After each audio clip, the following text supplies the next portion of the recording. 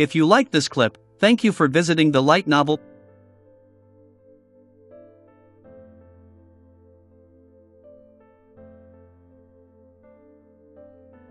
If you like this clip, thank you for visiting the Light Novel podcast channel. Remember to click like, subscribe, and the notification bell, in order to avoid missing the time when the Light Novel podcast channel will upload the upcoming clip. If you find this story amusing, leave a comment under the video saying so and help each other like it to get to 1,000 likes for me. Let's listen to the rest of this sentence. The ad channel has extremely few likes and followers. Chapter 51, The Grounded Ritualistic Magic. Chapter 51, The Grounded Ritualistic Magic. Translator: Atlas Studios. Editor: Atlas Studios.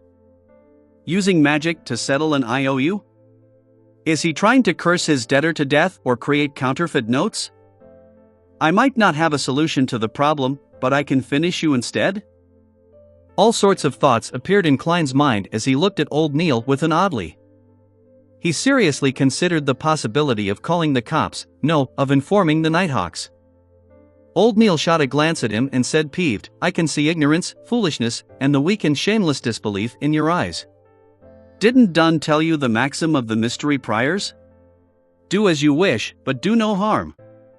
Although this maxim originated from the secret and evil Moses Ascetic Order organization, Beyonders who choose the path of Moses Ascetic Order have proven that it's right through their own experiences. As long as one strictly abides to it and shows the needed fear and reverence, the risk of losing control will be minimized.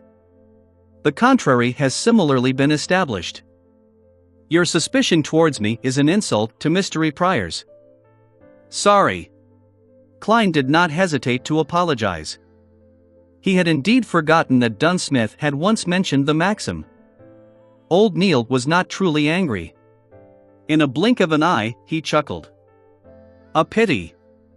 Very few Beyonders choose to be seers. There is no corresponding maxim to help you. But I have Emperor Roselle's diaries. Yes, strictly abiding to the maxim has a hint of acting. Klein suddenly came to this thought as he nodded as if in deep thought. Old Neil did not continue. He removed the vases and other items from the round table and placed them in a corner. Immediately following that, he took out both a crimson red and black candle from the silver chest. He explained, if ordinary people attempt ritualistic magic, they have to follow the results from astromancy or read corresponding manuals. They have to choose suitable dates and times. For example, the day representing the goddess, the period when she rules over the moon. But for us Beyonders, especially Beyonders good in this domain, there's no need for that. Our acute spiritual perception and potent astral projections are key. Of course, if you are not confident about the ritualistic magic you are attempting, it's best to choose a suitable date and time. It can increase the probability of success. Right. This is based on a premise. Remember carefully to abide strictly by the rules. Old Neil placed 2 candles and turned to the side and looked at Klein, saying very solemnly, low-sequence Beyonders are not strong enough. Almost all the ritualistic magic they can perform are the seeking of external powers and help. Therefore, you can only consider orthodox divinities like the goddess or the Lord of Storms. Absolutely do not attempt to communicate with the unknown or unpredictable existences. Even if people believe in them or the promises recorded are filled with enticements. Believe me, don't take any chances. As long as you attempt once, you will go down a slippery slope into the abyss with no return. Any work or resistance will only slow it down with no way to change the trajectory. I'll remember, Klein said in a deep voice. However, he felt a little afraid. My luck enhancement ritual has apparently sought power from an unknown and unpredictable existence. Furthermore, I have gained powers capable of pulling people into the fog that even a senior Beyonder like the Hanged Man finds unbelievable. Well, at least I think he is a senior Beyonder. Thankfully, I haven't gone mad or have any signs of losing control. While worrying over this, he proactively changed the subject. So, Nighthawks should seek the help of the goddess? No one will stop you if you pray to the Lord of Storms. However, we are unable to tell from our ritualistic magic whether he replies with malicious intent or not. The outcome will be distorted in unpredictable ways. Old Neil successfully made Klein give up the idea in a joking manner. There was no so-called best, only necessary. After his exhortations, Old Neil picked up a crimson red candle and said, by using candles made of moonflowers and dark red sandalwood, it will represent the goddess's identity as Lady of Crimson in the ritualistic magic. He pointed to the black candles and said, candles made of night vanilla and slumber flowers represent the night. As he spoke, he placed the black candle on the top left end of the round table while the red candle was placed on the top right end. Why do we symbolize the goddess with only 2 candles? She is also the mistress of calm and silence, empress of disaster and horror, and mistress of calm and silence. Old Neil chuckled. That's right. This is something I wished you asked. Before their fall, the Moses ascetic order had a very good relationship with the church. Their beliefs and results on ritualistic magic have heavily influenced us. They believe that all objects are numeric. Every number has a spirituality, and in ritualistic magic, 0 represents the unknown or chaos. It symbolizes the state of the universe before it was born. 1 represents a beginning, the first creator. 2 represents the world and various divinities that were produced from his body. 3 represents contact between divinities and material objects to create all things. Here, using 2 candles represents the goddess while the 3rd candle is for you. Which 2 candles and which 2 symbols to have depend on the intended effects of ritualistic magic. 3 begets all things. 1.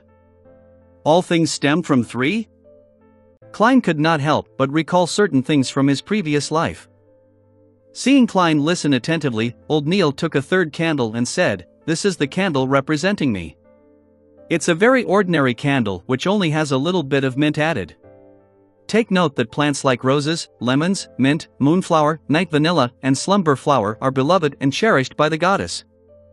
Viewing it from another angle, the 3 candles represent the bodies, spiritualities, and godhood of every person. After finishing the description, Old Neil placed the 3rd candle in the middle of the round table. He then took out a bottle of concocted full moon essence oil, a huge cauldron engraved with the dark sacred emblem, a silver knife with gorgeous patterns, a cup of water, and a saucer of coarse salt. To beyonders who are not good at ritualistic magic, there is a need for bells, crystal balls, silver cups, incense, or other supplementary items. However, mystery priors and seers have no need for that. These artifacts are already sufficient. Old Neil placed the fake goatskin parchment with the IOU just below the cauldron and used a special quill to hold down one corner. He turned to Klein and said, ritualistic magic needs a clean spiritual environment where you will not be disturbed. And that requires us to create it. The steps are to first enter cogitation. Focus your mind and with the supplementary items, draw out our strength and construct it around us. For example, Ray Bieber's house had used holy night powder while I'll be using a ritual silver dagger. Throughout the entire process, we have to go according to the outcome we desire to confirm the symbolism and corresponding incantation. Incantations are best done in Hermes because ancient Hermes stemmed from nature. It's akin to ancient Dragonish and ancient Elvish. The effects are very direct, lacking the necessary concealment and protection. It easily causes the caster to fall into danger. This is also why it has been modified. However, it's more effective. Alright, I have to focus on the ritualistic magic. I won't explain things to you any further. Pay attention by watching and listening. Remember any problems and ask me when everything is done. Alright. Klein took 2 steps back and trained his eyes on Old Neil. Old Neil's eyes rapidly darkened as invisible wind around him spun. He was silent for a moment, going from left to right, then up to down, using his psyche to cause friction and consecutively light up the 3 candles. Following that, he picked up the silver knife and stabbed it into the coarse salt. Then, he chanted in Hermes. I sanctify you, blade of pure silver. I cleanse and purify you, allowing you to serve me in this ritual. In the name of the Evernight goddess, the Lady of Crimson. You have been sanctified." After a short but powerful syllable, old Neil drew a silver knife and inserted it into a cup of clear water. Then, he raised it and pointed to the space beyond the round table. He aimed the blade tip in the periphery and took a step forward, circling the round table. Every step he took made Klein feel an invisible energy spew out of the silver knife. It was filled with spirituality as it connected with the air, forming a completely sealed wall. After walking one round, the altar was completely isolated from its surroundings. Old Neil stood in front of the round table and put the silver knife down. He picked up the bottle of full moon essence oil and dripped 3 drops on the black, dark red, and ordinary candles. Sizzle! A thin mist emanated as everything seemed to become veiled in mystery. Old Neil put down the glass bottle and looked at the fake goatskin parchment silently for 2 minutes. Then, he picked up the quill and drew a mark. He controlled a square that framed all the content, indicating that he was in control of the debt. Following that, he drew another cross, indicating that it was cancelled. Upon reaching this step, he picked up the parchment with one hand and tapped his glabella with the other to activate his spirit vision. Another invisible and exuberant energy bloomed as old Neil whispered a chant. "I pray for the power of the dark night. I pray for the power of the crimson. I pray for the goddess's loving grace. Please provide me with the funds to pay this IOU. Night vanilla, an herb that belongs to the red moon, please bestow your powers to my incantation. Moonflower, an herb that belongs to the red moon, please bestow your powers to my incantation." Klein was completely flabbergasted listening from the side. All sorts of thoughts arose in him. Such an incantation can work? Although it was recited from written Hermes. Isn't this way too simple and down to earth? Wouldn't the goddess be angry and multiply the debt severalfold? At that moment, the candlelight lit up suddenly. After old Neil finished his incantation, he closed his eyes for 2 minutes. He picked up the full moon essence oil and dripped 1 drop onto each of the 3 candles. Immediately following that, he grabbed the parchment and pulled it close to the candle representing me. When it ignited, he immediately threw it into the cauldron. Old Neil closed his eyes again as he seemed to sense the burning of the IOU. He opened his eyes after a moment and looked toward the black sacred emblem on the cauldron. The parchment was already completely incinerated.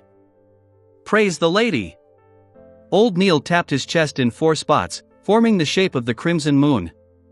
Then, he extinguished the candles in the opposite order as he lit them. After finishing everything, he used the silver knife to rip apart the invisible wall around him. A huge wind stirred immediately as old Neil heaved a sigh of relief. "It's done."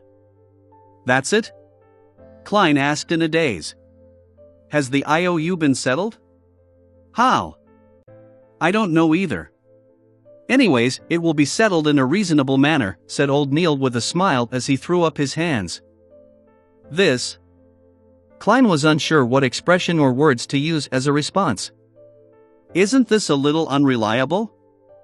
This is a Taoism saying, Tao begets 1, 1 begets 2, 2 begets 3, 3 begets all things." Chapter 52, Spectator. Chapter 52, Spectator. Translator. Atlas Studios. Editor. Atlas Studios. Stop thinking about the bloody IOU. Let's discuss the ritualistic magic. Old Neil put away the candles, cauldron, silver knife, and other items with a relaxed expression. Klein really wanted to shrug his shoulders like the Americans in his previous life, but ultimately could not bring himself to do something that ungentlemanly. He turned his focus toward the ritualistic magic and threw out detailed questions that puzzled him, receiving answers from them.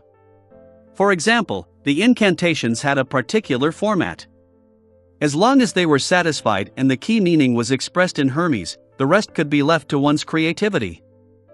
Of course, blasphemy or disrespectful descriptions were absolutely forbidden. The mysticism class lasted until noon before old Neil coughed twice. "We have to return to Zutland Street."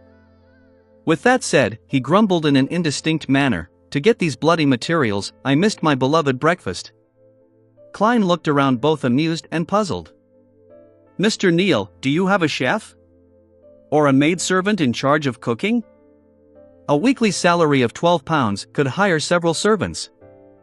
According to the newspapers, with board and lodging provided, hiring an ordinary chef cost anywhere between 12 to 15 soldi a week. It did not even need £1. A maidservant to do miscellaneous chores was even cheaper. Their weekly salaries ranged between 3 soldi 6 pence to 6 soldi. Of course, one could not bear any hope of them having any culinary skills. That's not right. With Mr. Neal's debt of £30, it's only normal he doesn't hire any chefs or servants. It seems I've asked another question I should not have asked.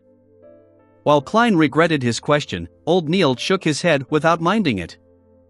I often attempt ritualistic magic, research extraordinary items, and read corresponding documents at home, so I don't nor is it possible that I hire ordinary people as chefs, butlers or maidservants. I only hire someone to clean up the place regularly. And if they are not ordinary people, do you think they will be willing to do such jobs? I seem to have asked a silly question. It's possibly because I will not do anything that involves mysticism at home, explained Klein in a self-deprecating manner. Old Neal had long stood up, wore his round felt hat, and while walking out the door, rambled on. I seem to smell pan-fried foie gras. Once the IOU is completely settled, I'll definitely have one set. For lunch, I'll definitely eat roasted pork glazed with apple juices. No, that's not enough. I must have a sausage infused with mashed potatoes. You are making me hungry. Klein swallowed his saliva as he caught up to old Neal and headed for the nearby public carriage stop. After returning to Zutland Street, old Neal suddenly grunted after stepping down the carriage. What do I see? Goddess, what am I seeing? He was suddenly as nimble as a 17 or 18-year-old lad. He quickly came to the roadside and picked up an item. Klein leaned close out of curiosity and looked carefully. He realized it was a wallet with fine workmanship. With his lack of experience, he could barely tell if the dark brown wallet was made of buffalo skin or sheepskin, but he noticed a small light blue logo embroidered on the side of the wallet, a white dove spreading its wings as if ready to take off. That was Klein's first impression. The second thing he noticed was the stack of paper notes in the bulging wallet. There were more than 20 gray notes imprinted with black ink gold pounds. Old Neal opened up the wallet and pulled out the notes. When he looked at it carefully, he immediately chuckled. £10 notes. The Honorable Founder and Protector, William I. Wow, goddess, there's a total of 30 notes. There's also a few £5 notes, £1 and 5 soldi notes. More than £300? That's a huge amount of money in every meaning of the word. I might not even earn that much in 10 years. Klein's breathing turned heavy involuntarily. As the amount of gold pounds was immense, picking up such a wallet was equivalent to picking up a briefcase of banknotes in his previous life. I wonder which gentleman dropped it. He can't be someone ordinary, analyzed Klein calmly. Such a wallet was clearly not a woman's. There's no need to care who he is, said old Neal with a chuckle. It's not like we attempted to divine and take money that doesn't belong to us. We should wait here for a moment. I believe the gentleman will soon be back searching for it. It's not something that can be given up no matter who it is. Klein heaved a sigh of relief. He had a brand new understanding of old Neal's morals. He was rather worried that he would have used the goddess's bestowment as an excuse and paid off his debt. He was still wondering how to prevent it and persuade him otherwise. Is this do as you wish, but do no harm? Klein suddenly learned something new. The duo did not wait more than a minute by the streets when a luxurious four-wheeled carriage zoomed over. Its side had a light blue logo with a dove spreading its wings. The carriage stopped, and a middle-aged man dressed in a black formal suit with a bow tie of the same color alighted.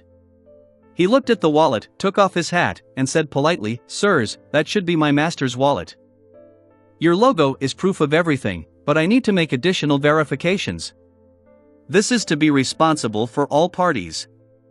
"Might I ask how much money is there in the wallet?" replied old Neal politely. The middle-aged man was taken aback as he said in a self-deprecating manner almost immediately, as a butler, I do not know how much money Master had in his wallet. Sorry. Please permit me to ask. As you wish. Old Neil gestured for him to do as he pleased. The middle-aged man walked to the carriage's side and through the window, conversed with the person within. He approached Klein and old Neil again and smiled. More than £300, but less than £350. My master does not remember the exact number. Does not remember. That's really some filthy rich guy. If I had that much money on me, I would definitely be counting it again and again. Klein was filled with envy. Old Neil nodded and handed the wallet back. With the goddess as proof, this belongs to you. The middle-aged man took the wallet over and did an estimate before pulling out 3 £10 notes. My master is Sir Deweyville. He wishes to commend your morals. This is what an honest person should receive. Please do not reject it. Sir Deweyville? The one who established the Deweyville Trust? The Sir Deweyville who provided cheap rental apartments to the working class? Klein immediately remembered the name. He was a knight that his brother respected but did not believe was grounded in reality. Thank you, Sir Deweyville. He is a kind and generous gentleman. Old Neil did not stand on ceremony as he received the 3 notes. After watching Sir Deweyville's carriage depart, he turned to look at Klein when he saw that there was no one around. He flicked the notes and chuckled. £30. The IOU is settled.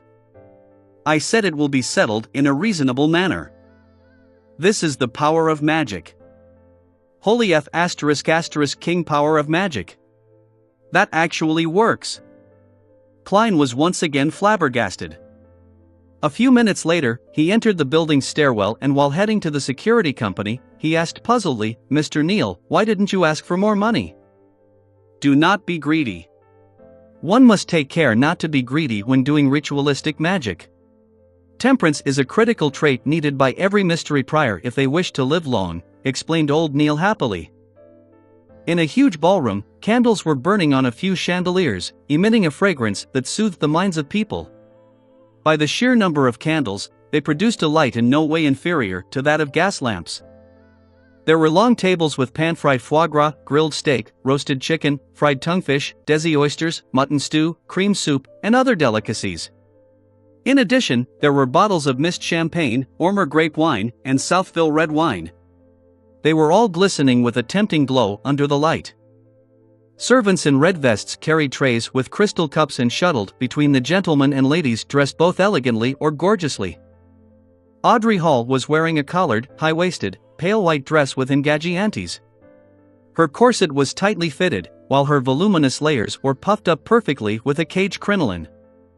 Her long blonde hair was coiled up in an elegant bun and the earrings, necklace, and rings she wore sparkled brightly. At her feet were a pair of white dancing shoes that were stitched with roses and diamonds. How many petticoats am I even wearing? 5? 6? Wearing white silk gloves, Audrey caressed her crinoline gently with her right hand. Her left hand was holding a glass of clear champagne. Audrey was nothing like her usual self, usually placing herself center stage of banquets and making her the focus of attention. Instead, she avoided the bustle and quietly stood in the shadows of hanging curtains by the French windows. She took a sip of champagne as she watched the crowd as though she did not belong. Count Wolf's youngest son is chatting with Viscount Conrad's daughter. He likes to move his forearm to reinforce what he says. The bigger the movement of his forearm, the more unbelievable his words. That is something gleaned from experience. He can't stop trying to elevate himself by putting other people down. However, he can't help but feel guilty. It can be seen by the way he talks and his body language. Duchess Stella has repeatedly covered her mouth while laughing with her left hand today. Ah, I see. She is showing off her pure ocean blue sapphire. Her husband, Duke Negan, is discussing the current situation with a few conservative nobles. Since the banquet began, he has searched for Duchess Stella once. They almost never make eye contact. Maybe they aren't as in love as they pretend to be. Baron Larry has made Madame Parnes laugh 7 times. That's very normal, nothing strange about it, but why does she look at her husband with guilty eyes? Oh, they have gone their separate ways. That's not right, the directions they are headed leads to the garden. In the extravagant banquet, Audrey saw many details she never noticed in the past. There was an instant where she nearly believed that she was watching an opera. Everyone is a good opera actor. She sighed silently as her eyes remained limpid. At that moment, she suddenly sensed something and turned her head. She cast her gaze onto a dark corner in the large balcony outside. In the shadows was a huge golden retriever sitting there silently. She was looking inside at Audrey while half her body was hidden in the darkness. Susie. The corners of Audrey's mouth twitched as her expression instantly changed. She could no longer maintain her state as a spectator. Chapter 53, Listener. Chapter 53, Listener. Translator. Atlas Studios. Editor. Atlas Studios. An ancient 3-masted sailboat was navigating through a tumultuous storm in the sea. It was not fast and its displacement was lacking. With the weather and the sea looking like a cataclysmic scene, the sailboat was like a withered leaf separated from its tree. However, regardless of how the typhoons rampaged or how terrifying the waves were, it continued sailing peacefully without any signs of tilting. Alger Wilson stood on the empty deck as he looked at the massive waves that resembled mountains. His thoughts were a mystery. It's going to be Monday again, he muttered silently to himself. It was the day belonging to Mother Earth, the beginning of a series of waxing and waning. However, it meant something different to Alger. It belonged to a mysterious existence forever enveloped in grayish-white fog. At least I haven't been reduced to a madman. He stopped looking around as he gave a self-deprecating chuckle. At this moment, one of the only few sailors he had leaned over and asked reverently, "Your Grace, where are we setting course for this time?" Alger surveyed his surroundings and said in calm voice, "Pursue the listener from the Aurora Order." The storm subsided as mist emanated. On a strange sailboat with cannons on board, an 8 or 9-year-old boy with soft yellow hair was looking at pirates around him in fear. They were disorderly, some enjoyed barrels of beer, some swung around with ropes, others mocked each other, and some even fought with their fists. He turned to look at a black-robed man standing in the shadows. He suppressed his voice and asked, "Father, where are we going?" 5 days ago was his first time seeing his father, a father who proclaimed to be an adventurer. If not for the oil painting his late mother left him that confirmed his father's identity and the fact that the orphanage had opened its doors to him, he was absolutely unwilling to leave his hometown and follow his only kin who was also nearly a stranger. The man in the shadows lowered his head and looked at his son. With an amiable expression, he answered, "Jack, I'm bringing you to a holy place, a holy residence where the Creator once lived." "Is that the kingdom of God?" "We mortals can only enter by winning His grace." Jack had been well educated by his mother and knew this much. He was both surprised and fearful about the matter. Standing in the shadows, the man had an unforgettable jawline as though he was a sculpture chiseled by the best artisan. He placed his hand to his ear and made a listening pose. He replied in a tone that sounded like sleep-talking, "Jack, mortals are a wrong concept. The Creator created this world and He is everywhere. He exists in every living being. Therefore, all beings have godhood. Once the godhood attains a particular level, they can become an angel. The 7 fake gods at present are only powerful angels. Look, I can now hear the teachings of the Creator. Ah, how extraordinary is this revelation! Life is only a tour of the Spirit.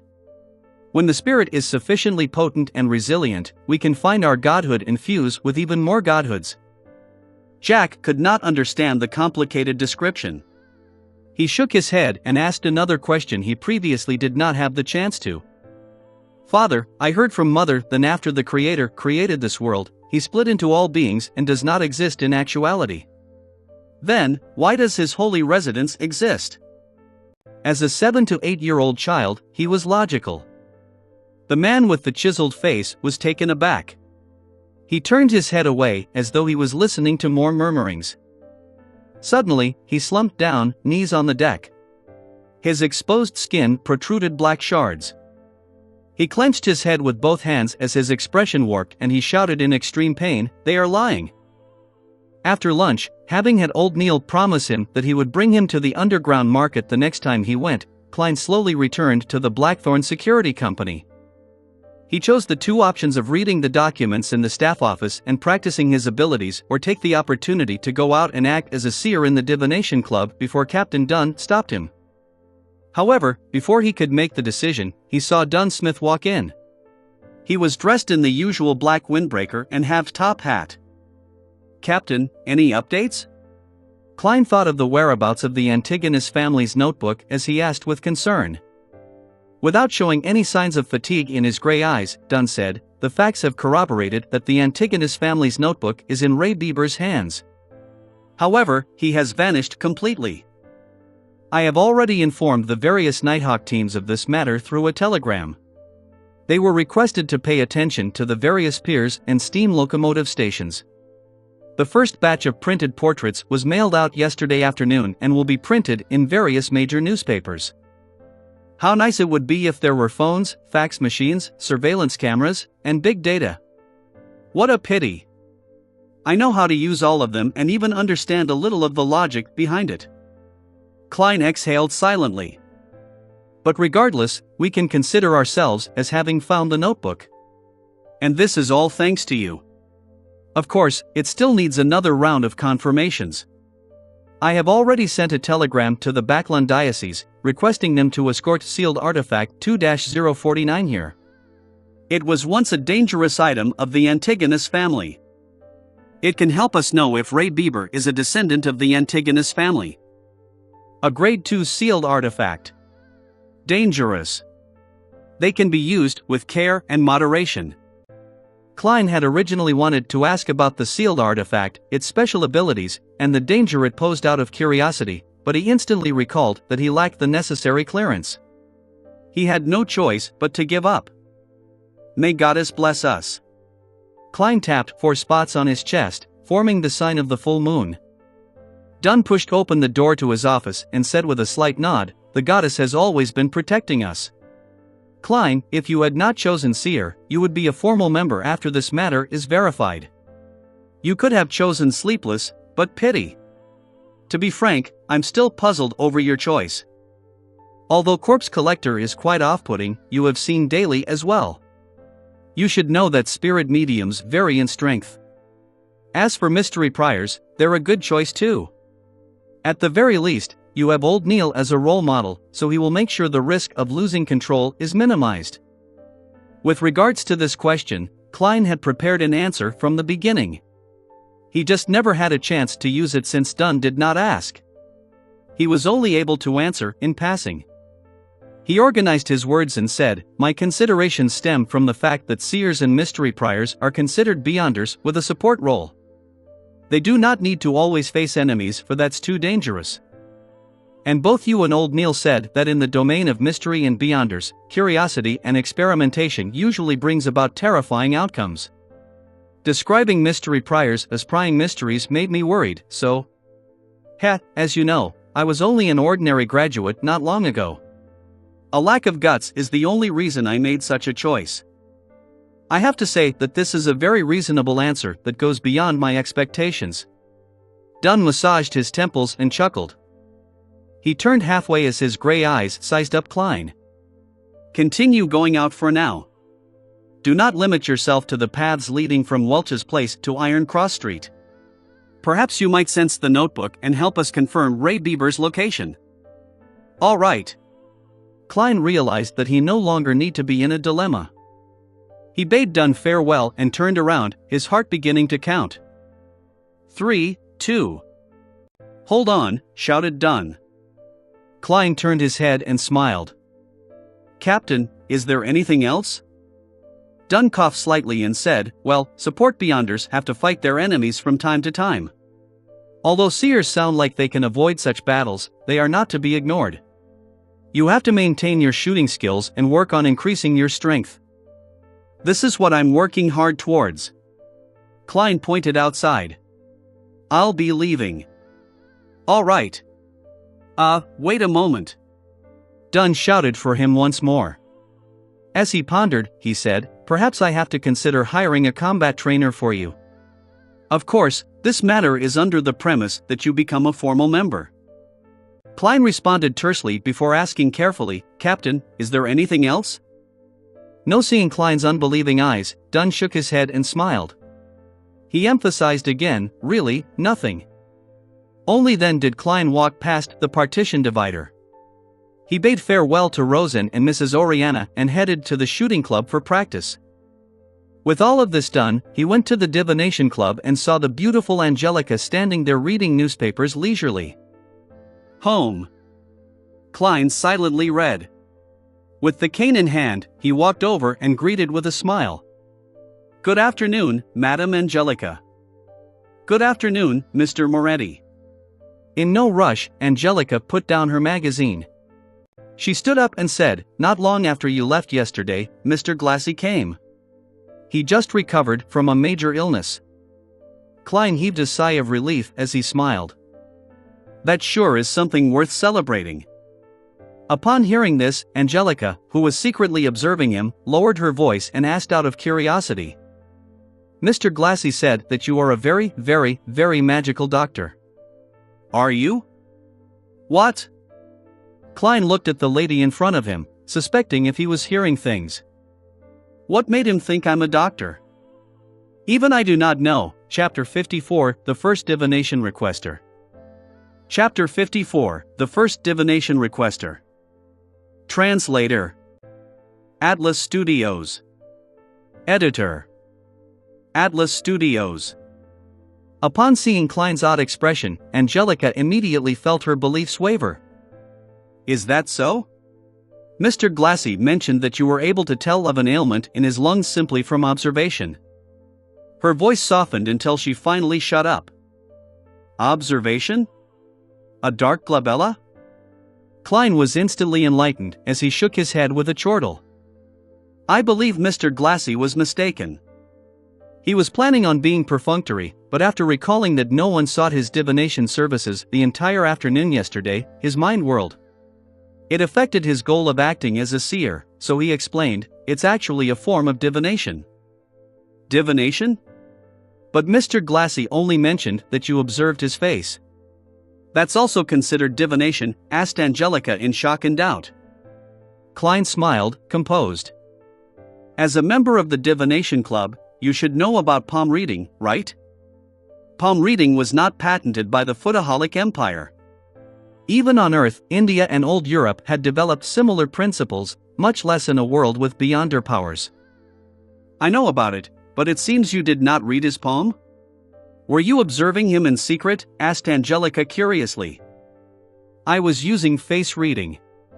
Klein cooked up a lie. Its principles aren't very different from palm reading at a fundamental level. Really? Angelica's eyes were filled with disbelief. In order to develop his career as a seer, Klein chuckled. He pretended to be in thought as he tapped his glabella twice. He focused his eyes and Angelica's aura presented itself. Her head was purple, her limbs were red, her throat was blue.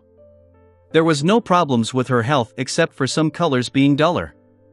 However, that was a manifestation of ordinary fatigue.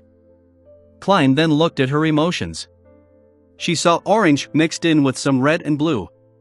It also meant warmth coupled with some excitement and thought. Thankfully.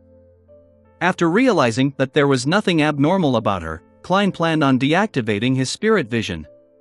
But it was at that moment when he suddenly saw rich darkness hidden in the depths of her emotional colors. Furthermore, she is lacking a little of white and eagerness to improve. Klein nodded while in thought. Mr. Moretti, were you reading my face? Seeing the young gentleman in black in front of her turn silent abruptly while seriously sizing her up, Angelica keenly noticed something. She asked in a half-curious and half-worried manner. Klein did not immediately reply. Instead, he tapped his glabella lightly as he wore a look of scrutiny.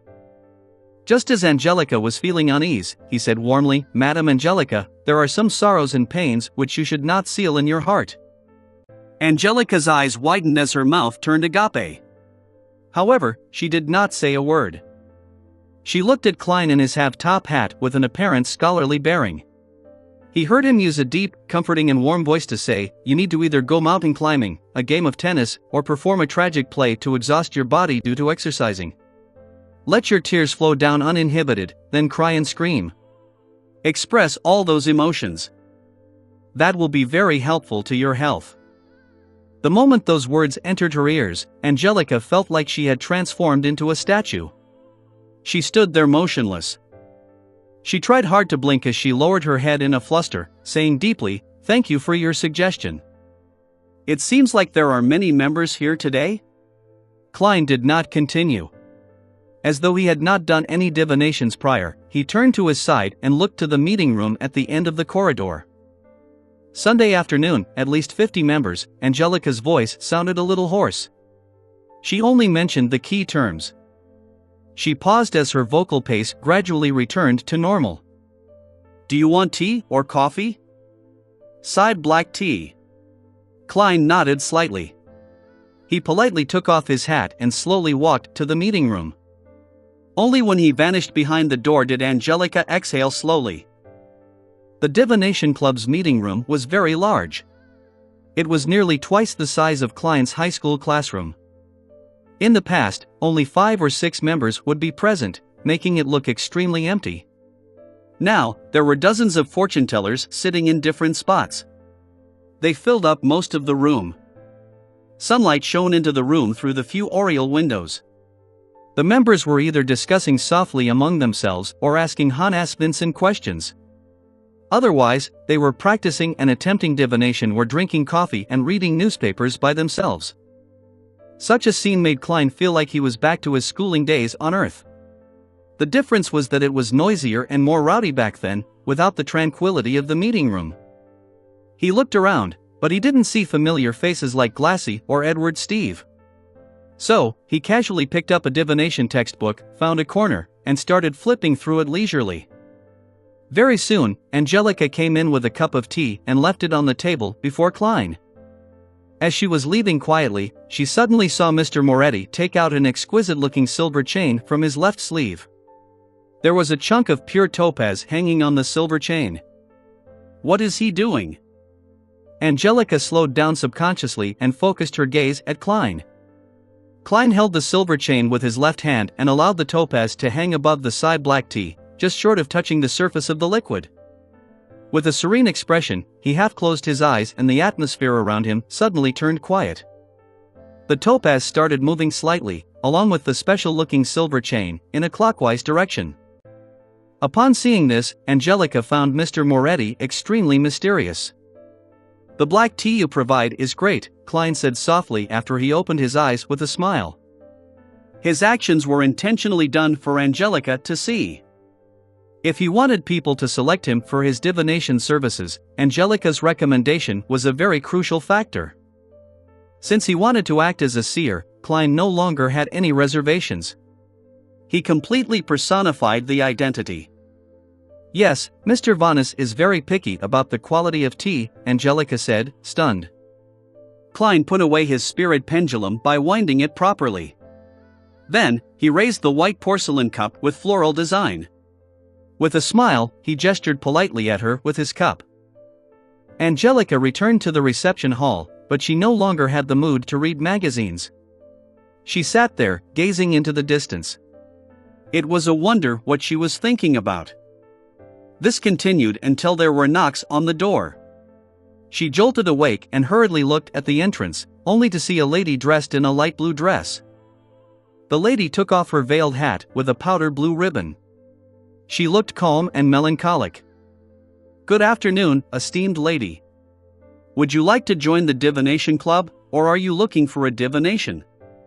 Angelica asked like clockwork. "I want a divination." The lady had a beautiful pair of eyes hidden with sorrow, and she bit her lower lip as she spoke. Angelica guided her to the sofa and explained to her how the Divination Club worked in detail. She picked up an album and handed it over. "You can pick anyone." In her low spirits, the lady flipped through the album seriously. As there were too many club members there that day, there were too many choices. It left her quite upset. Can you recommend one? From these few pages. She pointed at the middle section of the album, omitting the fortune tellers priced above 2 soldi and those below 4 pence. Angelica took the album and looked at it for a few minutes. She deliberated her words before saying, "I suggest this gentleman." The lady who looked uneasy took a glance and realized that it was a fortune teller named Klein Moretti. Mr. Moretti just joined the club. Is his divination reliable? She asked worriedly.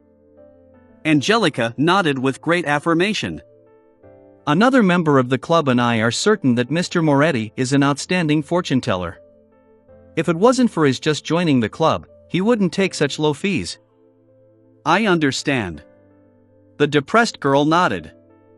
I'll pick Mr. Moretti for a divination then. All right, please hold on for a second. Angelica took the album and walked towards the meeting room. She came next to Klein and said with a suppressed voice, "Mr. Moretti, someone wants you to divine for them. Which room would you like to use?" That was effective. My first business is here. Klein put down his teacup and nodded calmly as he said, "Topaz room." All right. Angelica walked slowly ahead of him and led him to Topaz room before opening its wooden door. Klein sat behind the table that had various divination tools on it. He waited less than a minute before he saw a woman in a light blue dress walk in. She looked down and melancholic. Seizing the opportunity when she was closing the door, he tapped his glabella twice. The yellow color in her stomach seems a little dull. The dark color of her emotions is very heavy, mainly worry and anxiety. Klein looked her over carefully and leaned backwards. He then lifted his hand to cut off his spiritual vision. Good day, Mr. Moretti. The woman in the light blue dress sat down. Good afternoon, how may I address you? Klein asked politely, not carrying much hope of getting an answer. As a keyboard warrior, he knew that many people were not willing to use their real names during divination. You can call me Anna. The girl put her veiled cap aside. She looked at Klein with mixed anticipation and doubt, and said, I would like to divine about my fiancé's situation. He traveled to the southern continent in March for a business deal. He sent me and his family a telegram last month on the 3rd, saying that he was going to set sail and return. But he did not return after 20 days. At first, I believed that his delay was due to the Berserk Ocean's weather, but as of today, it has been more than a month. The ship he took, the Alfalfa, still hasn't arrived at Enmat Harbor. The ocean that separated the northern and southern continent was called the Berserk Ocean. It was well known for natural calamities and its countless dangerous currents. If it was not for Emperor Roselle, who sent men to discover a few safer sailing routes, countries in the northern continent would still have yet to enter the age of colonization, let alone lay an underwater cable to complete a transoceanic telegraph. Klein looked at his very first client of his career as a seer and asked carefully, which divination method do you wish to use? Chapter 55, Revelation. Chapter 55, Revelation. Translator. Atlas Studios. Editor. Atlas Studios. Anna, with her beautiful eyes, hesitated for more than 10 seconds. You can choose any type that you believe will be accurate. You are the fortune teller, while I'm not. Of course, apart from cards, including tarot, I have also attempted studying them at home. I always felt they were more like toys or a game. Klein thought for a moment, his wrists leaning on the edge of the table. He steepled his hands before his face, his gaze peaceful. He said softly, then we shall use the astrolabe. He pointed to a fountain pen and stack of white paper on the table and said, write down the name of your fiancé as well as his facial features, address, and date of birth. It would be even better if you can remember the specific time he was born. From her clothes, makeup, and demeanor, Klein did not believe that she was illiterate. Anna did not reply. She extended her hand and took a piece of paper. She lifted the pen and dipped it in some ink. She started writing, pausing occasionally to think. 2 minutes later, she pushed the paper toward Klein. Klein received it and turned it around. The information on the paper read, Joyce Meyer, September 15, 1323, 2 p.m. Tingen City, East Borough, 8, Stevens Street. Short blonde hair, aquiline nose. With just a short glance, Klein quickly calculated the person's spiritual number. 1 plus 5 is equal to 6. In the study of spirit numerology and mysticism, adding the numbers of the day the person was born was called their birthday path number, affecting the person's life before 27. Birth month path number, calculated by adding the numbers in their birth month, affected their life from 27 to 54 years old, while the birth year path number, calculating the numbers in their birth year, affected their life from 54 years old onward. It was July 1349, so Joyce was not yet 27, thus, Klein immediately calculated the birthday path number. The number 6 represented a balanced and harmonious life, with a heart for giving and a decent marriage or engagement. Following this, he quickly calculated Joyce's year path number. The so-called year path number was calculated by replacing the birth year with the current year. The digits were then added with his birthday path number and birth month path number to get a general understanding of the person's luck for the year.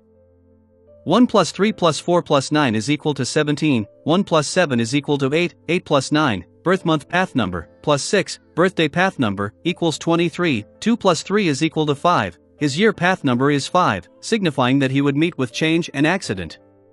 He would be required to take certain risks.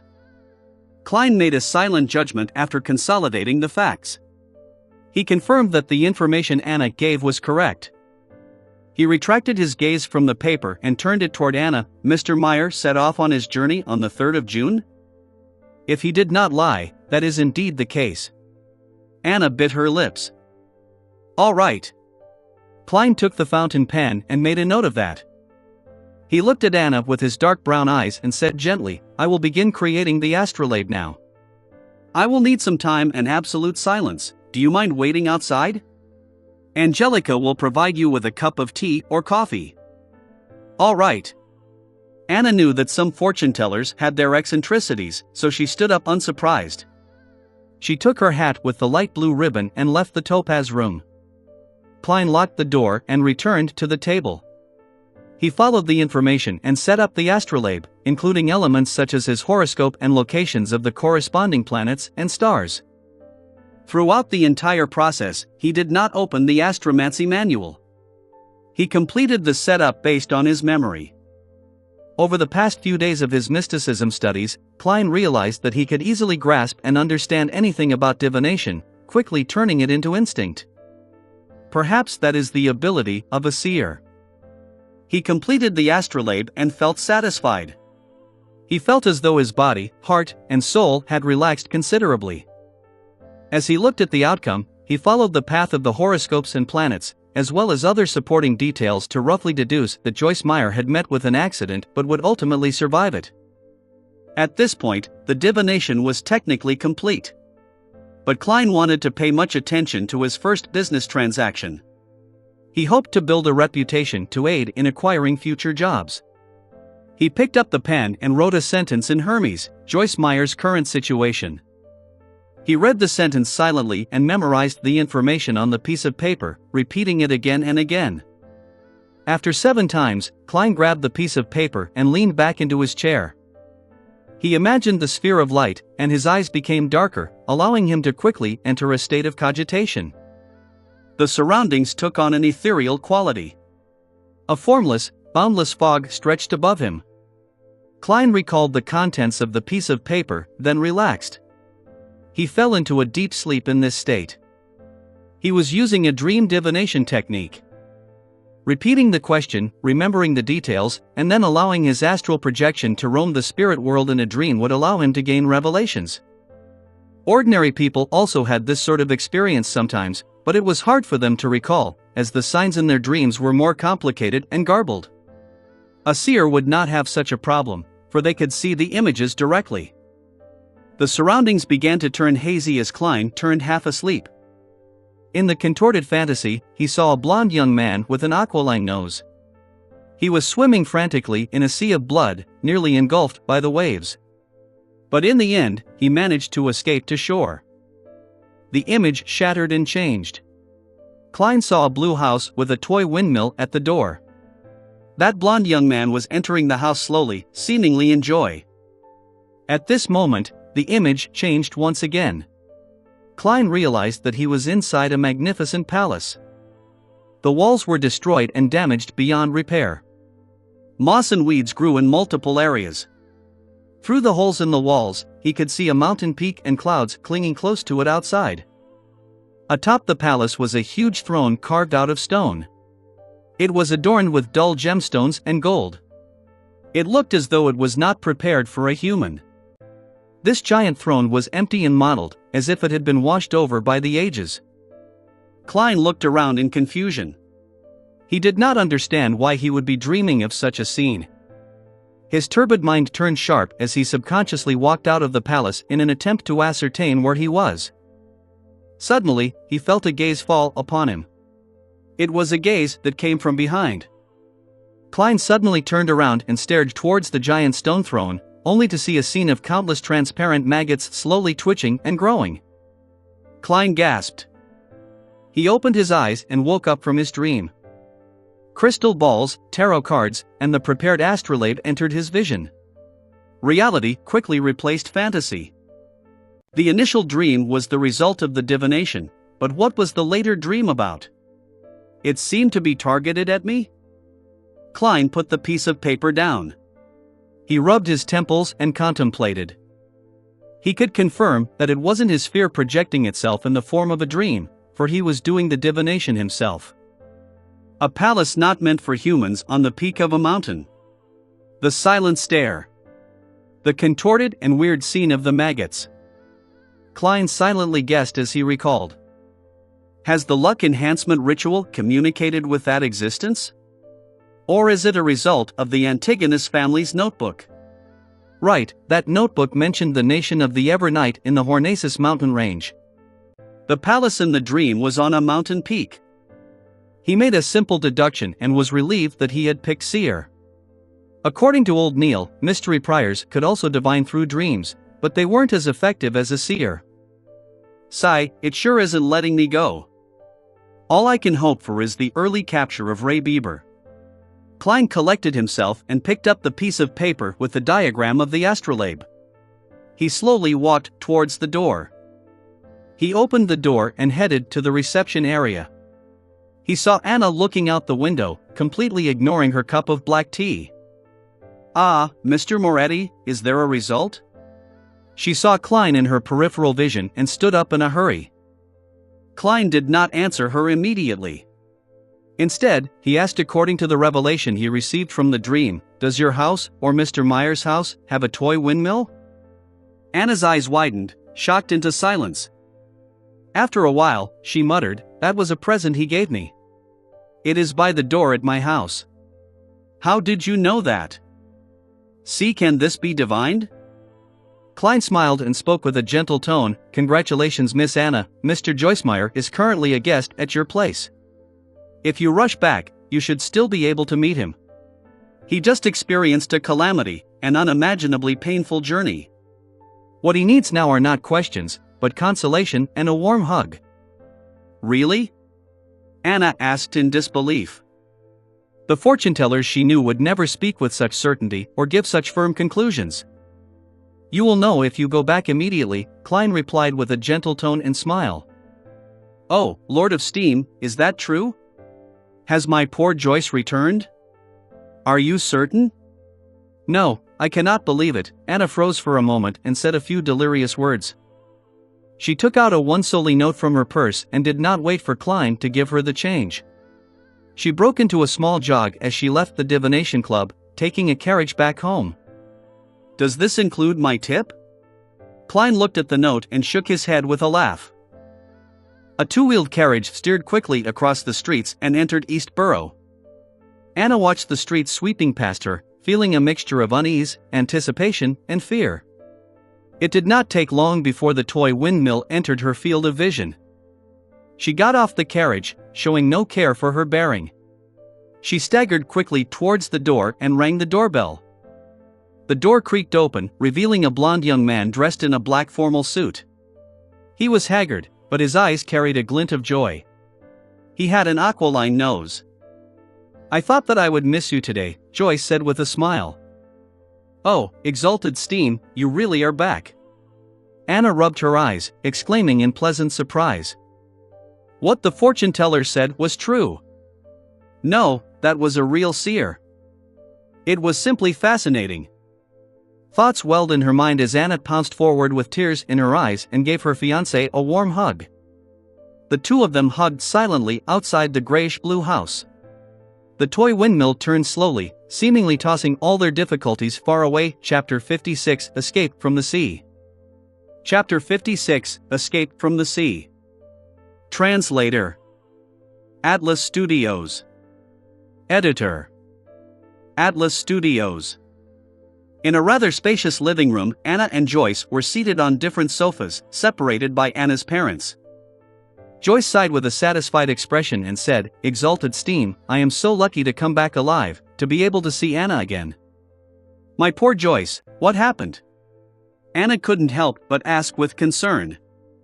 Joyce took a glance at his fiancé, and his expression turned grave.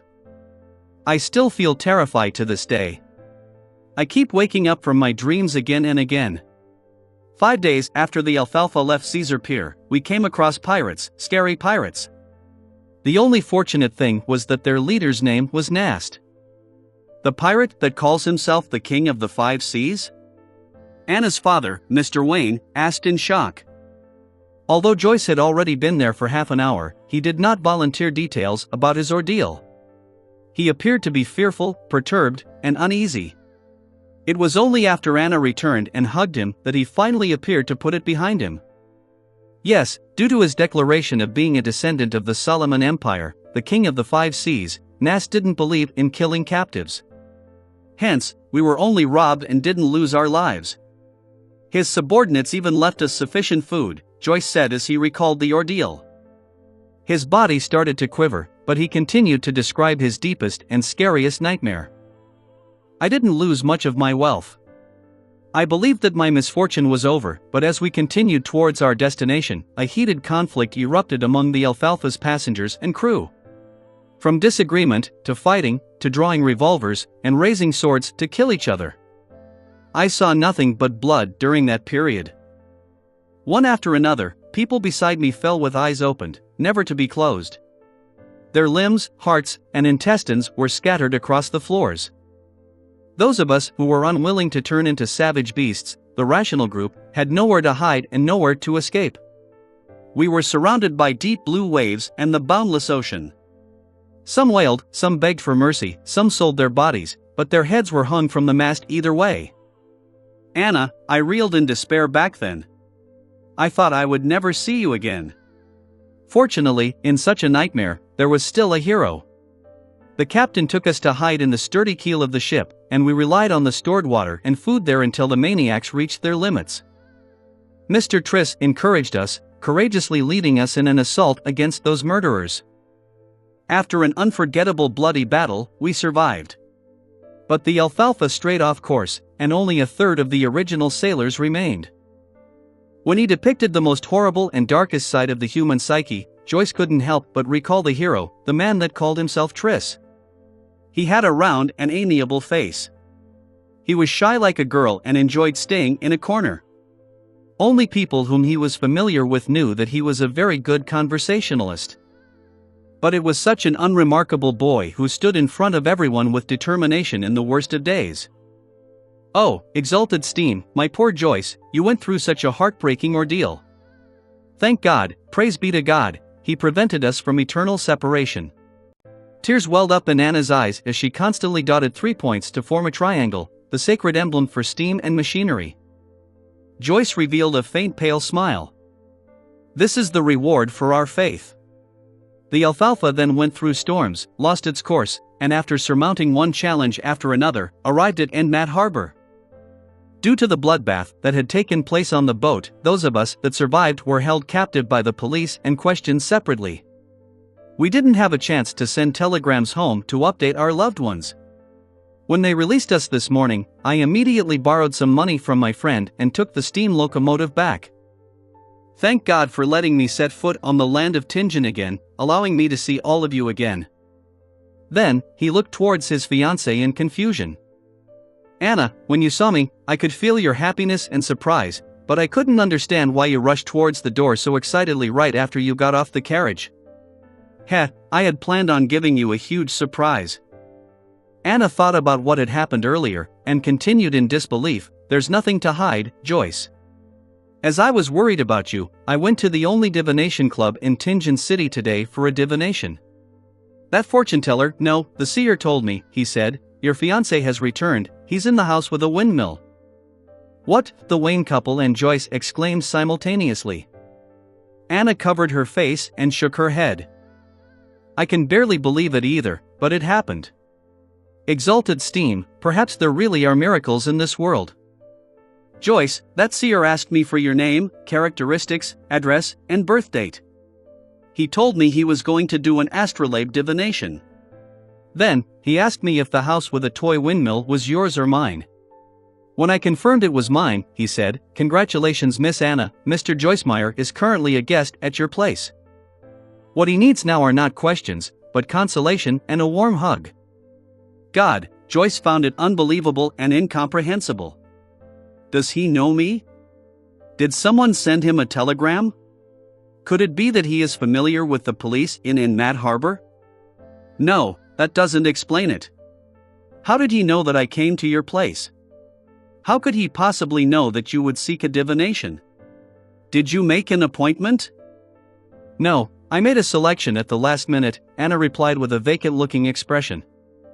Perhaps a good seer needs to be in control of vast amounts of information, even if it cannot be used anytime soon. Perhaps, that is the fascinating aspect of divination. Anna's father, Mr. Wayne, sighed and concluded. In the known history of more than 1,000 years and in the uncertain fourth epoch, divination has existed and has yet to disappear. I think there must be a reason for that. Joyce shook his head lightly and asked, what's that seer's name? Anna thought and said, Klein Moretti. In the reception lobby of the divination club. As Klein had spoken softly, Angelica knew not to go close. Therefore, she only saw Anna leave as though she had lost her soul, wearing shock and confusion on her face. Angelica briskly walked to the sofa and asked out of curiosity, was the result good? She did not dare ask the actual result, afraid of violating the unspoken rule of fortune tellers. Yeah. Klein nodded and took out 3 copper coins from his pocket. 1/8 of 1 soldi is 1.5 pennies, right? Yes. Angelica looked at the copper coins and realized that one of them was a penny and 2 of them were halfpence. She quickly held it out and said, there's an additional halfpence. Klein smiled faintly and said, thank you for taking care of my customer. She gave me a tip, so it's only right I give you one. It's also to thank you for recommending me. He added in his heart. All right. Angelica felt an unknown fear of Klein, but since the reason was appropriate, she didn't refuse the offer. Klein returned to the meeting room, believing that there would be more people requesting his divinations. However, he did not receive a second customer by 40 minutes past 5. It wasn't because the divination club's business was poor, but because most people had already chosen a fortune teller. They likely were recommended by others and had long determined whose services to hire. In short, I'm still lacking in reputation. Klein laughed at himself for using game terminology. He finished his 3rd cup of side black tea, grabbed his top hat and silver-edged walking stick, and walked leisurely out of the meeting room. Angelica suddenly recalled Glassy's instructions, and she quickly moved to intercept him. Mr. Moretti, when will you next visit the club? Mr. Glassy would like to thank you in person. I will come over whenever I'm free. If fate permits us, he will definitely meet me, Klein replied, using the tone of a psychic charlatan, as though he was in character. Then, he left the club before Angelica could respond and took the public carriage home. When he stepped through the door, Klein found Benson reading the newspaper and Melissa putting together bits and pieces of gears, bearings, and springs in the evening sunlight. Good afternoon. Did Mrs. Shoud visit? Klein asked casually. Benson didn't put down his newspaper, instead, he lifted his head. Mrs. Shoud's visit lasted 15 minutes. She brought some gifts, and she was very happy with the muffins and lemon cake that we prepared. She also invited us over whenever we have the chance to. She is a friendly, well-mannered lady. She knows how to carry a conversation very well too. The only problem is their belief in the Lord of Storms. They believe that girls shouldn't go to school, but should be homeschooled instead, Melissa complained. It was obvious that she was very upset about it. Don't mind that. As long as she doesn't disturb us, she will still be a good neighbor, Klein comforted his sister, smiling. The Lone Kingdom was a multi-religious nation, unlike the Frosak Empire in the north, which only believed in the god of combat, or the Feyenopotter Kingdom in the south, which only worshipped Mother Earth. It was inevitable that the congregations from the three major churches of the Lord of Storms, the Evernight Goddess, and the God of Steam and Machinery had conflicts in beliefs and customs. After 1,000 years of this, they restrained each other, making coexistence possible. Okay. Melissa pursed her lips and redirected her focus onto the pile of parts again. After dinner, Klein continued revising history. Only when Melissa and Benson showered and returned to their rooms did he wash up, enter his bedroom, and lock his door. He needed to organize and summarize what he had learned and the problems that he encountered to prevent himself from forgetting or missing out any critical points. Only by doing so would he be able to respond to subsequent developments in the future with a clear train of thought. Klein flipped open his notebook, took out his pen, and started writing in Mandarin. Why is the key to digesting potions acting? Chapter 57 Organization and Summary. Chapter 57 Organization and Summary. Translator Atlas Studios. Editor Atlas Studios. After pausing for a moment, Klein continued writing. The essence to resolving the problems with potions is through digestion, not simply controlling it. This can be understood in a straightforward manner. Merely controlling it would be akin to using the power of potions as an external tool. A tamed beast, no matter how well controlled, would ultimately not be a part of a person. The risk of it turning on them would be ever present. As for digestion, it is to view the down potion as a part of them. They can break it down, fuse with it, absorb it, and form an overall system. I am currently certain of this point. What is more important is how acting helps in digestion.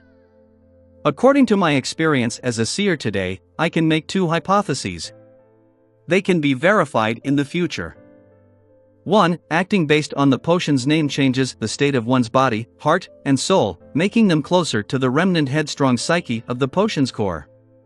This results in resonance, which allows gradual assimilation and absorption.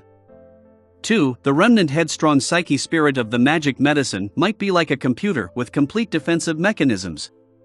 If one wishes to attack it and break it down, they will need to find a bug, security hole, or key.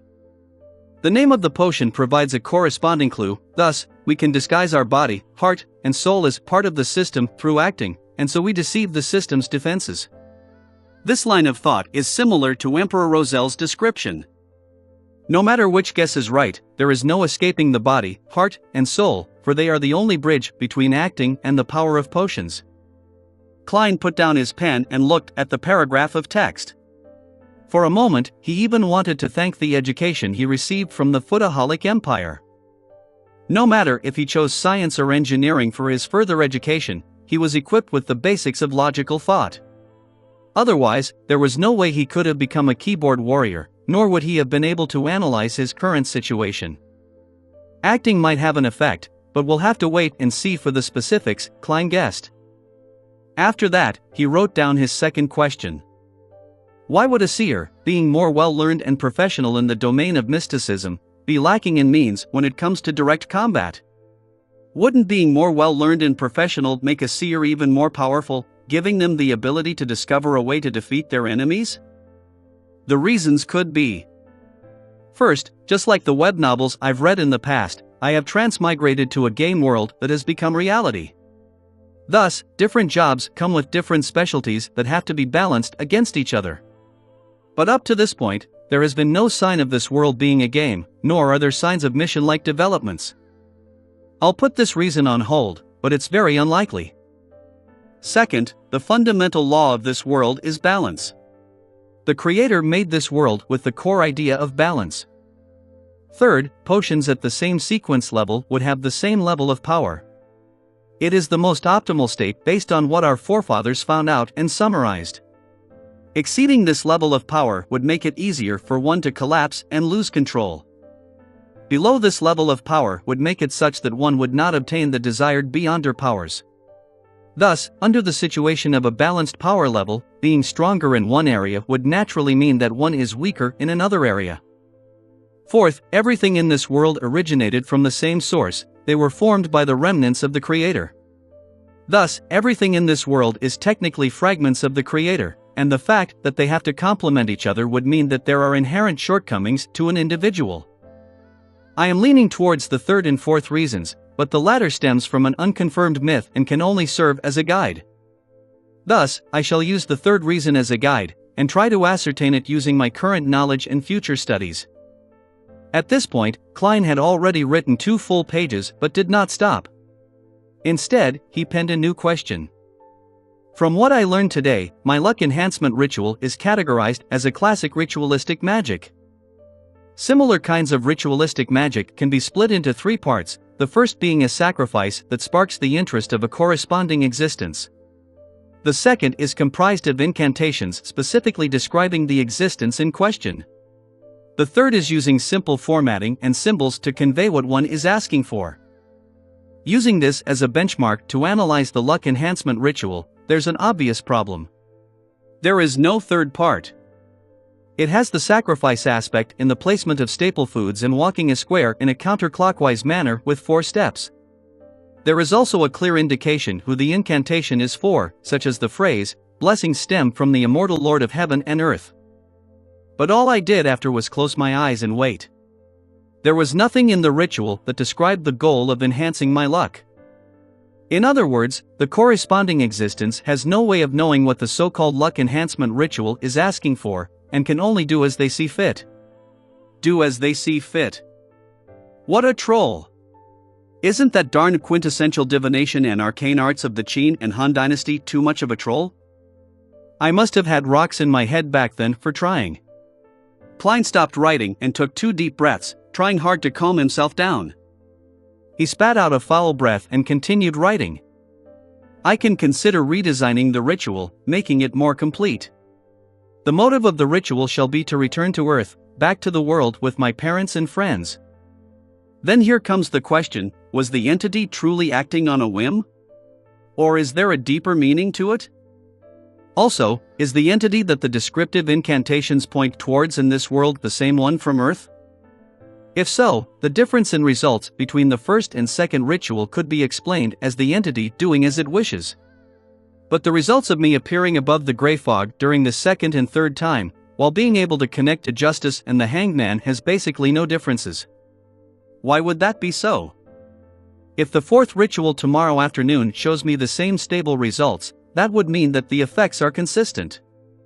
That would mean that the unknown entity has an agenda I do not know about. If that is the case, adding new descriptions and requests would not get me a clear response. In fact, it might complicate the ritual and result in adverse effects. Would the difference between the first ritual and the subsequent rituals under the premise that the entity I called upon is the same one mean that the results would be different depending on the world I'm in? It is like I am using a different interface. Then how can I design it to obtain my desired outcome? If I think that the entities behind the first and subsequent rituals are different, some of the questions can be perfectly answered. But similarly, the stability of the results in the second and third rituals would mean that the entity I am praying to has a certain agenda, and there is no way I can change that for the time being. The most important question is the identity of the entity that the ritual is directed. Where is he, and why doesn't he give me any clues or guidance? Could he be deep in the world of fog?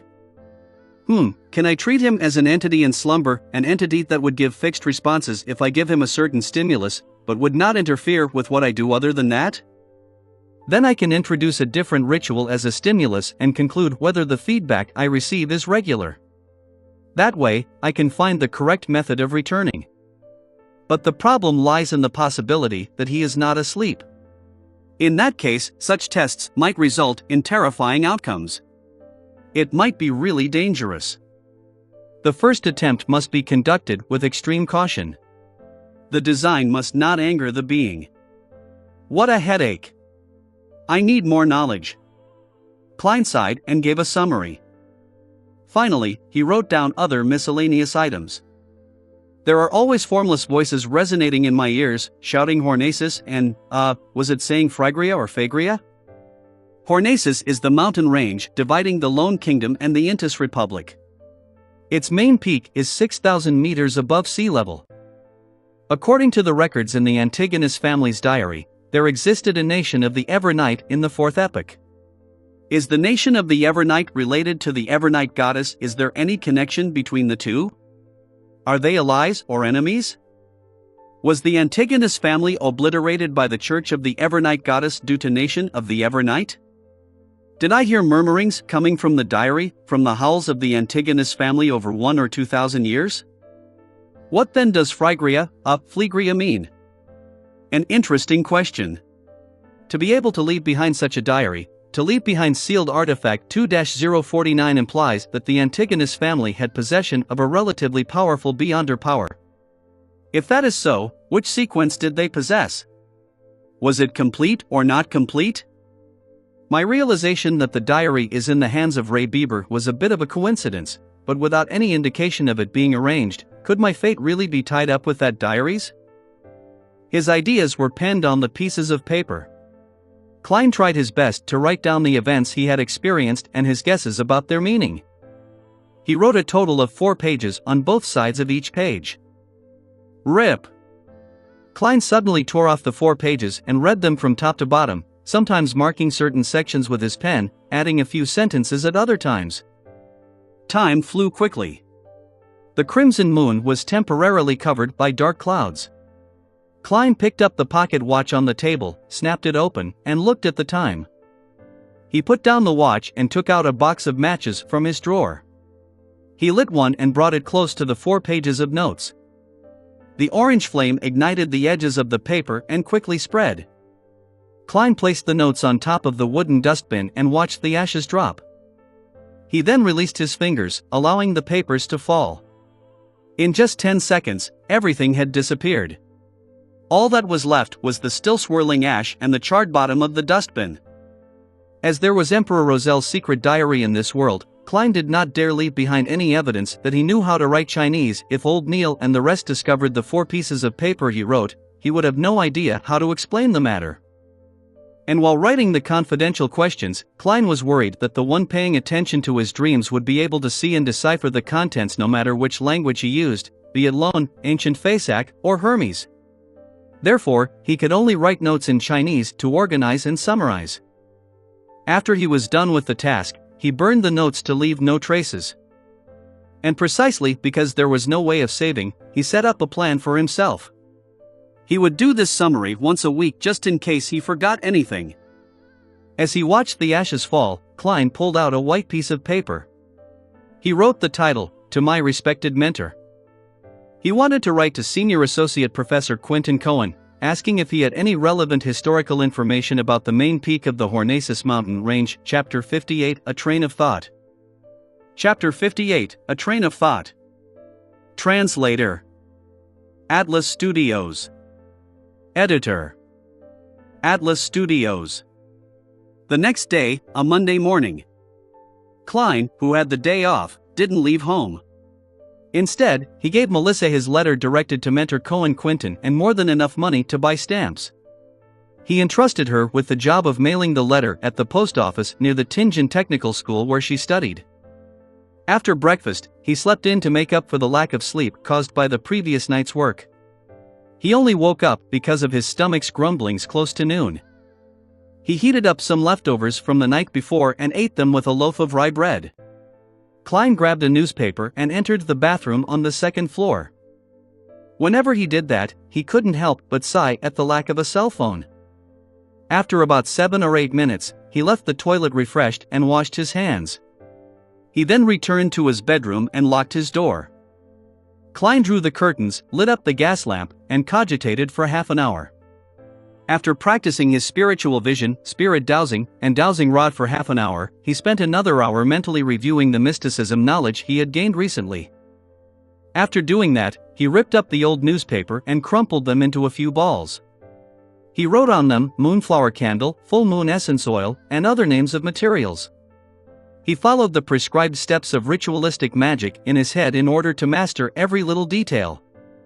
Until he was entirely familiar with it, he didn't intend to try ritualistic magic because it was both a waste of materials and also easily attracted danger. He repeated again and again until he picked up his silver pocket watch patterned with vine leaves and took a glance. He realized that it was 2:45. He considered for a few seconds and brought the scraps of old newspapers to the kitchen on the first floor to burn them. While doing so, he made sure he was in an optimal state of mind as he prepared for the tarot gathering. Locking his bedroom door once again, Klein didn't wait for the clock to strike 3. He planned to enter the area above the gray fog ahead of time. He wanted to seize the chance to explore the place thoroughly. As Klein stood in an empty spot in his room and started walking counterclockwise, he suddenly worried that Justice and the Hanged Man had yet to enter a suitable environment. He thought of a particular matter. Would they be disturbed or discovered? He had previously mentioned to allow Justice and the Hanged Man to apply for leave ahead of time if they needed to be absent from the gathering for some reason, such as being unable to find time alone or unexpected circumstances. It would have been an almost unsolvable problem for Klein in the past. There was no way he could build an entire server-based internet by hand in a different world, right? Any technology beyond the telegram could expose him. But now, he had suddenly found inspiration from ritualistic magic. Ritualistic magic borrows the powers of others by seeking the help of different existences.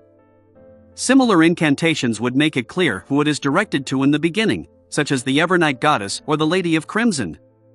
It would be a description of the unknown and clandestine existences. Then, can I amend the chant and redirect the beginning of the chant towards myself? Directed at me.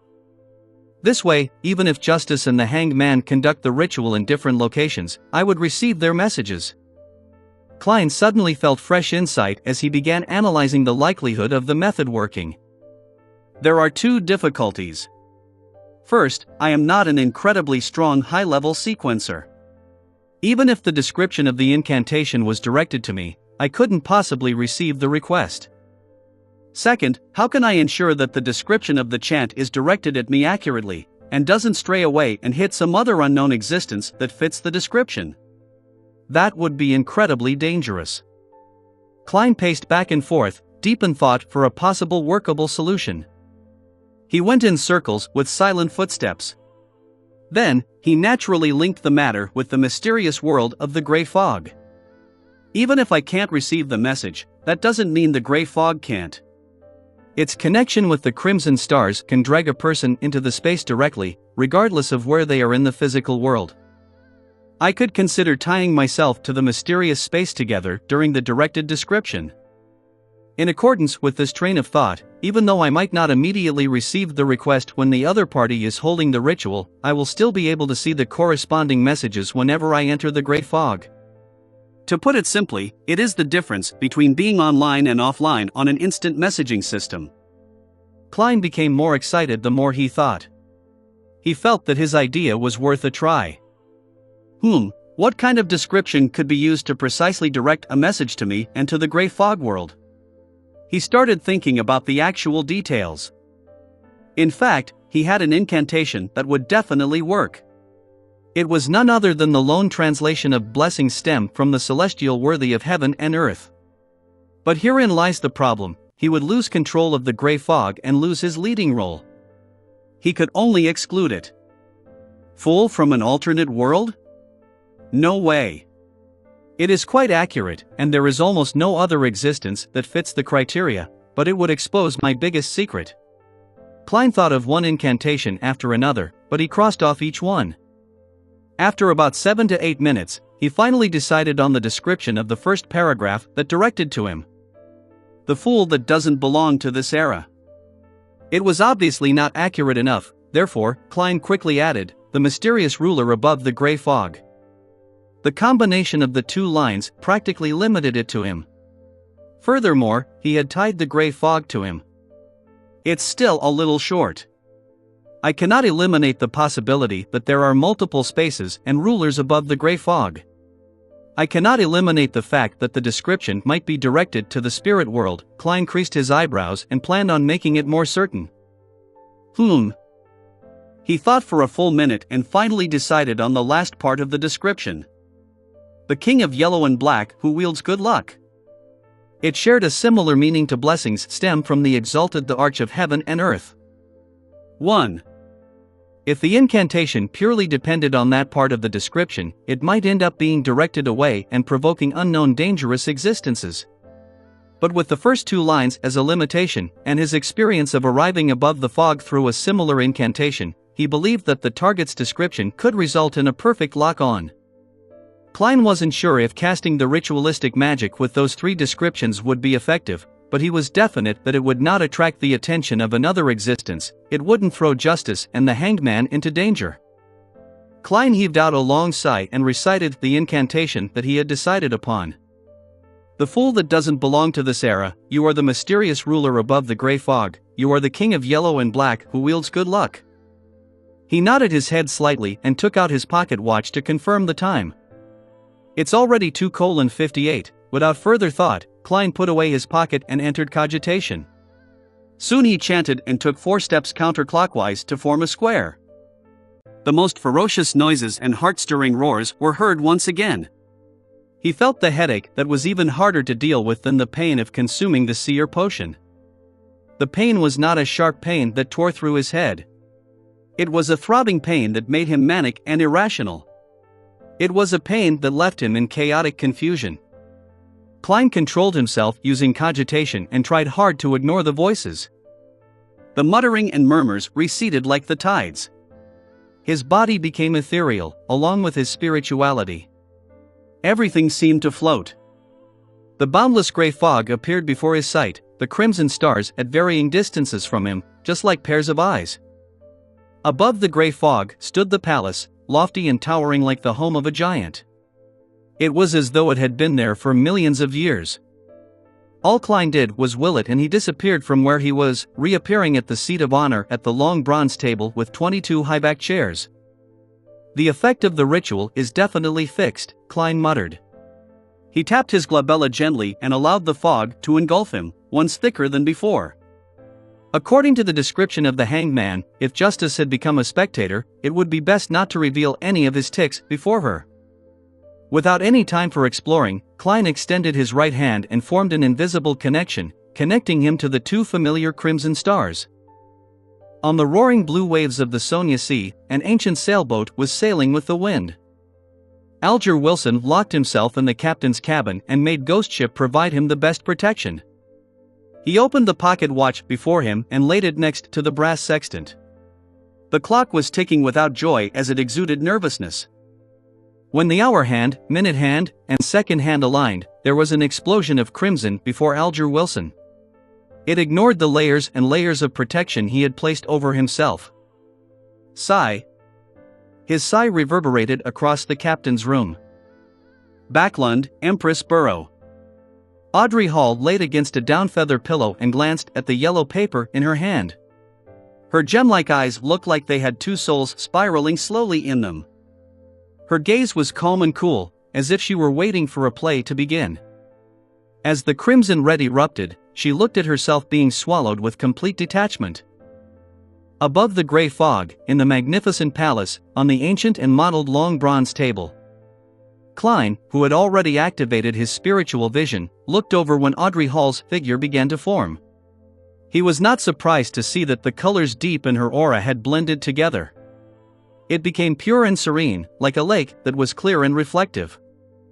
She really did become a beyonder.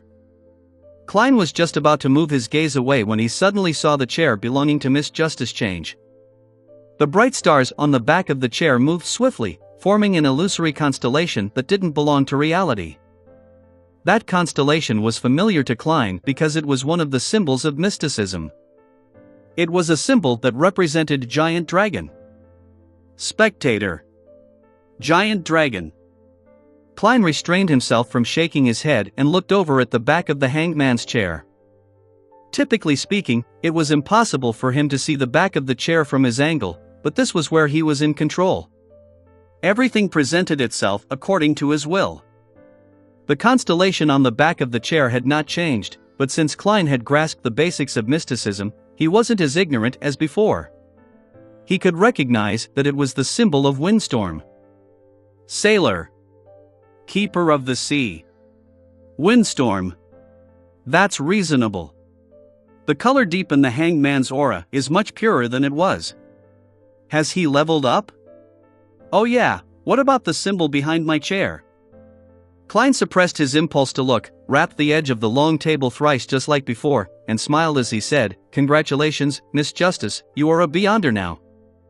He can tell straight away? Audrey was stunned and smiled faintly. "Thank you, Mr. Fool, and thank you, Mr. Hangman." "That was much faster than I thought," Alger Wilson said honestly. Klein didn't continue the topic but tapped his glabella and said with a smile, "Lady, sir, have either of you found Roselle's diary?" Chapter 59 Roselle's Origins. Chapter 59 Roselle's Origins. Translator. Atlas Studios. Editor.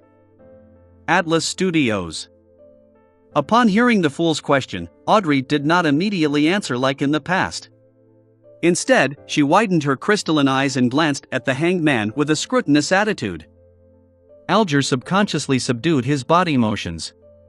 After a few seconds of silence, he said, "I found 2 pages of the Emperor Roselle's diary and have memorized their contents." "I have 1 page," Audrey, whose vision was obscured by the fog, said as though she was removed from the conversation. "Pretty good." Klein did not allow his joy or his disappointment be noticed from his voice. He felt joy as there were 3 full pages, but disappointment also because there were only 3 pages. Their initial search for the diary was definitely easier, for all they had to do was ask through their connections and channels they were already familiar with. Collecting the pages would become more and more difficult as time went on, as it would involve more and more elements. "Should we express them now?" Audrey inquired with a calm tone. "Yes." Klein simply nodded. He maintained his posture without any change. He had to be cautious in front of a spectator. As he finished his sentence, pieces of yellowish-brown goatskin parchment and dark red fountain pens appeared in front of Audrey and Alger. The 2 of them picked up their pens and started to recall the symbols they had seen. They also infused the emotions of expressing them out. Silently, lines of text appeared on the goatskin. Some of them appeared proper, some delicate, others slanted. In a mere minute, the contents that Alger and Audrey had forcibly memorized were all written. Klein rolled the 3 pieces of parchment into his hands. He gave the pages a cursory glance and realized that some of the grammar was wrong. There were also missing and wrong words in the content. But experimentation had proved that incorrect sequencing of words to some extent did not affect the overall comprehension of Chinese. Klein was also not afraid of missing words since he often read web novels filled with censored asterisks. April 8th. I stood at the bow of Black King and stretched my arms, saying to Grimm and Edwards, "My fortune is yours for the taking, but you'll have to find it first." I left everything I own at the ends of the fog sea. They did not understand my humor at all and even asked if I really had other treasures. How boring. You can't be my 4 horsemen of the apocalypse if you keep at that. April 11th. I discovered a nameless island that was not on a safe sea route. There are a good number of extraordinary animals there. No, I prefer calling them extraordinary beings, it feels more impressive that way. Other than that, there are several weird creatures on the island. I believe that if Darwin had been transmigrated there is no way he could have written his theory of evolution. April 15th. Grimm has suddenly become a little odd. Has he been infected by something? When did the Emperor Roselle, who was born in the Intis Kingdom, set off on a voyage? The Fog Sea should be the sea west of the Intis Republic. Yeah, I need to use historical information from the library to cross-reference this. Klein quickly finished reading a page, casting his gaze to the back of the piece of paper. At this point, he no longer hid the fact that he could decipher Emperor Rozel's secret symbols, since this ability fitted the persona and status of the fool. Audrey and Alger did not speak. They waited silently, as if unsurprised by such a revelation. In fact, they even believed that it was only right. October 2nd. They actually wanted me to marry Matilda from the Abel family without even consulting me first. Heavens, I have not even met her. No, I must decline. Even if I were to run away from home and survive on my own and suffer the vicissitudes of life, I must fight against this marriage. October 5th, Miss Matilda is really pretty. October 6th. Her personality and her demeanor is just my type. I am starting to look forward to the marriage. Hey, Emperor, where is your integrity? Klein leaned back into his seat, not allowing his emotions to pass through the fog. He realized that Gustav did not write in his diary every day early on. Most of the time, he would only write in the diary when there were certain events that he needed to lampoon, record, or to vent his emotions. He shifted his gaze downward. Klein looked at the last sentence of this page. October 9th. They actually called me the son of the steam. I like that very much. Klein was a little disappointed that the information in the first 2 pages was of little value. But he did not turn sullen. He moved the 3rd page to the top. This page had content written on both sides of the paper. May 21st. The Church of the God of Craftsmanship gave me 2 choices, 2 beginning sequence pathways. One of them is the Savant. It is a complete sequence pathway they possess. The other is Mystery Prior, which they obtained from the Moses Ascetic Order, but it lacks the higher sequences. May 22nd. My choice was easy, Savant. The Savant has a complete sequence pathway. Although wielding more information on mysticism can aid my return home, the problem is that if I am not strong enough, there is a need to acquire external help for transmigration. And I do not know if this external entity would be good or bad, benevolent or malicious. I cannot control it, and thus it could be very dangerous. In that case, why not strengthen myself and return by relying on my own powers? Thus, the complete sequence was the most important factor in my considerations. May 23rd. I have become a savant. With the power of the potion, I actually recalled all the knowledge I had learned in the past, such as physics, chemistry, etc. I have not only recalled the knowledge, but I understand it more deeply, as well as its possible applications and implications. Ha, this is a job specially tailored for a transmigrator like me from an alternate realm. I will be able to express my advantage to the greatest extent. I have to say that if I were to return in my present state to the 3rd year of high school, I would definitely become top scholar. If I could further specialize in an area, it wouldn't even be too hard for me to become a scientist. May 26th. I am enjoying my status as a savant. Something odd worth mentioning. When I address myself as a savant, doing things that are in line with this role, the murmurings that drive me crazy become considerably softer. I have also been able to control my occasional temper outbursts. I have also recalled the matter regarding the diary. Is this that acting that the mysterious Mr. Zeradel mentioned? This could be key in resolving the side effects posed by potions. As Klein read the diary page, he had a deep realization that there was a fundamental difference between how he and the Emperor Rozel did things. For example, regarding the matter of returning home, Klein considered grasping in-depth knowledge of mysticism to avoid risks and accomplish his goal, while Emperor Rozel preferred to rely on himself and face the risk. I have to say, I envy people like that sometimes. Perhaps everyone yearns for something they do not possess. Of course, I also have to consider strengthening myself. Both of these are important. Klein thought, sighing a little. The description provided by Emperor Rozel about acting instilled Klein with confidence that the conclusion he made about acting yesterday was more or less correct. He put the 3 diary pages down, looked up at Justice and the Hanged Man. He smiled and said, "My apologies, I was too absorbed in reading them." Audrey calmed the envy in her heart and smiled faintly.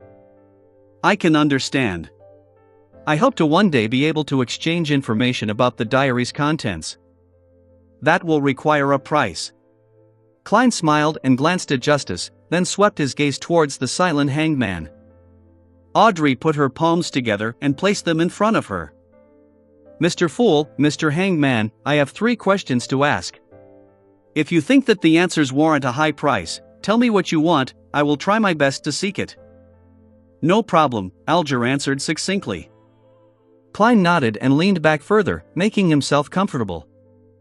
Audrey thought for a few seconds and said, the first question is, what does acting really mean? I realized that the remnant psyche in the potion has minute effects on me. Is that because I've been acting as a spectator all this while? Alger did not speak. Instead, he looked at the fool, as though waiting for him to give an answer.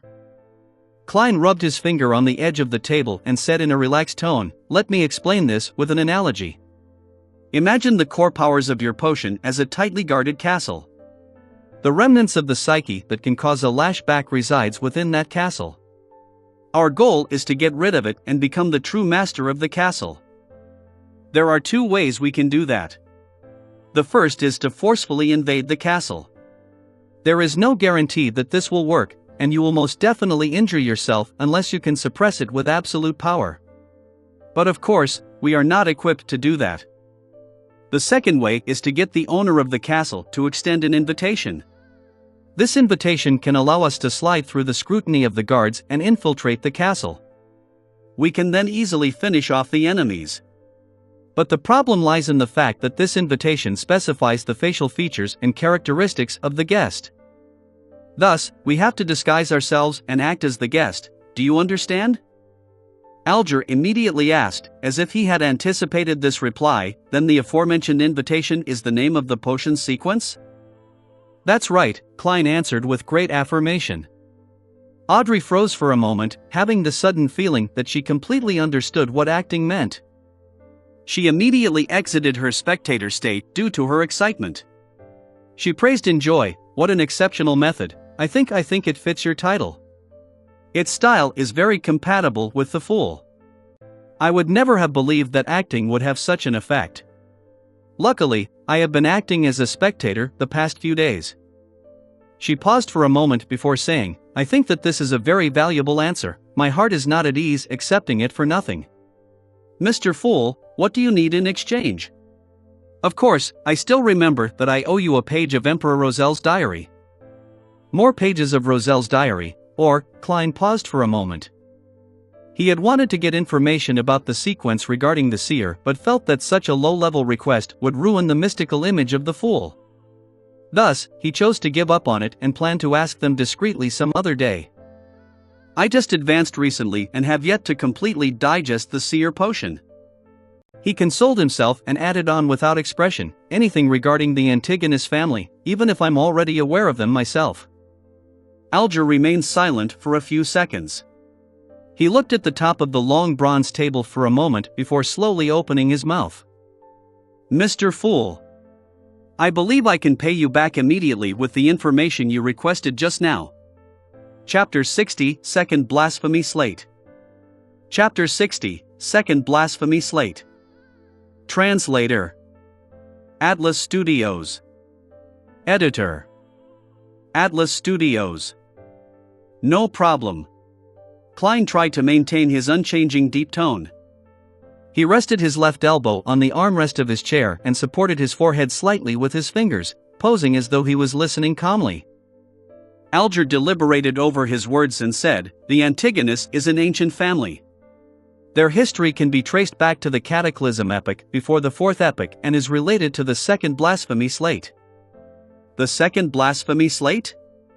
There's a Second Blasphemy Slate? How many are there?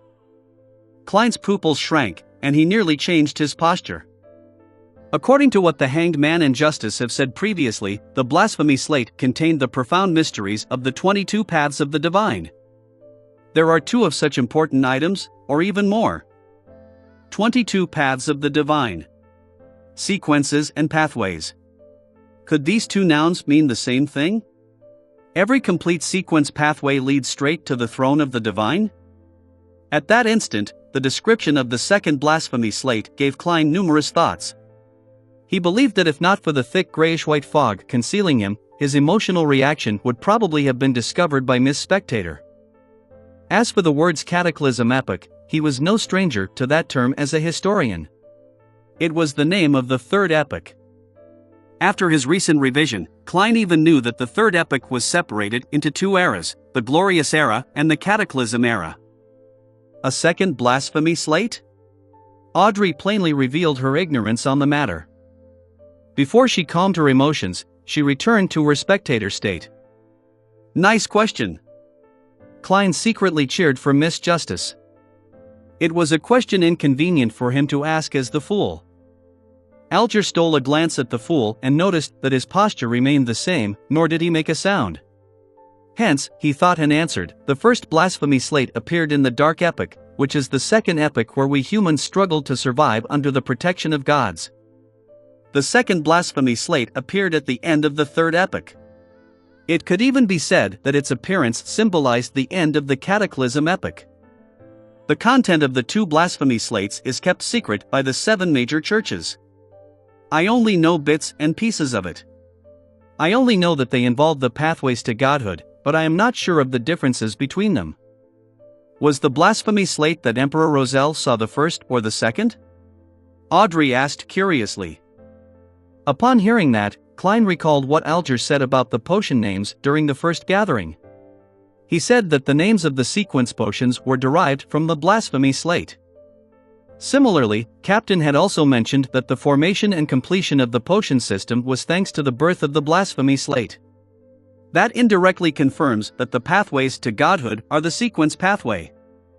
Klein answered his earlier question silently. Then Alger simply replied, the second one. The glint in Audrey's eyes diminished and she returned to her spectator state. She did not continue asking questions, instead, all she did was focus her gaze on the hanged man. It was obvious that her scrutiny made Alger uncomfortable, but he suppressed the emotions within him. He lowered his voice and continued, during the Solomon dynasty in the fourth epoch, although the Antigonus family was considered an illustrious part of the aristocracy, they didn't do anything very memorable until they supported the establishment of the Tudor Empire. They then stood right in the middle of the stage of northern continent. In that period, Antigonus, Ammon, Abraham, Jacob, and others were illustrious names of the human kingdom. However, after the War of the Four Sovereigns, the Blood Emperor from the Tudor Empire perished. They fell from the top of their pedestal and are now hunted by the 7 gods. I am not sure about the actual process, but I do know that the Antigonus family was destroyed at the hands of the Church of the Evernight Goddess. Mr. Fool, if you'd like to know more, I am afraid that you can only obtain the information from the Church of the Evernight Goddess or from the few ancient secret organizations. You know which few I am referring to. I don't. Klein nodded while feeling bitter inside. Okay. The secret order is 1. Captain and Old Neil mentioned the Moses ascetic order. I wonder if the psychology alchemists count. While he mentally checked off the candidates, Alger provided him with the last bits of information. I similarly have no idea which sequence pathways the Antigonus family held. There are only 2 adjectives that appear repetitively in the descriptions of the Antigonus family, and those are strange and terrifying. Strange and terrifying. Thinking back to the notebook, the original Klein and his classmates, and what happened to Ray Bieber's mother, it really is aptly worded. Klein continuously rapped the edge of the long table with the tip of his finger a couple of times. Then, he slowly began to speak. Very well, I am satisfied with the payment. The reason he continuously rapped the long table lightly with his fingers was to emphasize the action, to make Justice and the hanged man believe that he had a habit of rapping in order to conceal the fact that the same motion was used to activate and deactivate his spirit vision. It's my pleasure. Alger did not say anything else. Audrey took a look at the hanged man and then the fool. She smiled faintly and said, then, I shall ask the second question, what is the name of the subsequent potion for Spectator? Where can I find the clues? I'd also like to ask so straightforwardly, but different choices lead to different difficulties. Klein did not speak but cast his gaze towards the hanged man. Alger remained silent for a few seconds before saying, I'll answer the question for free because I led you on this pathway. The The subsequent sequence for spectator is sequence 8 telepathic. The ancient name of sequence 7 is psychoanalyst but is called psychiatrist now. This is what I found out from a member of the psychology alchemists. I think they should have quite a number of potion formulas for this pathway. Psychology alchemists. Spirit Medium Daily was rather approving of their theory, but Captain thought of them as evil and crazy. Klein listened while in deep thought. "Do you know the whereabouts of that particular psychology alchemists member?" asked Audrey as her eyes beamed with joy. Be it telepathic or psychiatrist, both names appealed to her aesthetics. Alger gave a rare laugh. "I do. He's immersed in the seas around Sonia Island. I sank him with my own hands. If you would like to look for the psychology alchemists, I have to apologize since I severed the clues." He was not worried that Justice would find his identity through his description because he did that on his own, out of the public eye. Sank, Audrey was at a loss how to reply or what expression to wear. She drew a deep breath and suddenly failed to maintain her spectator state. She asked bashfully, the third question. If a normal animal were to drink a sequence 9 potion, what would happen? What kind of a question is that? Klein tapped his glabella unnoticeably with his finger that was supporting his forehead. Very quickly, he saw the changes in color and noticed that Audrey's emotions had turned frantic, nervous, and a little ashamed. Could she have done something that stupid? Klein was astounded, but didn't find it strange. After the past 2 gatherings, he was certain that Miss Justice was quite an airhead. The hanged man, Alger, was obviously dumbfounded as well. He took a while to reply. Normal animals do not have the brains of humans. They wouldn't be able to learn cogitation in a timely manner. Therefore, it would most likely lead to immediate death or a breakdown into a monster. However, if they survive the initial ingestion of the potion, they should become an extraordinary creature. If the potion has the ability to enhance their intelligence, they can even become smarter. All right. Audrey breathed out a silent sigh and nodded while saying with a relaxed tone, "I have no other questions." Alger considered for a moment and did not mention matters regarding the Aurora Order or the listener. Similarly, he shook his head and said, "Nor do I. I have something." Klein didn't change his posture but said with a smile, "It will require your cooperation." He had yet to turn off his spirit vision, and he immediately saw that the hanged man was showing signs of nervousness, while Miss Justice was too simple-minded to show fear or carefulness. Before they could reply, Klein comforted them, "Don't worry. It's trivial. If it succeeds, it will be beneficial to you, so I wouldn't be paying extra remuneration. Go ahead." Audrey instinctively entered the spectator state, but she couldn't see through the thick gray fog engulfing the fool. "As you will," Alger replied, steadying himself. Klein moved his fingers and smiled when he said, "Previously, I said that we would do some experiments to enable you to ask for a leave of absence. That way, you do not have to worry if you have to be somewhere inappropriate on a Monday afternoon." "That's our wish." Audrey loosened her tightly knitted eyebrows. Alger thought and said, "What do you need us to do?" "You could try a piece of ritualistic magic during your free time. It need not be too formal. As long as you are in an environment that won't be disturbed. Put 4 brand new candles on an altar, placed on 4 corners respectively. It's best if they are candles with a sandalwood scent. Put a loaf of white bread near the candle on the top left corner, a bowl of Fena Potter noodles near the candle on the top right corner, paella by the candle on the bottom left corner, and a desi pie by the candle on the bottom right corner. Use a silver knife to make a sealed spiritual environment." Klein described his modified version of the luck enhancement ritual and taught Miss Justice how to create a spiritual environment for free. To be frank, as the ritual was targeted at himself, Klein believed that the former part, which was intended to attract the interest of an entity, could be omitted completely. However, he still worked hard to make the procedure seem important. Of course, it didn't comply with what old Neil taught about gods being second and oneself being third. Mix moonflowers, gold mint, slumber flowers, fingered citron, and rock rose together, then distill it. Extract it for its essential oil, then pour a drop onto each candle. Audrey listened with piqued interest as she recorded all that he said. When he was done, she asked, "What about the incantation?" "Mr. Fool, what's the corresponding incantation?" Alger stopped writing with the fountain pen in his hand as well. He turned his head to look at the fool.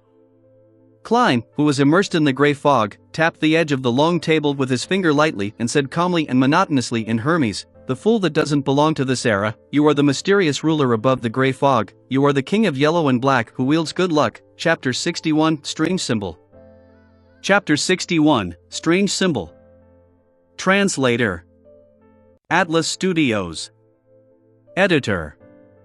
Atlas Studios. The fool that doesn't belong to this era, the mysterious ruler above the gray fog. King of yellow and black who wields good luck. Audrey Hall recited the three descriptions to herself silently. She suddenly felt a tumultuous wave of emotion go through her, preventing her from maintaining her spectator state. As an aficionado of mysticism, she had learned Hermes that was used in rituals and had tested out the rituals that fellow noble aficionados mentioned in private gatherings before she was pulled into the gray fog or made formal contact with beyonder powers. None of those rituals had any effects, but they had given Audrey a basic understanding of the structure of incantations. Thus, she knew clearly what these three incantations described and signified. The descriptions usually described one of the 7 gods that looked over this world. Thus, the Fool's incantation was claiming status equal to the Lady of Crimson, Mother of the Secrets, and the Empress of Disaster and Horror. Is Mr. Fool the unknown, mysterious, powerful, godlike entity that Glain spoke of? The source of danger that we must avoid in rituals? Audrey quickly recalled the comments made during the strange rituals which she and her friends did not dare attempt back then. She was momentarily at a loss for words. Alger Wilson, who knew and understood much more than Audrey, shivered from the bottom of his heart. If the ritualistic magic which Mr. Fool designed truly points to him to allow him to accept our requests, we would have to be addressing him with him. He is to be addressed in the third person, which is reserved for gods. How lucky, how smart I was to act in concert with him and not do anything foolish.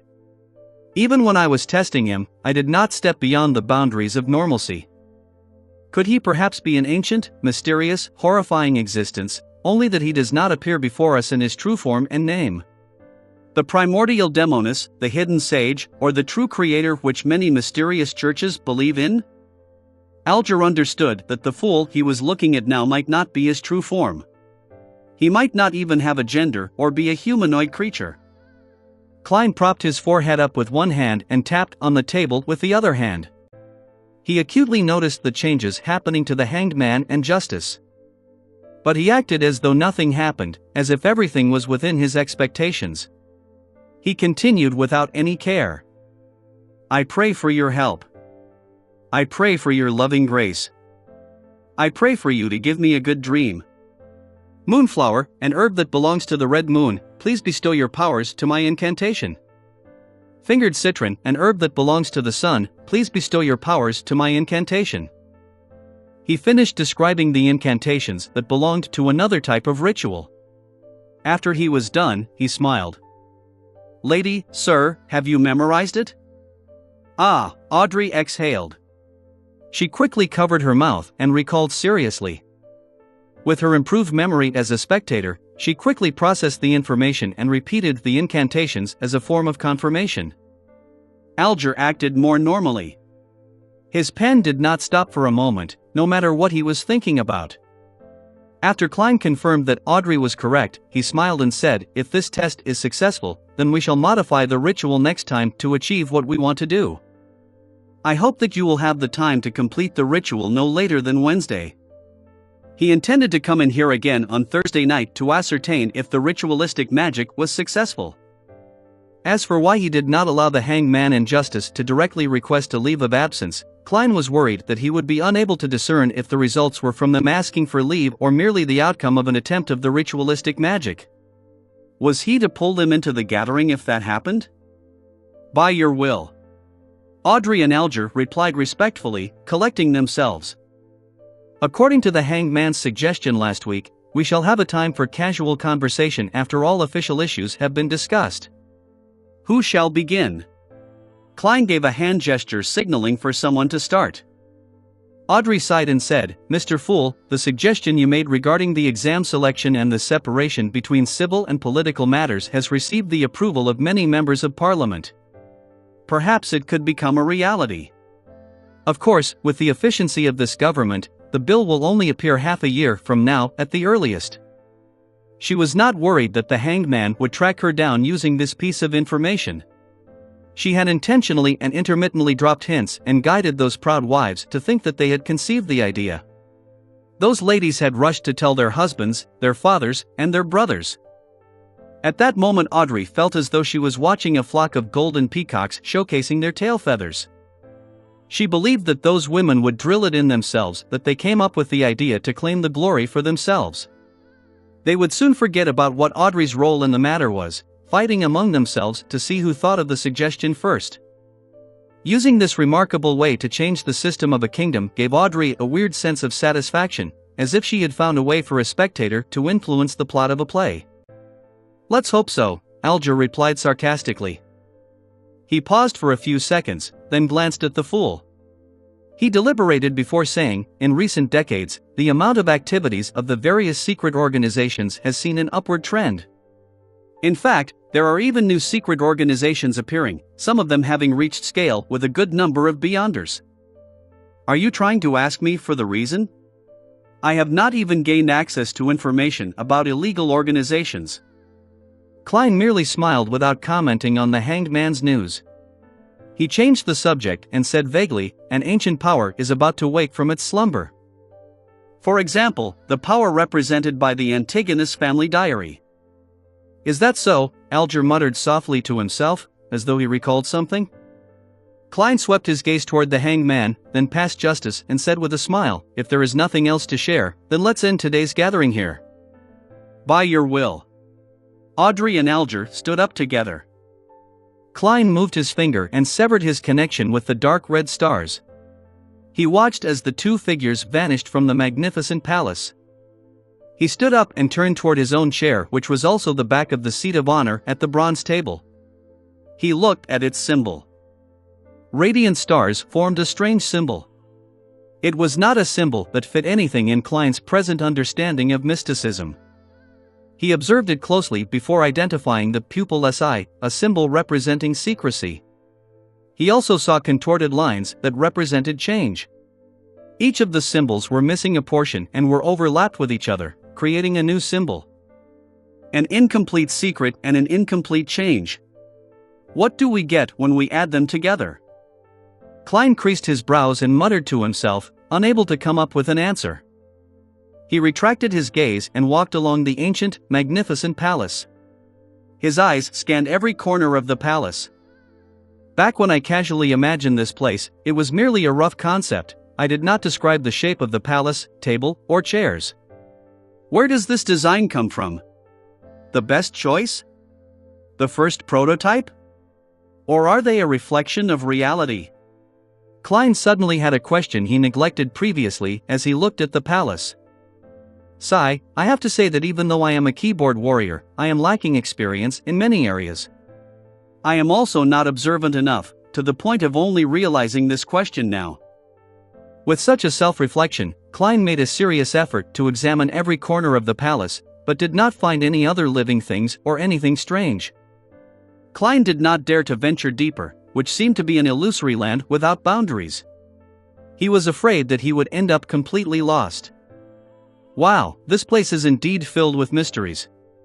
Who knows if there will be any changes to this area when I become more powerful? Klein sighed. He unleashed his spirituality and enveloped himself within, causing him to feel the rapid rush of plummeting. Everything flew past quickly. All kinds of illusions shattered. He tore through the grayish-white fog and saw reality. He saw the table, curtains, and clothes rack in his room. Backlund, Empress Burrow. Audrey saw the oil painting that hung on the wall. She felt the softness the down-feathered pillow under her head provided. She did not stand up immediately. Instead, she seriously recalled what had happened during the gathering, as if she was watching a play she had already watched. Mr. Fool had a certain confidence in his tone when he told us to try the ritual and gave us the descriptions of the mysterious ruler, the king of yellow and black. Confidence, Audrey exhaled as she was analyzing this silently, her body shuddering slightly. Forget it, since I cannot fight it, there's no need to think too much about it. Mr. Fool has always appeared friendly, he should be an entity that has a respect for order. Audrey's mood improved rapidly. She thought about her acting, and the weakening backlash of the potion. She hummed a merry tune and got off her bed. She walked toward the door and adjusted her state of mind, taking on her state as a spectator. As she opened the door of the room, she saw a maid walking past.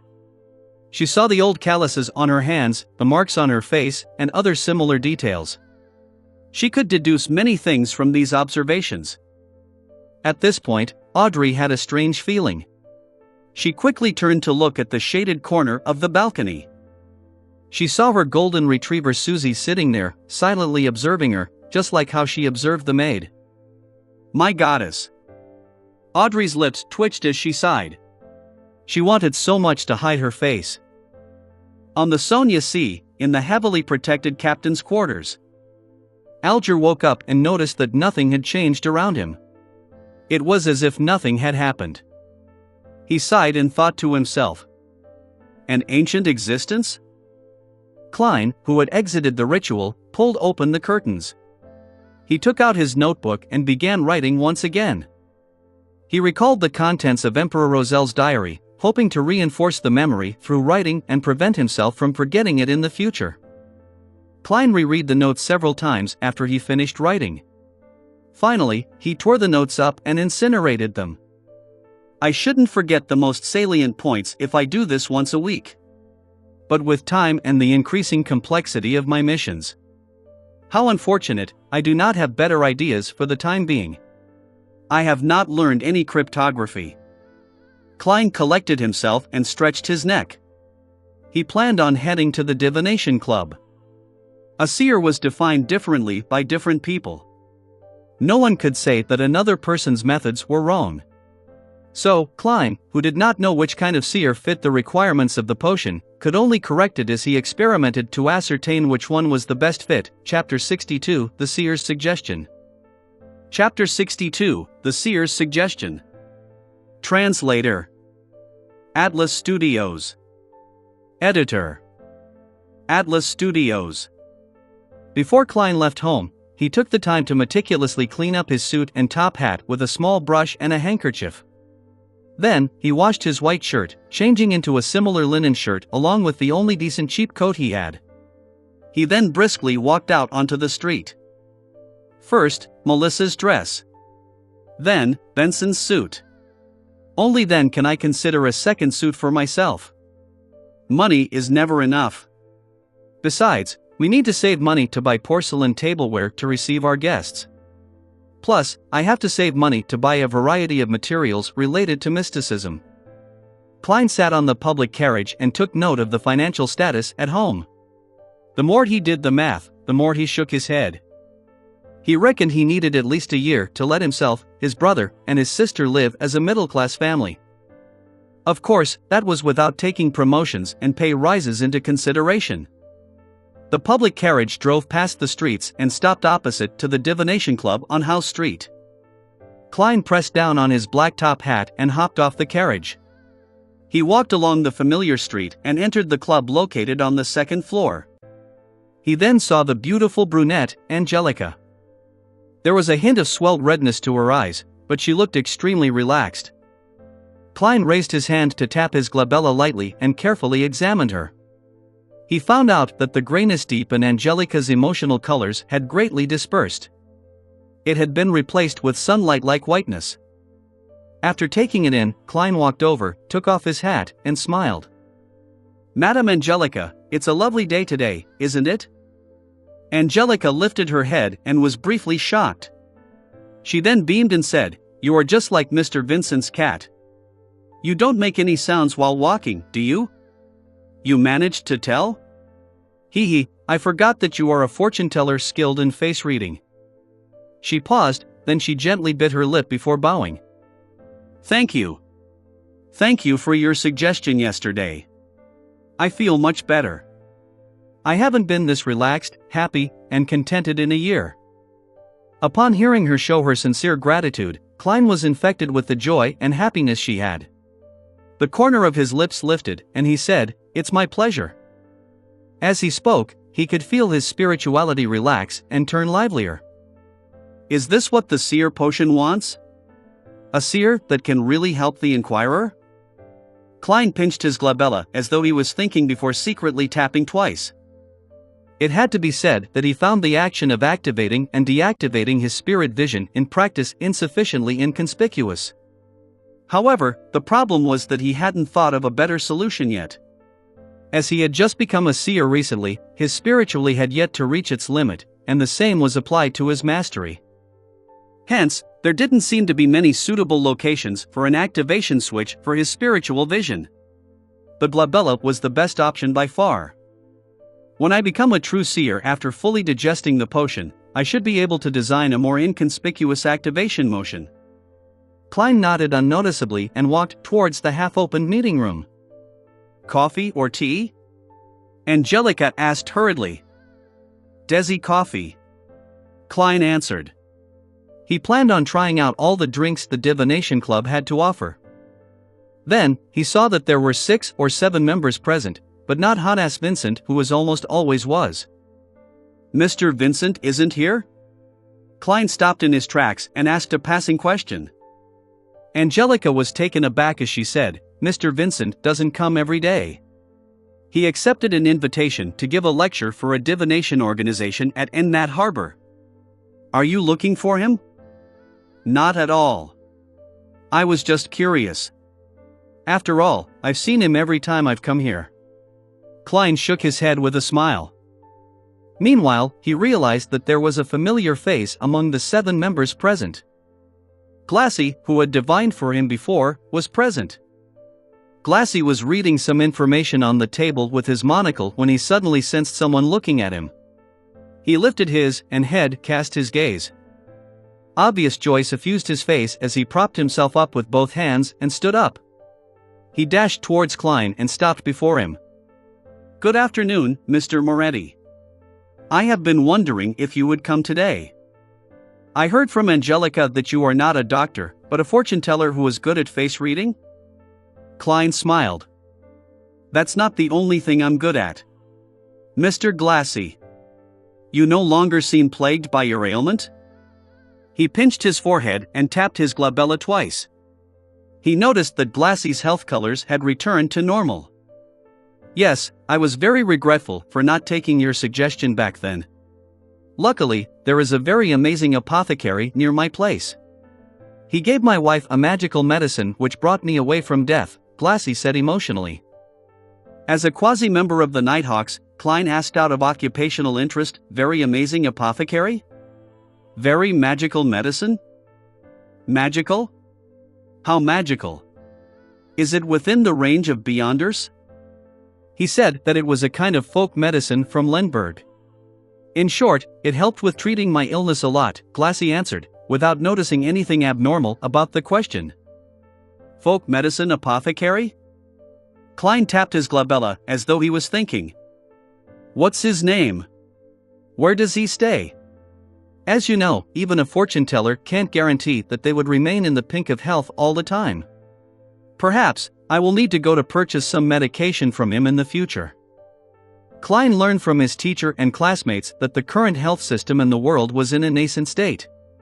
There was almost no cure to many diseases, so the magical medications and miraculous apothecaries still controlled the market.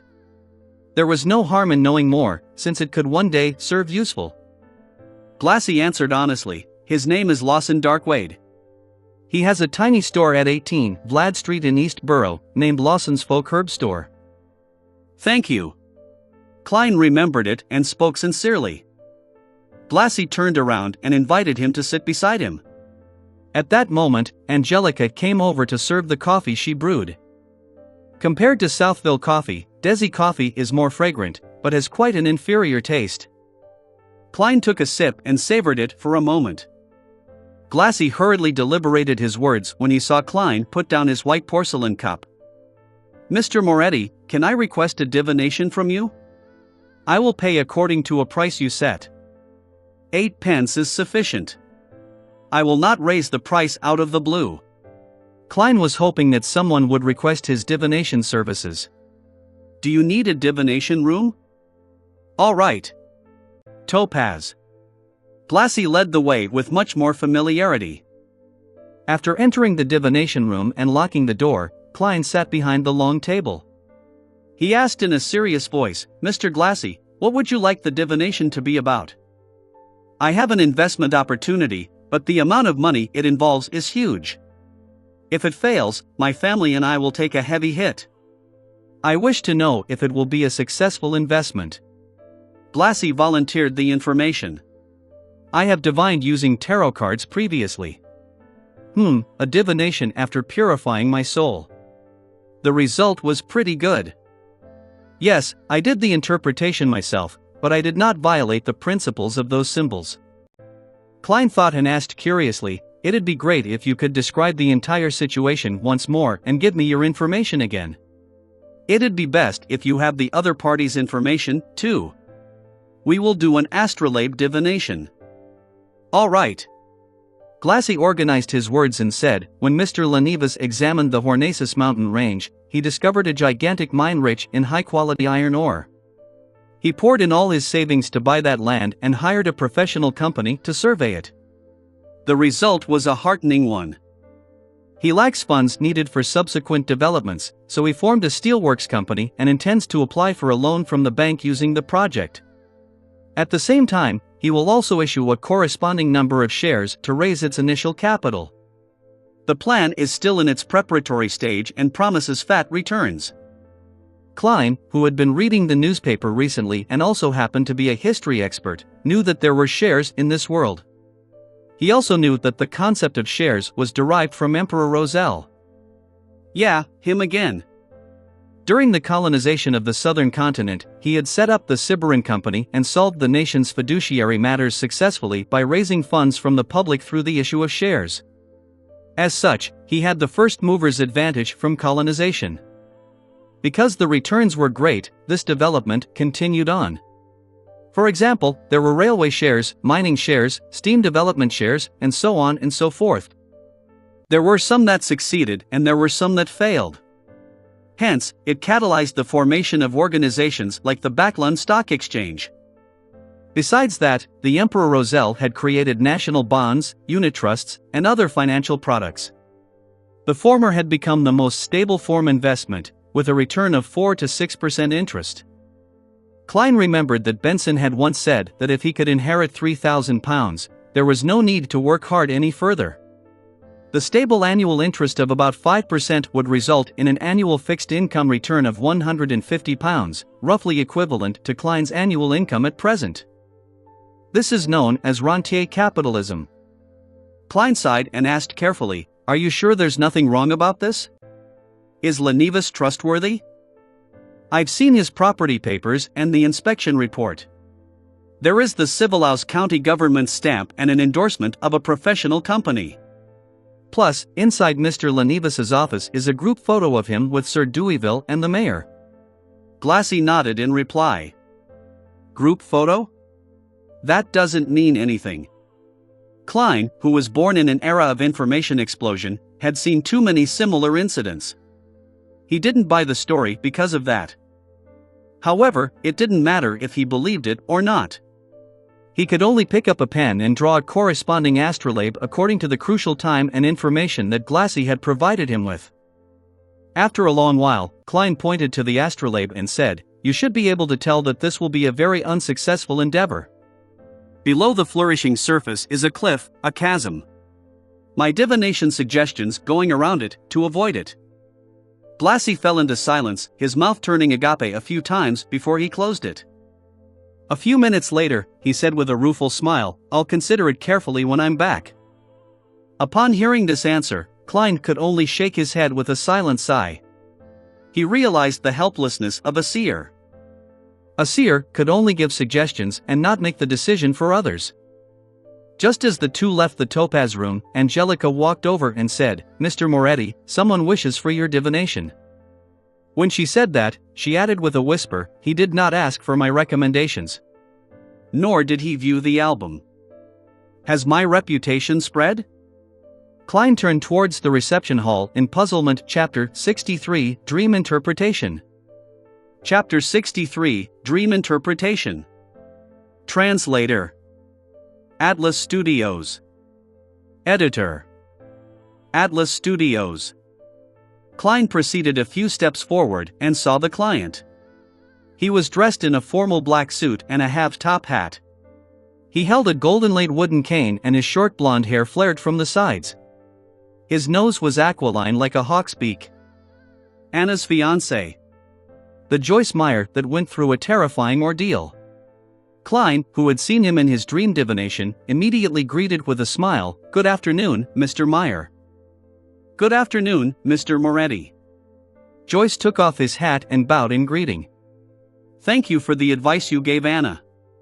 She cannot stop praising how miraculous you are." Klein chortled and said, "I did not change a thing. You should be thanking yourself. Without your determination and your hope for a better tomorrow, you wouldn't have been able to overcome such an ordeal." After the exchange of pleasantries, Klein could not help but lampoon inwardly. Does this count as mutual professional bootlicking? In all honesty, I still find my coming back alive a dream. I still cannot believe that I survived wave after wave of terrifying ordeals. Joyce shook his head wistfully. Without waiting for Klein's reply, he asked curiously, "You knew who I was the moment you saw me? Was that because of my unique nose, or because you divined that I would visit you?" "I had your detailed information." "That is enough for a seer," Klein answered vaguely, behaving like how a charlatan would. Joyce was indeed stunned. More than 10 seconds later, he squeezed a smile. "Mr. Moretti, I wish to request a divination from you." The moment he finished his sentence, he suddenly realized something. Mr. Klein Moretti had addressed himself as a seer, not a fortune teller. A seer. "All right, let us head to Topaz." Klein gestured. At that moment, he felt as though he should have worn a long black robe. He tried to keep his words to a minimum to accentuate the mystique of a seer. Joyce Meyer locked the door behind him after entering the divination room. While he observed his surroundings, Klein seized the opportunity to tap his glabella twice and activated his spirit vision. Joyce sat down and set his cane down beside him. He pulled on his black bow tie and said hoarsely, "Mr. Moretti, I wish for you to interpret my dream." Dream interpretation? Klein acted as though it was within his expectations, but was merely asking for confirmation. He saw that the colors representing Joyce's health were dull, but none of them signified an impending illness. The colors symbolizing his emotions were predominantly blue, and its darkness showed that he was obviously high-strung. Joyce nodded seriously.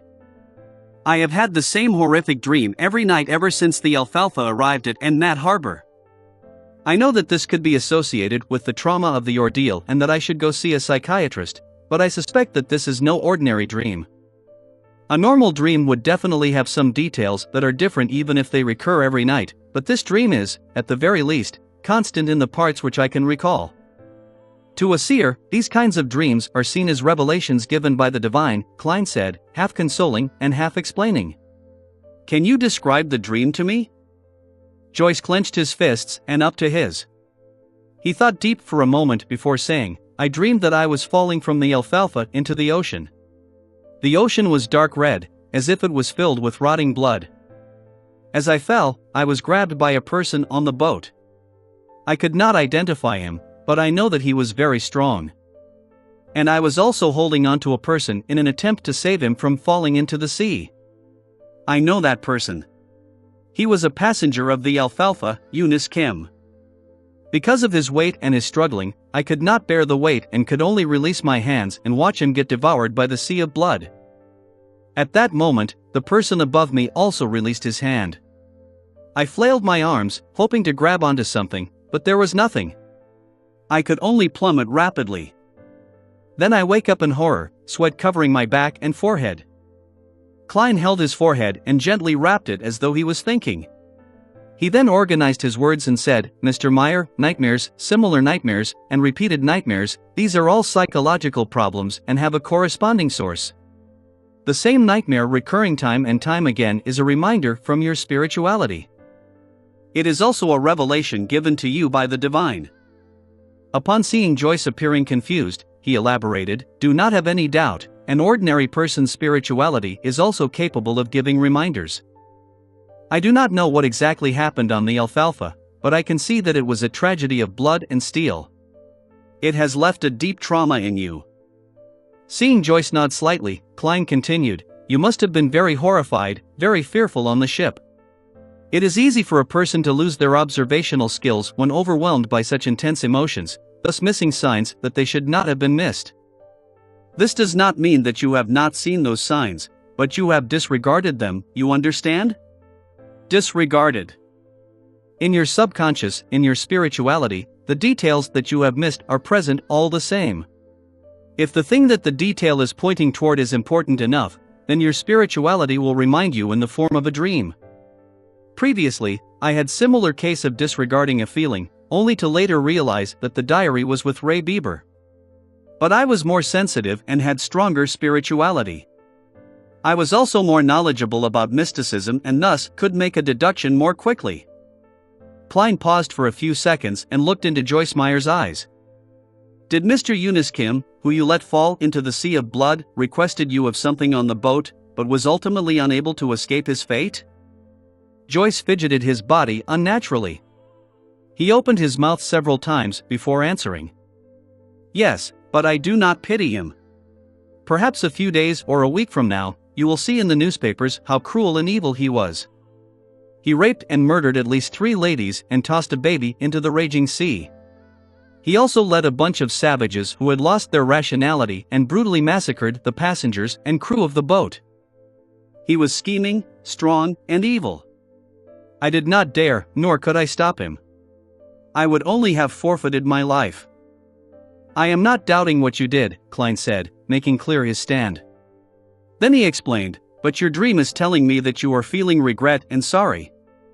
You believe that you should not have released your hand back then. Since you believe that killing him was an act of justice, then why are you feeling regret and sorry for it, so much so that you have recurring dreams about you releasing your hand?" "I don't know either." Joyce shook his head, confused. Klein crossed his hands and placed it under his chin. He attempted to analyze the situation. "Incorporating what I just described, it seems you have missed certain details. For instance, anything that Eunice Kim mentioned, his contents of his plea, the way he presented himself, etc. I cannot recall the incident for you, so please think about it carefully." "There's nothing." All he could say back then was, "Spare me, I surrender," Joyce muttered in puzzlement. Klein did not know exactly what happened, so he could only guide him based on what he understood from the dream. "Perhaps you felt that Eunice Kim was more useful alive, that he could prove something or to explain something?" Joyce knitted his brows. It was a while before he said, "Perhaps. I still find the conflict that arose on the alfalfa happened too suddenly and turned intense too quickly. It was as if the passive evil in everyone's heart just erupted uncontrollably. It was too abnormal, very abnormal. Perhaps I wished to interrogate Eunice Kim why he acted as though he was possessed by the devil in the first place." Klein suddenly had a stroke of inspiration after hearing Joyce's dreamy description. He spoke mysteriously with a tone unique to charlatans. "No, that's not the only reason." "What?" Joyce seemed shocked. Klein crossed his hands and held his chin up. He stared straight into Joyce's eyes and said with a slow, yet forceful tone, "Not only did you find the matter abnormal, but you also saw some things that you disregarded. And putting together these things that you disregarded results in a terrifying conclusion. Your spirituality is telling you that there is someone who should be under the highest suspicion. And that person is the one who had grabbed you but ultimately released his hand in the dream. You do not suspect him subconsciously, and thus you are unable to identify him. He is your partner. He once had control over your fate, or maybe, even saved you before." Joyce leaned back suddenly, slamming into the back of the chair with a dull thud. His forehead slowly became laced with sweat, his eyes filled with confusion. I see it. Joyce suddenly stood up noisily, causing his chair to wobble and nearly fall. Mr. Triss, he used all the energy in him to utter the name. He was a friendly and bashful little boy with a round face. He was the hero that saved the survivors. Klein did not interrupt Joyce's thoughts. He leaned back slightly and waited. Joyce's expression changed several times, finally returning to normal, a normal that had a little paleness. He revealed a rueful smile. I understand now. Thank you for interpreting my dream. Perhaps it is time for me to make a trip to the police station. He took out his leather wallet and fished out a 1 soldi note. I do not think that money can fully represent your worth, and I can only give you the price you asked for. This is for you. Joyce pushed the note toward Klein. I wouldn't have minded if you gave me £10. 1 soldi, you sure are like your fiancée. Klein kept up his mysterious vibe as a charlatan and said nothing, smiling as he pressed on the note. Joyce took a deep breath, wore his hat, and turned to walk toward the door. As he was unlocking the door, he suddenly turned back and said with sincerity, Thank you, Master Moretti. Master? Klein laughed to himself. He watched as Joyce left the divination room and said silently to himself, Whatever happened on the Alfalfa seems extraordinary. If only the captain was here.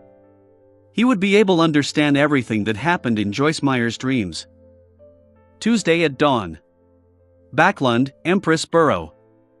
Audrey, who woke up earlier, beckoned her golden retriever Susie over.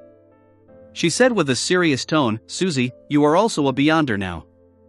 We are the same kind, EW. No, what I mean is that we have to help each other. Guard the door later and don't let anyone disturb me. I have to conduct a ritual. Susie looked at her mistress and shook her tail in exasperation. Chapter 64 Instigator. Chapter 64 Instigator. Translator. Atlas Studios. Editor. Atlas Studios. After instructing her golden retriever, Susie, Audrey paced around, seemingly worried. She too was uncertain if the ritualistic magic would result in anything odd. Let's do this. Her eyes turned calm as she used her state as a bystander to view the imagined process. Soon, she came to a new arrangement. Audrey unlocked the door to her bedroom and said to Susie, Susie, sit here. If Annie and the rest try to barge their way in, immediately go to the bathroom to inform me. In order to prevent any accidents, her personal maidservant had the key to unlock her door. Susie looked at her enigmatically and wagged her tail thrice. Very good. I will let you choose anything you want for lunch today.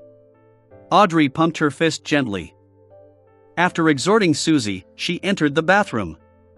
The square bathtub was 3 to 4 meters on each side. There was clear water rippling gently in it with steam emitting from it. It was quite a dreamy sight. Audrey tidied up a rectangular table with many bottles placed on it. Then, she went back out and moved candles, sacrificial items, and a white robe over.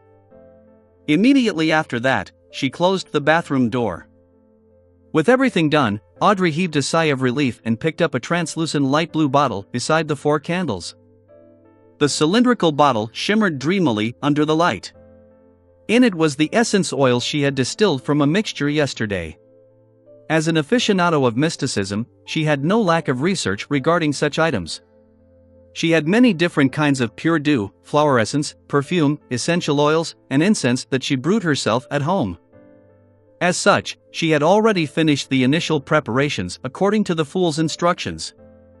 Moonflowers, gold mint, slumber flowers, fingered citron, and rock rose. What an odd concoction, Audrey mumbled softly. Oh, one has to cleanse one's body and calm their mind before engaging in ritualistic magic. This is a form of reverence to the divine, to the target. As she went through the entire process in her head, she placed the ritual's essential oil beside her bathtub. She reached out and began disrobing what she wore at home.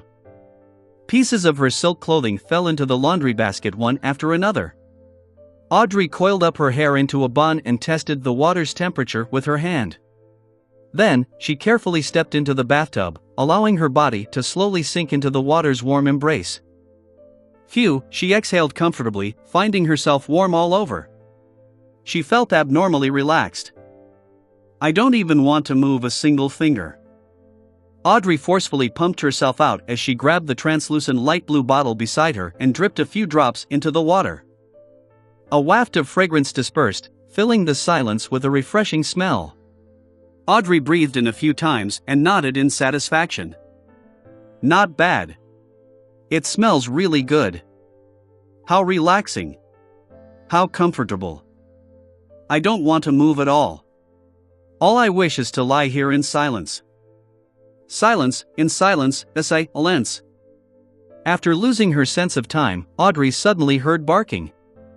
She opened her eyes in shock, looking to her sides in a daze. She had no idea when Susie had opened the door and entered. She was squatting outside the bathtub, looking at her with an exasperated look. As she rubbed the corners of her eyes, Audrey felt that the water had cooled down quite significantly. I fell asleep? She subconsciously asked herself. Susie looked at her without barking or wagging her tail. Ha, the effects of that bottle of Ritual essential oil sure is great. Yeah, really great. Audrey chuckled dryly as she explained with a cheerful tone. She stood up, retrieved a towel, and as she wrapped and wiped her body, said to the golden retriever beside her, Susie, continue keeping watch. Do not let Annie and the rest enter. Only when the golden retriever left did she secretly stick out her tongue. She threw her towel aside and wore a clean white robe. After closing the door to the bathroom, Audrey recalled the ritual she had memorized. She picked up 4 candles and placed them on the 4 corners of the table. A loaf of white bread at the top left corner, a bowl of fena potter noodles at the top right corner. Smells great, but it's a little cold. No. It's not time to think of this. Paella at the bottom left corner and desi pie at the bottom right. Audrey set up the altar according to the fool's descriptions seriously, shaking her head twice during the process.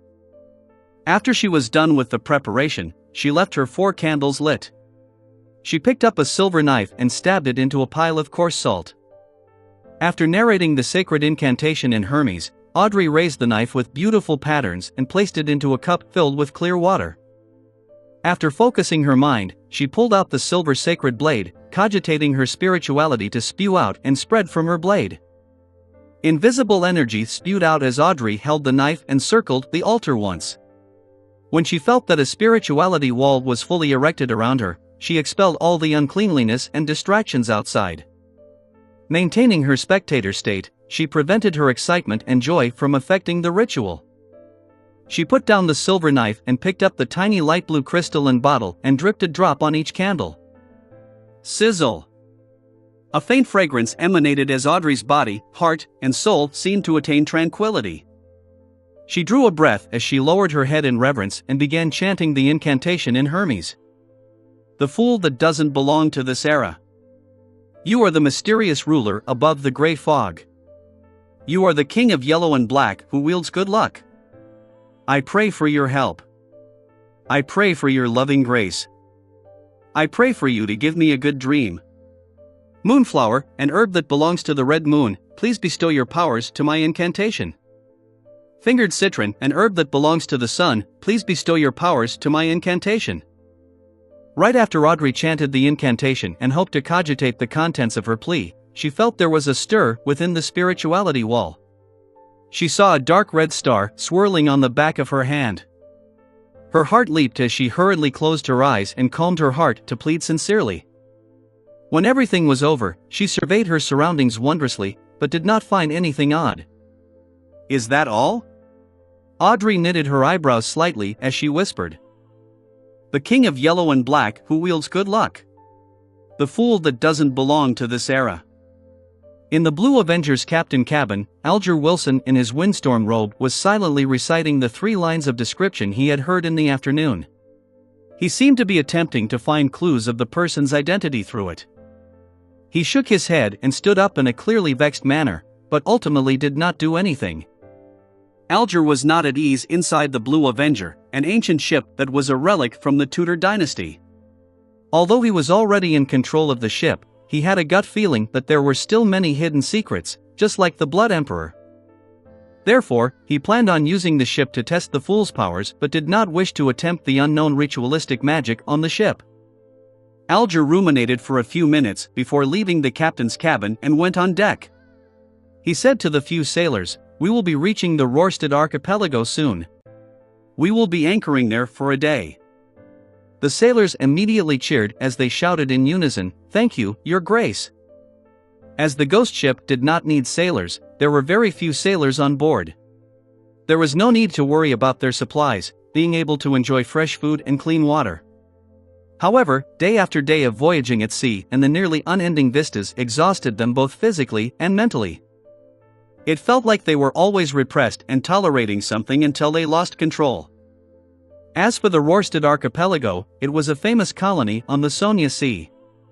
Their business was booming, and they had all kinds of industries. "I simply can't wait."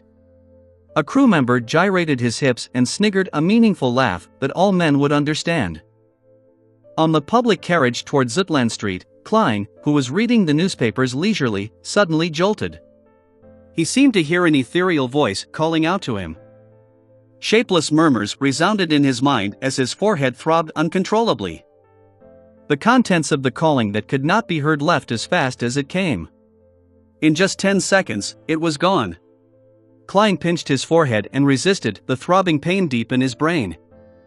Is this the murmurings of unknown existences that old Neil mentioned? A result of having enhanced spiritual perception? Thoughts flashed through Klein's mind as he suddenly saw 4 black dots appear on the back of his right hand. They were like tiny inconspicuous moles. The 4 black dots that stemmed from the luck enhancement ritual quickly sank, dimmed, and vanished. Klein looked at it in surprise and had an additional guess about what had just happened.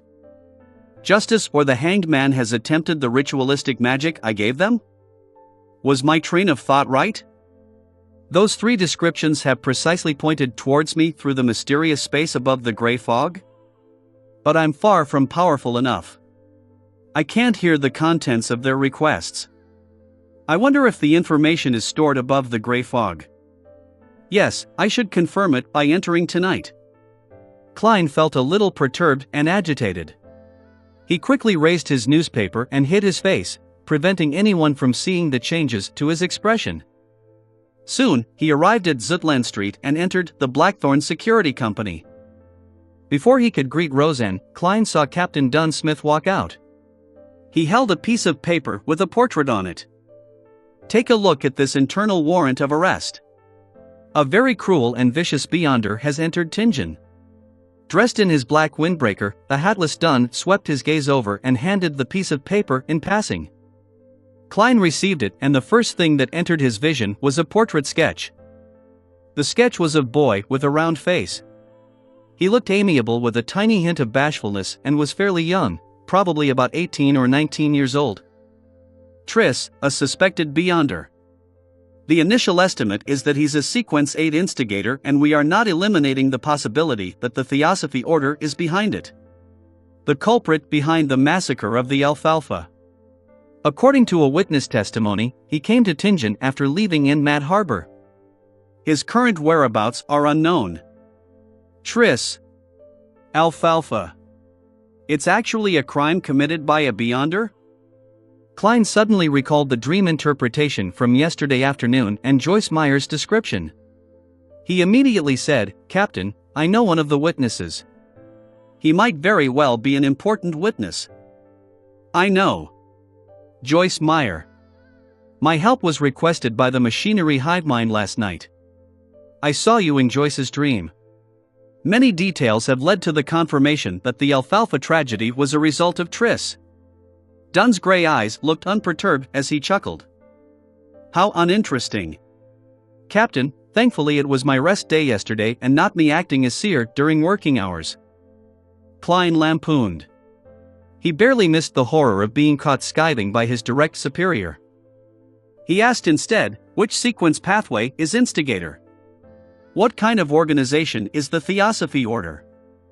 Was instigating others to kill each other the method Triss used to eliminate the side effects of the potion, or was it a requirement needed to advance? Dunn thought for a few seconds and said, "Coincidentally, it's about time for you to learn the relevant information regarding Beyonders and the mysterious organizations. You shouldn't be ordered by old Neil to keep reading the historical documents all the time." "Captain, wasn't the reason for recruiting me to be your history expert?" Klein did not dare point out the problem as he nodded seriously. "All right." Chapter 65, Beyonder Information. Chapter 65, Beyonder Information.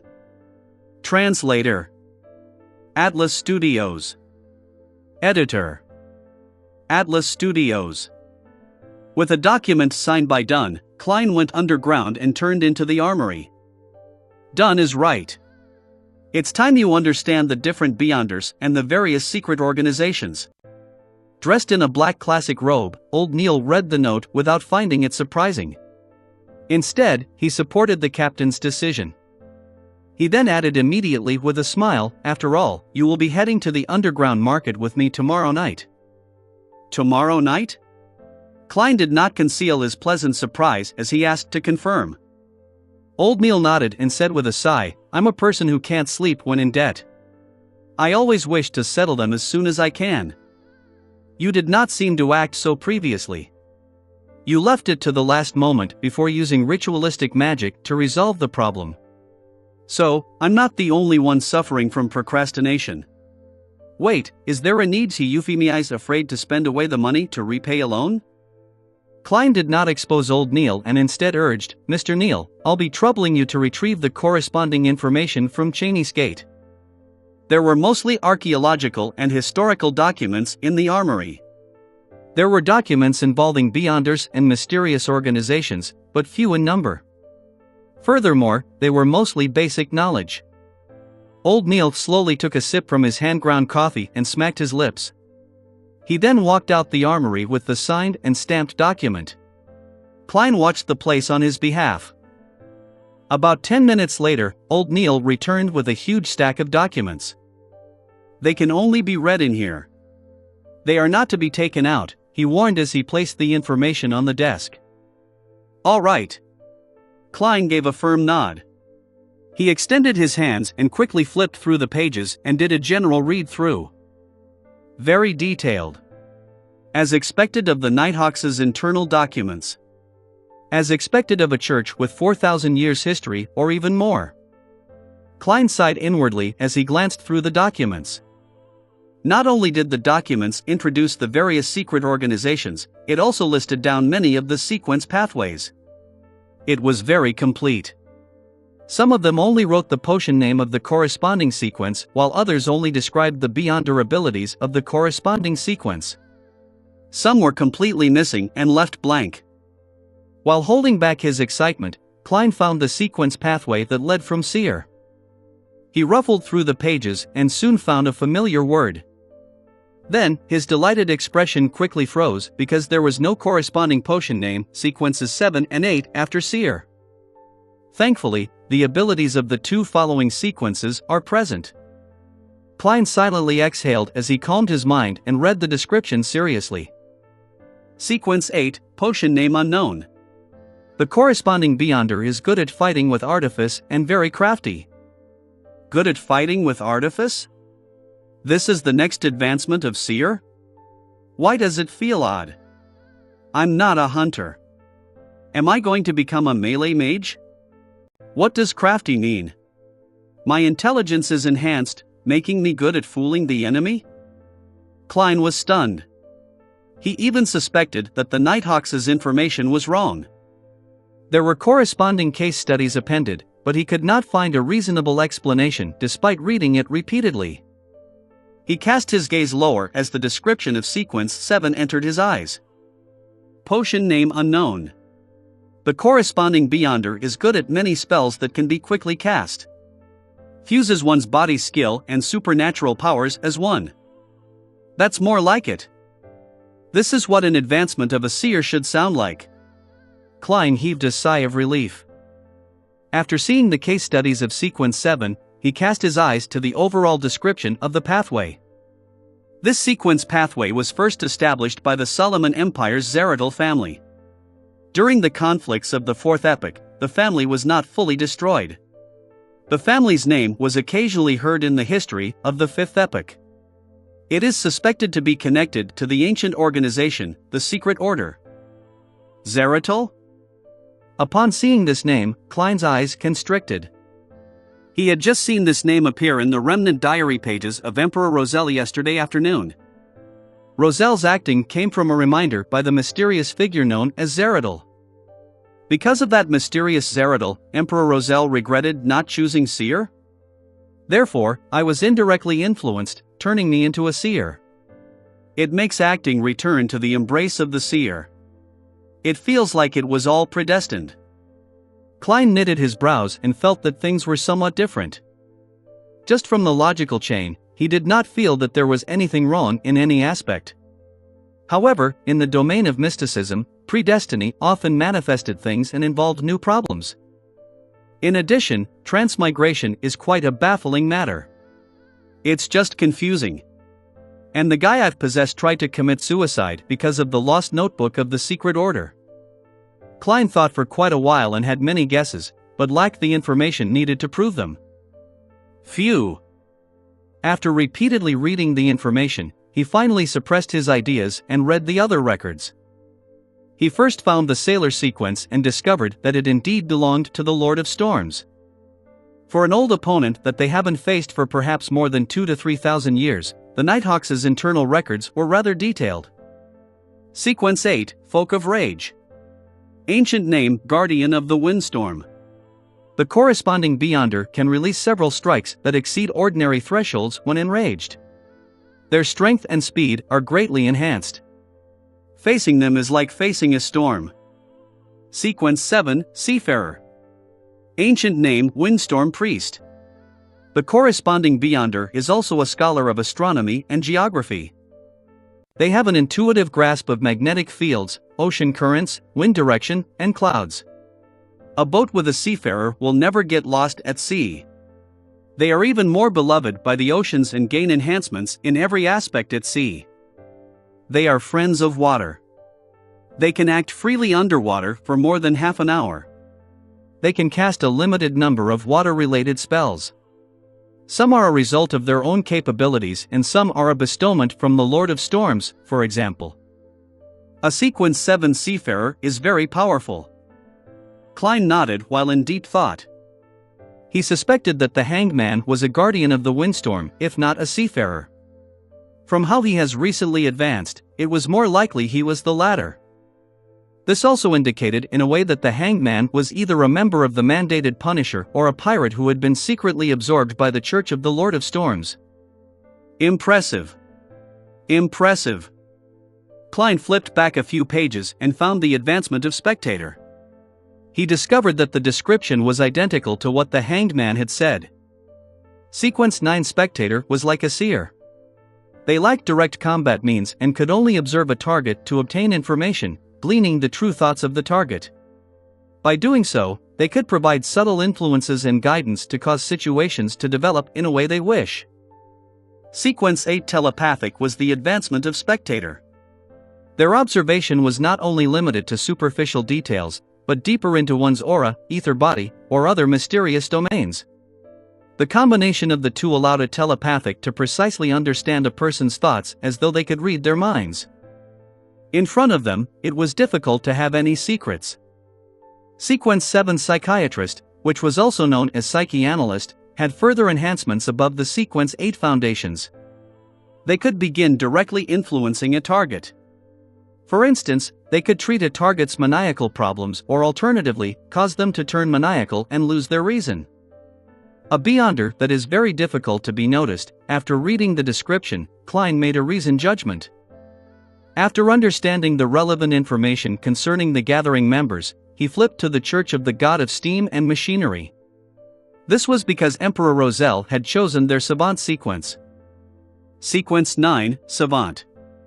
The corresponding Beyonder believes that knowledge is power. They have a rough understanding of the supernatural, but are more knowledgeable about aqua regia, nitroglycerin, and complicated bolts and gears. They seem to know everything. It is no wonder that the Emperor Roselle said that this potion suited him perfectly, allowing for him to press his advantage to the fullest. Klein understood completely as he shifted his eyes down. After several case studies, the corresponding sequence 8 finally appeared in Klein's vision. Archaeologist. They possess a good deal of knowledge about history and outdoor survival, as well as forbidden knowledge about ruins. They have a strong enough body and ability to face everything. Sequence 7, Appraiser. They can intuitively understand the powers and problems of most extraordinary items, and can use them while keeping danger at its lowest. As Klein's security clearance was insufficient, he only had access to sequence pathways up to 7. It left him a little frustrated, but there was no other way around it. He only wished that Backlund would quickly send over the sealed artifact 2-049 to determine if Ray Bieber was a descendant of the Antigonus family. That way, he would have a chance of becoming a formal member and obtain a higher security clearance. Collecting himself, Klein read the material seriously from cover to cover. He knew that the sequences following Corpse Collector were Gravedigger and Spirit Medium. He also knew that there was no information about the sequence 8 of the Mystery Prior Path. Not only was there no name for the potion, but even the description had been left blank. There was a name for sequence 7 of that path, Warlock. Sounds impressive. Klein slowly flipped the page and saw Apprentice and Marauder, which Emperor Roselle had lingering thoughts for. Their records only reached sequence 8 and nothing more. Sequence 9, Apprentice. Their abilities are rather strange. It can only be confirmed that this is the originating pathway of a mage. They are rarely trapped and very difficult to be stopped. They often are able to escape and pass through obstacles every time. Sequence 8, Trick Master. They wield all kinds of strange but impotent spells. Sequence 9, Marauder. Difficult to separate these beyonders from ordinary bandits or thieves. Perhaps the means available to them are more impressive, but their goal of stealing riches is not for enjoyment or survival. It's more like answering a calling. Sequence 8, Sequencers. We have also discovered traces of beyonders in fraud investigations. They gain enjoyment from swindling. Gain enjoyment from swindling. This is acting in a different form, isn't it? If I had the choice, I might have chosen Apprentice. Klein silently said to himself. Suddenly, he discovered the corresponding sequence potion of the culprit of the Alfalfa tragedy, Tris Instigator, Chapter 66, Demoness Sect. Chapter 66, Demoness Sect. Translator. Atlas Studios. Editor. Atlas Studios. Sequence 8, Instigator. They are adept at triggering the evil desires deep in people's hearts, causing contradictions and inciting conflict, thus resulting in bloody massacres. The description isn't detailed enough. From the looks of it, the Nighthawks do not understand the capabilities of this potion well enough. But it does match the characteristics of the Alfalfa tragedy. Klein cast his gaze up and read the corresponding sequence 9 for Instigator. Sequence 9, Assassin. Can transform their bodies in a short period of time and become light as a feather.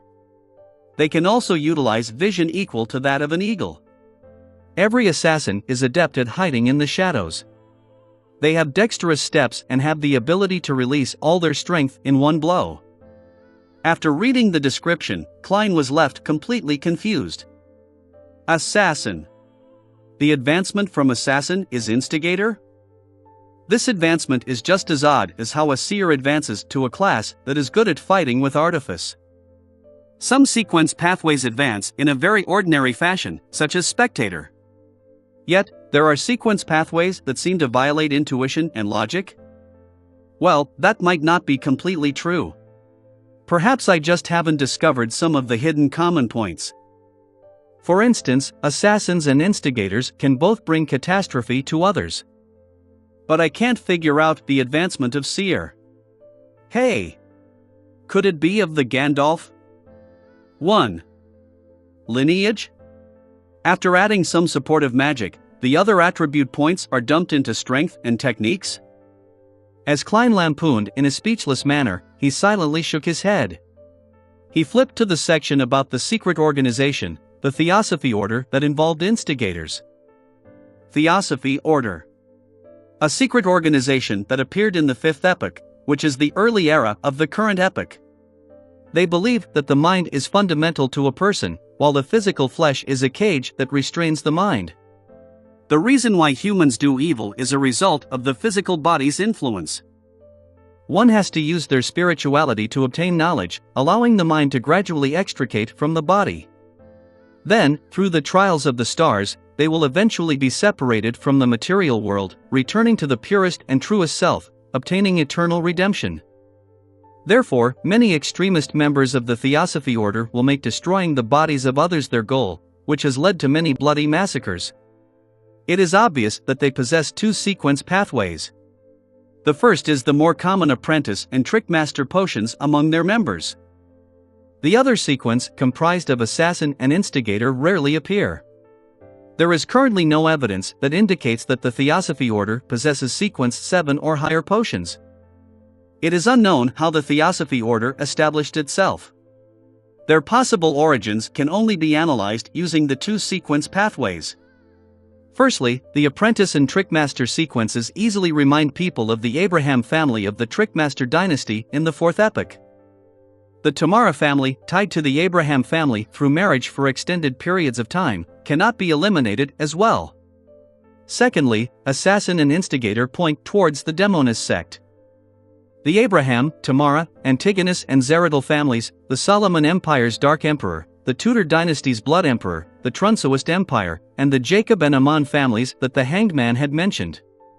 There are really lots of secrets buried in the history of the Fourth Epoch. There might be a lot of facts too. Klein was astounded from what he read. He had a deep appreciation for how the history of the Fourth Epoch was clouded in fog. The outline he could see through the fog left him shuddering involuntarily. It was as though he could imagine a thriving era of Beyonders, an epoch with blood and strangeness in a concerted dance or horror and distortion in a symphony.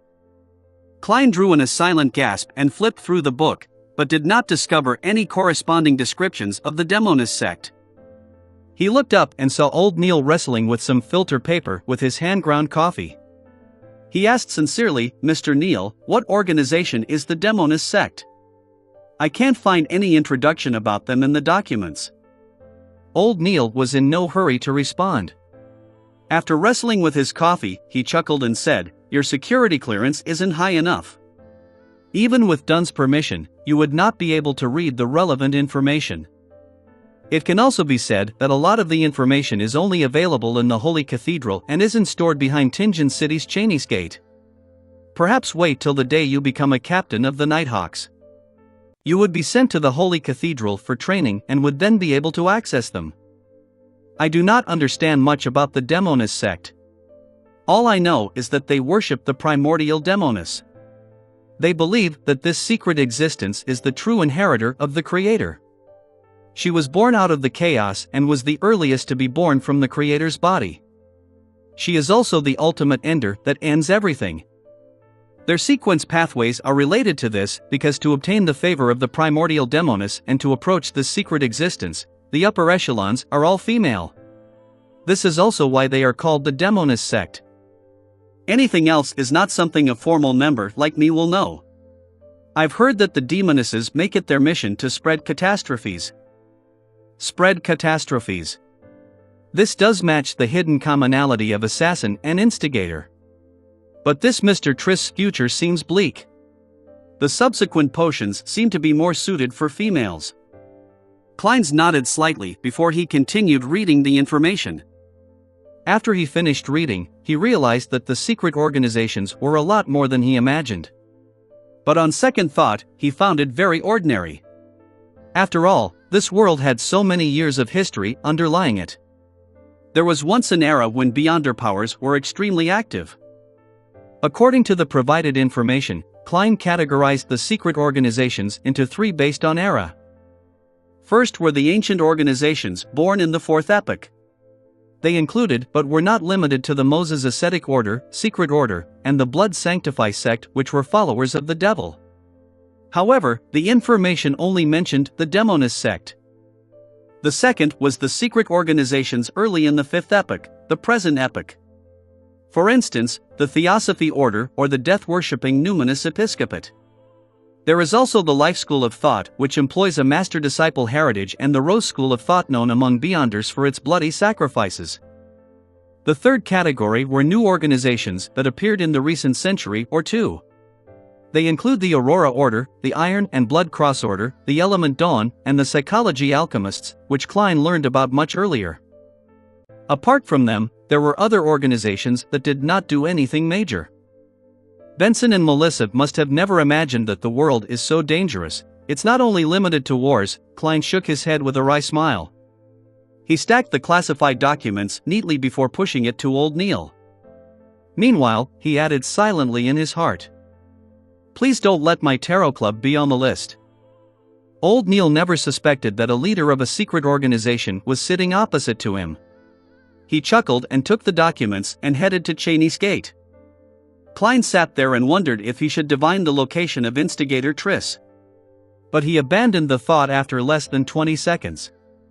After all, he only had a vague idea of Triss's appearance and did not know if the name was genuine. If he could figure out his location with that, he would not be a seer, but a prophet. By the time old Neil returned, Klein had straightened his thought processes and continued his revision of mysticism studies to grasp even more forms of ritualistic magic. He spent the day studying and revising. He did not participate in the joint operation needed for capturing instigator Triss. He did hear that the delivery of sealed artifact 2-049 from Backland had been delayed due to some reason or another. The actual time of arrival was still pending. As he had earned nearly 2 soli from yesterday's divination, Klein spent 10 pence to buy a 2-liter barrel of Enmat beer for Benson on the way home. He also bought some lemon cakes fresh out of the oven for Melissa.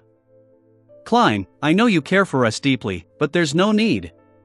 "There's no need to keep spending money on such matters," said Benson after he saw the tiny barrel of beer and deliberating over his words. Melissa stood beside him and nodded slightly. "This is probably how our consumerist habits differ." Klein sighed in amusement. "Benson, Melissa, don't worry. This was bought with my additional reimbursement. Yeah, I earn an additional 2 to 4 soli every week. I can't tell them that these are the earnings I got from doing divinations for others, right?" He added inwardly, "That job of yours is much better than I imagined." Benson was taken aback as he made an objective assessment. "That's right. I even learned divination from it." Klein mused silently before turning toward the kitchen. Under the combined efforts of the trio of siblings, a sumptuous dinner was ready for eating. After having their fill, Klein, Benson, and Melissa lay slumped in the living hall. It took them quite a while before they got up to clean up, chat, and study. When Benson and Melissa fall asleep, I'll head above the gray fog to see the effects of the ritual. As Klein revised his history textbooks, he shot a glance at his siblings. West Borough. Iron Cross Street, Lower Street. A 3-storied apartment was immersed in darkness. There were no street lamps or any additional light. Suddenly, a figure leaped out of a window from the 3rd floor. It landed gently on the ground like a feather without causing so much as a stir. His body crouched and suddenly vanished as though he had blended into the shadows. All that could be seen was the outline of his body. As he traveled quickly, the figure arrived at the harbor. He headed for a corner devoid of anything except for a pile of goods. He seriously observed for a moment, circling the area twice before leaving the darkness and entering the corner. One could see his round and amiable face. He was instigator Triss, who had single-handedly caused the tragedy of the alfalfa. "How does it feel?" A mysterious figure wearing a black hooded robe walked out of the shadows. The hoarse voice obviously belonged to a woman. Triss revealed a friendly and satisfied smile. "Feels great. It was a scene I dreamed and yearned for. I think I have appropriately completed the mission and have taken the necessary preparations for the advancement." The black-robed woman nodded indiscernibly and said, "Very well. According to the promise, I'll hand you the sequence 7 formula and the 3 main ingredients. You will have to gather the rest by yourself. No problem. Triss answered, seemingly prepared. The mysterious woman raised her hand and handed a book-like object to Triss. The book had an ancient and mottled bronze exterior cover with a strange star-shaped lock on its side. Triss knew that inside the book was the formula and ingredients. He instantly became thrilled. He tried hard to compose himself as he looked curiously at the potion's name on the bronze outer cover. Witch! Triss exclaimed. He found it unbelievable that the word written in ancient Hermes was witch. Witch? I'll advance to become a witch? What a joke! The mysterious woman covered her mouth and let out a chortle.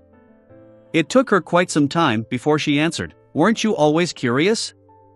Curious about why our upper echelons are all female?" That is the answer. Chapter 67 Response. Chapter 67 Response. Translator. Atlas Studios. Editor. Atlas Studios. The crimson moon high in the sky hung silently in the darkness. It illuminated Tingen City, the city of universities, as it gradually fell silent. Klein stood in front of his desk and looked through his oriel windows to see the empty Daffodil Street. He heard the sound of carriages quickly galloping far away without causing a din. He picked up his vine-leaf-patterned silver pocket watch and snapped it open. He took a glance at it and drew the curtains, making the yellowish lights of the gas lamp reflect back into the bedroom. Klein turned around at an adequate speed, locked his room, and switched off the gas valve. The room was immediately covered in darkness. Only a sliver of red moonlight penetrated the curtains. It gave rise to an atmosphere perfect for many late-night folktales. Klein took out the silver knife he had applied for. He imagined the spherical light and entered a half-cogitation state. He focused his mind according to his previous practice, allowing his spirituality to spew out from the tip of his blade. Then, he allowed their motion to miraculously fuse with his surroundings, sealing off the room. He was doing it to prevent any abnormal stirrings that could wake Benson and Melissa. Following that, Klein put down the knife and walked for steps in a counterclockwise manner. Every step was accompanied by the incantation from Earth. The unchanging roars and murmurs inundated him. With the same mania and pain inflicted on him, he did his best to control himself and withstood the most grueling and dangerous stage in his half-conscious state. The grayish-white fog was endless. The dark red stars were at varying distances from him. The towering divine palace stood erect like a dead giant. Nothing seemed to have changed. The silence and antiquity that had accumulated over thousands of years swarmed him. No, there is a change. Klein silently muttered to himself. His gaze locked onto a dark red star near him. That was the star symbolizing justice. The star's deep redness began to pulse. It did so with average amplitude, but did not stop. Klein carefully spread out his spirituality towards the deep redness. The moment the two made contact, he felt a hum in his head. He saw a blurry and distorted scene and heard the illusory but stacked voice of prayers. The fool that doesn't belong to this era. You are the mysterious ruler above the gray fog.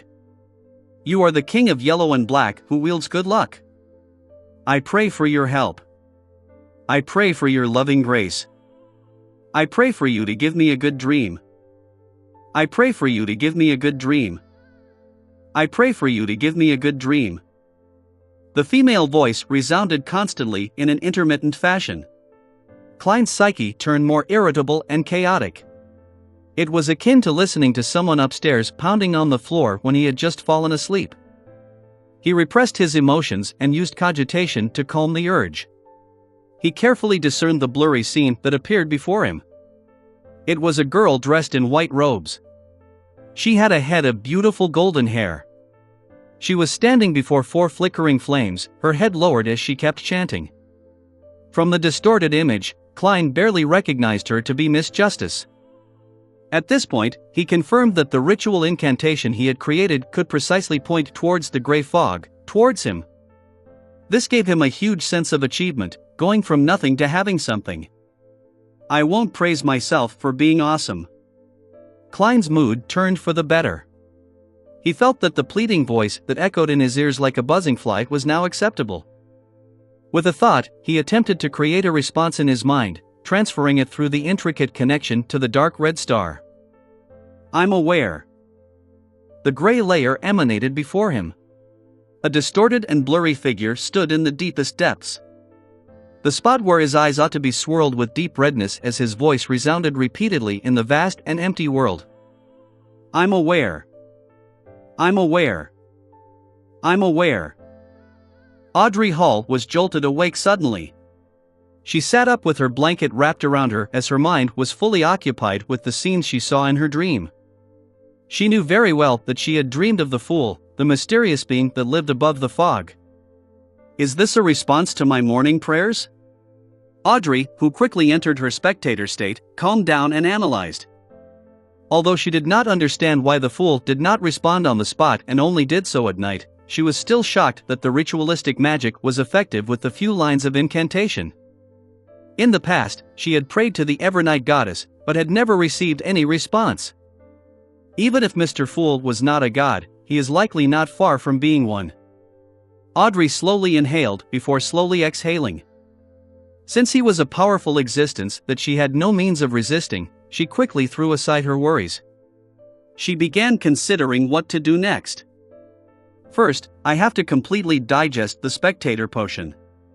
My acting is still pretty good. Second, I have to seek out the psychology alchemists. Third, I should try to obtain the telepathist potion formula from Mr. Fool or clues regarding the psychology alchemists elsewhere. However, every godlike existence should have a complete sequence pathway that belongs to them. They might not know the formulas of other sequence pathways. A new Beyonder organization like the psychology alchemists might not be able to garner Mr. Fool's attention. With the connection severed, Klein sat at the bronze table seat of honor in a rather good mood. He was completely covered in gray fog. He leaned back and clenched his fist to cover his mouth. He recalled and analyzed the process. At that moment, he was the only living being in the world of the gray fog. Apart from that, there was absolute silence. It seems I can only pass information over and am unable to use the powers in here. From the looks of it, my idea of manipulation would not work. Klein kept prodding his mouth as he silently made a conclusion. He had originally planned on attempting to bind his body with the world of the gray fog in the same manner if the incantation and ritual proved effective. As such, he could then leverage all the power of this mysterious space. If that happened, he could pray to himself, and through such a manipulative manner, he could go around the limitations, the mysteries, and the danger, allowing him to fully use the gray fog world. For example, he could first conduct a ritual and pray to himself for spells. Following that, he could come above the gray fog and answer his own request and bestow it. From the looks of it, I was being too idealistic. My understanding and control of the gray fog world has not reached that level. Klein shook his head in a self-deprecating manner and planned on leaving. At that moment, he saw the dark red star that represented the Hanged Man begin to pulse. He heard an ethereal and formless voice spread out. I coincidentally chanced upon the Hanged Man's ritual? Klein nodded in thought. He sat at the seat of honor of the long bronze table and extended his hand to tap on the star. His spirituality spread as it touched the pulsing deep redness. He heard the Hanged Man's heavy and repeated prayers along with a blurry scene. The Hanged Man was draped in a pure black robe in the scene. He stood in front of 4 plumes of fire. The surrounding spirituality had formed a wall, isolating him from any external influence. Klein did not immediately respond. All he did was watch and listen silently. You are the king of yellow and black who wields good luck. I pray for your help. After the Hanged Man finished his prayer, he waited for a while. Seeing that there was no response, he began dismantling the spirituality wall, extinguished the candles, and tidied up the altar. Finally, he swiped his extended hand as aqueous light spread out, making the altar table look brand new. Water-based spell. The bestowment of the storm. The hanged man is indeed at least a seafarer. Klein nodded slightly. Before the scene vanished, he responded via the method he imagined, transmitting it through the blob of dark redness. Alger Wilson was situated in the Rorstad archipelago's city of generosity. He had not gone with the sailors to the famous Red Cabaret. Instead, he stayed inside the hotel and sealed the door and windows shut to attempt the ritual the fool had described. After familiarly finishing the prayer, Alger waited patiently for a moment, but did not receive any response. It seems this attempt isn't too successful. Mr. Fool needs to change methods. He was both overjoyed, but also a little disappointed. After everything was done, Alger planned on going downstairs for a bottle of Langsky-proof alcohol that could aid a folk of rage to unleash his powers. Mandated punishers of the Lord of Storms were rather fond of this sort of beverage. Pulling open the door, Alger was about to walk out when his vision blurred.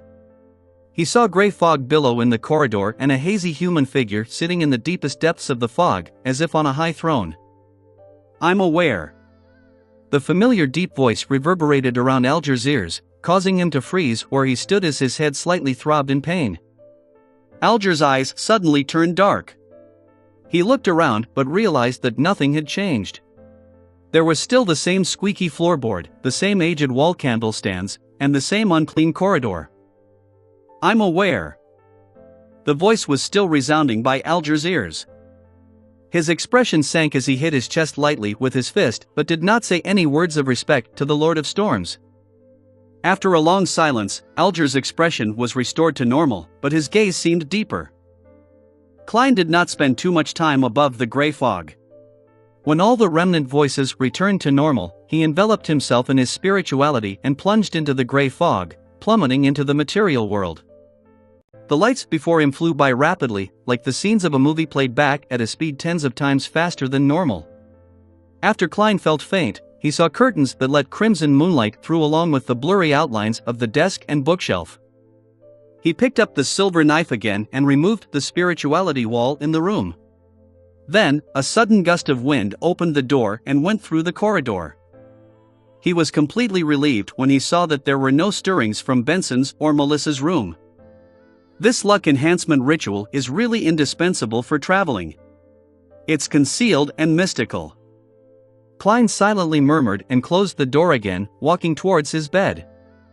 His mission tomorrow was to head to the underground markets for Beyonder items with Old Neil. Chapter 68 Monster. Chapter 68 Monster. Translator. Atlas Studios. Editor. Atlas Studios. At dusk, the setting sun cast long shadows of the carriages and horses. Having informed Benson and Melissa that he was having dinner at the Blackthorn Security Company, Klein headed to the harbor with Old Neil on a public carriage. He was dressed in cheap formal attire, afraid that conflict might break out in such a complicated location. If he damaged his tuxedo, which he took painstaking care of, he would probably cry his heart out. When the sunlight appeared to turn fiery, the carriage stopped. Old Neil, in his usual classic black robe and felt black hat with a rounded edge, ignored the gazes of others and walked diagonally to the Evil Dragon bar in ahead of them. Even though the bar was slightly far away and the heavy doors were tightly shut, Klein still heard wave after wave of rapturous shouts. They appeared to be cheering on a hero. When he came close, he suddenly sensed something. He turned his head towards the warehouse opposite to the bar. He saw a stocky man dressed in a uniform standing at a hidden corner on the rooftop. The man carried a huge grayish-white mechanical box and held a thick rifle in his hand. The grayish-white mechanical box was obviously connected to the same colored rifle via piping. Steam-pressured rifle? Klein muttered in shock.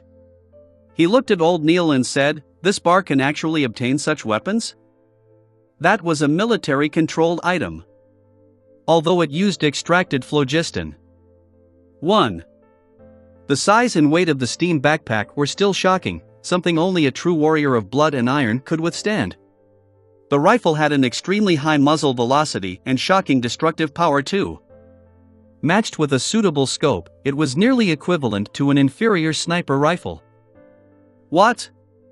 Old Neil squinted his eyes as he looked over, having a confused look too. Did something happen here? Something happened? Klein surveyed his surroundings and discovered a few more men holding repeating rifles who were searching for something. What happened? Old Neil approached the bar and asked the brawny man guarding its door outside. The brawny man obviously knew Old Neil and smiled wryly. The bar was nearly destroyed earlier. Apparently a wanted man was here trying to buy materials and was recognized. And this was what resulted from it. Oh Lord, what did he do, and how dangerous was he to receive such treatment? My legs would limp seeing all those firearms, limper than after spending an entire night with Ginger Sonny. He did not know the identity of the wanted man, much less know that the people who came to buy materials had Beyonders mixed in. Wanted man? Do you know his name? Old Neil asked in interest. I think it was Triss or something, the brawny man answered uncertainly. Instigator Triss? Klein nodded in enlightenment, having understood what was happening. Triss did not know that Joyce Meyer had cast his suspicion on him, therefore, he had sauntered right into the market to purchase materials without heed. He was likely recognized by an informant of either the machinery hive mind or the Nighthawks, resulting in an intense clash. Was he caught? Klein tapped his silver-inlaid black cane. Based on the surrounding situation, likely not. The brawny man shook his head slightly and gestured with his chin to the rooftop of the warehouse opposite him. He rushed out before those terrifying guys arrived. Bloody hell, I've never seen a man run faster than he did. You haven't seen the true skills of an assassin, or you might be taken away to some indescribable place for further re-education. Klein thought. Is the market still open? Old Neil changed subjects and asked. It just restored operations, replied the brawny man affirmatively. That's great. Old Neil quickened his pace and extended his right hand, pushing open the heavy door. Klein followed closely in tow and walked in. He nearly fainted at the stuffiness and smell of alcohol that inundated him. In the middle of Evil Dragon Bar was a boxing ring. Two half-naked men were in an intense brawl and surrounding them were dozens of customers shouting and cheering on the side they supported with no lack of vulgarities. Old Neil ignored them and led Klein around the boxing ring and walked into a billiard room at the back. In the billiard room, there were two people holding cue sticks, having a casual conversation. When they saw Old Neil enter, they instantly fell silent for a few seconds. After confirming the visitor's identity, they moved aside and let Old Neil and Klein pass through the secret door behind them. After passing through a few rooms, the sight before Klein's eyes opened up. He saw a place that was about the size of a lecture hall from his previous life. Some vendors had set up roadside stalls with bottles and cans all over. Passers-by strolled through them, either scrutinizing their goods, chatting, or comparing prices. They have to give 5% of their profits to Swain. Ah, he is the boss of Evil Dragon Bar, former captain of a mandated Punisher squad and older than I am. He's someone who wishes to drink himself to his death, Old Neil explained in a garrulous manner. Klein thought and gave an honest evaluation. A rather profitable business. After all, his only expense was providing the venue and protection. If any item catches your fancy but you lack the money, you can borrow from Swain. But of course, he charges a very high interest, Old Neil trailed off as he gnashed his teeth. As expected, it's like running a casino, they would provide usuries. Klein held his walking stick and looked around as he asked curiously, Mr. Swain is a seafarer? The captain of a mandated Punisher squad was likely a Sequence 7. No, he is only a folk of rage. Tingen is not a coastal city, so the Church of the Goddess is much more powerful than Lord of Storms here. Old Neil scoffed. Actually, Swain had the chance of becoming a seafarer, but was afraid that he would lose control, so he chose to give up. Just as Klein was about to ask if the boss of the bar had any experience of nearly losing control, he suddenly felt a strange phenomenon happen on his left. There appeared to be something hidden there, muttering and recounting. Klein turned his head and saw a pale young man. He was wearing an old linen shirt and blue jeans that the working class normally wore. His eyes looked demoralized with a hint of craziness, and he was constantly mumbling. His spiritual perception is very high, or perhaps, distorted. Klein creased his eyebrows and muttered. It was the young man's spiritual perception that triggered his own spiritual perception. Generally speaking, spiritual perception sensing something causes some interaction. It was nearly impossible to conceal it from others, but others referred to spirit mediums who would cast their abilities, as well as powerful figures with similar special traits. A beyonder like Klein would actually find it hard to detect, only detecting if one's spiritual perception reached a certain heightened level, or an abnormal distortion happened. They made eye contact and the pale young man with messy black hair walked towards him with an expression looking as though he was half sleepwalking and half insane. He stopped before Klein and stared at him. Suddenly, he guffawed. "Ha, it's the smell of death, death. Ah!" Before he was done talking, he suddenly screamed tragically. His eyes shut tightly as liquid with the color of blood flowed out. "Ah! Darn it!" The young man covered his eyes and hugged his head. He struggled on the ground and only calmed down after a while. He then lay there panting. During the entire process, not a single customer or stall vendor looked over. Klein pressed down his half-top hat and looked at old Neil. Klein's mouth was hanging open in shock, using his actions to demonstrate his shock and to request for advice. "Don't mind him. He's Adamasol, an orphan, nicknamed Monster. He was born with high spiritual perception, and he has always been able to see things that he shouldn't, hear voices that he shouldn't. Hence, he is always raving and often getting hurt." Old Neil shook his head as he explained. "He could tell that my body was once dead?" Klein knitted his eyebrows and lowered his voice as he asked in doubt, "Haven't the Nighthawks, mandated punishers, or the machinery hive mind ever thought of taking him in?" "No, we do not have the sequence potion that suits him," said old Neil with a sigh. "Right, he was born with the starting point of half a sequence." Klein asked again curiously. "What sequence pathway suits him?" "The sequence 9 that suits him is called Monster. His nickname came from there. It's a pity that only the life school of thought has control over the sequence pathway's beginning," old Neil replied softly. He tried to keep the conversation between him and Klein from the people around them to avoid leaking information to mysticism aficionados. Life school of thought? Klein recalled the information he had previously read. The secret organization appeared in the beginning of the current epoch. Its actual origins were unknown, but it was mainly passed down via master and disciple. Their theories and beliefs were hardly known. Klein only knew that they separated the world into 3 layers: the definite rational world, also known as the absolute truth world, the spirits world, and the material world. Rumor had it that the secret organization had once produced a soothsayer. Wasn't that a sequence pathway that corresponded to seer? Confusing, really confusing. Klein shook his head and saw Adamasol struggle to get up and then wander off to another corner. He reorganized his thoughts and followed behind old Neil. They walked past one stall after another. There were plants like moonflower, fingered citron, night vanilla, and mineral resources like silver, topaz, ruby and so on. "It's really very well equipped," Klein muttered softly. The mysticism aficionados of all ages and genders around him would be stopping, distinguishing, or talking at times. It gave the area a bustling vibe. "Walk around on your own. I am going to settle my bill." Old Neil pointed at one of the 2 rooms at the end. "All right." Klein nodded without thought. He strolled with his black cane and came before a stall which sold self-made amulets. He took a careful look at it for a while. Just when Klein prepared to speak with the seller, he suddenly heard someone asking the stall behind him, "Is this powder ground from cow teeth piano?" Cow teeth piano? Isn't that one of the supplementary ingredients of the spectator potion? Klein thought, then turned around to look at the inquirer. Justice had repeated the formula for the potion several times, so Klein had been left with a remarkably clear impression of the ingredients. Chapter 69, Protection Amulet. Chapter 69, Protection Amulet. Translator: Atlas Studios. Editor: Atlas Studios.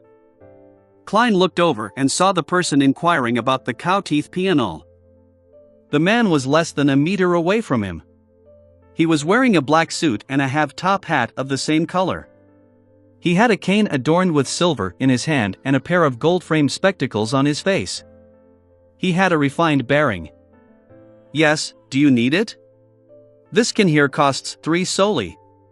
The owner of the stall was wearing a long black robe, one filled mysticism traits. The inquirer, whose sideburns were pale yellow, thought for a moment before saying, "Can it be cheaper? I still need to buy other ingredients too. For example, this bottle of white-edged sunflower petals." The stall owner considered for a few seconds before grudgingly replying, 2 soldi and 6 pence. "I don't think you can find a price cheaper than that." Klein immediately felt that he was overthinking things after seeing how the bespectacled man was buying ingredients other than the cow-teeth pianol. However, he still tapped his glabella twice as an act of caution. He swept the man with his spirit vision. "No problems. He looks very healthy. His emotions are all right too. Mister, you need to keep this up." Klein retracted his gaze, turned around, and looked at the stall selling homemade amulets once again. The amulets were placed neatly before him. Some of them were made of pure silver, some with steel, others forged from gold. But only a few of the amulets had a weak aura emanating from them, some crimson, some pale white, some golden. This meant that some of them had weak traces of spirituality and were definitely effective to a certain extent. Klein looked at the amulets carefully and confirmed that the stall owner making the amulets had some foundation in mysticism. The stall owner did not make any mistakes matching the different energy sources to the different incantations. He was also extremely accurate at choosing the materials that corresponded to the different energy sources. Of course, a mere mysticism aficionado would definitely make some mistakes. Klein noticed that the stall owner did not fully understand the incantations. One could not create an incantation simply by translating the content of the prayer into Hermes. The incantations had to follow a certain format that followed unique rules. The other problem was that the stall owner had made mistakes of varying degrees when he was choosing a suitable symbol for the energy sources. That explained why there were only 2 or 3 amulets releasing the faint light out of the dozens that were laid before him. As for how much of an effect the 2 to 3 amulets would have, Klein could only say that it was better than nothing. An amulet that was truly equipped with obvious effects needed the craftsman to release his spirituality from a blade while carving the incantations and symbols. If one wanted even better results, they would have to supplement it with ritualistic magic. And these 2 things were not something an ordinary person could achieve. Klein tapped his glabella twice, then pointed at the upper left corner of the stall with his black cane. "How much for these 2? He did not ask about the amulets that had a rudimentary colored aura, but half-completed items. Other than external shape, they had not been carved with incantations or symbols. To Klein, there was no reason to purchase the amulets that had weak effects. What he wanted to do was to transform the half-completed amulets into true amulets. I'll make amulets that can protect a person from danger, 1 each for Benson and Melissa. As for my own, I can ask the Nighthawks to supply me with the ingredients. Man, I must have been influenced by old Neil. I don't feel any guilt when doing something like that." Klein's mind wandered as he watched the stall owner pick up the half-completed silver amulets. The first silver amulet was elongated and had a cavity in the middle. Around it were patterns of angel-like feathers. The craftsmanship was intricate and was very beautiful. The other was simple, almost completely devoid of any additional decorations or carvings. It had a vertical line representing the night and a circle representing the crimson moon. Klein, who paid much attention to appearances, took a liking to them immediately. "This is 6 soldi," the middle-aged stall owner said, pointing to the intricate amulet. He was a man of few words. After pausing for a while, he rubbed the simpler piece and said, "This is 5 soldi 3 pence. That's too expensive. They are still far from being an amulet." Klein had slowly been influenced by Benson and Melissa, so he had begun cultivating the habit of haggling. After a battle of words, he bought the 2 silver accessories at 5 soldi 6 pence and 4 soldi 9 pence respectively. Yeah, they can only be considered silver accessories for the time being. Klein had that in mind. The 10 solely 3 pence was deducted from the reimbursement he received for his divination club membership. Klein received the 2 silver accessories and placed them into his pocket. He was about to head to another stall when he heard a gentle voice. "Sir, why are you not buying a completed amulet?" Klein turned his head over and found a teenage girl asking him the question. She was about 15 years of age and wore a lacy yellow dress while holding onto a veiled hat with a ribbon. "It's because I intend to make my own amulets." As you know, that is the wish of every aficionado of mysticism, Klein minced his words and answered. He did not wish to make the stall owner think that he was trying to snatch his business, even though he had considered using his skill to earn a quick buck. The teenage girl had naturally curly brown hair, and her face was adorable due to her baby fat. She looked at Klein with her light blue eyes and asked sincerely, "Can I seek your advice on choosing an amulet?" "Well, I was introduced here by a friend. I've been here several times and have a deep interest in mysticism. But I still do not know too much about it, and she, my friend, is going to turn 16 soon. I wish to select an amulet as a gift to her. I didn't bring her along as I want it to be a surprise. I had previously sought her advice, but I cannot remember a lot of the critical points." Klein gave a gentlemanly smile. "What kind of protection amulets are you looking for? Something to avert disasters? Something to avoid illnesses? Something that gives fortune?" Different requirements would require different energy sources, which means that they must point to different gods. Different gods would have different corresponding constellations, and the different constellations would mean that different materials have to be used. For example, the incantation for averting disasters would belong to the Empress of Disaster and Horror, who is the Evernight goddess. As mysticism aficionados, we all know that the symbol of the Evernight goddess is the moon. The corresponding metal would thus be pure silver. Therefore, if we hope to avert disasters, it is best that we choose an amulet that is made of pure silver and has the corresponding incantations. We would also have to make sure that the incantations are of the correct language and format.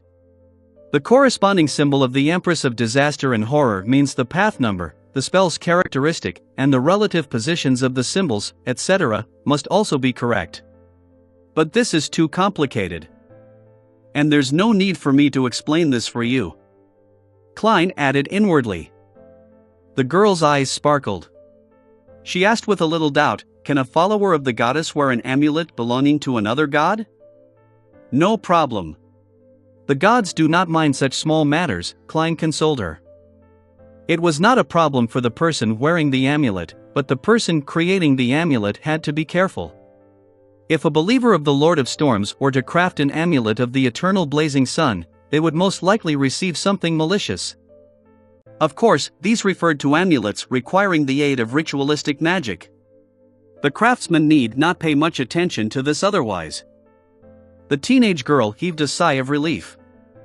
"I hope to get her an amulet for good health. Which deity should I choose from? The eternal blazing sun, Mother Earth, or the god of knowledge and wisdom?" There should be no problem with the eternal blazing sun and Mother Earth. The former is represented by the sun while the latter is represented by the brown star. Klein smiled as he said, "The material of the sun is gold, while the metal that symbolizes the brown star is lead.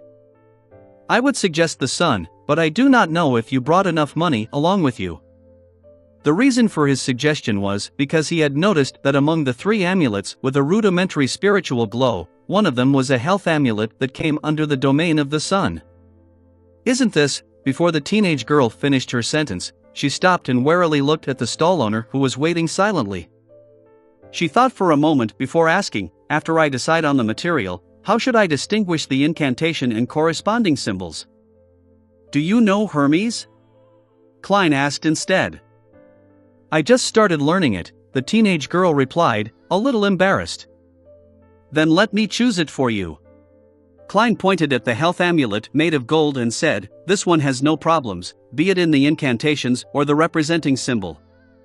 The teenage girl lifted the edges of her dress and squatted in front of the amulet. She picked up the health amulet with designs of the sun's rays around its edges. She felt as though the amulet was nourishing her, making her feel completely relaxed. Thank you." She stood up and curtsied in gratitude. Klein laughed and said, "I'll leave the rest to you and the stall owner. I have other things to tend to."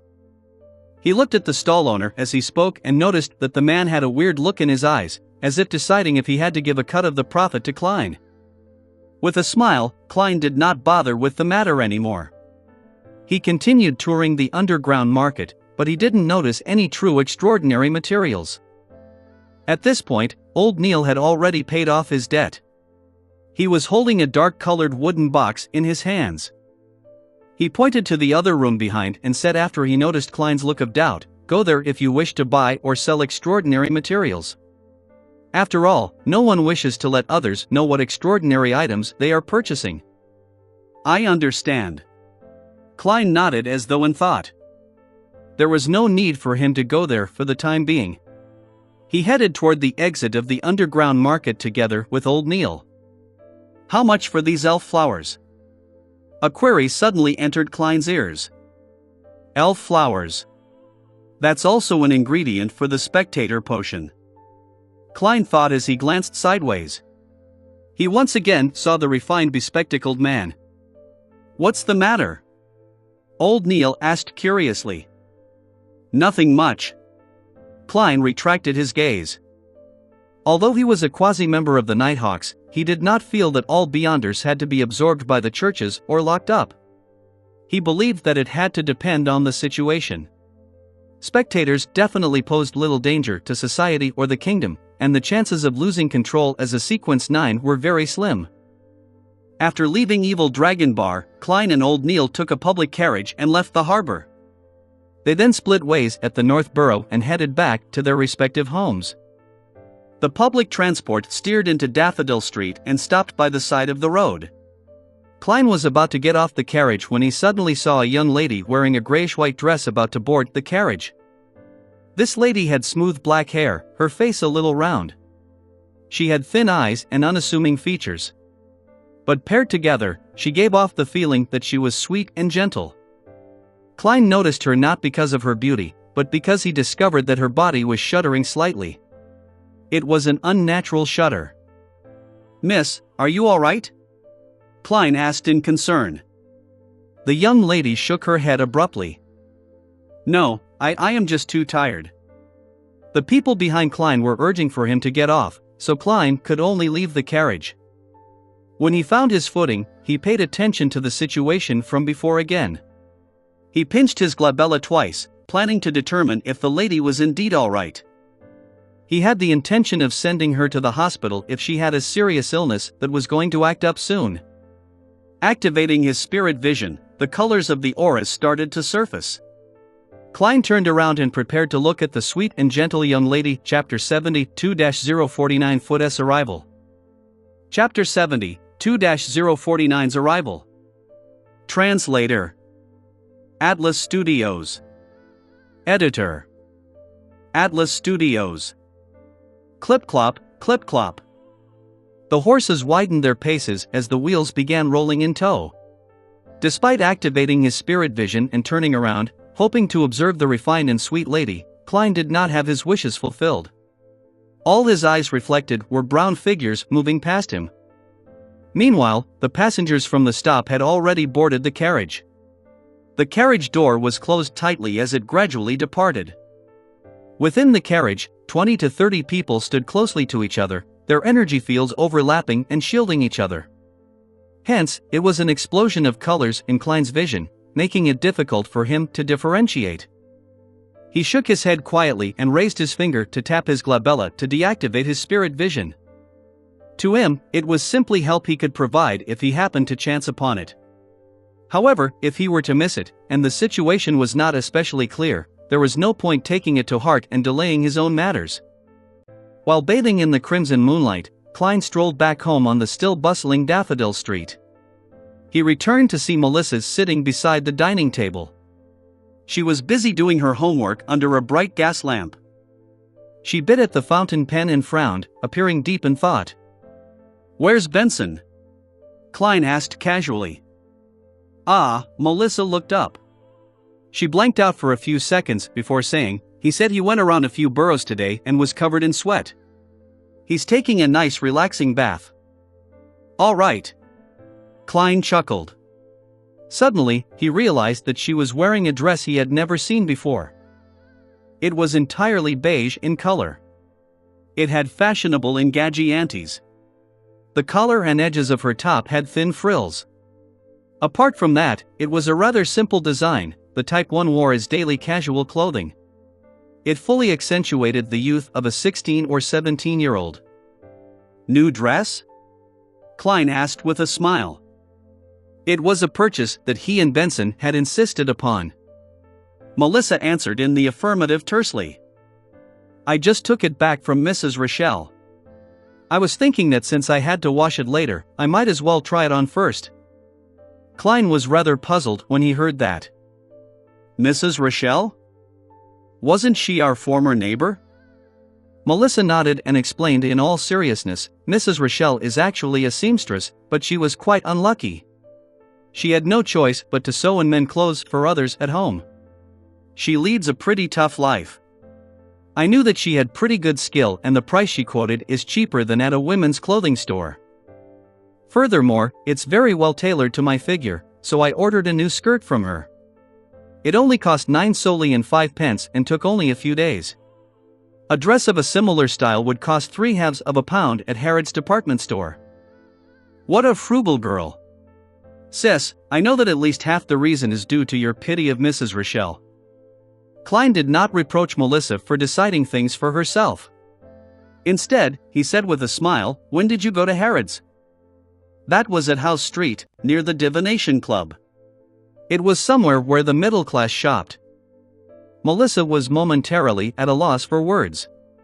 It took her a long while before she said, it was Selina and Elizabeth. They insisted I accompany them. Actually, I actually prefer Deers more. I like places with steam and machinery. Yeah. It's quite, nice for a girl to occasionally shop at a department store. Klein laughed as he comforted his sister. After some idle talk, he briskly walked to the second floor, hoping to wash away the repulsive mixed smells from the bar. Just as he was about to return to his bedroom to get a change of clothes, he suddenly heard sounds coming from the bathroom close to the balcony. A few seconds later, Benson stepped out while drying his gradually receding hairline. How was it? Did you compliment Melissa's new dress? He shot a glance at Klein and asked with a smile. I guess I forgot. All I did was ask where it was done, Klein thought for a moment as he said. Benson immediately chortled and shook his head. How unbecoming of an elder brother. When Melissa received the dress, she couldn't bear putting it down. After rushing to cook and wash the dishes, she immediately wore the dress and has refused to take it off ever since. Wasn't she planning on changing after showering? She can wash and starch the clothes while doing so. Klein subconsciously refuted with the explanation that Melissa had given. Tisk, Benson sighed. It's been scorching the past few days. She was busy in the kitchen for a long time, so I believe she would feel much better doing her homework after a shower. That's right. Klein was suddenly enlightened as he gave his brother a knowing smile. So that's what kind of person you are, Melissa? There's nothing wrong with a girl caring for her appearance. There's no need to find excuses. The corners of his mouth curved up as he shook his head gently before walking into his bedroom. While he was showering, Klein faintly heard knocking downstairs. He immediately wondered. Doesn't the worker who's in charge of collecting coins for the gas meter come only once every 2 weeks? Could it be Mrs. Shoud from next door? That can't be. It's said that this lady strictly abides by the etiquette of middle-class society. She would not visit at an inappropriate time. In his puzzlement, Klein wiped dry his body. Wearing old but comfortable shirt and trousers, he came down the stairs. He surveyed the area but did not notice any strangers. He asked, was someone at the door just now? Benson, who was reading the newspapers casually, said with a smile, it was Bitch Mountbatten, one of the policemen in charge of Iron Cross Street. He asked if we met an 18 or 19-year-old boy who has a rotund face. Hey, he even gave us a sketch to identify. Unfortunately, neither one of us have seen him, or we would have received a reward. What about you? Nope.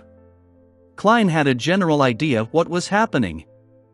Instigator Triss had successfully escaped the evil dragon bar at the harbor. He had escaped somewhere close to Iron Cross Street and Daffodil Street, therefore, the police were making visits from door to door. And to go this far made it clear that the operation of nabbing the instigator had completely failed. Klein did not bother himself with the situation. He had yet to begin combat training. He only had basic mastery of shooting, so to consider dealing with a natural assassin was simply using his life as a joke. He did not sleep well that night. He kept worrying that the instigator would infiltrate their house to hide, causing another massacre. Thankfully, Daffodil Street was quiet the entire night, with the morning sun rays dispersing all the fog. The relaxed Klein changed into formal attire, wore his top hat, held his cane, and went all the way to Zutlin Street. He greeted Roseanne at the reception hall. "Good morning, Klein," replied Roseanne happily. She suppressed her voice and said, "I heard the huge operation last night failed?" "The operation to nab Instigator Triss?" Klein asked in curiosity. "Yeah." Roseanne nodded heavily. She shot a glance at the partition and said, "Apparently an informant of the mandated punishers discovered the instigator at the harbor. They were planning on waiting for additional Beyonders and another special operations squad from the police to arrive before beginning the operation to do the deed instantly, without alarming the commoners. Unfortunately, that instigator was extremely sharp. He charged out of the encirclement when he noticed something amiss, successfully escaping as a result. At such times, they need a Beyonder with tracking abilities, such as me." Klein made a joke. There was no lack of trackers back then. Dunsmith's voice suddenly sounded. Roseanne turned her head abruptly and saw the captain wearing his black windbreaker. He was glaring right at her with his deep pair of gray eyes while leaning against the partition's frame. She hurriedly raised her hands to cover her mouth. Then, she shook her head incessantly, expressing her futile innocence. Dunn turned his gaze to Klein and after some thought, he said, "There were a total of 6 Beyonders from the mandated punishers, the machinery hivemind, and us Nighthawks. We traced the injured Triss to Iron Cross Street's lower street. We found his temporary residence, but the clues ended there. Be it Beyonder methods or ordinary investigations, nothing worked. It was as though he evaporated into thin air, disappearing completely." "Do you need my help with divination?" Klein asked probingly. Dunn shook his head gently. "The machinery hivemind had a machinery hivemind. He is a senior Beyonder as good as old Neil. I even suspect that he's already at sequence 8. I'm just unaware what the name of the corresponding potion is. The Theosophy Order's heritage to this day must have something special about it," consoled Klein. For the rest of the morning, he continued his mysticism curriculum, read the historical information and documents, and practiced various techniques just like always. With lunchtime almost approaching, Klein's mind began to wander. Another few minutes later, he put away the documents, having heard the summoning of his stomach. At that moment, Dunn Smith came into the clerk office. He said in a deep but mild manner, "Klein, follow me to Cheney's Gate. Sealed artifact 2-049 has arrived. The subsequent operation might require your sensing of that notebook." "All right," Klein got up and replied. His thoughts became scrambled. He imagined how the sealed item would look or if the operation would be dangerous. While in this rather tense silence, he followed Dunn down the stairs and into the tunnel. After going straight at the intersection, Dunn suddenly stopped and turned his head, saying sternly, "Do this action together with me. Keep doing it and absolutely do not stop. Remember, absolutely do not stop. This is for your own safety." While speaking, Dunn bent his arm followed by extending it. He repeated this action without stopping. Klein looked at the captain demonstrate in a befuddled manner. Suddenly enlightened, he asked, "Has this got to do with the uniqueness of the sealed artifact?" "Yes." Dunn nodded with abnormal seriousness. "Repeating such an action will allow us to discover if anything happens to you immediately. Saving you in time will not result in any life-threatening dangers. Okay. Klein did not hesitate further as he began the repeated action of bending and extending his arm. If your arm is sore, use the other one, added Dunn. Sealed artifact 2-049 sure is odd. What meaning does this action have? It seems very dangerous. These thoughts flashed past Klein's mind as he looked solemnly at the captain. All right. He had too many questions on his mind, but since Cheney's gate was in sight, he had no choice but to bear with it. Besides, with my security clearance, I'll probably not learn of the details. I can only do as I'm ordered. Klein exhaled as he followed Captain Dunn to the keeper room outside Cheney's gate. Chapter 71, Sluggish Phenomenon. Chapter 71, Sluggish Phenomenon. Translator. Atlas Studios. Editor. Atlas Studios. Klein repeatedly bent and extended his arm as he watched Dunn push open the keeper's room with his body sideways. The captain's carefulness and high alertness, as well as the ridiculous and laughable protective actions, left him feeling abnormally tensed. The feeling was identical to what he felt when taking tests of courage that required him to walk through spooky cemeteries at night in his youth. A Grade 2 sealed artifact. Dangerous. To be used with care and moderation. It is something even a formal Nighthawk member does not know the details to. It is unknown how dangerous it is. Amid his tense nerves, Klein found it impossible to curb himself from overthinking. At that moment, his brain suddenly turned numb as though a power switch had been flicked off. Everything in Klein's vision turned slow. Even his arm actions shared the same fate. He saw Captain Dunn stop in his tracks. He came close to him as though in slow motion, extending his palm out slowly before pushing him in the shoulder.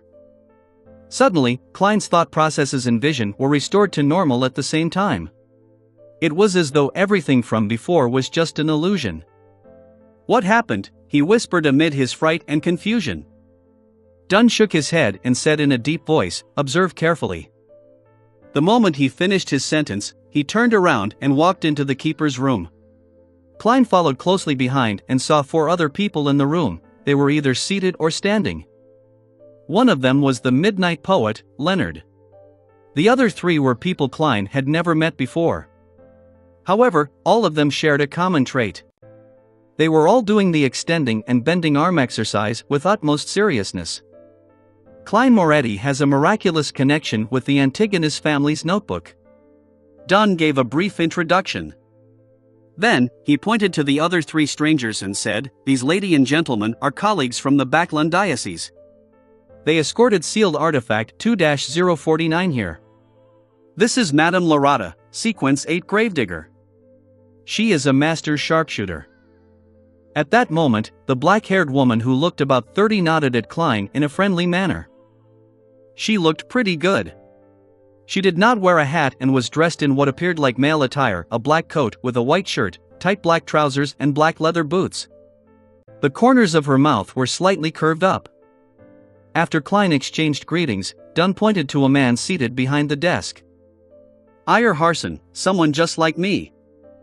Before he finished his sentence, Klein saw Mr. Iyer Harson in his gray windbreaker turn sluggish with his arm motion. It was as though a gear had lost its lubricant or a joint covered in rust. "What's wrong?" Amid Klein's daze, he saw Lorata push Iyer Harson. Only then did the gentleman's actions return to normal. Was I like that previously? Klein was first taken aback before he came to the realization. This indicated the dangers that sealed artifact 02-49 held. What would happen if one was not awoken in time? Would one become a zombie? Filled with questions, Klein greeted the charming middle-aged Iyer Harson. "Borja," Dunn said as he pointed to the last Nighthawk. Borja was a cold man with a knife scar on the side of his face. His sharp brown eyes were like an eagle's. He was constantly observing everyone in the room. "Let's set off. The faster we end this, the faster we can seal 2-049, the handsome Iyer Harson said as he stood, his eyes revealing some wrinkles. "So, where is 2-049? Klein surveyed his surroundings curiously but did not notice any traces of the sealed artifact. Of course, he could not see the areas obscured by the table without activating his spirit vision. Alright, Dunn turned and looked at Leonard Mitchell. You'll be in charge of driving. It is best not to involve Cesare with matters like this. Cesare was the clerk in charge of procuring and collecting supplies for the Tingen Nighthawks while standing in as a carriage driver. He was the one who drove Klein to Welch's home to meet the spirit medium daily. No problem. Leonard stopped acting frivolous and nodded seriously. At that moment, Klein saw Iyer Harson bending over. He picked up a black metal chest which had been obscured by the table. The chest was carved with resplendent stars and the crimson full moon. It was as though there was a formless barrier around the chest. The sealed artifact should be inside there? I wonder what 2-049 looks like. Klein observed the chest curiously. Thump! Thump! Thump! Violent knocking sounds suddenly erupted from the black chest. Even the surface of the chest bulged time and time again. Thump! Thump! Thump! It was as though something horrifying had awakened within the chest and was pounding wildly. The sound of the knocking was beaten into the hearts of everyone present. It's alive? Just as Klein had a thought, he saw Captain Dunn's arm exercises turning sluggish, as if his joints were layered with glue. Borja, the Nighthawk from Backland, pushed Dunn's shoulder, allowing him to recover. It's like doing the robot dance when one is affected by 2-049. If all of us are under its influence, wouldn't we be some awkward dance squad? Luckily, 2-049 seems capable of only influencing one person at a time. Klein lampooned to relax his tense nerves. He did not dare halt his arm exercises. He followed Dunn's lead and left his cane behind. He then followed behind the 5 Nighthawks through the tunnel and up the stairs to the second floor of the Blackthorn Security Company. Leonard had gone ahead and notified everyone in the front of the buildings, so Roseanne and the rest had all made their way to the 3rd level. These incidents rarely involved them, but they were not completely alien to them. Another Nighthawk, Kenley, had replaced Dunn in his watch over Cheney's gate. Klein heaved a sigh of relief when he reached the carriage. He looked suspiciously out the window and said, "Won't 2-049 affect the ordinary people on the streets?" From their journey underground to the carriage, sealed artifact 2-049 had already caused 6 sluggish incidents, 2 of which were targeted at him. He had been jolted awake by Captain Dunn and Leonard Mitchell respectively. The rate of the sluggish effect was rather alarming. No worries, 2-049 will target humanoid creatures within 5 meters of it first. The closer you are to it, the easier it is for you to be chosen. As long as there are 3 people surrounding it, people who happen to be around when the carriage steers past will not be affected, the beautiful, black-haired Lady Lorata explained with a lazy tone. What a weird sealed artifact. Klein thought as he continued his arm exercises. Dunn and the rest of the Nighthawks did not speak on the journey to Ray Bieber's house. They were paying close attention to each other's condition. Only Lorata wore a nonchalant look. At times, she took in the sights of Tingen's not-so-clean streets, and at other times, she praised Backland's underground water system. Soon after, the familiar building finally entered Klein's line of sight. The group of 6 made their way to the 3rd level while observing each other. The door to Ray Bieber's house was labeled with the Tingen Police Department symbol, indicating that entry was forbidden to unauthorized personnel. As Dunn did his stretching exercises, he took out a key. He opened the newly changed lock, then turned around, allowing Iyer Harson, who was carrying the black chest, to enter first. Thump! Thump! Thump! Thump! The sealed artifact in the black chest knocked violently once again, even more violent than before. This made Iyer Harson's arm waver from side to side uncontrollably. It even made Klein suspect that the chest would be pounded open in time. Thump! Thump! Thump! Klein quickly noticed that Captain Dunn's movements were becoming sluggish. He was about to wake him up when a buzz sounded in his brain. His brain became numb, the scenes before his eyes played as though they were in slow motion. Didn't they say that it only affects one person at a time? Klein's thoughts quickly became sluggish. At this moment, the prepared Lorata and Borgia woke each of them up respectively by pushing them. Having his thought processes and vision restored, Klein looked around with lingering fear. He nearly blurted out. "Didn't you say that 2-049 can only affect one person at a time?" Thankfully, I did not stop my stretches. When sealed artifact 2-049 enters its berserk mode, it can affect up to 2 people at once. We can confirm that Ray Bieber is indeed a descendant of the Antigonus family, Ir Harson said with a mechanical tone.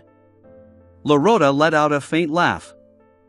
She looked at Klein and said, 2-049 becomes very agitated when it meets a descendant of the Antigonus family, even if only their scent remains. Its abilities would also increase considerably. I believe you would be able to understand its feelings. Well, I don't. Klein asked curiously, so, is it a living creature? Lorata smiled but did not reply him directly. You'll know in a while. As long as Ray Bieber hasn't escaped Tingen, 2-049 will lead us to him.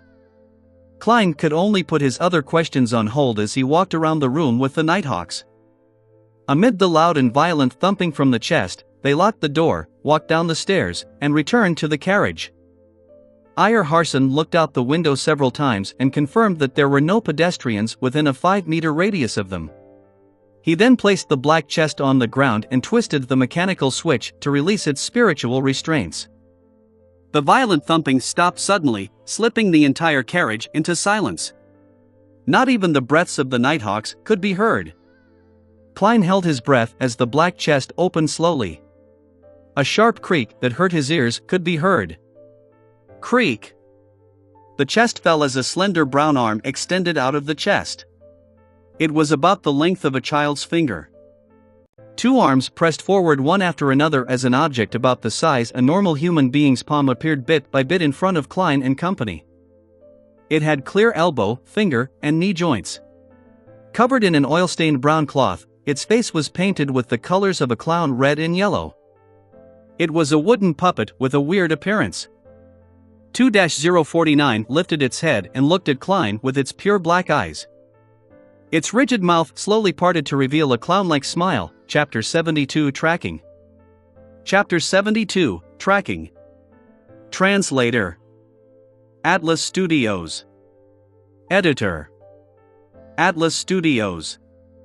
The wooden puppet's face was painted in red and yellow like the common clown. The corners of its mouth were upturned high, revealing an abnormally comical smile. Its lips parted to reveal a dark and deep mouth. Klein, who had locked his gaze with it, felt his hair stand as intense horror leaped out of his heart in an uncontrollable manner. Everything before his eyes grew dull, as though he was looking at the world through a piece of thick brown glass. Klein's thoughts slowed down gradually, and he instinctively wanted to ask for help, but his neck seemed to be held tight by a rope. He couldn't make a single sound, and the single word was trapped in silence. Just then, Dunn noticed his arm exercises becoming sluggish and pushed him heavily. The brown glass before Klein's eyes shattered in an instant. He blurted out the word help, which had remained dormant in his throat. It reverberated within the carriage, with sharp panic. "It's getting stronger," Klein spoke in a very certain tone. Being next to a strange sealed artifact like 2-049 really placed on in terrifying peril if they were not careful. No, it was totally impossible to guard against it. It could only be avoided through other methods. "It's normal," Ir Harson said steadily, nodding. Lorata chuckled. "It seems to like you? Don't worry. It is a relatively less dangerous grade 2 sealed artifact." In her naturally languid voice, the puppet, whose joints clearly reflected a human, stood up. It began tottering towards its left. Its action was incomprehensible, just like a steam engine that someone had rusted due to a lack of lubricating oil. Robot dance. Klein suddenly had the few Chinese words pop into his head. He had a new guess of the danger 2-049 posed. It assimilates the living things that it seizes control of? If I am not woken up in time by the others, Would I have become a human-sized puppet, a real-life Barbie doll? Just as thoughts flooded Klein, Iyer Harson was awoken by Dunn. He extended and bent his arms as he pointed in the direction that the puppet was walking slowly towards. He said to Leonard, who was driving the carriage, "Over there." Leonard couldn't make the carriage pass through the building, so he had to detour. During the detour, 2-049 constantly adjusted the direction that it was facing. It acted like a compass that pointed towards the Antigonus family. Upon seeing the scene, Klein, who was constantly exercising his arms, nearly burst out laughing under the tension. "I heard that 2-049 was created by the Antigonus family. Is this an act of loyalty or the perfect example of screwing things up?"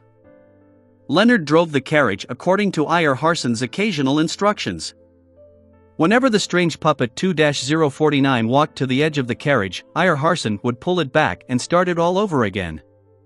Every time that happened, its mouth would open and two people would be under its influence simultaneously. Klein's taut feelings gradually began to relax. He realized that sealed artifact 2-049 was not as scary anymore. As long as there were more than 3 people present and they constantly maintained their arm motions, if they made sure to wake their partners in time, 2-049 was merely a puppet with slightly unique characteristics. The carriage traveled at high speed and quickly arrived at the harbor, where warehouses were clustered. After circling a few times, they confirmed that 2-049 intended to enter the innermost grayish-white warehouse. Iyer Harson's expression turned solemn. He grabbed the puppet carefully and stuffed it back into the black chest. Thump! Thump! Thump! Under constant ferocious knocking, Iyer woke up again and again with the help of Borja and Lorata as he activated the mechanism with great effort. He then injected his spirituality and activated the star and crimson symbols on the chest. At the reappearance of the formless seal, Iyer Harson let out a long heavy breath. "Let's get down," Dunn Smith said with a low and mild voice. "Leonard, tying the horse here will do." Dressed in windbreakers, suits, or shirts, the 6 left the carriage and walked into the innermost warehouse.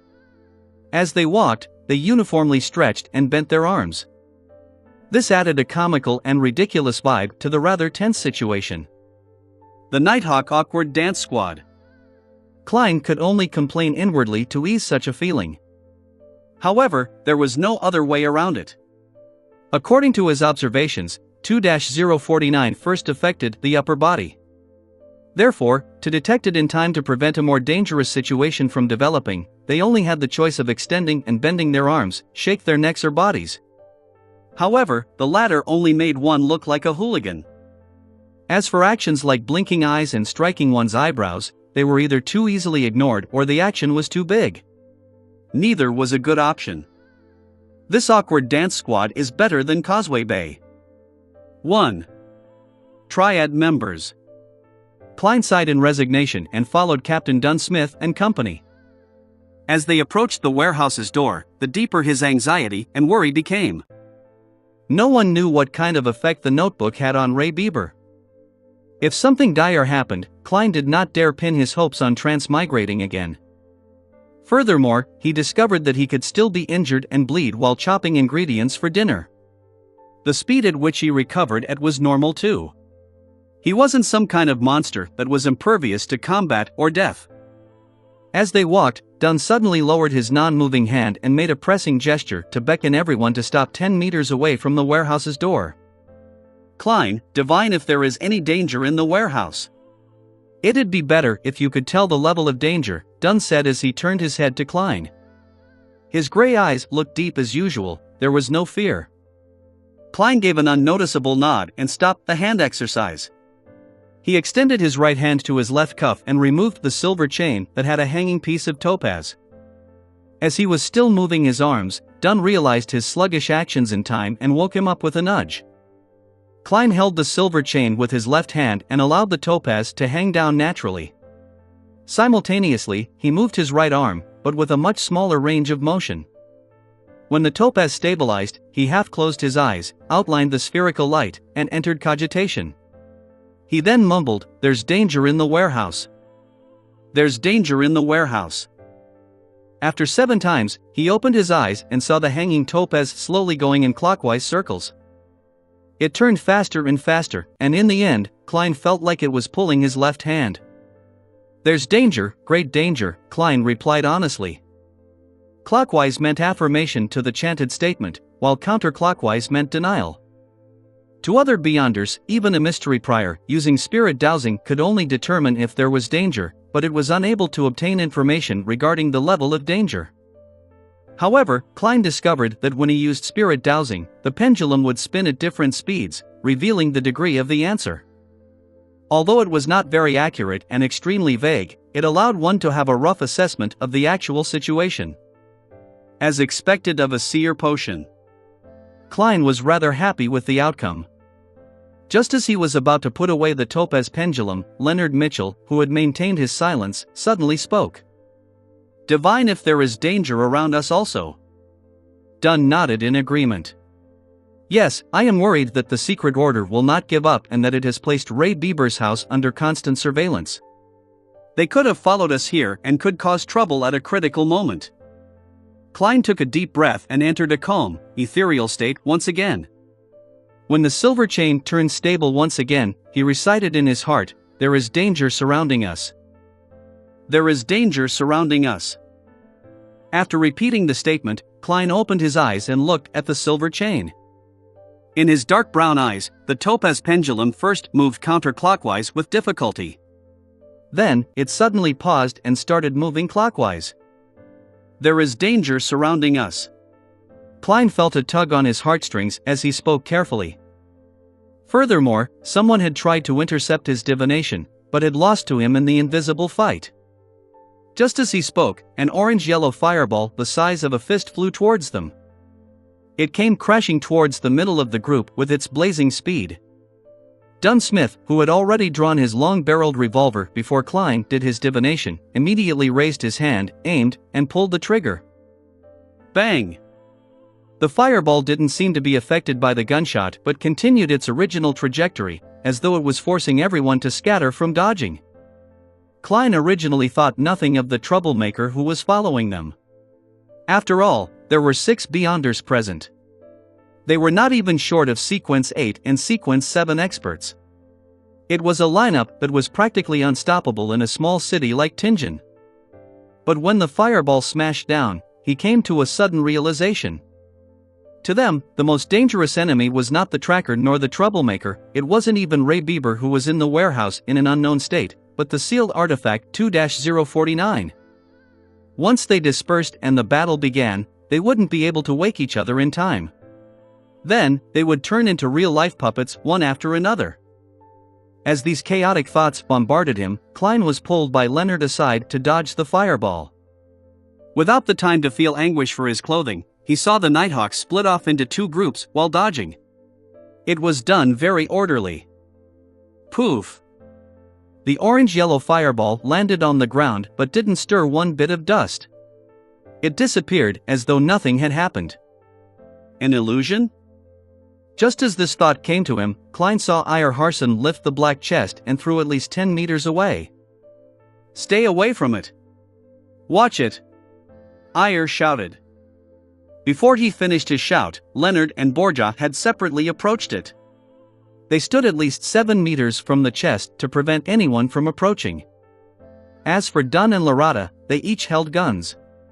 They stood beside Iyer Harson, who had drawn a thin silver sword. They took up a formation resembling a crescent as they rushed towards the origins of the fireball, while taking note of the peripheral regions. Upon seeing this scene, Klein, who needed to do the arm exercises without his cane, immediately heaved a sigh of relief.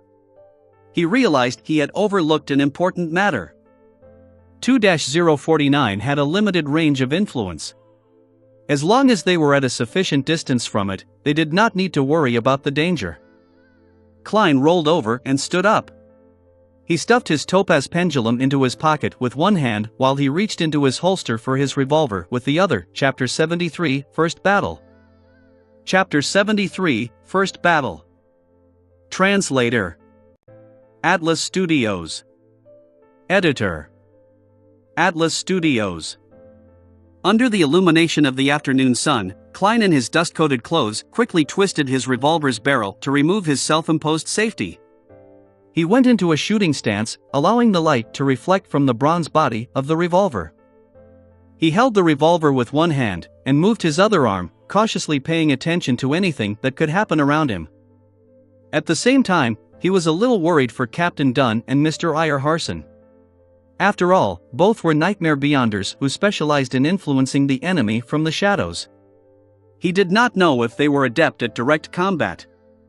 Just as Klein was having these considerations, Iyer Harson slowed down, his expression becoming serene and peaceful. He opened his mouth and recited a peaceful poem, one that seemed to place a person into the night.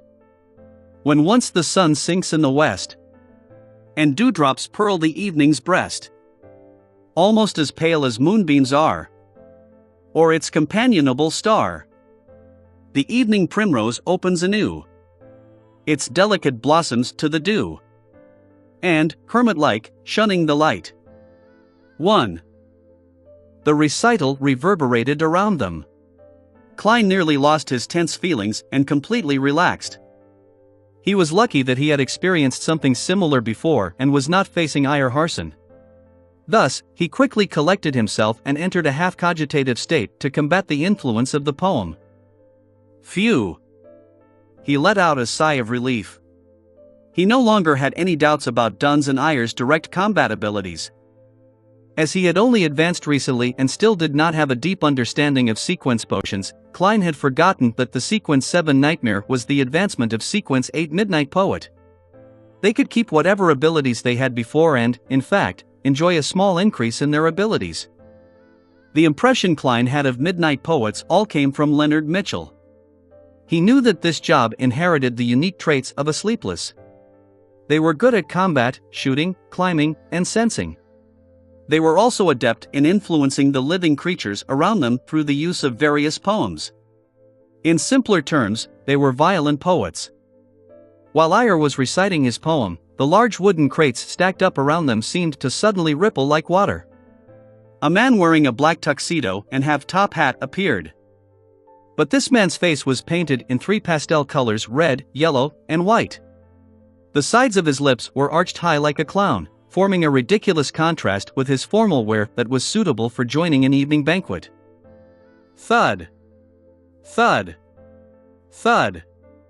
The black-haired Lorata, who had been introduced as a sharpshooter, charged forward quickly. She had a gun in one hand and had clenched the other into a fist. She made it within inches of the suited clown in a few steps. The suited clown seemed to be affected by Iyer Harson's poem. His body was swaying, and he had a peaceful expression in his eyes. He did not have any desire to retaliate. Lorata tilted her body with a boxing maneuver as she pulled back her fist, then punched toward the suited clown's face. Bang! The air crackled as the suited clown shattered suddenly like a mirror, pieces quickly evaporating and vanishing into thin air. At this moment, the suited clown quickly appeared once again in the shadows of the wooden crates a few steps away. The suited clown's figure outline quickly appeared again. The person under the influence of the poem was only an illusion. It was a performance. The suited clown grinned again. It had a comical look as he pressed down on his half-top hat with one hand and pointed a finger gun with the other. Bang! The sound of a shot rang from the finger gun. Lorata fell to the left and rolled on the floor, dodging the attack. But nothing had happened, except for the fake gunshot. Bang! Bang! Bang! Dunn and Iyer each lifted their guns and fired steadily. The suited clown dodged adeptly, sometimes to the right and left, sometimes rolling on the ground. It was as if he was an acrobat act in a circus. Suddenly, Lorata surprisingly charged forward again. Despite being called a sharpshooter, she was still using her fists. Bam! The suited clown could not dodge the attack in time and could only lift his left arm to block the fist. Seeing the clown stop, Dunn and Iyer did not hesitate to each take aim and pulled the trigger. At this moment, the arm that the suited clown used to block Lorata's fist ignited with an orange-yellow flame. In an instant, the flame enveloped the suited clown and spread towards Lorata. Bang! Bang! Dunn and Iyer fired their revolvers, hitting the ball of flame. The flames burned rapidly and soon, all that was left were black ashes floating in the sky. But the suited clown once again appeared behind the stack of wooden crates close by. He lifted his right hand and pointed a finger gun once again. Bang! Amid the illusory gunshot, Lorata suddenly stopped in her tracks. She did not charge forward. Mud was splattering in front of her as a bullet appeared. The suited clown was no longer delivering an illusion with this strike. It was hard to discern real from fake, reality from illusion. Bang! Bang! Bang! The suited clown shot at Dunn and Iyer repeatedly while hiding away and appearing at random times. Upon seeing this, Lorata squinted and lifted the dull gold revolver in her left hand. Bang! The suited clown suddenly squatted down, avoiding the fatal shot. His top hat was sent flying backward, falling to the ground. The bullet had left a visible scorch mark on the hat. After rolling a few times on the floor, the suited clown scaled the stacks of wooden crates with the agility of a monkey. He shot air bullets out of his finger gun from the high ground. Iyer Hansen took a few steps back and lowered his gun. He began his recital once again. Wastes its fair bloom upon the night. Who, blindfold to its fond caresses, knows not the beauty it possesses. The suited clown jumped repeatedly between the crates. He suddenly raised his hand to scratch his ears and looked at Iyer with a comical smile. Could he have stuffed his ears? The sequence potion that the secret order possesses sure is weird. Klein observed the fight from far away as he made silent guesses. Just as his thoughts flashed through him, he suddenly saw a figure appear at the top of a warehouse beside him. Furthermore, it was running straight inside where Ray Bieber was hiding. That figure was dressed in a grayish-white uniform, one which workers at the docks wore. His face also appeared to be painted red, yellow, and white. The suited clown is responsible for distracting Captain and the rest while the other person retrieved the diary? Klein instinctively raised his right hand and shot at the figure on the roof. He had just taken aim when the figure suddenly squatted, switching from running to rolling on the ground. Bang! Klein did not stop pulling the trigger. He saw the figure suddenly pause, blood blooming in a spurt. The figure looked at him in shock. While bearing the pain, he continued charging into the warehouse. That felt like a lucky shot. Klein twitched his lips and pulled the trigger once again. This time, the bullet hit the wooden roof beside the figure. Bang! Bang! Bang! Leonard and Borja also shot but did not hit the figure. Klein wanted to criticize how terrible their shooting skills were as compared to his when he suddenly stopped pulling the trigger. That's right. Why must we stop him? Didn't I divine that there is grave danger in the warehouse just now? Wouldn't it be great if we let that guy be the vanguard and step on the landmine for us? Leonard and that Mr. Borja must have had the same idea. With this thought, Klein lifted the barrel of his revolver and shot at the sky. Bang! Bang! Bang! As the gunshots rang, the figure managed to reach the innermost region of the warehouse unobstructed. He lunged downwards, slamming into the roof as he fell down with the collapsing roof. Immediately following the commotion, the black-haired Lorata's eyes suddenly turned black. Her left hand began making a strange pulling action. The suited clown's jumping action suddenly came to a pause as his ankle seemed to be grasped tightly by an invisible hand. Dunn did not shoot immediately and instead pointed his revolver downward. He opened his mouth and by simply using his spirituality to resonate the air around him, he produced a strange, faint and ethereal voice without the use of his throat. Thus it blooms on while night is by. When day looks out with open eye, bashed at the gaze it cannot shun. It faints and withers and is gone. The suited clown suddenly became limp, as if he had lost the desire to live. Iyer Hansen lifted his handgun and took aim, his finger pulling the trigger immediately. In that split second, there was an abnormal and tragic wail that came from the warehouse. Ah! The cry contained immense fear, as though he had encountered an unimaginably terrifying matter. The hair on Klein's body stood on end. The tragic cries came to a sudden stop as silence was restored in the deepest parts of the warehouse. It was a skin-crawling silence. Bang! Affected by the cry, Ayer only managed to shoot the suited clown in the belly. H-A-A-A. H-A-A-A. H-A-A-A. The silence was once again broken from the deepest depths of the warehouse. What should have been soft panting sounded. It reached a crescendo that tightened everyone's nerves. Thump! Thump! Thump! Thump! Thump! Thump! Inside the black chest, 2-049 had reached a frenzied state. Chapter 74, Ray Bieber. Chapter 74, Ray Bieber. Translator. Atlas Studios. Editor. Atlas Studios. Ha! Ha! Ha! Thump! Thump! Thump! The loud panting and the intense knocking alternated first before they resounded together. It made Klein and company extremely nervous, as though they were hearing some evil murmur. Taking advantage of the moment Ayer, Dunn and Lorata had their attention redirected, the suited clown suddenly pulled out a long piece of paper from his pocket. Pa! He threw it with his right hand as the slip of paper ignited into a black fiery whip.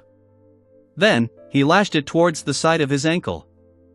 A fleeting but tragic scream sounded as the suited clown escaped the invisible shackles and did a backflip. Bang! Bang! Bang! Dunn, Ayer, and Lorata shot, but their bullets only ended up hitting the wooden crates. The suited clown did not stay any longer as he pressed down on his wound with his right hand while escaping in a direction opposite the warehouse. He was so fast that in the blink of an eye, all that was left was a hint of his back. And before he vanished, his right hand, which pressed down on his abdomen, moved towards his left arm. The wound on his stomach had already vanished, looking completely fine. The location on his left arm which he touched with his right hand suddenly became badly mangled, and a silver bullet appeared in the torn flesh. Dunn and the rest didn't chase after him because the panting from the innermost warehouse was so loud that it was making them nervous and insecure. Bang! The door of the innermost warehouse suddenly exploded and flew in all directions. Then, something wrapped with a torn cloth flew out and landed not far from Klein. When Klein cast his gaze over, he realized that it was an arm. Its bloody flesh had been chewed on and its white bones were cracked in an irregular fashion as they jutted out. Pa! Pa! Pa! One item after another flew out. First it was a spray of blood, followed by a dilated eye and an ear which had been ripped out brutally. Finally, half a beating heart and intestines filled with yellowish-brown objects came out. If Klein had not seen the more gruesome giant cadaver at Ray Bieber's place, he would have probably vomited there and then. His nerves were on the brink of a breakdown.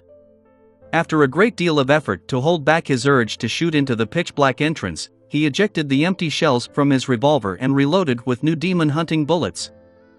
Bang! Dunn drew close as he stably shot into the warehouse. However, his bullet was like a shot into the sea. There was no audible response. Ha! Ha! Ha! The loud panting sped up as grayish-white colors filled the open door.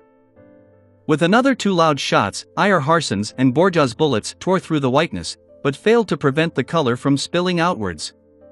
It did not leave any wounds or cause liquid to seep out. Klein held his breath and kept himself from shooting blindly. He watched as the whiteness slowly revealed a complete outline. It was a humanoid creature more than 2 meters tall. Its limb joints were all unnaturally twisted. It was as though they had been snapped by someone forcefully. White bones poked out from under its skin as the entire grayish-white surface was filled with gullies, like a human brain that had been stripped from its shell. The monster had grayish-white, rotting, sticky liquid flowing all over it. Its head looked relatively normal, with deep wrinkles and pale skin. As it opened and closed its mouth, Klein could see a porcelain false tooth that looked close to falling out, a few strands of bloody saliva, and bone and flesh that had been minced. Was Ray Bieber still even King human? Klein drew a silent gasp as he felt his heart pound rapidly. Bang! Leonard's demon-hunting bullet hit Ray Bieber's forehead and tore right through it, leaving behind a deep hole. Grayish-white liquid flowed out and dripped onto the ground. The liquid wriggled and turned into fat cream-colored maggots. But the monster appeared completely unaffected. It was neither fast nor slow when it pounced at Borja, who was closest to it.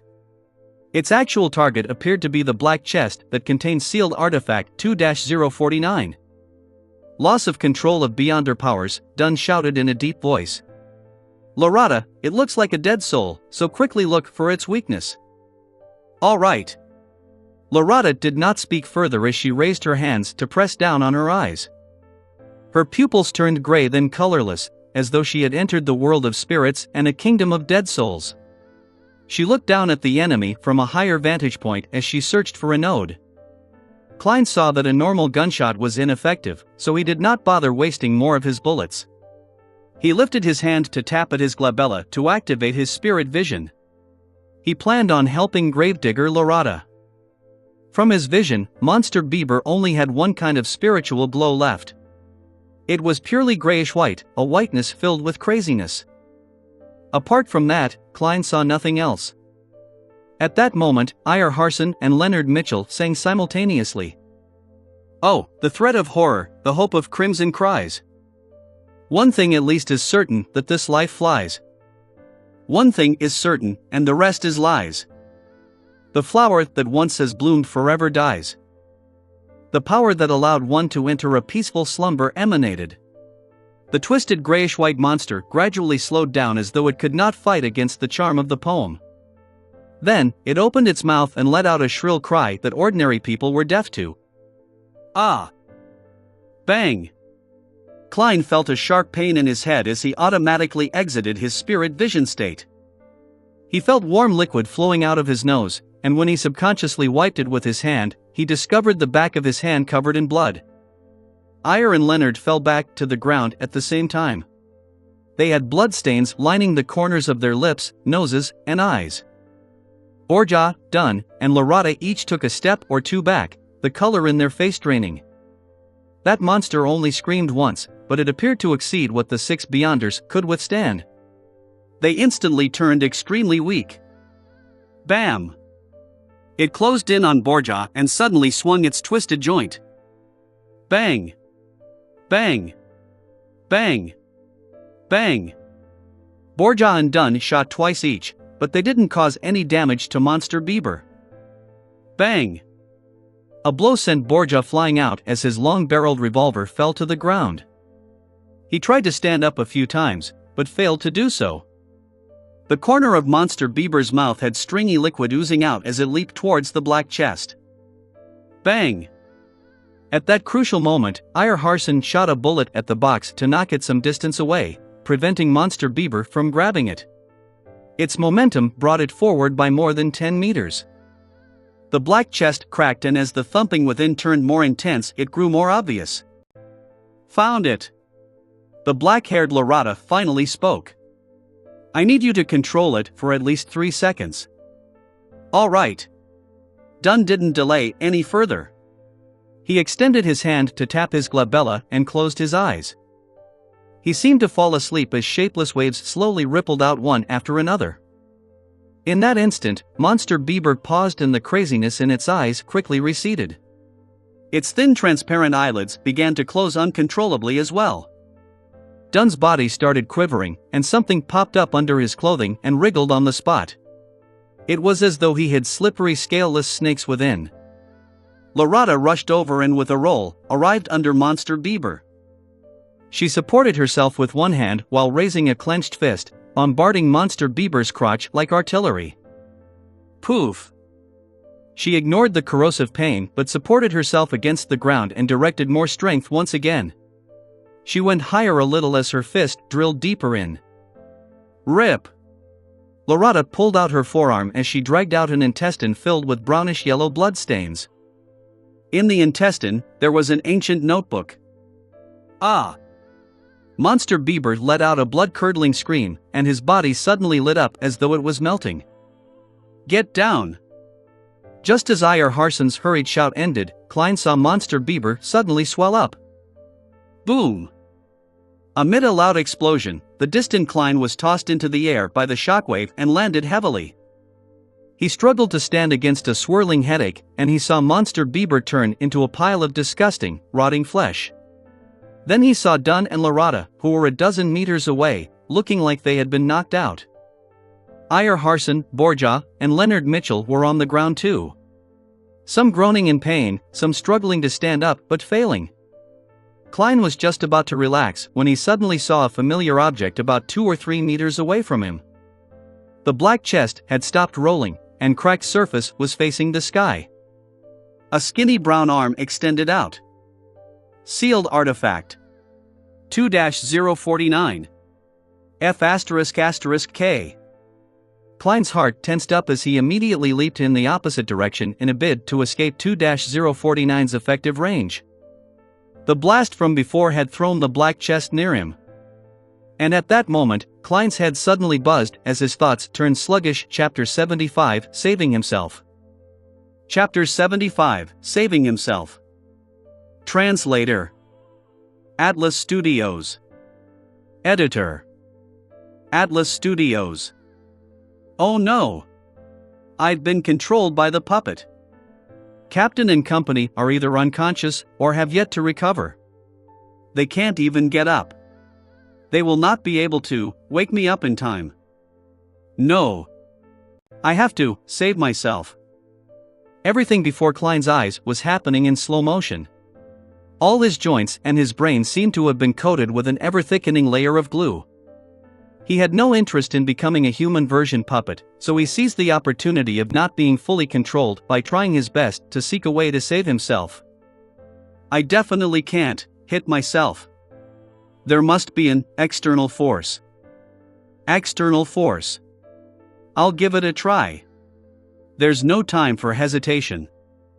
Without the luxury of time to think through things, Klein came to an idea in less than 3 seconds. He moved his rusty knee joint and took a counterclockwise step. At the same time, he did not try to escape the invisible rope that hung around his throat. All he did was recite inwardly. Blessing stem. From the immortal Lord of heaven and earth. He wanted to use the mysterious world above the gray fog to awaken him and escape sealed artifact 2-049's assimilation. Creak. Creak. Creak. Klein's knees and ankles let out an involved ear-piercing sound. With a slow contorted step, he took another step counterclockwise. Blessing stem. From the Sky Lord of heaven and earth. Klein's thoughts turned increasingly sluggish as he felt as though he was a computer that had all sorts of bloatware and every antivirus software installed. He lifted his left foot in a jerky manner as he took another step in the required spot. Blessing stem. From the exalted the arch. Klein's thought processes turned more and more rigid and sluggish. He took the final step purely out of instinct.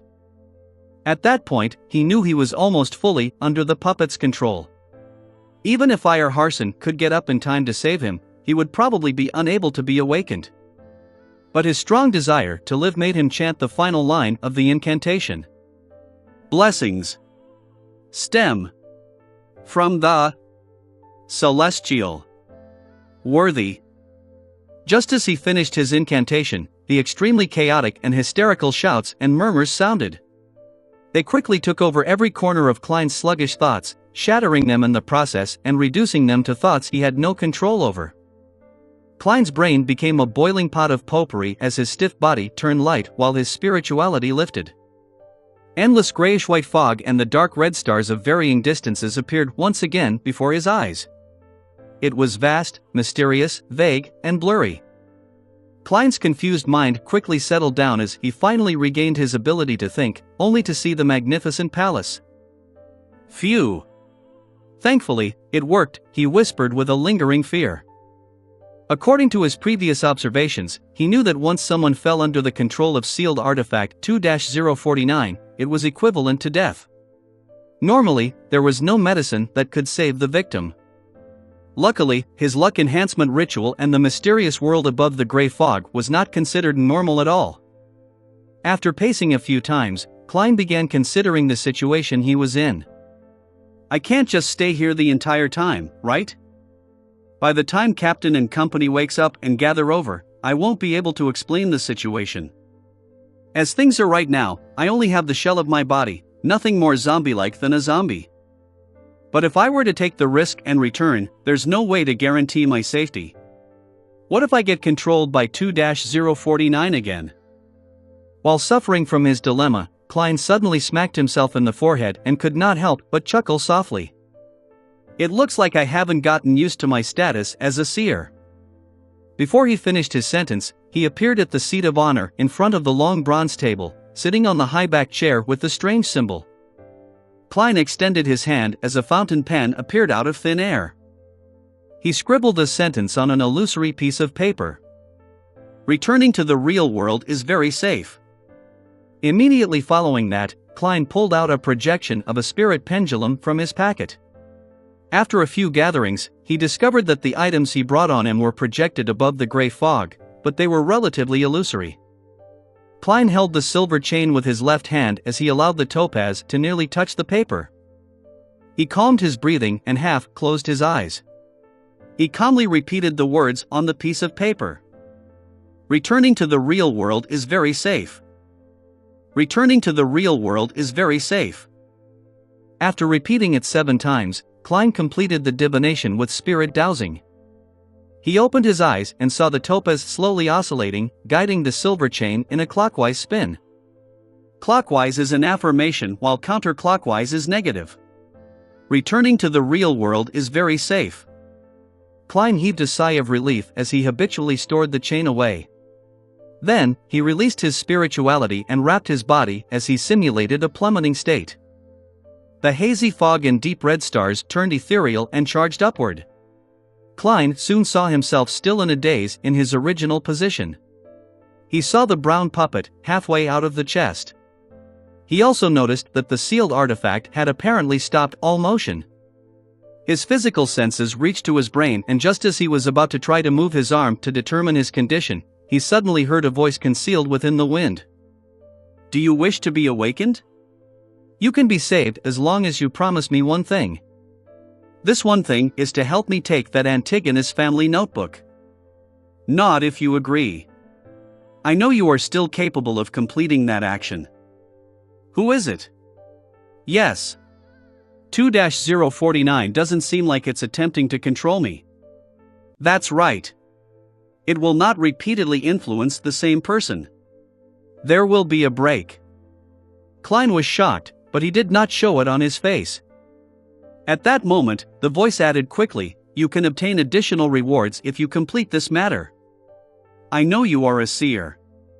I also know that the Church of the Evernight Goddess does not have sequence 8 that succeeds sequence 9. But our secret order can give it to you.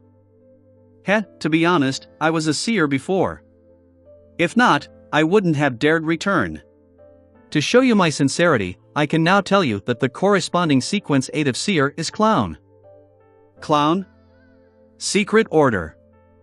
Klein nearly did not maintain his puppet state. He never made the connection between seer and clown. Were they about to become the head honchos of a circus? Alright, make your choice. Believe me, you no longer have much time left to waste. The voice sounded with the wind again. The distant Dunn and Lorata were still unconscious. Borja seemed heavily injured as he moaned without moving. Iyer Harson and Leonard Mitchell were in relatively good shape as they attempted to sit up. Why me? The secret order. Is it that suited clown from before?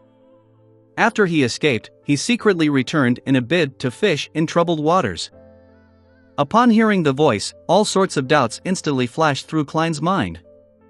Since the person said that he was a seer, Klein attempted using the thought processes of a seer to analyze the situation. He dared return because he divined hope. He believed that Monster Bieber would be destroyed and that we would suffer a heavy setback. He did not take the notebook by himself or deal with us directly because he likely divined that it would contain immense risk. Therefore, he is suspecting Captain and Madame Lorata are feigning their unconsciousness, or that this is a trap laid out for him. He did not make further divinations to determine my present state, partially because firstly, he might not have the time. If he waited any longer, Mr. Iyer Harson and company would have regained some of their combat strength. Secondly, he belittles me and thinks it unnecessary. He understands a seer very well and is confident that I'm unable to escape the puppet's control. He is using me as cannon fodder to probe for any traps. From another angle, this also means that the luck enhancement ritual does not cause any abnormal appearances. With his brain no longer sluggish, Klein felt that his line of reasoning was clear. He was quite confident of the thoughts and goals of the suited clown. As for the clown's promise, he believed not one bit of it. Cannon fodder did not have any human rights. As the thoughts flashed through his head, Klein controlled his neck and difficulty nodded. As he did this action, he confirmed that he had escaped the control of sealed artifact 2-049. Just after he nodded, a transparent curtain stirred 2 to 3 meters to his side. It revealed the suited clown who had his face painted with the clown's pastel colors. It was none other than the secret order member who had fled previously. At that moment, as Klein had previously turned around in an attempt to leap out of 2-049's effective range, his back was facing the black chest and the puppet. The suited clown was in front of him to his side. First, it was to stay away from the sealed artifact, and second, to avoid his revolver's barrel. It was clear that he was very careful. The suited clown pulled out a long paper slip from his pocket and shook it vigorously until it turned straight like a wooden pole. He held the wooden pole and at a distance of 2 to 3 meters, he gave Klein's shoulder a prod in an attempt to wake him. This fellow knows 2-049 very well. He knows that if the scent of an Antigonus family descendant is present, the puppet would go ballistic and control 2 at a time. He also knows that throwing a rock doesn't seem effective. At the very least, I've seen Captain and company attempt similar means. Although Klein did not know why 2-049 had stopped assimilating him again, he did not dare stay within 5 meters of it any longer. Therefore, he waited as he held his breath. Just as the wooden pole was about to touch his shoulder, Klein suddenly raised his left hand and grabbed the edge of the pole and yanked it backwards. The suited clown was caught by surprise as his body was pulled forward. He staggered a few steps forward as the gap between him and Klein contracted once again. He was now less than 2 meters away. At the same time, the prepared Klein squeezed his right finger on the revolver's trigger. Bang! Bang! He shot twice but did not aim at the suited clown. Instead, he had aimed behind him, shooting to the side of sealed artifact 2-049. Before the gunshot rang, the suited clown had taken the initiative to roll from his staggering state. He had instinctively backed off. Klein released his hand, which had grabbed the wooden pole, as he took several steps away rapidly and rushed out the danger zone. Just as the suited clown rolled twice and was about to jump backwards, his head went abuzz as his thoughts rapidly turned sluggish. No good. He forced me to dodge in the direction of the Antigonus puppet. I'm within 5 meters. How could he not be controlled by the Antigonus puppet? The suited clown stopped from his rolling as he attempted to crawl out with his seemingly rusty joints. At that moment, Klein had already turned around. He held his revolver with both hands as he aimed at the slowly moving target. To him, that was equivalent to shooting a fixed target. Having seen the suited clown's battle with Dunn, Iyer, and Lorata, Klein knew that he was agile and good at rolling. Therefore, even when they were just a meter or two apart, he had carefully given up on shooting directly. Instead, he forced the clown to dodge to the kill zone he imagined, where sealed artifact 2-049 was. If the puppet had been ineffective, the suited clown would have determined that he had fallen into a trap. He would then escape by leaping backwards and not pose any significant threat. Bang! Reflected into the indescribable eyes of the suited clown, the black-suited Klein pulled the trigger calmly. Chapter 76, Dealing with the Aftermath. Chapter 76, Dealing with the Aftermath. Translator. Atlas Studios. Editor. Atlas Studios. Bang! The silver bullet traversed the short distance of a few meters and accurately bore into the suited clown's neck. Large amounts of blood spewed out, dyeing his skin and bow tie red. The suited clown was unable to let out a cry as his throat seemed to produce sounds of him gasping for breath. He wished to raise his arm to divert the fatal wound, but his joints appeared to be filled with glue. His motions were slow and jerky. Bang! Having entered a half-cogitation state, Klein was not stunned by the appearance of blood. He pulled the trigger once again calmly, as though it was his usual daily practice. A grisly hole appeared on the suited clown's forehead as crimson red spewed out. The luster in his eyes dimmed as the intricate revolver's might was far higher than what Klein had imagined to be. As his knees buckled and his arms hung down, the suited clown gradually fell to the ground. His eyes were frozen with a dazed look. His body convulsed a few times before it slowly relaxed and stopped moving. Having delivered a headshot, Klein turned around in a cool manner. He spun his revolver and allowed the empty shells to fall down. Then, dressed in his black formal suit and half-top hat, he walked towards Iyer Harson. He pulled out the final silver demon hunting bullet in his pocket and inserted it into the revolver's chamber. The reason why he did not turn back to look at the suited clown's tragic fate was solely because of his discomfort with his first kill. However, it was necessary. He did not know what would happen if the suited clown was under the full control of the puppet. Furthermore, he did not dare risk entering sealed artifact 2-049's effective range. After all, no one knew if something odd would happen that prevented his self-rescuing luck enhancement ritual to fail. As for the items on the suited clown, Klein only cared if there was the so-called clown potion formula or the relevant clues. However, this was not something he was in a hurry to carry out. In a while, he could do it together with Dunn, Iyer, and company. If the Nighthawks had it, it also practically meant that he had it. There was no way that they would be unwilling to share the potion formula of Sequence 8.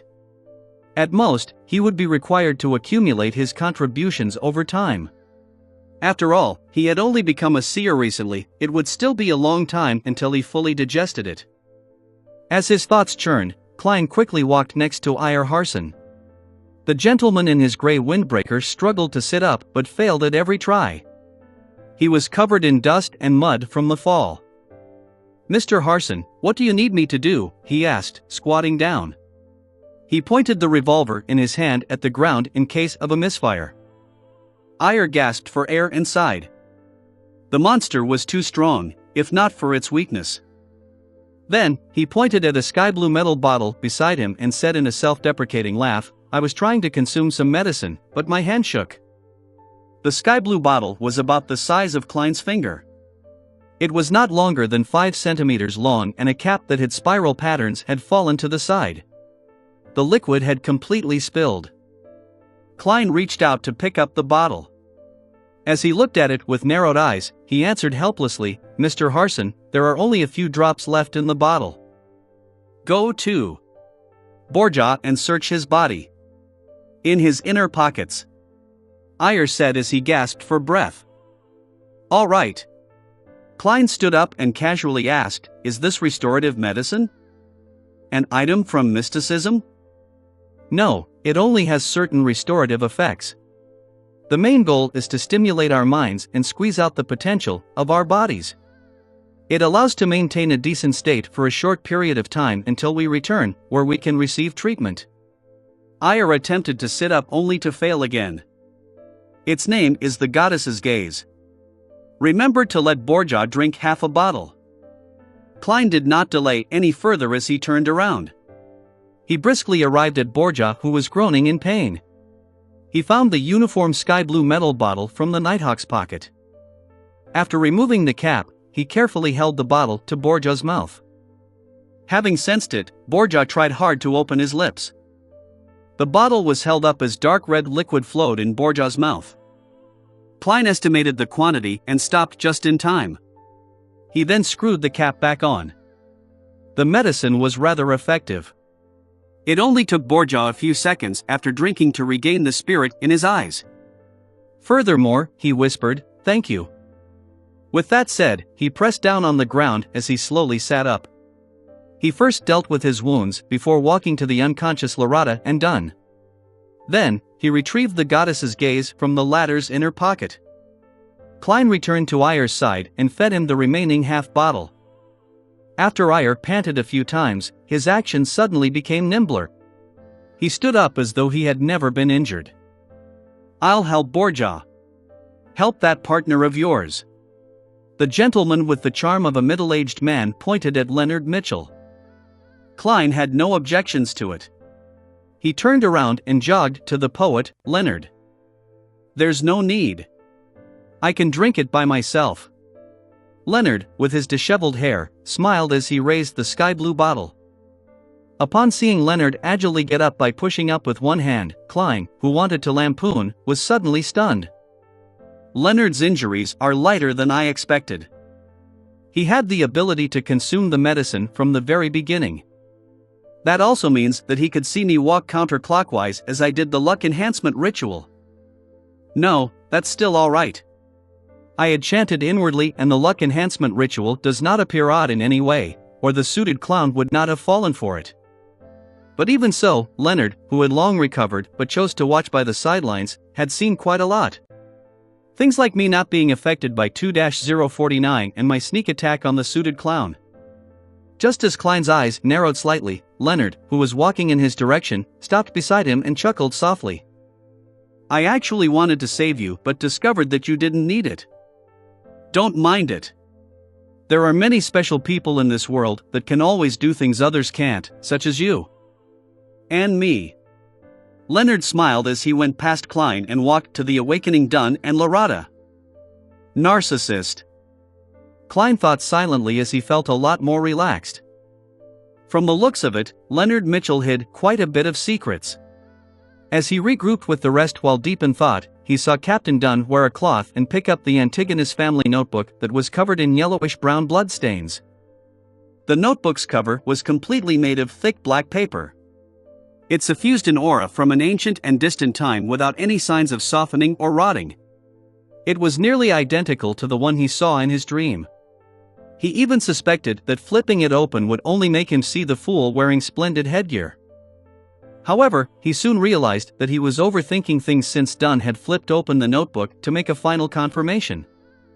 Klein was unable to discern the words on it due to his poor angle, but he was certain that there was no drawing of the fool with his gorgeous clothes and splendid headdress. Ahem. There's nothing wrong with it. Dunn closed the notebook and held it securely. Then, he looked at Ayer and company. "Let's store this notebook and sealed artifact 2-049 behind Tingin's Cheney's gate. We can wait until all of you are recovered or Backlund sends someone over." Upon hearing that, Klein felt a little disappointed once again, but also felt happy. He wished to see the Antigonus family's notebook once more and figure out the reason for the death of the original Klein, Welch, and Naya. However, he also felt that the ancient item was filled with misfortune. It often brought catastrophe, so he did not dare touch it. Handing it to the church's headquarters and sealing it is considered the best choice. He secretly heaved a sigh of relief. "All right." Ayer, Harson, Borgia, and Lorata nodded in unison. They then turned around and arrived beside sealed artifact 2-049. They woke each other up and stuffed the puppet, which had resumed moving, into the black chest with an opening as they monitored it strictly. "Everything is back to normal." Ayer sounded a little more relaxed. Inside the dimly lit black chest, the puppet wrapped in oil-stained cloth flipped over with its body creaking as it aligned its clown-painted face with the light source. On the creepy face, under the black pupil-less eyes, two hardly noticeable crimson cracks appeared. Meanwhile, Dunn, Leonard, and Klein, who had mustered his courage, began searching the suited clown's corpse. They found paper flowers, handkerchiefs, poker cards, glass pieces, and all sorts of strange items. However, apart from that, he did not seem to carry anything of worth or potential clues. Other than the wallet with 70 to 80 pounds and 10 plus solely. Klein secretly sighed. With money in mind, he immediately looked down and inspected himself. His face nearly fell literally. His formal suit that cost several pounds had torn in 5 to 6 spots which required mending due to his rolling on the ground. Furthermore, it was covered in dust and dirt stains. Dunn shot him a glance as the corner of his lips curved up. Losses during a mission can be reimbursed. Reimbursed. Upon hearing the term invented by Emperor Roselle, Klein instantly felt wonderful. Yeah. This suit just needs some proper cleaning and mending before it can be worn again. It will still be presentable. When the reimbursement comes, I can buy another set and I can take turns wearing them. I am not the kind of person that uses a reimbursement for something other than what it was intended for. However, I should consider getting a set of clothes for combat in the future, such as a black windbreaker like Captain. Clothes with slightly poorer material would be much cheaper than a tuxedo. TSK has the reason why the bastard, Leonard, doesn't like wearing formal suits been due to him having such considerations. Let Fry take care of the dead body. We'll see if he can find what the man originally looked like or find any relevant clues. Dunn touched the suited clown's face paint with his gloves. Then, they searched the innermost warehouse and saw that there were splotches of bloody flesh that looked like they had been smashed by boulders. They also saw one white bone after another that had been strewn everywhere. Ray Bieber was absorbing the power in the notebook via an ancient ritual, just like how we would consume a higher-level sequence potion. A ritual like that is full of danger.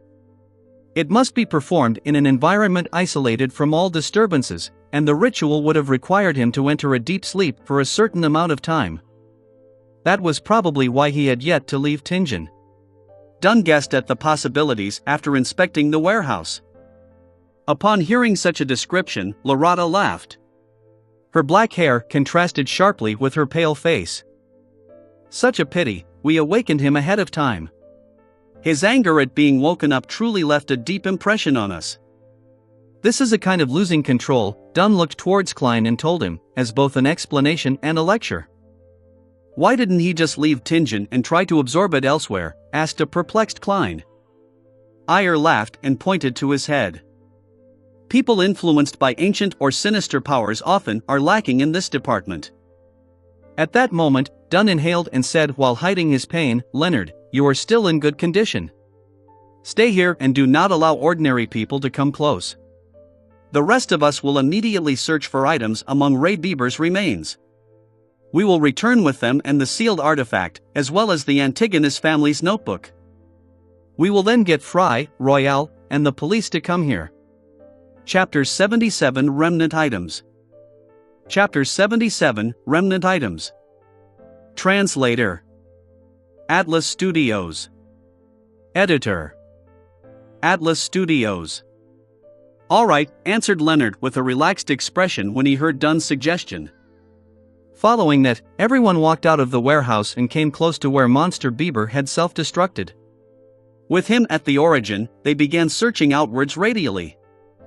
Captain, what are we looking for? Klein looked at the rotting flesh and blood that was strewn everywhere. He held back his urge to retch as he looked at Dunn Smith beside him ponderingly. Dunn did not look up. Instead, he used his deep gray eyes to sweep the ground. Awakening ahead of time, losing control, and becoming a monster. This means that Ray Bieber did not fully absorb the Beyonder powers provided by the notebook. It also means that a part of his body is considered extraordinary, making it prime material. If you ever encounter something similar, make sure not to miss out on doing a search. It might be a relatively important item. So that's the case. Klein nodded slightly in enlightenment. In the blink of an eye, he thought of another matter.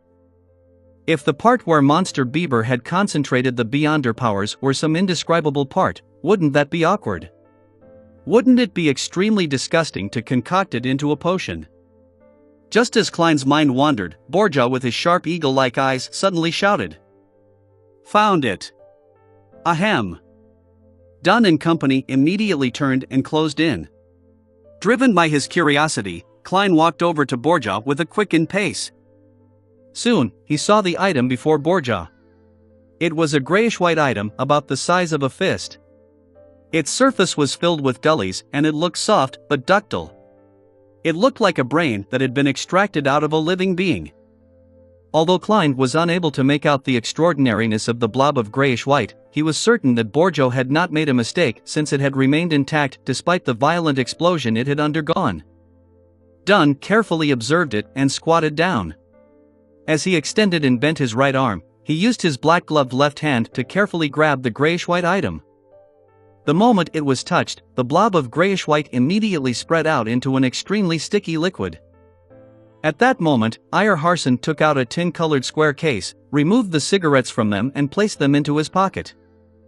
Then, he handed the square case to Dunn and smiled. "I know, you only like pipes." Dunn chuckled and took the square case. Then, he poured the grayish-white sticky liquid into the case for temporary storage. After storing it away, everyone did a cursory sweep of the area. After confirming that they had not missed out anything, they left. When they came out, they saw the horses digging their hooves into the ground, clearly spooked and nervous. They had nearly escaped their reins. "I'll drive." Borja covered his mouth with his hand and coughed softly. "I know you are good at placating animals," said Iyer with a smiling nod. After boarding the carriage, Dunn, Lorata, Iyer Harson, and Klein, who continued their arm exercises, temporarily had nothing to say as they fell into silence. When the trotting of the horses sounded while the carriage wheeled off, Dunn looked at Klein and deliberated over his words before saying, "I know you are filled with curiosity about the Antigonus family's notebook.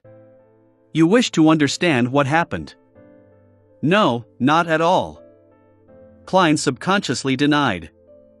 It was an ancient relic filled with misfortune.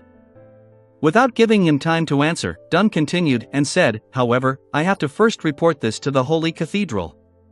Only after they determine the confidentiality level of the notebook can we consider if this can be shown to you." "No problem." Klein gave a short and simple reply. Dunn continued his arm exercises as he thought before saying, "I once promised that you can be made a formal member of the Nighthawks when we confirm that Ray Bieber is a descendant of the Antigonus family clan. Now, not only have we determined Ray Bieber's identity, we have even eliminated the monster and spoiled the Secret Order's conspiracy. In this entire process, your performance was outstanding. You personally killed a member of an evil organization. Therefore, I will fulfill my promise and immediately make an application to the Holy Cathedral. We'll wait for their approval." "Right, I forgot something important. I still need to ask if you are agreeable to it. Mr. Klein Moretti, are you willing to formally join the Tingen Nighthawks as one of its members? Your salary will increase several-fold, reaching £6 a week. Furthermore, you will get a raise every subsequent year. Your salary will be paid by the church and Ottawa County's police department equally. You will also gain the identity of a probationary inspector. It will be very useful at times. As a support-type Beyonder, you do not always need to face enemies, but you will have to guard Cheney's Gate once a week. Without the squad's permission, you are not to leave Tingen without permission. Furthermore, you have to keep this a secret from your family." By the time Dunn finished listing the restrictions and benefits, Klein was already thinking deeply for more than 10 seconds. "I wish to become a formal Nighthawk." Only by doing so could he continue to gain more access to mystery, such as the situation regarding the Secret Order. After reading the gathered Roselle diaries, Klein had some changes in thoughts about himself. Being skilled in mysticism knowledge to seek a way home was an immutable goal of his. Raising his strength further to more safely make the mysterious space above the gray fog do his bidding before using it to return home was a new addition to his goals. Just as Emperor Roselle said, simply relying on external powers was very dangerous. Furthermore, after becoming a seer and obtaining Beyonder powers, Klein sensed that he had a better grasp of the mysterious space. For example, he could pull another person into the gathering. This forced him to consider what possibly beneficial changes would happen to the mysterious space above the gray fog when he reached Sequence 8, Sequence 7, or an even higher sequence.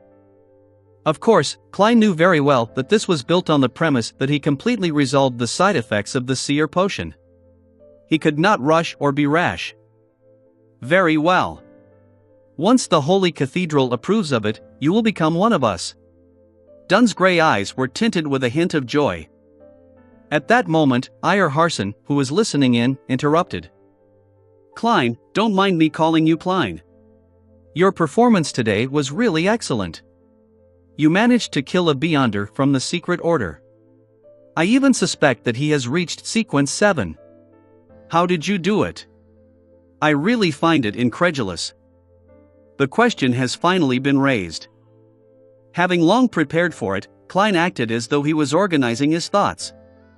He knew that it was indeed incredible and enigmatic that he had killed a Beyonder that ran rings around Dunn, Iyer, and Larada. Iyer and company were not blind or dumb, so it was a matter of time before they inquired about the process. However, he never expected them to wait till this moment. That's right. Captain and Mr. Harson were previously injured and their situations could have worsened at any time. At that moment, any matter that could result in conflict had to be put on hold. It was to prevent me from acting desperately because of my exposed secret.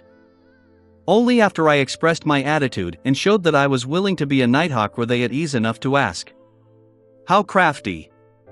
They did not have any obvious communication between themselves, but they had made the same tacit decision. Klein answered as though in thought, it's an extremely lucky event. The clown in the tuxedo had made a fatal misjudgment. Back then, sealed artifact 2-049 was thrown near me as a result of the explosion's blast. It looked about 5 to 6 meters from me, but it was only a crude observation. It was very easy to come to the conclusion that I was within the sealed artifact's area of influence. And back then, I was feeling faint because of the explosion.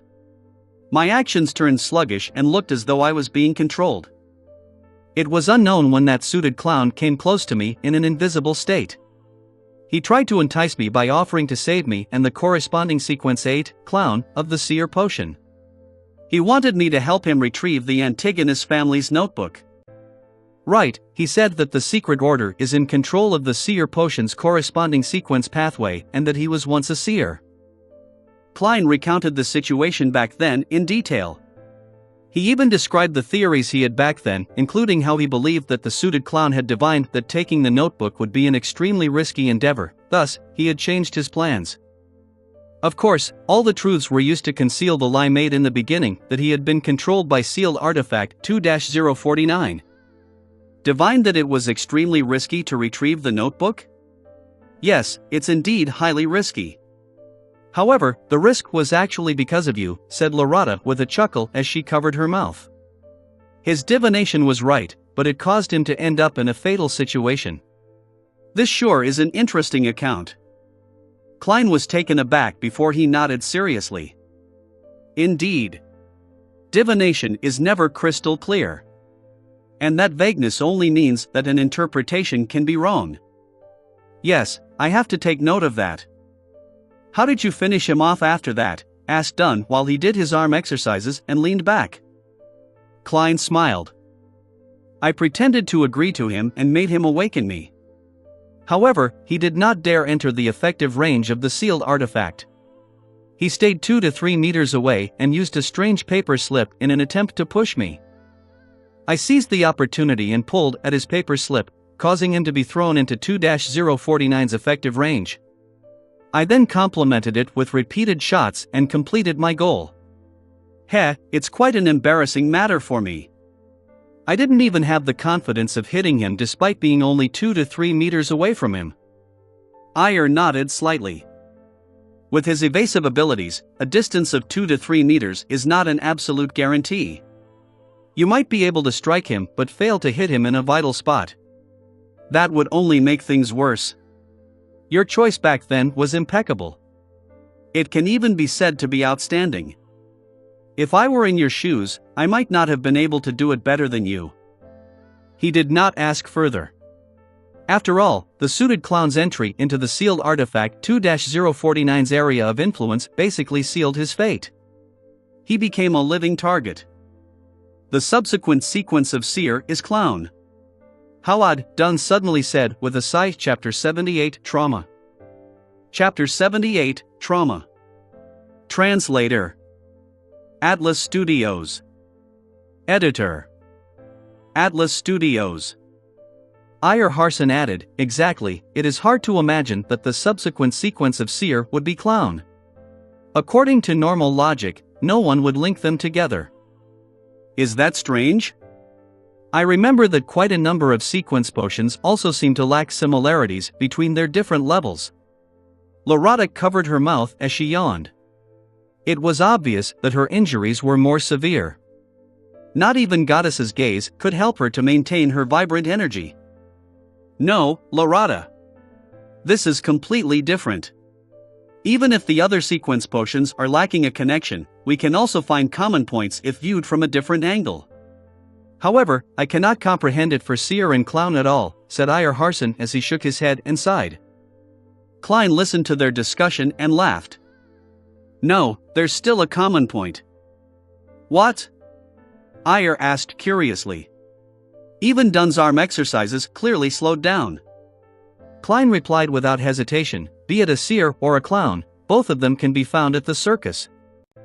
Ayer, Dunn, and Lorata were stunned. But quite a good answer. I like young man like you. Lorata was the first to return to her senses as she burst out laughing. Ayer also smiled as he shook his head. In this era, the number of gentlemen who are equipped with the spirit of self-deprecation is decreasing. Thankfully, we have met one today. Do you think I like to engage in self-deprecation? It's not like I figured out any commonality between the two. Klein complained internally as he replied with a wry smile, I only wish that the potions of the sequence pathway would not have names like Beast Tamer, Acrobat, or Magician. That would really form a circus. Furthermore, it's a one-man circus. Ha ha. Dunn and company were immediately amused. It filled the carriage with a joyous atmosphere. The carriage proceeded straight for Zutland Street. Klein, who was not injured, was the first to enter Blackthorn Security Company. Goddess. What happened to you? Why are you like that? Roseanne exclaimed when she caught sight of him. Klein looked down at his dirty and tattered suit. He replied with his heart aching, there are always all kinds of accidents during a mission. Thankfully, the goddess blessed us and it ended beautifully. Praise the lady. Roseanne devoutly drew the crimson moon across her chest. Before waiting for Klein to continue, she asked, do you need us to hide in the third floor again? Is the sealed artifact really that dangerous? Trust me. It's far more dangerous than you can imagine, replied Klein with a lingering fear. If not for his even more mysterious luck enhancement ritual, he would have perished under the proverbial hands of 2-049. Goddess, Roseanne's lips quivered as though she had still a million things to say or questions to ask, but in consideration of how the captain was waiting downstairs, she held back her compulsion. She informed Mrs. Oriana and company to head upstairs to the third floor.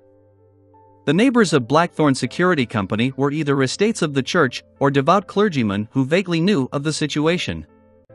When all the civilian staff dispersed, Klein did not rush to the entertainment room to inform the other Nighthawks. He immediately returned and helped the captain and the rest escort sealed artifact 2-049, Monster Bieber's remnants, and the Antigonus family's notebook to the second floor. Through the partition, Dunn pushed open the entertainment room's door and said to the two Nighthawks who were playing Gwen cards, Fry, Royale, both of you are to immediately head to the harbor's Tyrell warehouse and aid Leonard in dealing with the aftermath. All right. Royale, with her raven black hair and cold expression, was the first to stand up. Corpse collector Fry, with his black hair, blue eyes, and pale skin, stood up next. They put down their Gwen cards and walked out the entertainment room, and when they passed through the partition, they clearly paused. Wait, Dunn shouted, not letting down their expectations. What else is there? Sleepless Royale turned her head back and asked without an expression. Remember to inform the police. Let them seal off the road. Prevent anyone from coming close until you are done with the scene and move the corpse back, Dunn said, smacking his forehead. All right.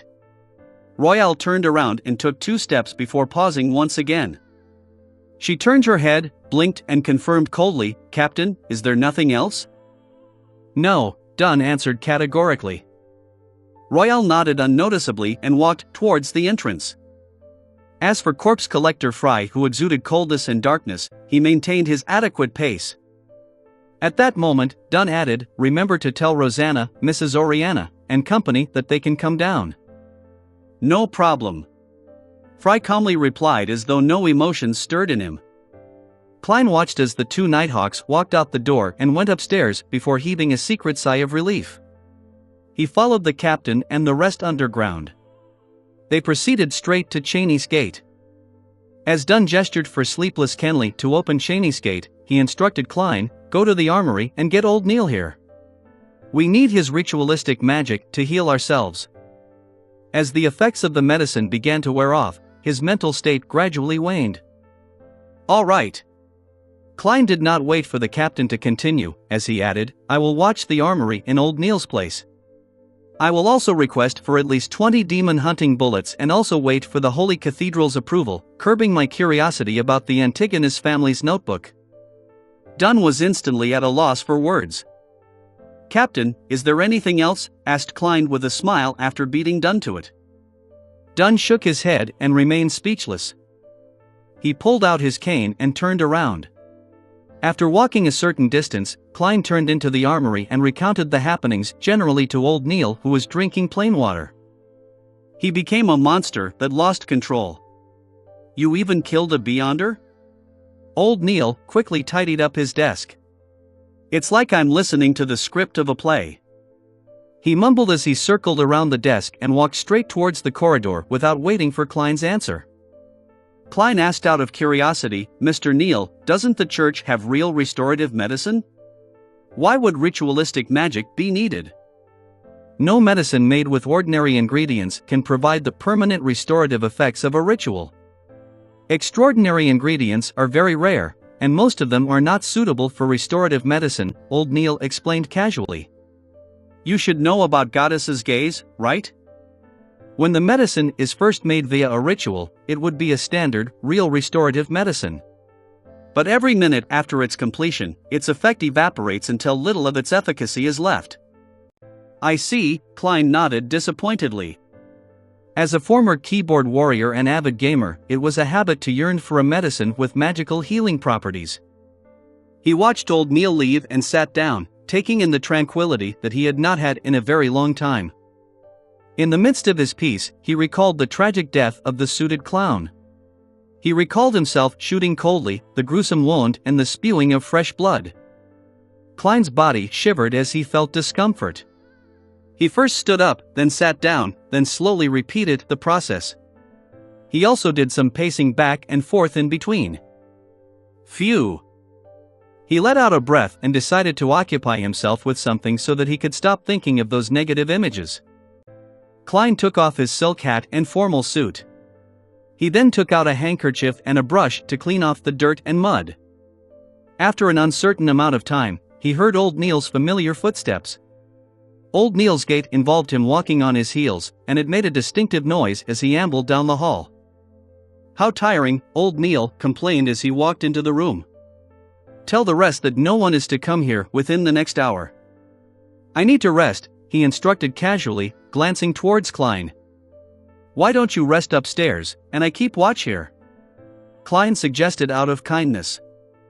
Old Neil shook his head. "It's too noisy upstairs.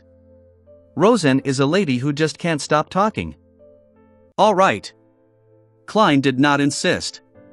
He put on his coat and hat, picked up his cane, and returned to the corridor. Then, he pulled the armory's door ajar. Tap. Tap. Tap. He slowly walked on the empty path when he suddenly saw many rooms he had never seen previously by the side. "There is a secret door here." Klein stopped at a spot around a bend as he looked at the room. He discovered that corpse collector Fry had already returned. He was carefully examining a completely dissected corpse. Corpse? Klein's heart stirred as he mustered his courage and approached the room. He knocked lightly on the open door. Knock. Knock. Knock. Fry stopped his actions and turned around, looking over with his blue but ice-cold eyes. Sorry for disturbing you. I just wish to know if this is a corpse of a beyonder, asked Klein as he controlled his tone. Yes. Fry's lips opened and closed, but only spat out a single word. Klein's gaze reached beyond him and landed on the corpse. Indeed, he discovered the familiar gruesome wound on the forehead. It's that suited clown. Klein secretly exhaled and said, Any discoveries? No, answered Fry in an abnormally simple manner. The mood instantly turned awkward. Just as Klein was about to bid farewell, Fry took the initiative to say, If you feel uncomfortable, you can come in to take a look. You will discover that it's only a corpse. Afraid that I'll be traumatized? Klein nodded in thought. All right. He entered the room and came in front of the long white-clothed table as he looked at the corpse. The suited clown's red, yellow, and white paint had been cleaned off, revealing an unfamiliar face that did not look anything special. He was in his 30s and had black hair and a high-nose bridge. At that moment, Fry went to a square table by the corner of the wall and picked up a pencil and piece of paper. He returned to the corpse and placed the paper down and began drawing with the pencil. Klein glanced at it in curiosity and found that Fry was sketching the suited clown's head. It did not take long before Fry stopped moving the pencil. On the piece of paper, there was a lifelike portrait. Compared to the corpse, the only difference was the lack of a wound with the addition of blue eyes. What a talented genius! Klein marveled in surprise. I never expected you to be that good at sketching. My dream was to become an artist before becoming a nighthawk. Fry's tone was completely placid. Then why don't you fulfill your dreams? Asked Klein curiously. Fry put down his pencil and said with the suited clown's portrait in hand, My father was a priest of the goddess. He wished that I become a priest. It's a presentable job. You became a priest? Klein asked in surprise. He found it unimaginable that Fry could become a priest with his personality and the vibes he exuded. Yeah, I did quite an okay job. Fry wore a cold expression as the corners of his mouth curled up a little as he replied. Later, I encountered and experienced some things and ended up a nighthawk. Klein did not plan on infringing on his privacy, so he asked, You were once a priest of the goddess, so why not choose to be a sleepless? A personal reason, answered Fry frankly. Furthermore, Madame Daly is a good role model. Klein nodded, and just as he was about to change the subject, he heard Fry say, Help me watch this room. I have to immediately hand the sketch to Captain. Closing a secret door is very troublesome. All right. Although Klein was a little afraid facing a corpse alone, he braved his fear in agreement. With Fry gone, the room turned quiet. The corpse laid there as Klein's heart turned heavy. He took a few breaths and, in a bid to defeat his fears, approached the long table. The suited clown lay there silently with his pale face. His eyes were tightly shut, and he had lost all signs of breathing. Apart from the gruesome wound, he emitted the unique coldness of a dead man. Klein observed for a moment as his emotions gradually settled as he was calming down. He swept his gaze and discovered a strange brand on the suited clown's wrist. Gathering his courage, he extended his hand to touch it, hoping to turn it around to see it more clearly. Just as the ice-cold touch reached from Klein's fingertips to his brain, the pale palm that had lost all vibrancy shot up suddenly, grabbing him by the wrist. It grabbed at his wrist tightly. Chapter 79, Another Murmuring. Chapter 79, Another Murmuring. Translator. Atlas Studios. Editor. Atlas Studios. Klein instantly felt his hair stand on end as the icy hand tightened around his wrist. He instinctively pulled his wrist back in a desperate attempt to escape. A heavy sensation bore down on him as Klein used every fiber of strength in his entire body to yank his arm back. Bam! The pale, naked corpse was yanked so forcefully to the side that it fell from the autopsy table. However, the white, ice-cold finger's grip remained firmly latched onto Klein's wrist. Klein momentarily lost the ability to think. The only thought that went through his mind was to draw his revolver and riddle the corpse in holes. However, as he could not retract his dominant hand, he threw his black cane and desperately tried to retrieve his revolver from his holster to no avail. At that moment, the corpse's eyes rose, revealing a pair of calm, blue eyes. His mouth moved as he muttered, "Hornacis. Hornacis. Hornacis." After those 3 words were said, Klein was completely flustered as he felt that the fingers gripping onto his wrist began to loosen before dropping limp. The suited clown's eyes were shut once again, as though nothing had happened at all.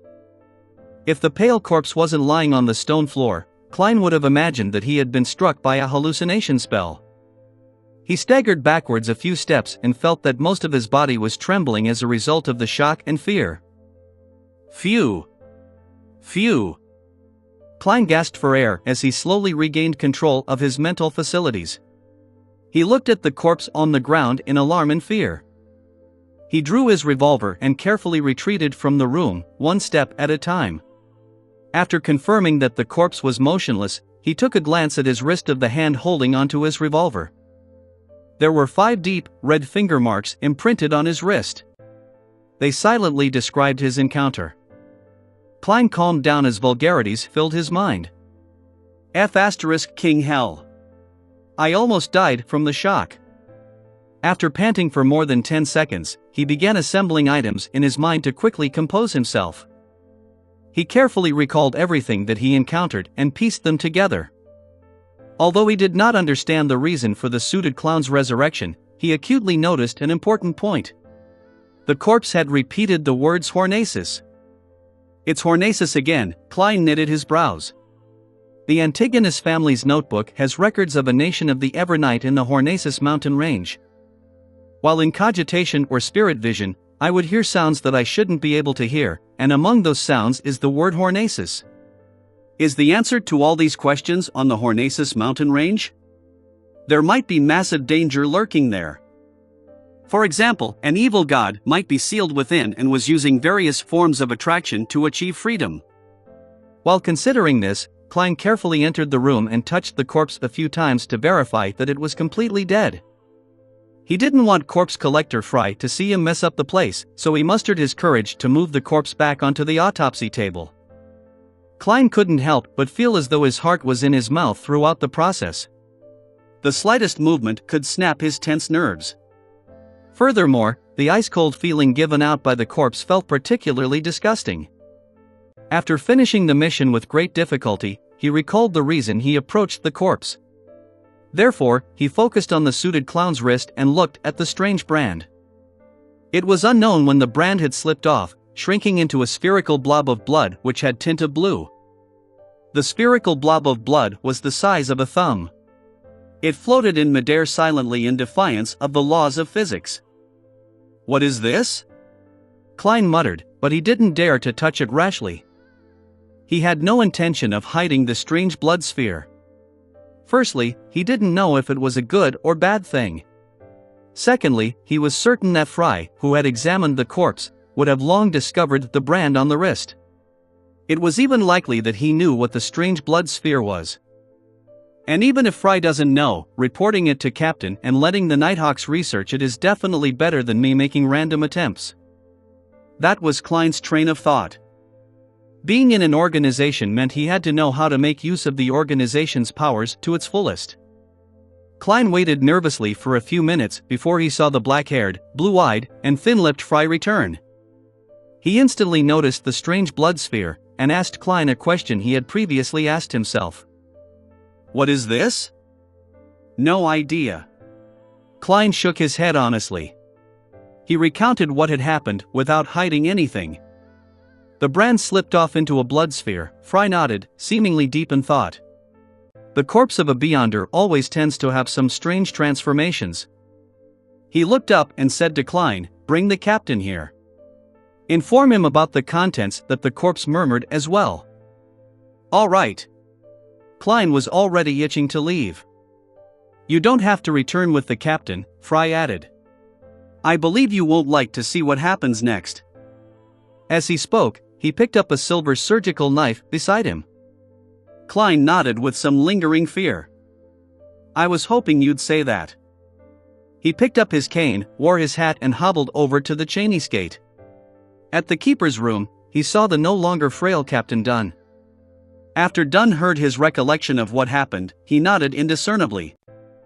"I'll report the matter to the higher-ups and let the Holy Cathedral deal with it. Maybe they'll send people to the main peak of the Hornacis mountain range to take a look." Klein answered briefly in confirmation. Seeing that only Sleepless Kenley and the captain were in the keeper's room, he casually asked, "Are Mr. Eyre and the others resting?" Dunn nodded and said, "Eyre and Borgia are at St. Selena Cathedral. Lorata is probably looking for a coffee shop." "Coffee shop?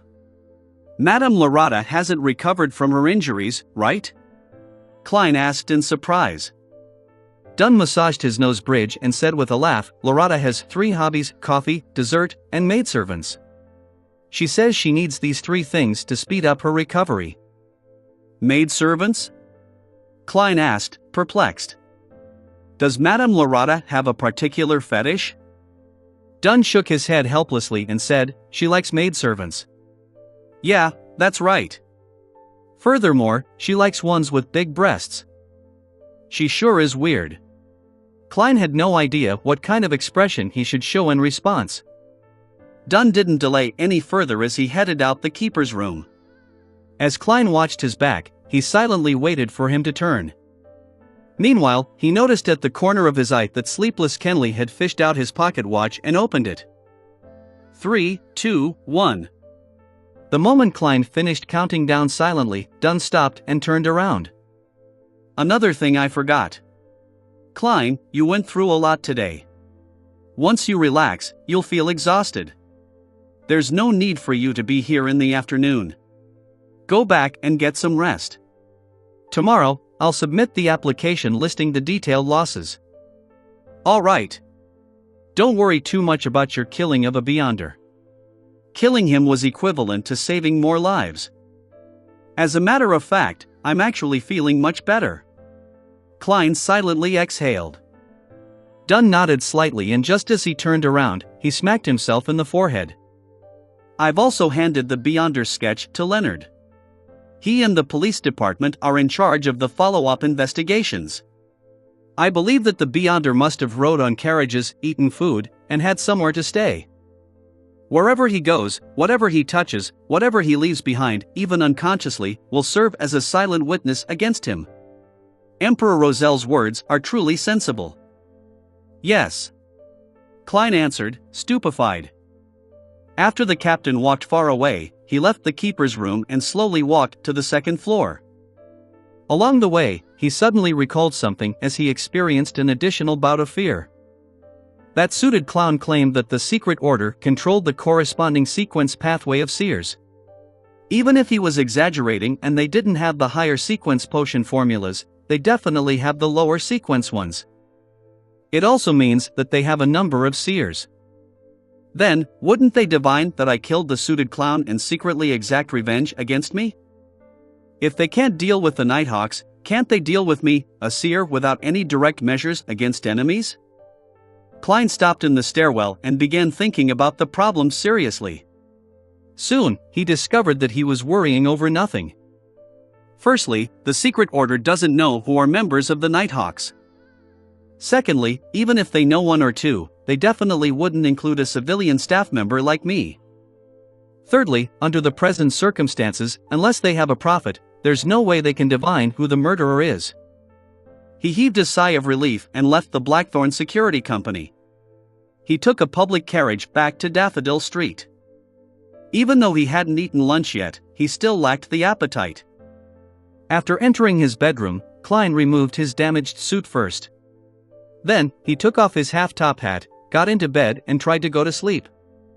His mind remained active as though his entire existence couldn't relax.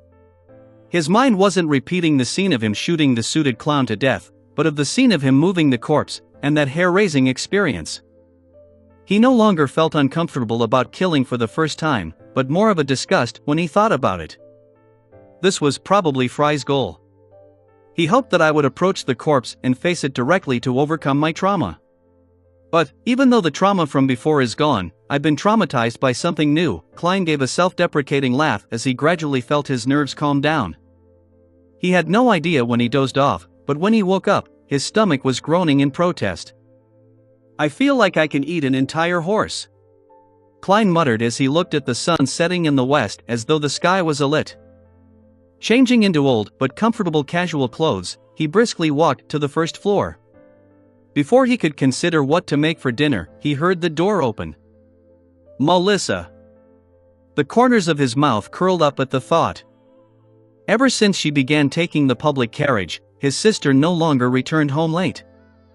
The key twisted as the door opened. Melissa walked in with her bag that contained her books and stationery. She looked at the kitchen and said, "Klein, there's a letter for you." "It's from your mentor." "A letter from mentor?" "Right. I wrote to him asking about the relevant historical situation of the Hornacis main peak."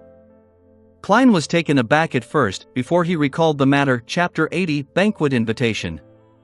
Chapter 80, Banquet Invitation. Translator. Atlas Studios. Editor. Atlas Studios. After having dinner, a satiated Klein casually lounged on the living room sofa. He used a small letter opener to open the letter he received from his mentor. Melissa was sitting by the dining table at the time, working hard on a textbook problem, with the gas lamp for illumination. Benson was cradled in a single-seater, reading Accountancy for Beginners. Klein found 3 pages in the letter that he read with both fear and anticipation. "Very happy to receive your letter. It reminds me of the good old days over the past few years. Unfortunately, Welch and Naya have left us forever. I attended their burials separately and could feel their parents' anguish. The 2 of them were young adults who were supposed to have beautiful, bright futures ahead of them. Fate is always so unpredictable. No one can know what will happen to you next.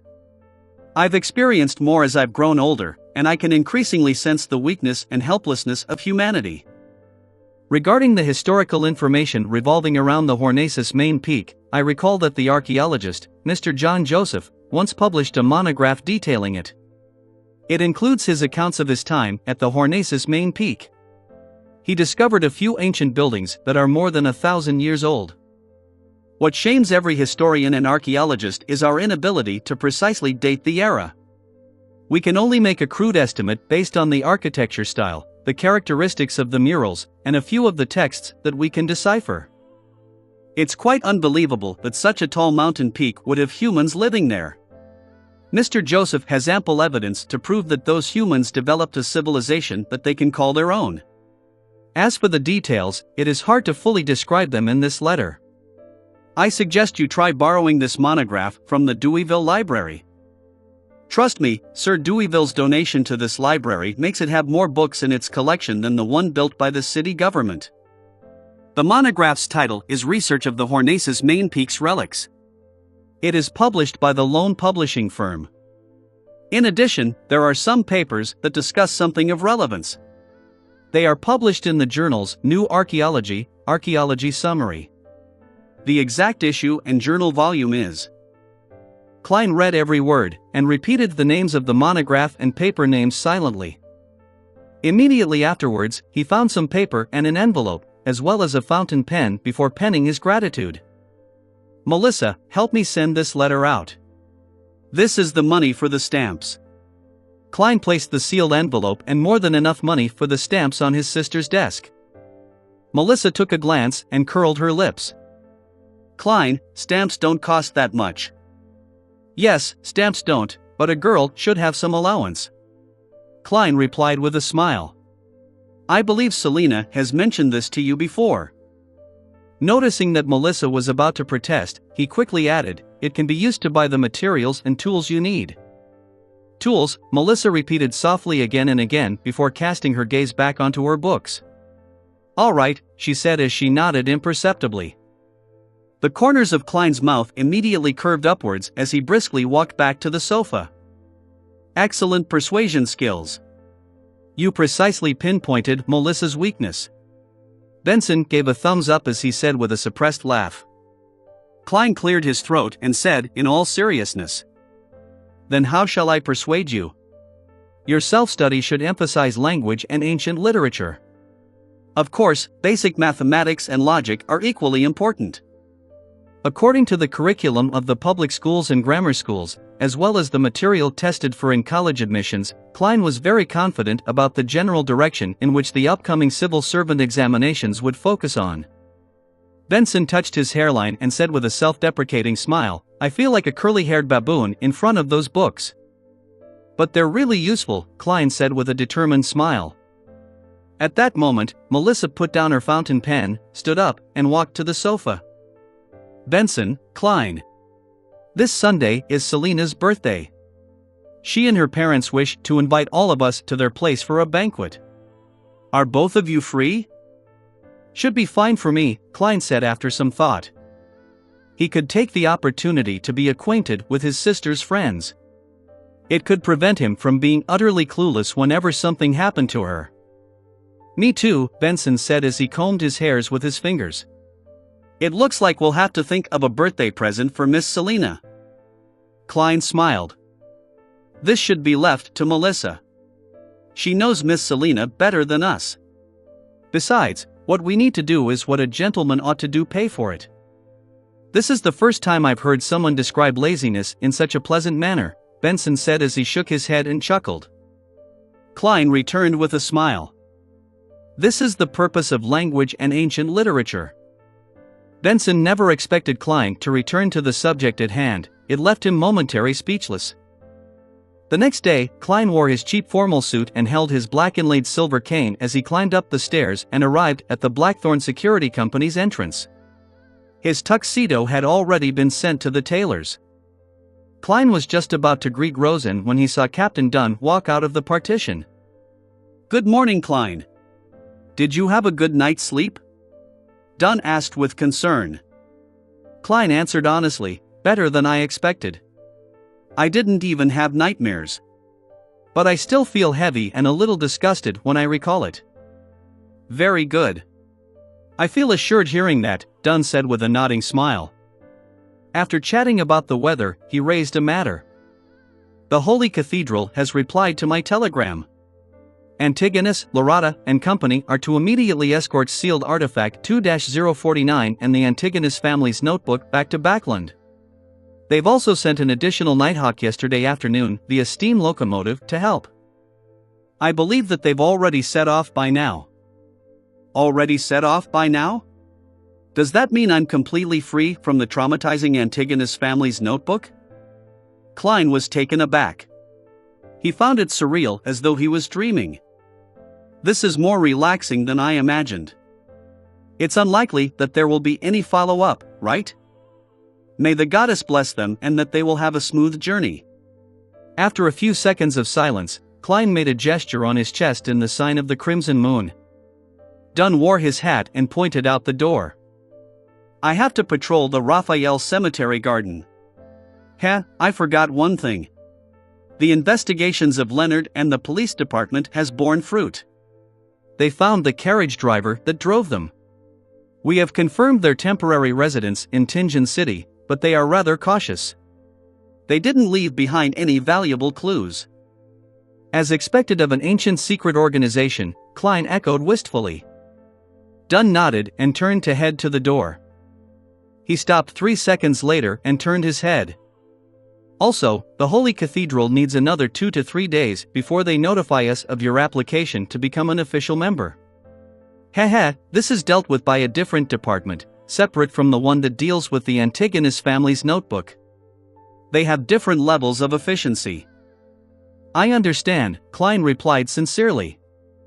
Meanwhile, he helped his captain add inwardly, "Remember to submit the compensation application today." Watching Dunn leave, Klein heard the brown-haired Roseanne exclaim, "Goddess! Klein, are you becoming a formal member? You haven't even joined us for a month." Klein smiled. "After I consumed the seer potion, it was only a matter of time." "That's reasonable." Roseanne fell into a daze for a few seconds before suddenly sighing.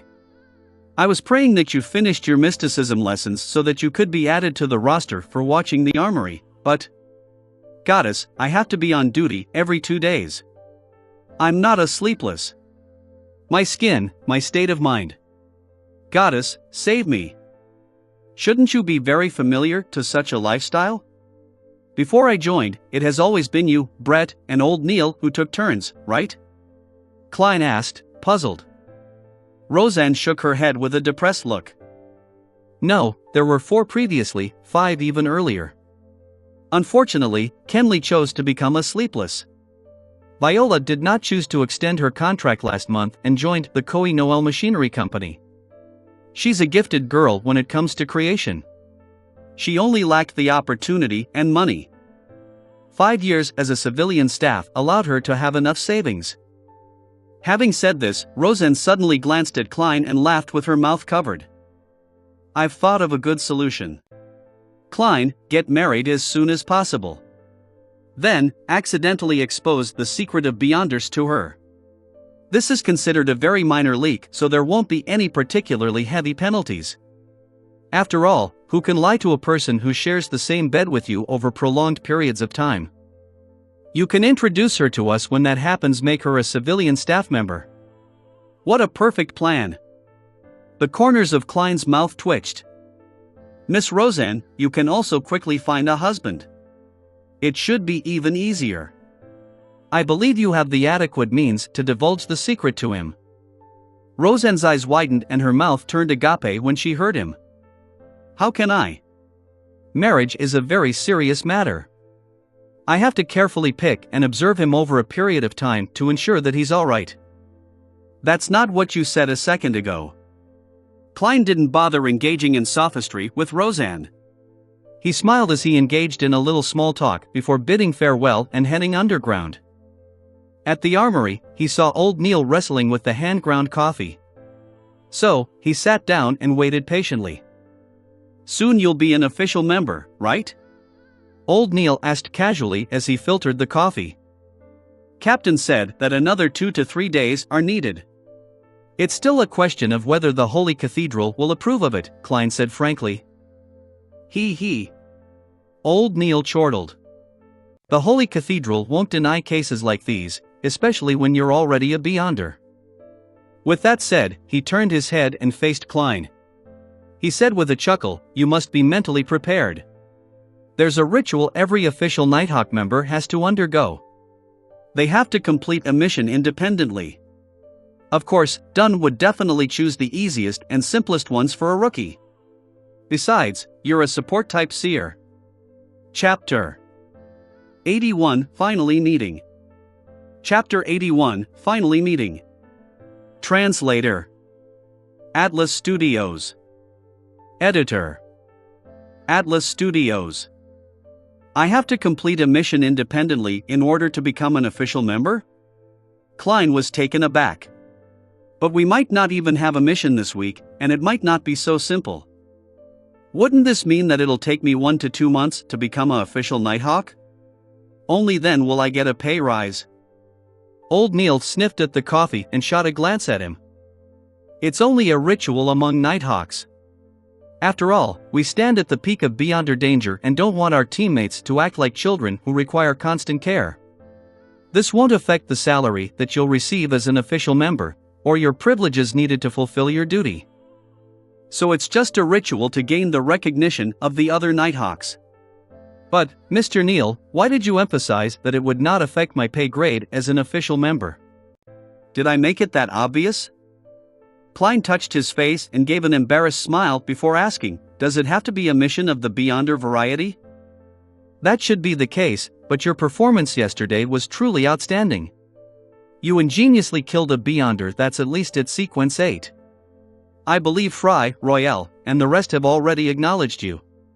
Therefore, Dunn might just assign you to an ordinary mission, old Neil said before suddenly sighing. You'll have your salary increase several-fold. I'll never encounter something like that again in my lifetime. Klein chuckled as he raised the matter about his sequence pathway. Mr. Neil, do you think that the corresponding sequence 8 of Seer is Clown? In fact, thinking back to the description from the confidential documents, it did seem to add up. A job good at fighting with artifice. I can't give you any guarantees, but I think it's highly likely. Firstly, it matches up with what's said on the documents. Their agile movement and deception-based battle style are key points. Next, other sequence pathways have similar situations. Do you know the corresponding sequence 8 for Mystery Prior? Old Neil asked with a chuckle. No, it's not written in the information provided by the church. Klein shook his head honestly. Old Neil chuckled briefly before saying, I'm close friends with two old guys from the machinery hive mind. They mentioned it in passing, as a joke. The corresponding sequence 8 potion of Mystery Prior is Melee Scholar. Did you hear that? Melee Scholar. Goddess, I don't like melee combat at all. This doesn't suit the image of a Mystery Prior at all. I can understand. Mystery Priors pursue the mysteries behind things. Melee combat is one of those mysteries, Klein said after some thought. Old Neil finished his hand-ground coffee. Alright, let's not waste time. Let's continue our mysticism studies. You still have a lot of ritualist magic that you need to grasp. You also need to learn how to create amulets and charms. Alright. Klein sat down and planned out his schedule for the day. In the morning I'll study mysticism and read through all sorts of historical records. I'll submit the compensation request. After lunch, I'll practice at the shooting club. Then, I'll head to the Deweyville Library at Golden Indus Borough and see if I can borrow the corresponding monograph and journal regarding the Hornacis main peak. After doing all that, if I have time, I'll spend some time at the Divination Club. I can't slack off on my acting. Once the compensation request is approved and I receive the money, I'll be able to buy a new suit on the way home. Yes. I'll apply for the materials tomorrow morning and try to make a protective amulet to ward off danger for Melissa and Benson. In a dining hall adorned with a chandelier and elegant decorations. A few friends were congratulating Joyce Meyer on his escape from danger and his return to Tingen. We all read the news. Just the written description alone was enough to scare me, a man with a short stubble on his chin said wistfully. Joyce, I can't believe you went through such an ordeal. Cheers. The tragedy is over now, and the sunlight shines down upon us. Exalted is the steam. Joyce and his fiancée, Anna, raised their cups and clinked them together with their friends. Then, they gulped down what little champagne they had left. Anna was extremely worried at the time. I suspect that she cried every night. Whenever I invited her for some afternoon tea, she was always absent-minded. Thankfully, you're finally back now. Otherwise, I reckon she would have passed away just like that, a young lady, with a cute small nose and coiled brown hair, said to Joyce as she glanced at Anna. If Anna were to experience something like that, I'd be the same. I might be in an even worse state. The aquiline-nosed Joyce gave his fiancée, who was sitting beside him, a gentle look. Anna wasn't used to expressing her emotions in front of others. She looked at the opposite end of the table and said, Bogda, why have you been keeping your head down this entire time? I can sense how terrible your mood is. The young lady with a petite nose answered in Bogda's place. Bogda is sick. The physician told him that there's something seriously wrong with his liver. He can only use medicine to reduce the pain, but it doesn't treat his illness. He needs to undergo surgery. Lord, when did this happen? Anna and Joyce asked in surprise and concern. Bogda was a young man with short hair, but his face was sallow. His usually brilliant red eyes were replaced with a dim glow. It happened last week. Since Joyce wasn't back yet, I told Irene not to tell you, Bogda explained with a rueful smile. Joyce asked staidly, have you decided when you'll undergo surgery? Bogda's expression changed a few times as he said, no, I haven't decided yet. As you know, those surgeons are practically butchers. The patient is like a piece of meat on a chopping block, allowing them to butcher people as they please.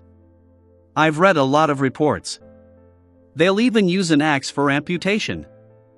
Lord, I suspect I might very well die on the operating table. But if you delay it further, then surgery might not be able to save you, the man with the stubble said as he tried to persuade him. At that moment, Anna interjected, Bogda, perhaps you can consider doing a divination. If the divination indicates that everything will go smoothly, then proceed with the surgery as soon as possible. If the outcome of the divination is bad, seek other means. Seek it with the help of the fortune teller. I know of a real, mysterious fortune teller. No, I should address him as a seer. I believe he can definitely help you. For real? Bogda returned with a question, clearly looking doubtful. Their other friends shared the same attitude. Yes. Anna nodded without hesitation. I hired his divination services, and after divining Joyce's situation, he told me to return home. Your fiancé is at home waiting for you. Back then, I was like all of you, filled with doubt. But when I returned home, I really saw Joyce. He was really back. I can testify on this point, Joyce echoed. He didn't mention that he had sought Klein's help in interpreting his dreams. This was because the police had informed him that Triss hadn't been caught yet. Therefore, he had to keep it a secret in order to prevent revenge from being exacted upon him. Lord, this is absolutely unbelievable. Is divination really that magical? Amidst the shouting, Bogda thought deeply for a moment before saying, perhaps I should get a divination. Anna, Joyce, could you tell me the seer's name and address? Anna heaved a sigh of relief and said, you made a very wise choice. That seer is at the Divination Club at House Street. His name is Klein Moretti. Golden Indus Borough. Deweyville Library. Klein used the introduction note from his mentor's letter to successfully apply for a borrowing pass. As he flipped the tiny card in his hand, he asked a few librarians, do you have the research of the Hornacis Main Peaks relics here? It was published by the Lone Publishing Firm. A librarian immediately answered, please wait a moment. Let me check the records. He turned around and looked at the drawers. He pulled open the letter that matched Hornacis and flipped through a card that was filled with single words that followed a particular order. On careful inspection, he shook his head and said, sorry, sir. We do not have this book in our collection. How regretful, Klein answered in clear disappointment. From the looks of it, I need to write to the Lone Publishing Firm or pay a visit to the Koei University. Meanwhile, he sighed inwardly at how dated the management of the libraries of this world was. You people need a computer. Unfortunately, I can't produce one. Klein made a silent, self-deprecating comment and turned to ask, then, do you have the journal issues of New Archaeology and Archaeology Summary? We do, the librarian confirmed. A gentleman just returned them. He flipped out the corresponding card and pointed Klein in the direction of the bookshelf. Klein went over to the bookshelf, scanned the journal issues, and pulled out the ones his mentor mentioned. Then, he randomly found a spot by the window to sit down. Under the bright afternoon sun, he began reading the information in the library quietly. Ancient relics don't solely exist on the main peak of the Hornacis mountain range. They're also spread out across the surrounding forests, valleys, and gentle slopes around the main peak. These relics are formed from lofty domes and gigantic stone columns.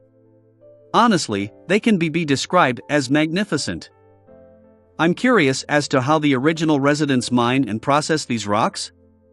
Hypothetically, let's assume that they performed their mining operation on the spot without needing to send them up the mountain. There's a strange pattern where the relics become larger in size the closer you are to the mountain peak. But surprisingly, there are no ruins on the peak. According to our hypothesis, there should be palaces that don't resemble man-made buildings, divine halls used for sacrifices.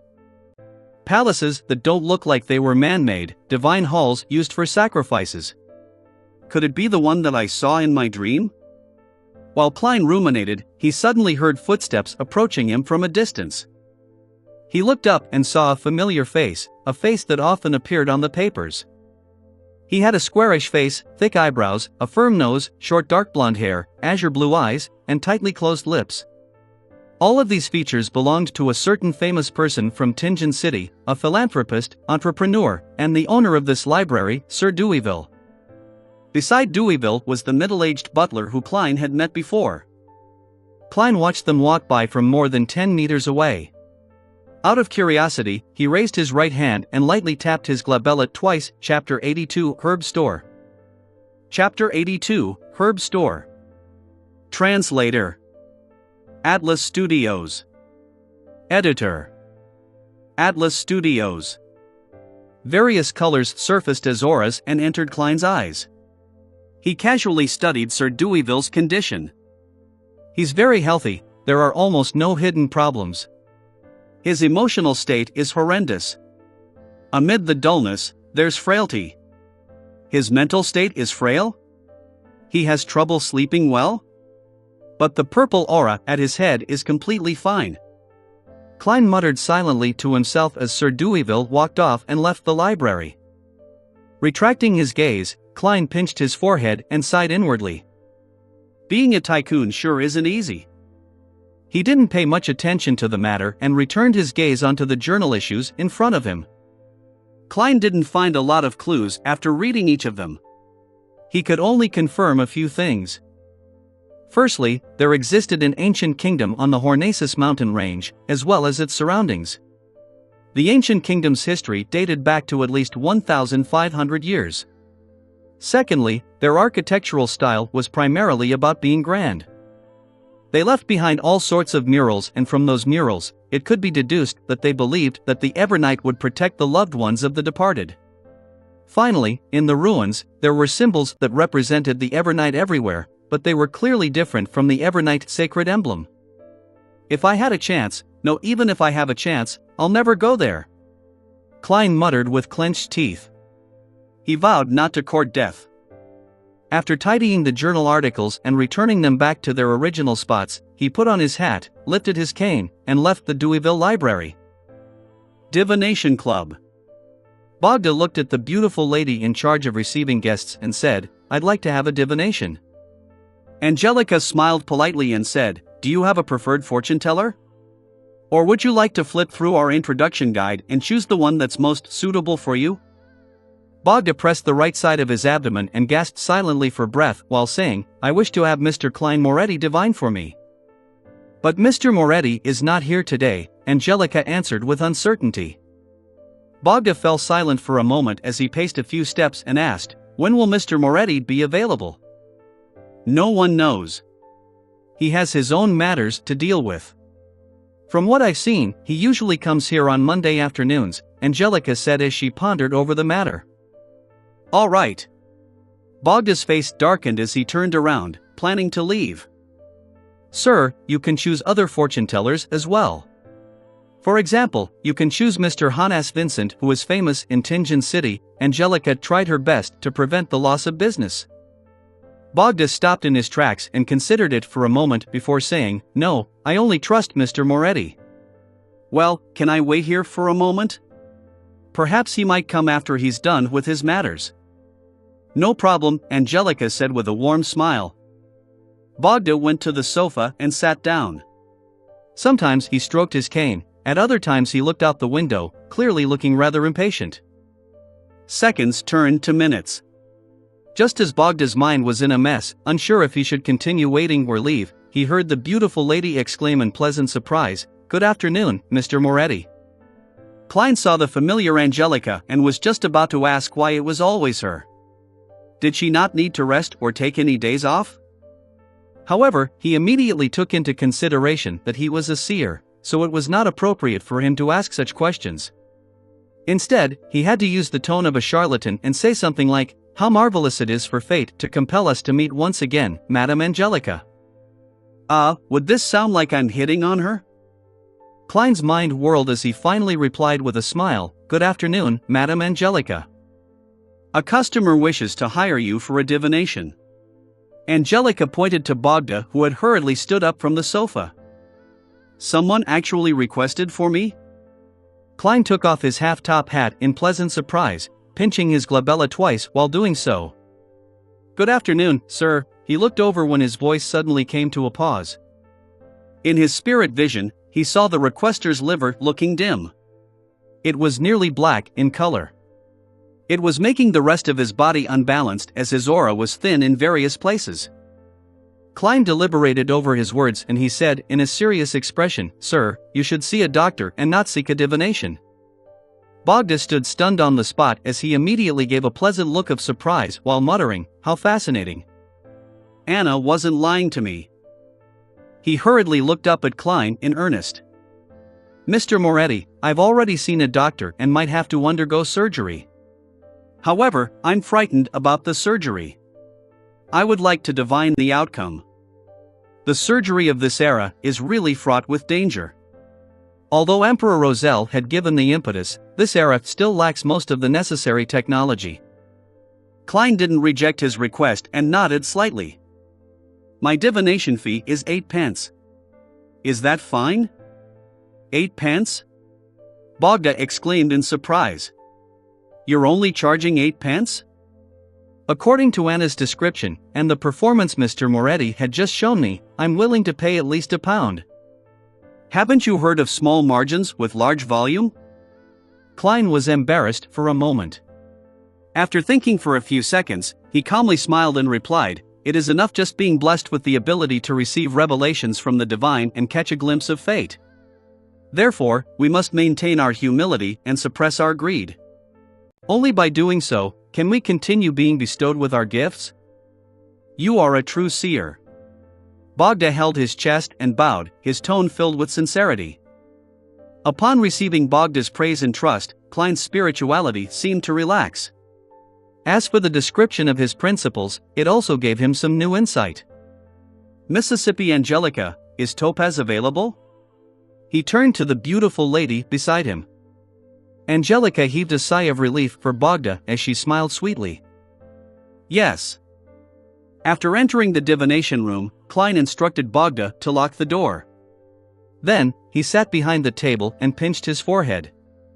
"Shall we use tarot cards for the divination?" he inquired with a smile. Spirit dowsing was only suitable to determine matters related to him. As for drawing an astrolabe, it was too time-consuming. "I'll leave it up to you." Bogda had no objections. Therefore, Klein helped him shuffle and cut the deck before laying them out in an intis formation. Thanks to his uniqueness as a seer, Klein did not flip the other cards. Instead, he directly flipped the card that indicated the final result. A reversed wheel of fortune. "Things will develop badly," he said solemnly as he shot a glance. The color in Bogda's face drained instantly and his lips trembled. "Is it hopeless?" As Klein tried his best to think of a solution, he said, "Let me try a different divination method. Please leave your ring behind. Next, write your date of birth on this piece of paper. Then, please wait outside quietly." Influenced by his gentle and comforting tone, Bogda calmed down and followed the instructions by writing down the information and leaving his ring behind. As he watched Bogda leave, Klein wrote a sentence on the piece of paper. "Outcome of Bogda Jones's surgery." He picked up the ring and paper slip and leaned back into his seat before using a dream divination technique. In a blurry and distorted world, he gradually found himself, only to see the gentleman collapse with an ashen expression. He was covered in white cloth as he was pushed out of the quaking operating room. This time, Klein didn't encounter anything strange. He no longer felt the sense of being watched, so he quickly woke up. He knitted his brows tightly as he considered how he was going to inform Bogda about the outcome.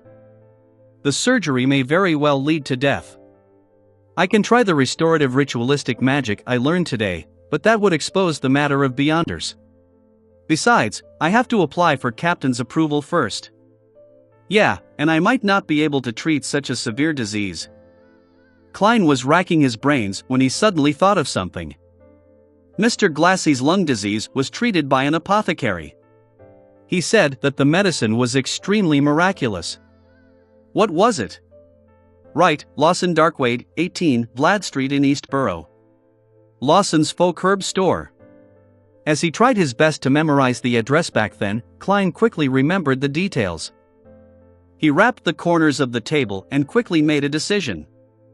After using spirit dowsing to quickly determine if it was a good or bad idea, Klein walked out the door. When he saw Bogda stand up in a fluster, he returned his ring to him and said warmly with a smile, "I found hope for you." "Really?" Bogda asked, pleasantly surprised. Klein did not reply him as he continued talking. Your hope lies in the East Borough, on Vlad Street. It's related to the single-term Lawson. If you can't find it, come back here again on Monday at 4 in the afternoon. Good. Good. Bogda nodded as he repeated himself. He excitedly fished out his wallet and produced 5 pence and 3 pennies. He had done according to what Klein had said, without using tips to corrupt a true seer. The corners of Klein's lips twitched as he received the money, but he smiled brilliantly. I hope you will find hope as soon as possible. After Bogda left, he handed over the commission like the previous time and also gave Angelica tips, pretending as though he had collected a solely. East Borough. Vlad Street. Bogda walked from one end of the street to the other, repeating it 3 times until his liver started to ache. Finally, he determined that there was only one place that had anything to do with Lawson on the street. It was the Lawson's Folk Herb Store, numbered 18, on the street. Mustering his courage, he walked in and caught the smell of the various herbs. He saw that the owner of the shop had black but very short hair. His face was round and he looked to be in his 30s or 40s. The boss's formal attire resembled that of a village witch doctor. It was a deep black robe embroidered with all kinds of strange symbols. Hello, do you have medicine that can treat my disease? Bogda asked politely. The boss raised his head and swept his deep blue eyes across Bogda and smiled. Your liver disease is very serious, but the premise of everything is whether you have the money. Do you have enough to pay for the medicine?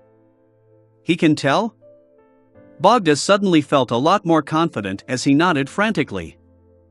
How much is your medicine? 10 pounds. It's a very fair price. The boss fished out a bag of herbs from under the counter and said, add sufficient water and boil it into medicine. After boiling it, add 10 drops of fresh rooster blood, then drink it down immediately. This bag of herbs can be cooked thrice. You will be fine after 3 times. As he spoke, he opened the yellowish-brown paper and threw in all sorts of strange herbs.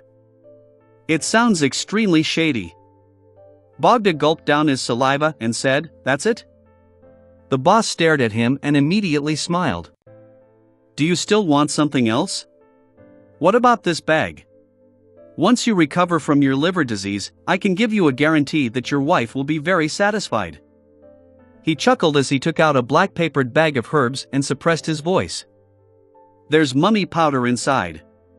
Trust me, a lot of aristocrats consume this stuff. They put it in their tea or boil it as soup. Bogda's confidence in the boss wavered to the point of feeling disgusted. I believe in Mr. Moretti.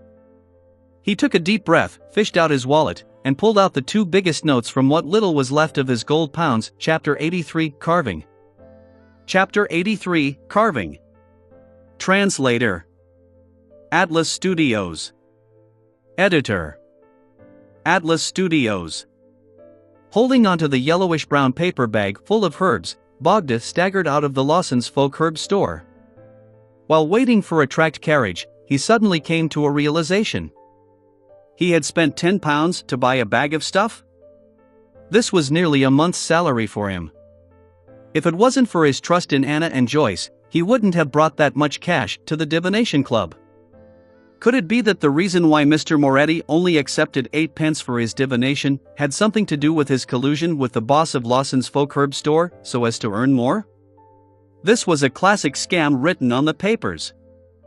When Bogda made this connection, he even began to suspect Klein a little. He even began suspecting Joyce and Anna.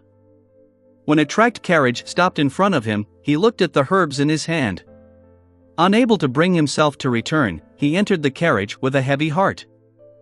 Inside Lawson's Folk Herb Store. As the boss watched Bogda leave, he suddenly turned his head and shouted at the door where there was a pile of herbs, Charmaine, stop purchasing herbs from today. W.I., master? A handsome-looking youth with disheveled hair walked out. The boss smiled and said, this is the 16th customer that has come because of my fame. If this carries on, I believe the Nighthawks, the machinery hivemind, and the mandated punishers will notice me. When the time comes, I'll need to consider heading to other cities. Then, do we need to sublease this store? Charmaine nodded in understanding as he asked with concern. The boss chuckled. If you wish to stay, you can be the boss of this store. You are already capable at identifying herbs and concocting medicine. Of course, remember to deposit half of your monthly profits into my anonymous Backlund bank account. But, I haven't learned what you are really good at. Charmaine was already sick of never staying in his city for more than a year, but he was unwilling to give up learning the magical formulas that his master was good at. The boss leisurely rocked himself in his seat. That's not something you can learn just because you want to. A blackish-green bubbling liquid appeared in front of Bogda's eyes. It smelled of stinking socks, and the color that makes one want to puke made him deeply suspicious about everything he had done today. When the rooster blood was dropped into the medicine, Bogda's father looked at his son worriedly and said, I think surgery is the best option. The few drops of rooster blood bubbled with the boiling liquid before vanishing. Bogda took a deep breath and said, if this medicine is useless, I'll consider surgery. The Lord will watch over you. Bogda's father gestured a triangular sacred emblem across his chest. By the time the boiling liquid had cooled down, Bogda had no intention of wasting the 10 pounds. He raised his right hand and closed his eyes. Flicking his head back, he gulped down the medicine in one go. The pungent aroma that had the noxious smell of blood swished around in his mouth as he nearly spat out everything he had just drank. That night, Bogda had an upset stomach. He went to the bathroom 6 times, and by the time the crimson moon vanished, he fell asleep groggily. After an unknown period of time had passed, he jolted awake, having dreamed that he was being reprimanded by his boss at work. Thankfully, I took 3 days of annual leave. I don't have to rush to work. Bogda heaved a sigh of relief when he discovered that he felt a lot more spirited. This was in stark contrast to the sluggish state he was in for the past few weeks. Bogda subconsciously reached out and pressed the right side of his abdomen. He noticed that the region which previously hurt when under slight pressure felt normal. He only felt the pain from ordinary pressure. Don't tell me it was really effective? That apothecary was clearly just fooling me. Bogda was both surprised and doubtful as he got out of bed. He stretched himself and felt his health returning to him. He fell silent for a very long while as he muttered, according to the apothecary, I still need to drink it twice. Once I'm done drinking, I'll go to the hospital to get a checkup from a doctor. That apothecary didn't tell me how many times I can drink a day. I still think he's a cheat. Inside the civilian staff office of the Blackthorn Security Company, from his prior request, Klein received a space where no one would disturb him.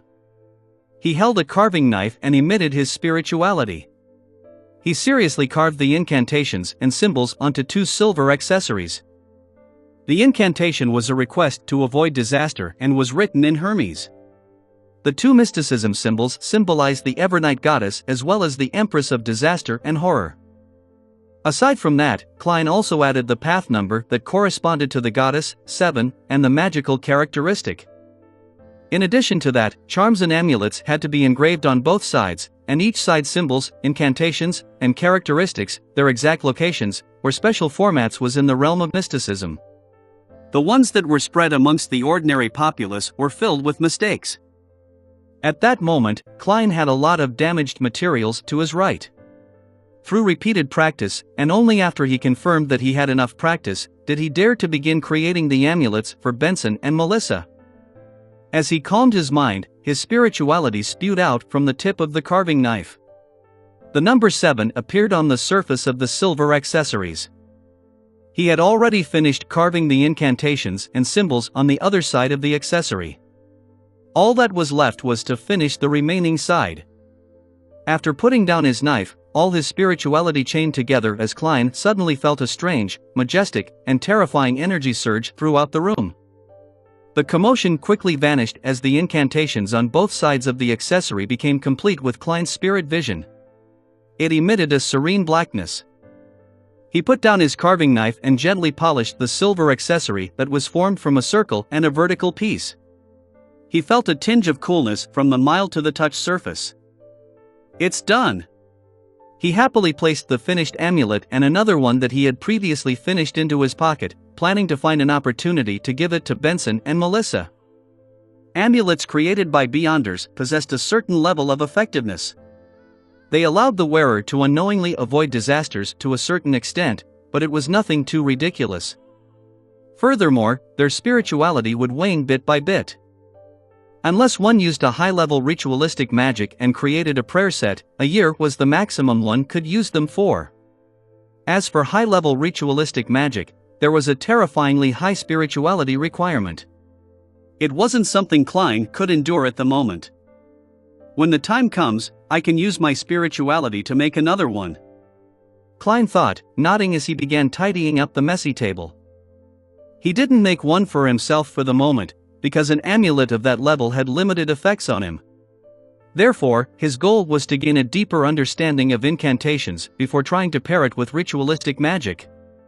That way he could create a few defensive amulets that could be activated specifically with sound. After everything was finished, Klein walked out the office and prepared to hand over the damaged materials. That was when he saw Captain Dunn walk over in his black windbreaker. Dunn's deep and gray eyes swept across him as he smiled. "Klein, the Holy Cathedral has approved it. You're now an official member." "Really? That's great." Klein expressed his delight. Dunn nodded and said with a smile, "You can now receive a make-up pay of £3 for this week. You'll receive £4.50 every subsequent week until the advance payment is cleared. By the way, did I mention the Nighthawk's ritual? Every official Nighthawk has to independently complete a mission. Only by doing so will you gain the recognition of your partners. In consideration of the outstanding performance you showed, I believe I can assign you an ordinary mission instead. When that happens, I'll formally introduce you to all the Nighthawks in Tingen City." Klein replied without hesitation, "All right." £3 plus his compensation of £7. Getting a new suit wasn't a problem anymore. Furthermore, he would still have plenty left over. Well, who knows when my mission will arrive. Klein waited all the way till Sunday, the day of Selena's birthday banquet. Changing into his formal suit and using a brush and handkerchief to tidy his half-top hat, Klein looked himself in the mirror before walking over to the first floor in satisfaction. At that moment, Melissa was sizing up Benson's clothes. "Is there a problem?" Benson raised his cane, feeling a little lacking due to his sister's gaze. He felt that there was nothing wrong with him when he inspected himself. He was already dressed quite decently. Melissa stopped staring at him and said with a serious expression, "Benson, that is a very old suit you're wearing. There will be a lot of excellent ladies and madams participating in today's birthday banquet. I believe that by wearing that, it'll be a form of disrespect to them." Klein was originally filled with questions. However, when he heard Melissa's emphasis, he immediately realized what was happening. He went over with a chuckle and said, "Benson and I share a similar build. He can wear my other tuxedo." He had already informed his siblings about buying a new suit. He explained it away by saying that his clothes had been torn while inspecting certain objects. Therefore, the company generously compensated him. Of course, he concealed the matter of him being promoted with a pay rise. He was afraid of scaring them and only planned to tell them after half a year. Such an explanation made Blackthorn Security Company and Melissa extremely envious. They felt that the Blackthorn Security Company was an impeccable employer. "There's no need to, right?" Benson retorted, having not realized the gravity of the situation. "No, it's extremely important." Klein pushed Benson's shoulders up the stairs. "My tuxedo is hanging on the clothes rack." After watching Benson go up the stairs in a daze, Klein turned around and smiled at Melissa. "Are you hoping that Benson will use the opportunity provided by Selena's birthday banquet to begin a beautiful new romance?" He had been reading quite a fair amount of newspapers and magazines recently. He knew that aristocrats and middle-class banquets were typically grounds for blind dates. Melissa nodded solemnly. "Yes, Benson has missed out too much because of us." "Sis, why are you like a mother?" Klein looked at Melissa as he suddenly shook his head with an exasperated laugh. Chapter 84 Elizabeth. Chapter 84 Elizabeth. Translator. Atlas Studios. Editor. Atlas Studios. Seeing the unconvinced look his sister's face, Klein suddenly felt like it was a good opportunity. He sized her up and said with a solemn expression, "Melissa, I think you aren't showing enough respect to today's banquet as well." "What?" Melissa wore a puzzled look. Klein pointed at her neck. "As a lady, you are lacking a necklace that accentuates that area." Without waiting for his sister to say another word, he smiled as he fished out a silver amulet wrapped with angel wings from his pocket. "Thankfully, I prepared one for you." Melissa was taken aback at first before she asked, "How much was it?" "Sis, your concerns are really quite misplaced." Klein silently scoffed as he explained with a chuckle, "It's actually not very expensive. Since it was in an incomplete state, I imitated an item that I've seen before and engraved blessing incantations and beautiful patterns on them." "You engraved them?" Melissa was indeed distracted. "How is it? What do you think of my work?" Klein took the opportunity to hand over the amulet to his sister. Melissa studied it before gently biting down on her lip. "I like the surrounding angel feathers. If you think the incantations and symbols I engraved are ugly, then just say so. There's no need to mince your words. An amulet's value is in its effects." The corner of Klein's mouth twitched. Just as he was about to urge his sister to accept it, he saw Melissa put on the necklace with a forced expression on her face. She then carefully adjusted the positioning of the amulet. "Perfect." Klein sized her up and gave her exaggerated praise. Melissa shot him a glance and looked down at her amulet. She said listlessly, "Klein, you were never like that before." "Acting like that? Perhaps it's because of my good job. With a decent income, I'd become more confident." Klein interrupted his sister and gave a preemptive explanation. "Sigh, even though I received the original Klein's memory fragments, making myself appear natural in most major aspects, certain fine details are still there. I'm still used to presenting my real personality.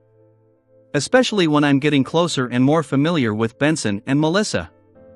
He sighed inwardly. Melissa seemed to accept his explanation and pouted her lips. "It's great that you're like that, really great." After the two engaged in a short conversation, Benson came down having changed his clothes. He wore a white shirt with a black-vested tuxedo. His black bow tie and a pair of long, straight trousers made it seem like he had undergone a complete makeover. It was like he was a successful businessman after years of hard work.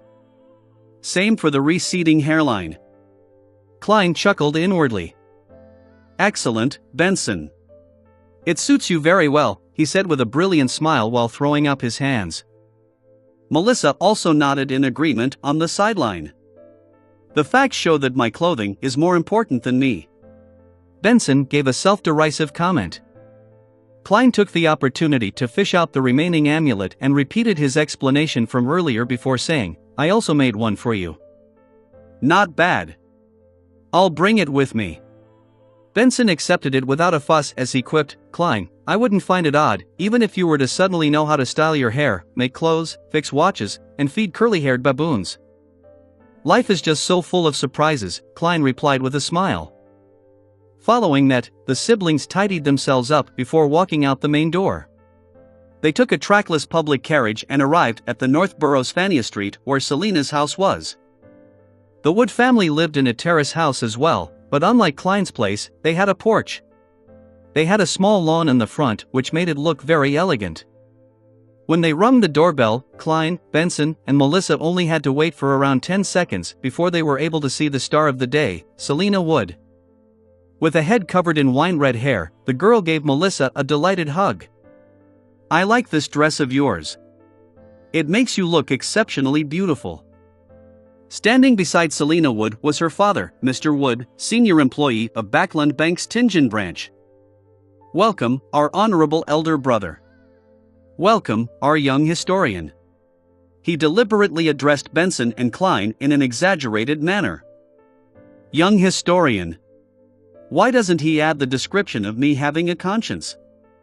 Klein retorted as he took off his hat and replied with a smile, Mr. Wood, you look much more spirited and younger than I imagined. His style of flattery had unknowingly inclined himself to the foodaholic empire. Benson held out his hand and shook Wood's hand. I know a lot of bank employees, but they're all equally arrogant and stiff, as though they're the latest machines. None of them are as civilized as you. If you were to meet me at the bank, you might not say that about me. Wood laughed cheerfully. After exchanging pleasantries, Selina, who was wearing a new dress, led the siblings inside with a hop in her step. At times, she would mention in her usual tone that, Elizabeth is already here, and at other times, she would suppress her voice saying, Melissa, your brothers are more handsome than I imagined. Hey, I have good hearing. Although you are flattering me. Klein helplessly looked at the two 16-year-old girls walking ahead of him. This isn't right. I'm still quite far from being considered handsome. TSK, Miss Selina, how ugly did you imagine Benson and I to be? A balding, gloomy, fat man with a pale expression and lifeless eyes? Klein pinched his glabella in passing as he diligently practiced his spirit vision. Miss Selina Wood is healthy. She's excited and very happy. Mr. Wood's lungs are a little problematic. Right, I see his pipe. Klein swept his gaze across the crowd while in a good mood. Elizabeth, Melissa is here. At that moment, Selina introduced with a brisk tone. A girl dressed in a blue frilly dress walked over. She had naturally curled brown hair and adorable baby fat. Klein was stunned when he saw her because he knew the girl. He had helped her choose an amulet back at the underground market. Elizabeth greeted Melissa first before looking at Benson and Klein. She was stunned and her brows knitted slightly, as though she was thinking about something. Soon, Elizabeth smiled and politely greeted them as though nothing had happened. Klein also pretended not to recognize her. Under Wood's lead, they came to the sofa in the living room where they were introduced to Chris, Selina Wood's brother, and the other guests. As Klein watched Benson chat with Chris and the other solicitors happily over the topic of their neighbor, Mr. Shoud, he couldn't help but feel envious. I don't have such socializing skills. He picked up a cocktail from a table in the corner of the room as he listened quietly. At times, he would nod and echo with a smile. It didn't take long before all the guests arrived and the banquet officially began. As too many guests had been invited, the Wood family's dining table could not accommodate everyone. Therefore, the banquet was done in a buffet manner. The maidservant served the steak dishes, roast chicken, fried fish, mashed potatoes, etc., and placed them on different tables. The male servants were responsible for carving the meat, allowing for guests to take what they wanted. Klein couldn't help but click his tongue when he saw the elegant enamel plates and silver cutlery. He felt that the Woods were being too extravagant as a middle-class family. Since they're so rich, why would Chris need so many years to prepare for his wedding? When he thought of what his sister had previously mentioned, he was puzzled. Yeah, it was probably to save up money to buy this cutlery that would have taken them so many years to afford. To such families, they have to look respectable. Amidst his mixed emotions, Klein picked up a plate and walked in front of a dining table. He forked a piece of honey-glazed roasted meat. At that moment, Elizabeth with her adorable baby fat cheeks came over. As she looked at the food, she whispered, "So you are Melissa's brother." "Thank you. Selina likes the amulet I gave her a lot." She said that she felt healthier the moment she wore it. Selina. Amulet. Klein suddenly recalled the reason for selecting an amulet for the girl beside him. It was to give to a friend who liked mysticism as a birthday gift. That friend was Selina? Selina liked items related to mysticism? Klein frowned slightly as he smiled politely. It might just be akin to a placebo effect. After saying that, he began waiting for her to praise Emperor Roselle. However, Elizabeth's reaction was that of confusion. What's a placebo effect? It means it's completely psychological. At times, We believe that we will turn for the better and end up really becoming better, Klein explained crudely. No, she said, it's different from the amulets that she bought in the past. It feels different, Elizabeth emphasized. She cocked her head and shot a glance at Klein and said curiously, I never expected Melissa's brother to be an expert at mysticism. As you know, I studied history, so it's common to encounter similar matters. Klein diverted the topic skillfully as he asked, Are you also studying at the Tingen Technical School? No, Selina and I were Melissa's former schoolmates. Later, she went to a technical school. I study at the nearby Ibos Public School, Elizabeth explained seriously. A public school wasn't established and maintained by the government. Instead, it was a school that accepted students from the public. It was an evolution of good grammar schools whose goal was to groom graduates so as to enter university. The schools were rather expensive and they would consider the student's family background. It could even be out the range of typical middle-class families. She didn't talk much. After choosing her food, she returned to Selina's side. After congratulating the star of the day on a happy birthday, the banquet gradually came to an end.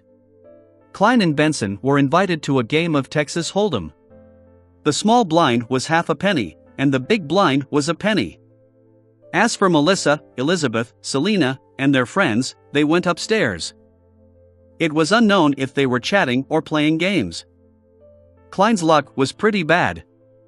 He played about 20 rounds, but didn't receive a good hand at all. All he could do was fold and be a spectator. When he flipped the ends of his cards again, he found a 2 of hearts and a 5 of spades. Shall I try a bluff once? Klein considered for a moment, but did not manage to muster the courage. He also resisted the urge to use divination to cheat. He covered his cards and rapped the table, indicating that he was not making a call. Then, he got up and left the table to head for the bathroom. Roselle was also a person without obsessive-compulsive disorder. He actually found an odd reason to name the playstyle Texas. Klein shook his head as he proceeded forward. At that moment, he suddenly came to a halt as his pupils constricted. His spiritual perception told him that there was a strange fluctuation upstairs. Chapter 85 Urgency. Chapter 85 Urgency. Translator. Atlas Studios. Editor. Atlas Studios. The strange, twisted, and obscure fluctuation was short-lived. Shortly afterwards, Klein even suspected that he was hallucinating. If he wasn't considered rather skilled at spiritual perception, it was very likely that he would have written off the abnormality. Klein frowned as he thought of his sister upstairs. He tightly held onto his cane as he went around the bathroom and hobbled to the wood household staircase. He quickly went upstairs while following the traces with his spiritual perception before arriving at the living room beside the balcony. This should be it. Klein mumbled as he raised his hand and tapped twice on his glabella. Auras penetrated the walls and the large wooden door before entering his vision. Most of the colors were ordinary with a blurry outline. However, one of them in particular was rippling with a sinister dark green color over its surface that slowly corroded inwards. Just as I thought, something wasn't right. Klein wore an unusually stern expression as he reached out with his right hand and removed the silver chain which was wrapped around his left wrist. He held the silver chain in his left hand, allowing the topaz to dangle before him. When the topaz stopped swinging, he traced the spherical light and chanted inwardly, "The room before me has danger caused by the supernatural." Normally, spirit dowsing was only suitable for divining something that was related to him or the specific circumstances in a small region around him. As such, Klein described the chant in very specific manner. The danger could affect him and the room was right in front of him. The room before me has danger caused by the supernatural.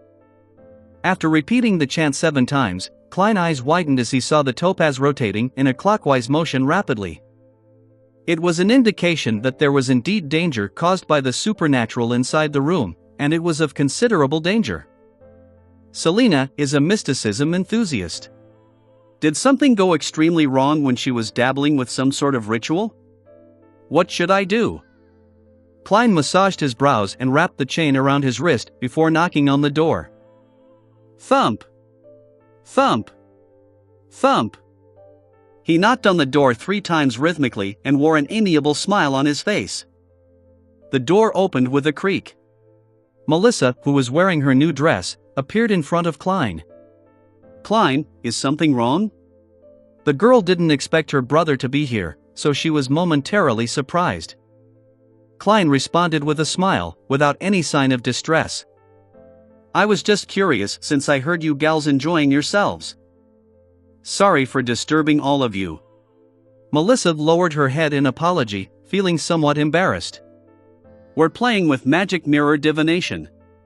Selena knows a lot and it's very fun. Magic mirror divination.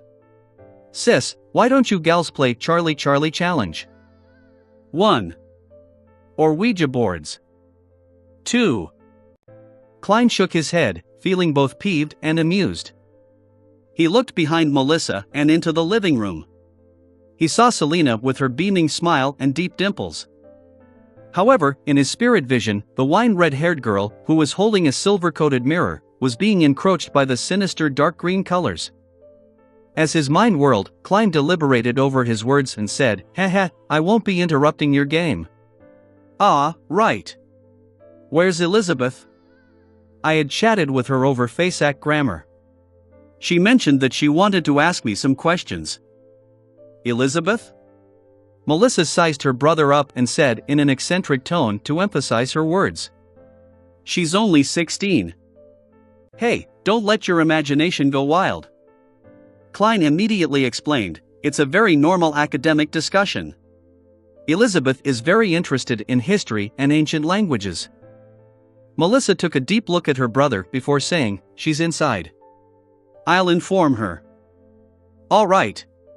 Klein took a step back and moved away from the door. While watching his sister turn around, he heaved a sigh of relief. Although it wasn't the best of reactions, he was thankful that the person in danger wasn't Melissa. He only waited for about 10 seconds before a puzzled Elizabeth walked out. She asked curiously, "Mr. Moretti, what's the matter?" "I never said I was interested in history and ancient languages." At that moment, her sentence was halted by Klein's stern and solemn expression. Her nerves tightened as she seemed to sense that something wasn't right. Klein took a few steps diagonally as a gesture for Elizabeth to hide partially behind the door.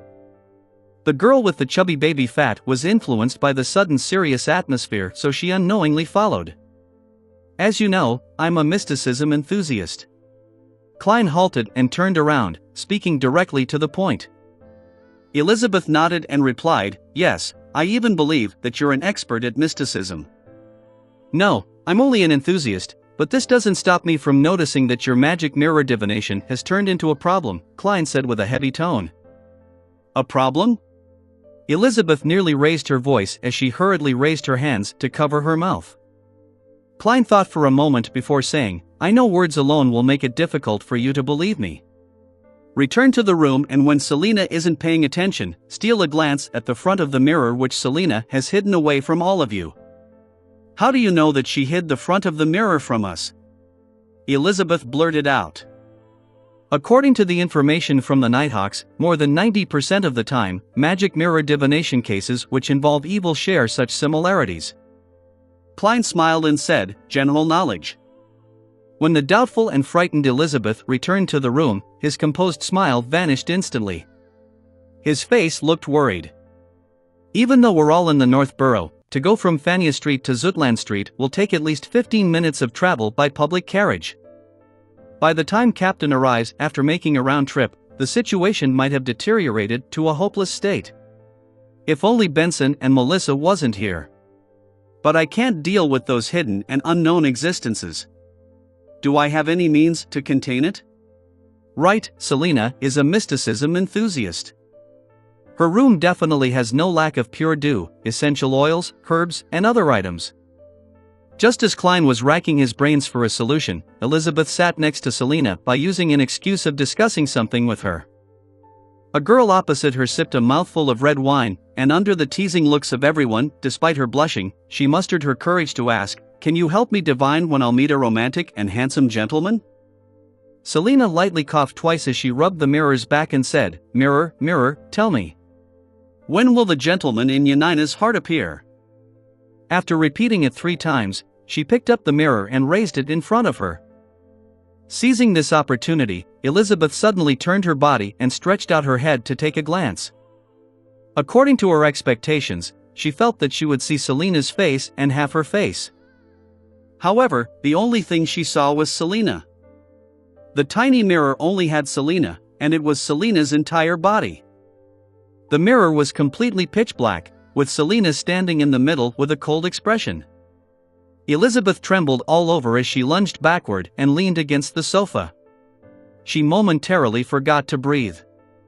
She involuntarily trembled and, without giving an excuse, got up immediately, stumbling to the door. She didn't even dare to turn back to look at the beaming Selina. Yanina's gentleman will appear on the Sunday of the 2nd week, half a year later.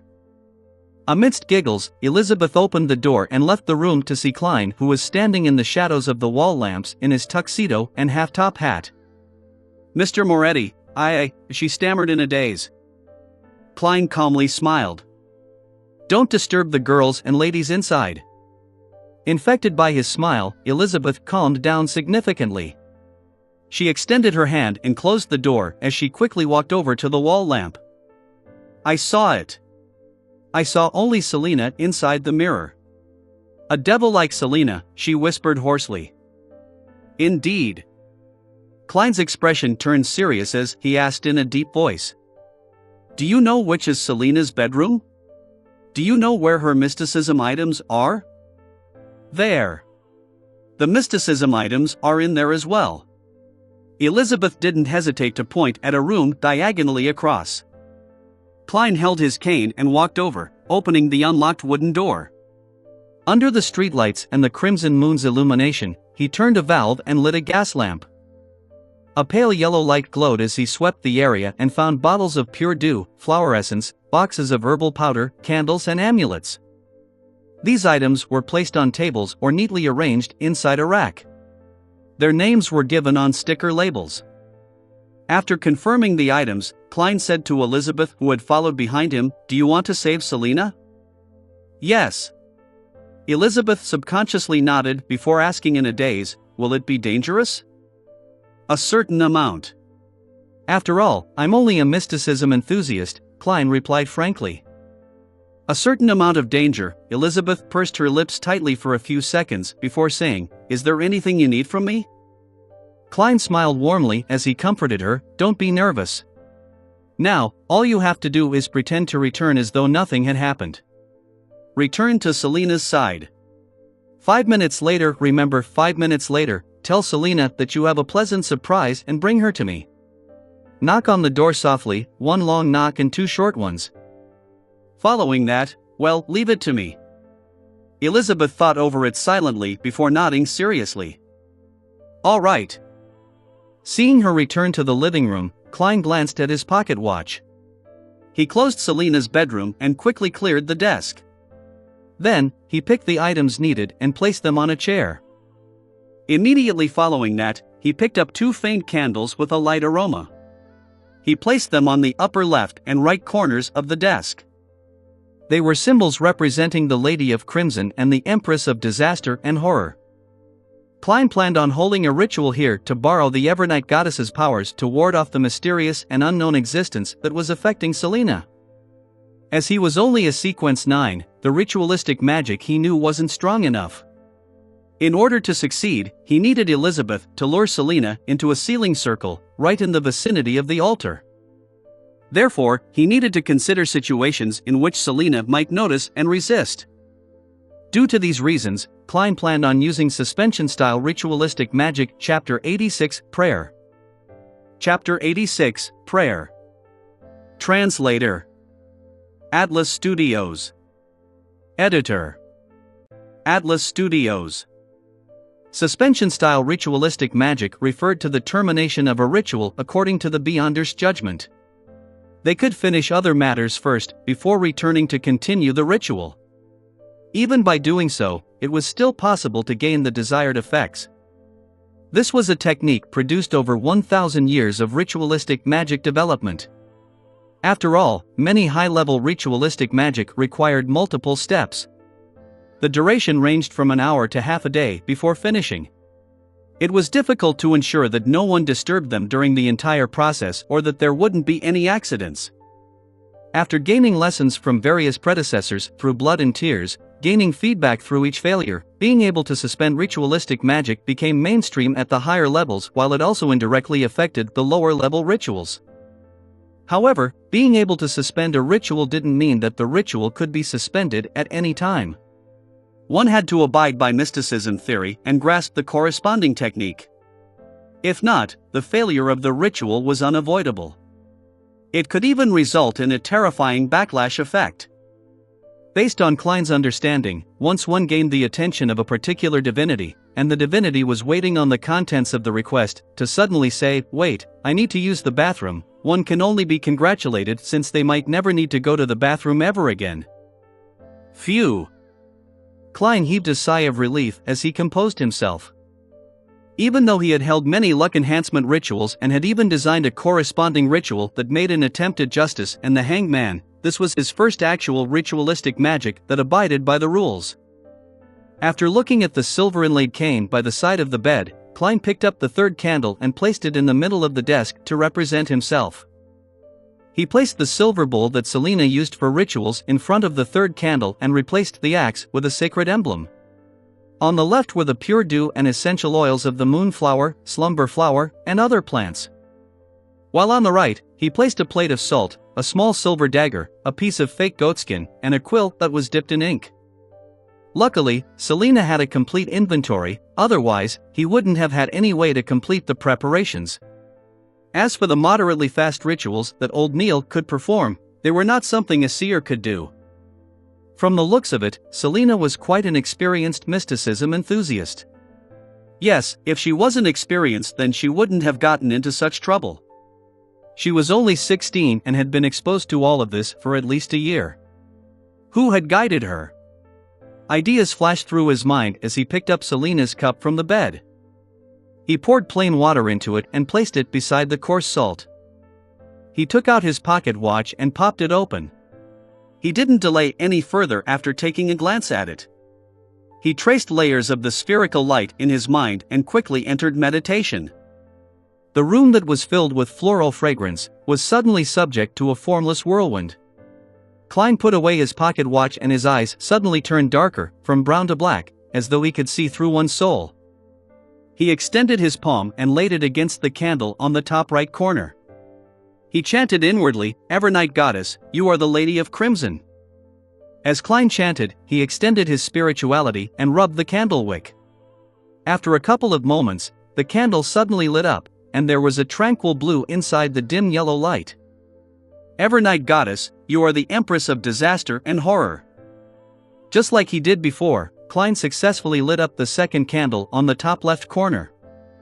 "I am your loyal guard, the shield that fends against danger in the dark night, and the long spear that stabs at evil in the silence." Whoosh! The third candle that symbolized Klein began to burn. The flame was still. He picked up the small silver knife and mimicked old Neil's motions. He used incantations, coarse salt, and plain water to fulfill the purification. Then, he let his spirituality that he had gathered spewed out from the tip of the silver dagger, and naturally merged them as one. With the silver knife in hand, Klein walked around the bedroom, kneeling when he came to the bed, and sealed the area with a formless barrier. The light from the street lamp outside the window suddenly disappeared, but the red light was still shining through quietly. Klein returned to the study desk and picked up the quill.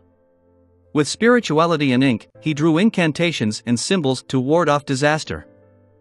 When all of that was finished, he put down the things he was holding. Then, he trickled a drop of pure dew, flower essence, and essential oils on each of the 3 candles. Sizzle! A faint fog filled the room, which suddenly possessed an additional hint of mystery. Next, he burned a few types of herbs before taking a step back from the mixture of fragrances and began reciting the corresponding incantation in the suspension ritualistic magic. "Nobler than the stars and more eternal than eternity, the Evernight Goddess." I pray for your loving grace. I pray for you to show your loving grace to a devout believer of yours. I pray for the power of the crimson. I pray for the powers of disaster and horror. I pray that you will cleanse your devout believer, Selena Wood, from evil's corruption and be safe from danger. I pray that you would wait for a moment for that unfortunate girl. Moonflower, a herb that belongs to the red moon, please bestow your powers to my incantation. Slumber flower, a herb that belongs to the red moon, please bestow your powers to my incantation. After reciting the incantation, Klein closed his eyes and repeated it 7 times in his heart. He saw that there was nothing out of the ordinary at the altar. He then lifted the silver dagger again and took a few steps back to the door of Selena's bedroom. He tapped his chest in 4 spots, forming the shape of the crimson moon. He then turned around and raised his silver dagger. His spirituality spewed out from the tip once again and sliced open the shape of a door in the formless wall. Klein knew that even if he opened the door at that very moment, it wouldn't affect the tranquility and holiness of the altar. He took out his silver vine leaf pocket watch that had an intricate pattern. He checked the time and went through the process that was to happen in a few moments.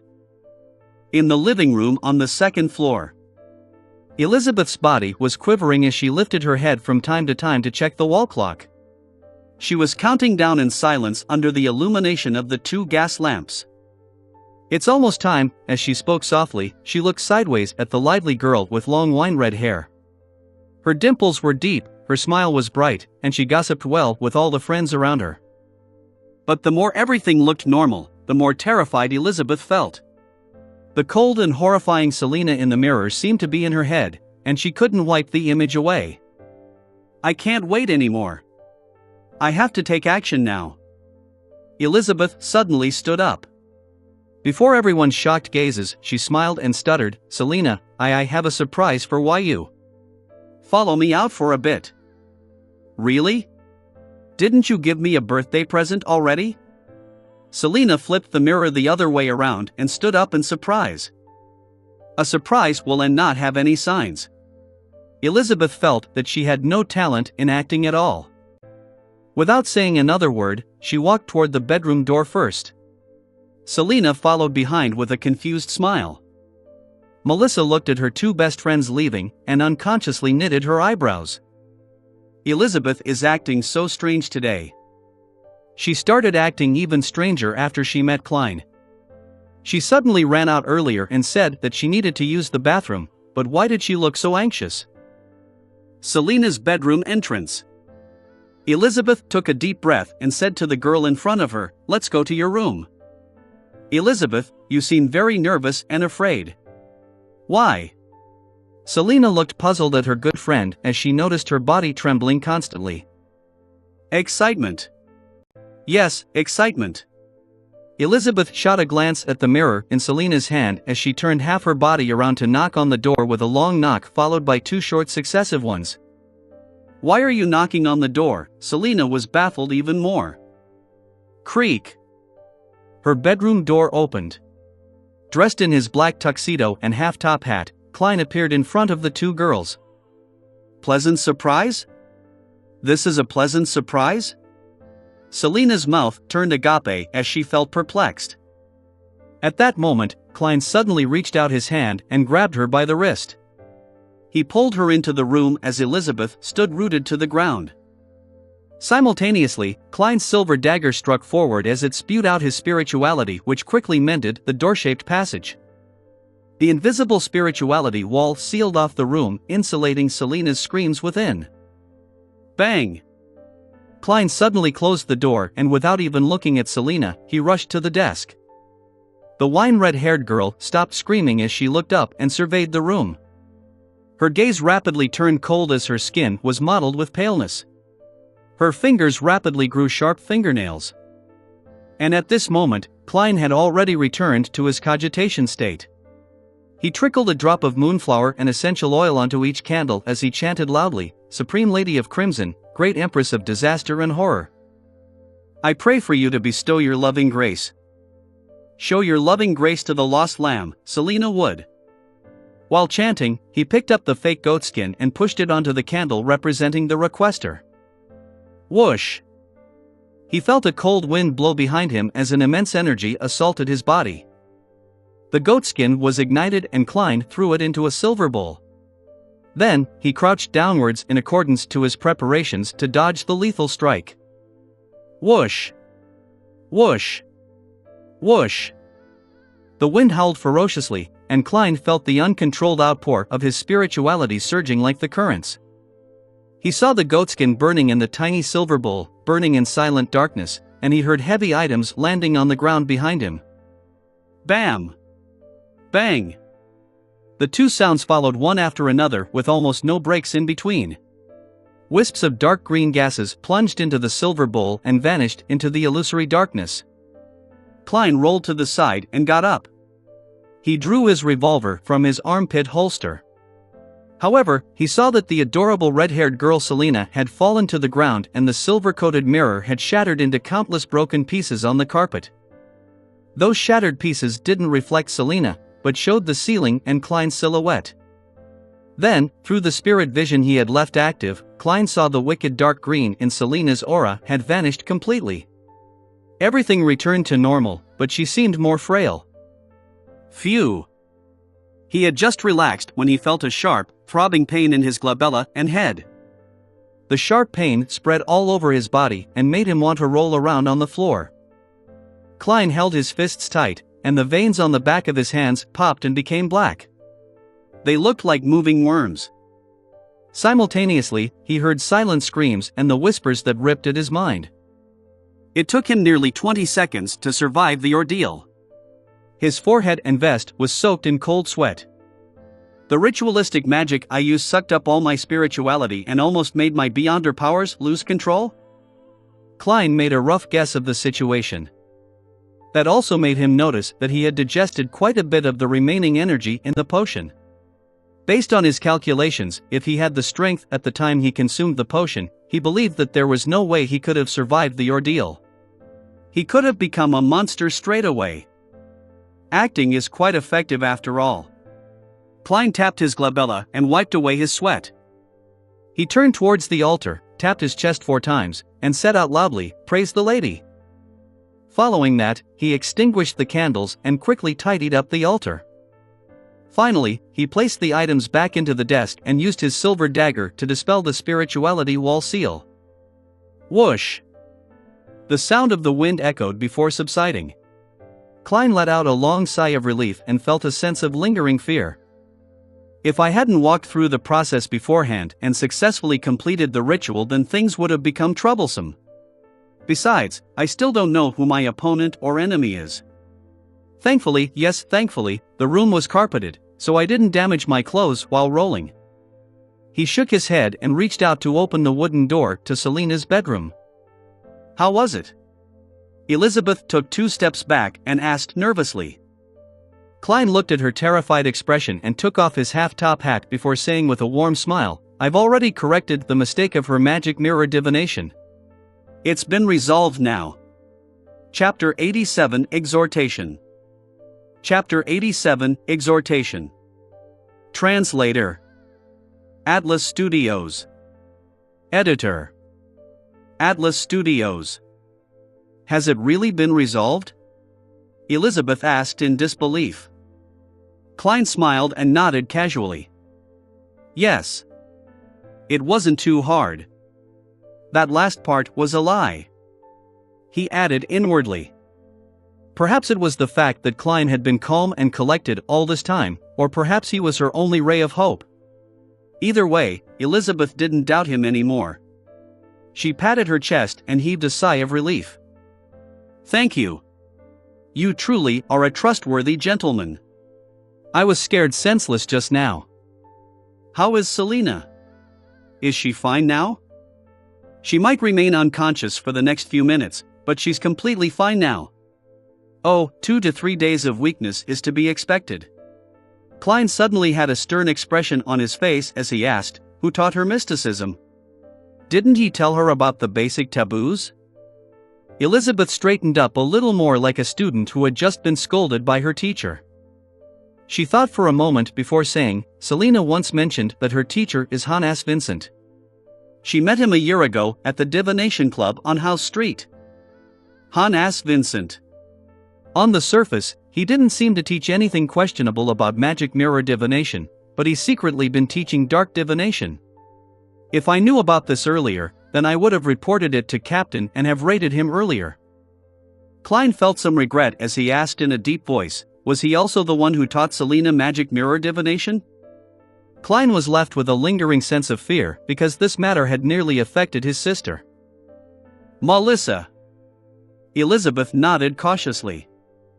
Yes, but Selena had tried magic mirror divination a few times without any success. Oh, today she told me that she had a peek at her teacher's hidden incantations and that there would be no problems. She was basically an expert at courting death.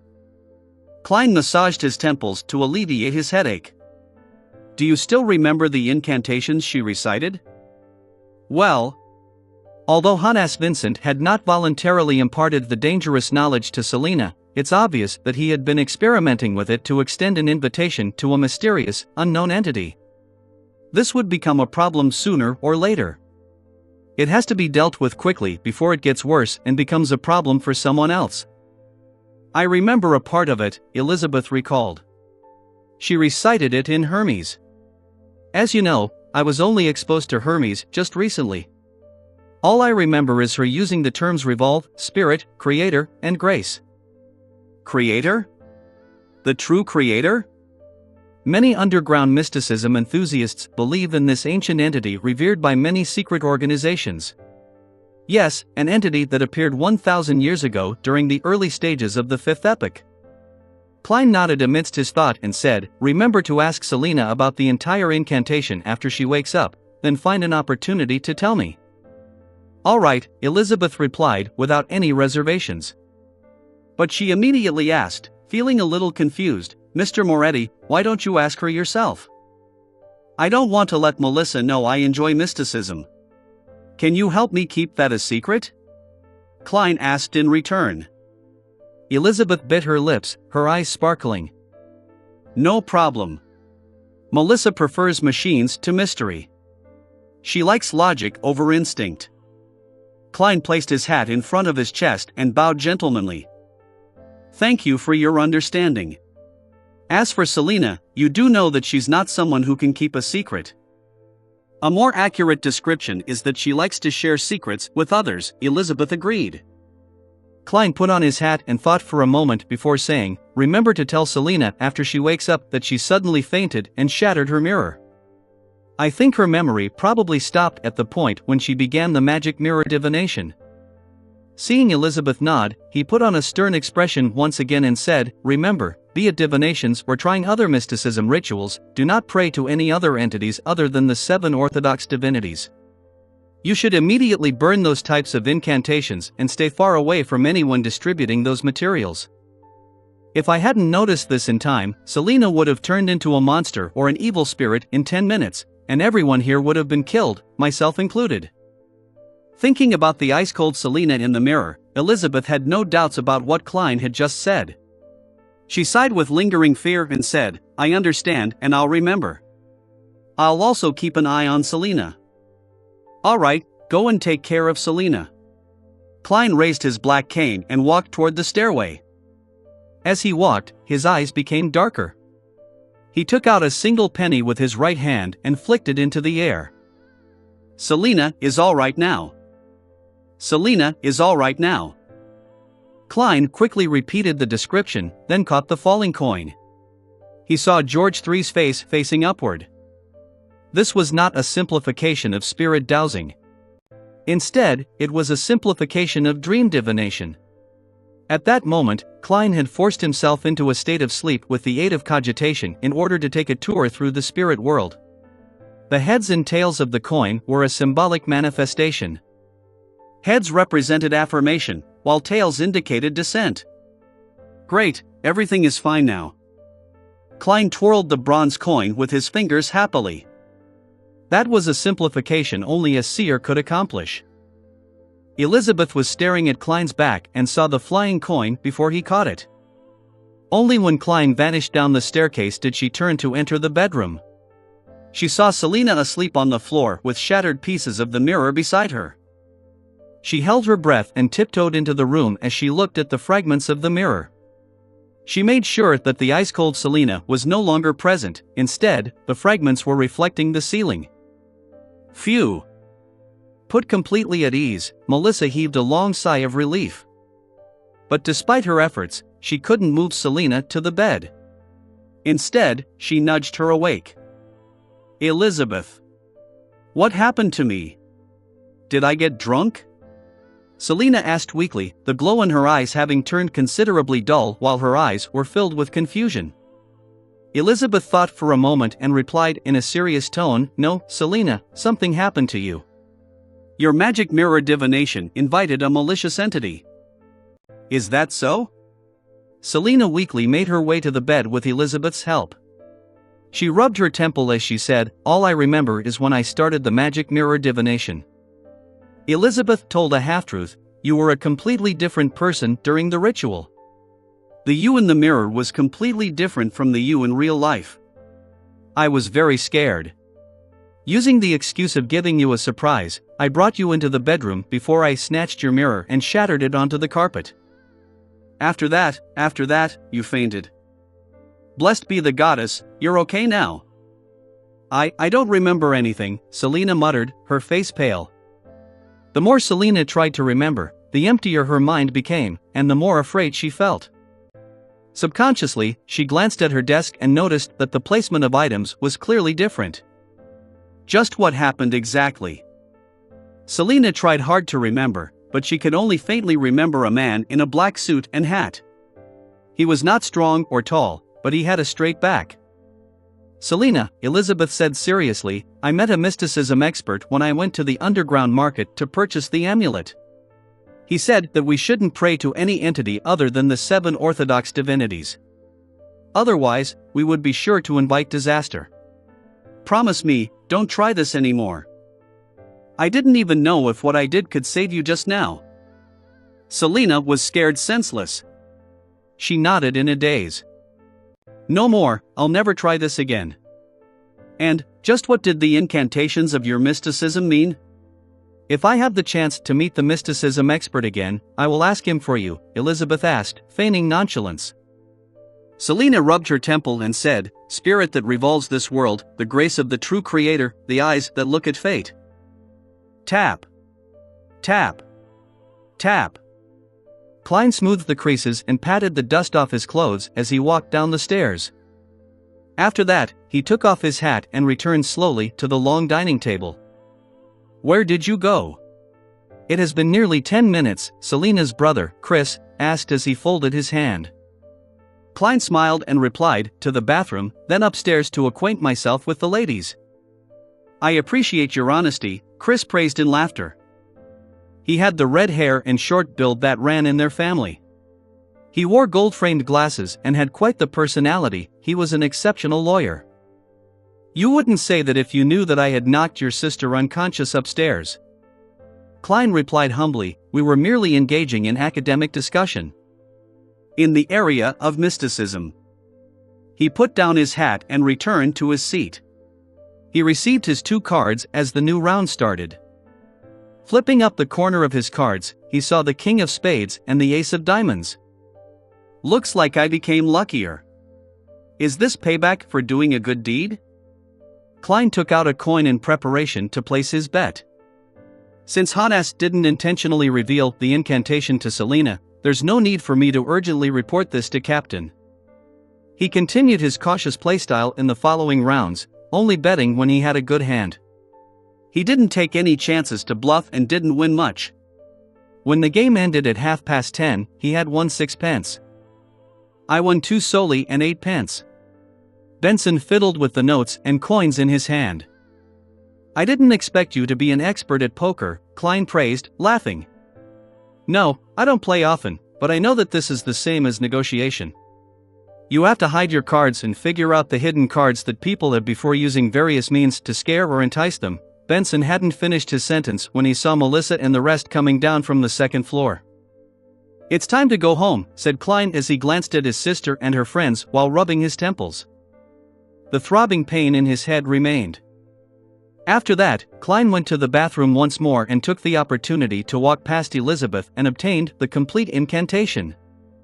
Returning to his siblings, he smiled and said, "Oh right, I suddenly remembered something. I need to head back to the company for a while. Shall we go to Zootland Street first? It'll be quick." Chapter 88 Report. Chapter 88 Report. Translator. Atlas Studios. Editor.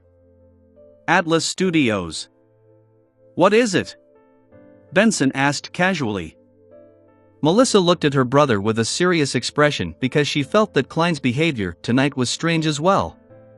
In fact, it only looked slightly more normal than Elizabeth's behavior and, later, Selena's. Klein chuckled as he had long thought of an excuse and said, "There was a mistake in one of the document descriptions, and I already informed my colleagues that I would hand it over to them when I arrive early at the company tomorrow morning. So, I can either amend it now since it's on the way or wake up at least half an hour earlier tomorrow morning." "No doubt, I've chosen to do the former."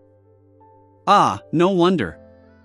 I had a nagging feeling that your mind wasn't in the game, so you were actually thinking about work."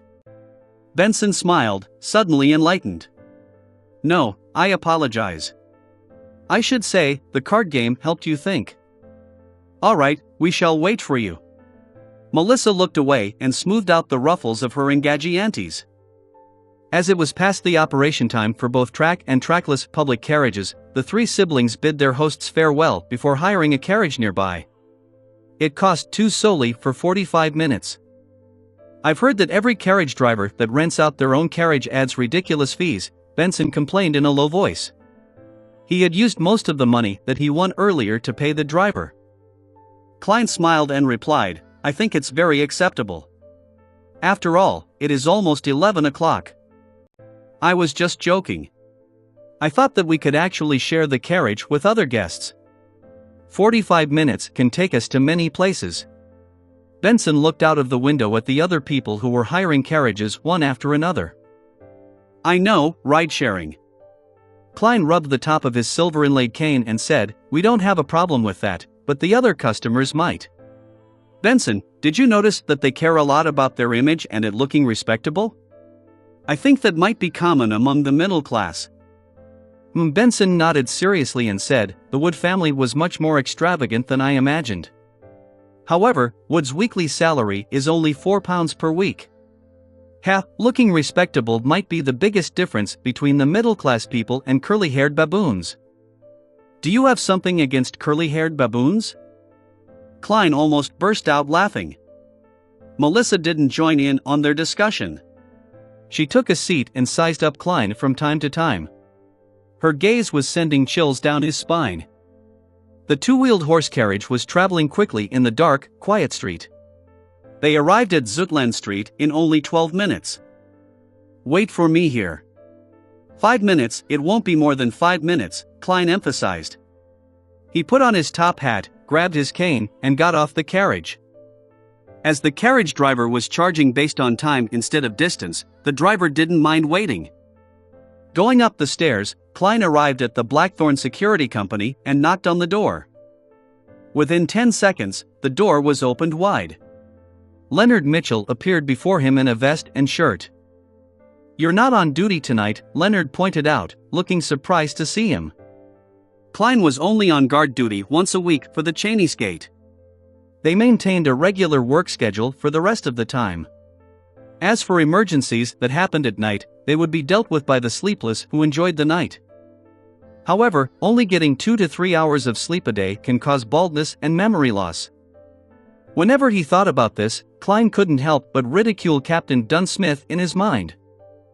"I have something to report," he answered simply. "There's a mission?" Leonard asked casually, moving aside. When Klein entered the reception hall, he saw Dunn coming out in his black windbreaker. His gray eyes were dark as usual. "Captain, I came across an incident involving the supernatural." "Give me the details," Dunn asked directly. Klein recounted the whole story from earlier and reported the steps that he took to deal with it. So, I think there's a need to investigate Hannes Vincent. Back then, he believed that since the evil entity that was invited by the magic mirror divination hadn't caused a disaster, and there was no indication that he was in extreme danger. That meant that the entity probably still needed more time. It didn't want to awaken or possess Selena ahead of time, therefore, as long as its goals were not exposed, the evil entity chose to observe the situation. Under such circumstances, it wasn't hard for Elizabeth to trick Selena to head to the entrance of the bedroom. You've done well. You seized the opportunity before the evil spirit fully materialized to possess her body completely. Dunn lifted his head lightly and said, "Let us take care of the follow-up investigations. You can return home to rest." Klein heaved a sigh of relief and chortled. "I thought you would make this my initiation mission and make me complete it alone." From the incantation that Elizabeth provided him, Hannes Vincent was certainly dangerous. "That's because there's already an initiation mission for you." The desultory Leonard chuckled by the side. "What?" Klein was shocked. Dunn smirked and explained with his soothing voice, "At around 7 tonight, the police station referred us to a case. From our initial assessments, there doesn't seem to be any danger or urgency, so it was decided that you would complete it on your own tomorrow." "Alright, don't ask about the case. Rest well tonight and move your day off to Tuesday or Wednesday." "Captain, doing that only affects my sleep. Plus, Monday afternoon is when the tarot gathering takes place. Do I need to send a postponement notification to Justice and the Hanged Man?"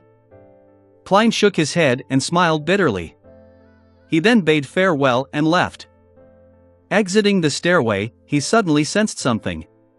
He lifted his head to look towards the carriage that they had hired. He only saw Melissa looking at him silently through the window. When they made eye contact, Melissa suddenly looked away and sat properly. The corner of Klein's mouth twitched, and he got into the carriage, pretending nothing had happened. Under the crimson moon and pure night sky, the carriage moved quickly down one street after the other.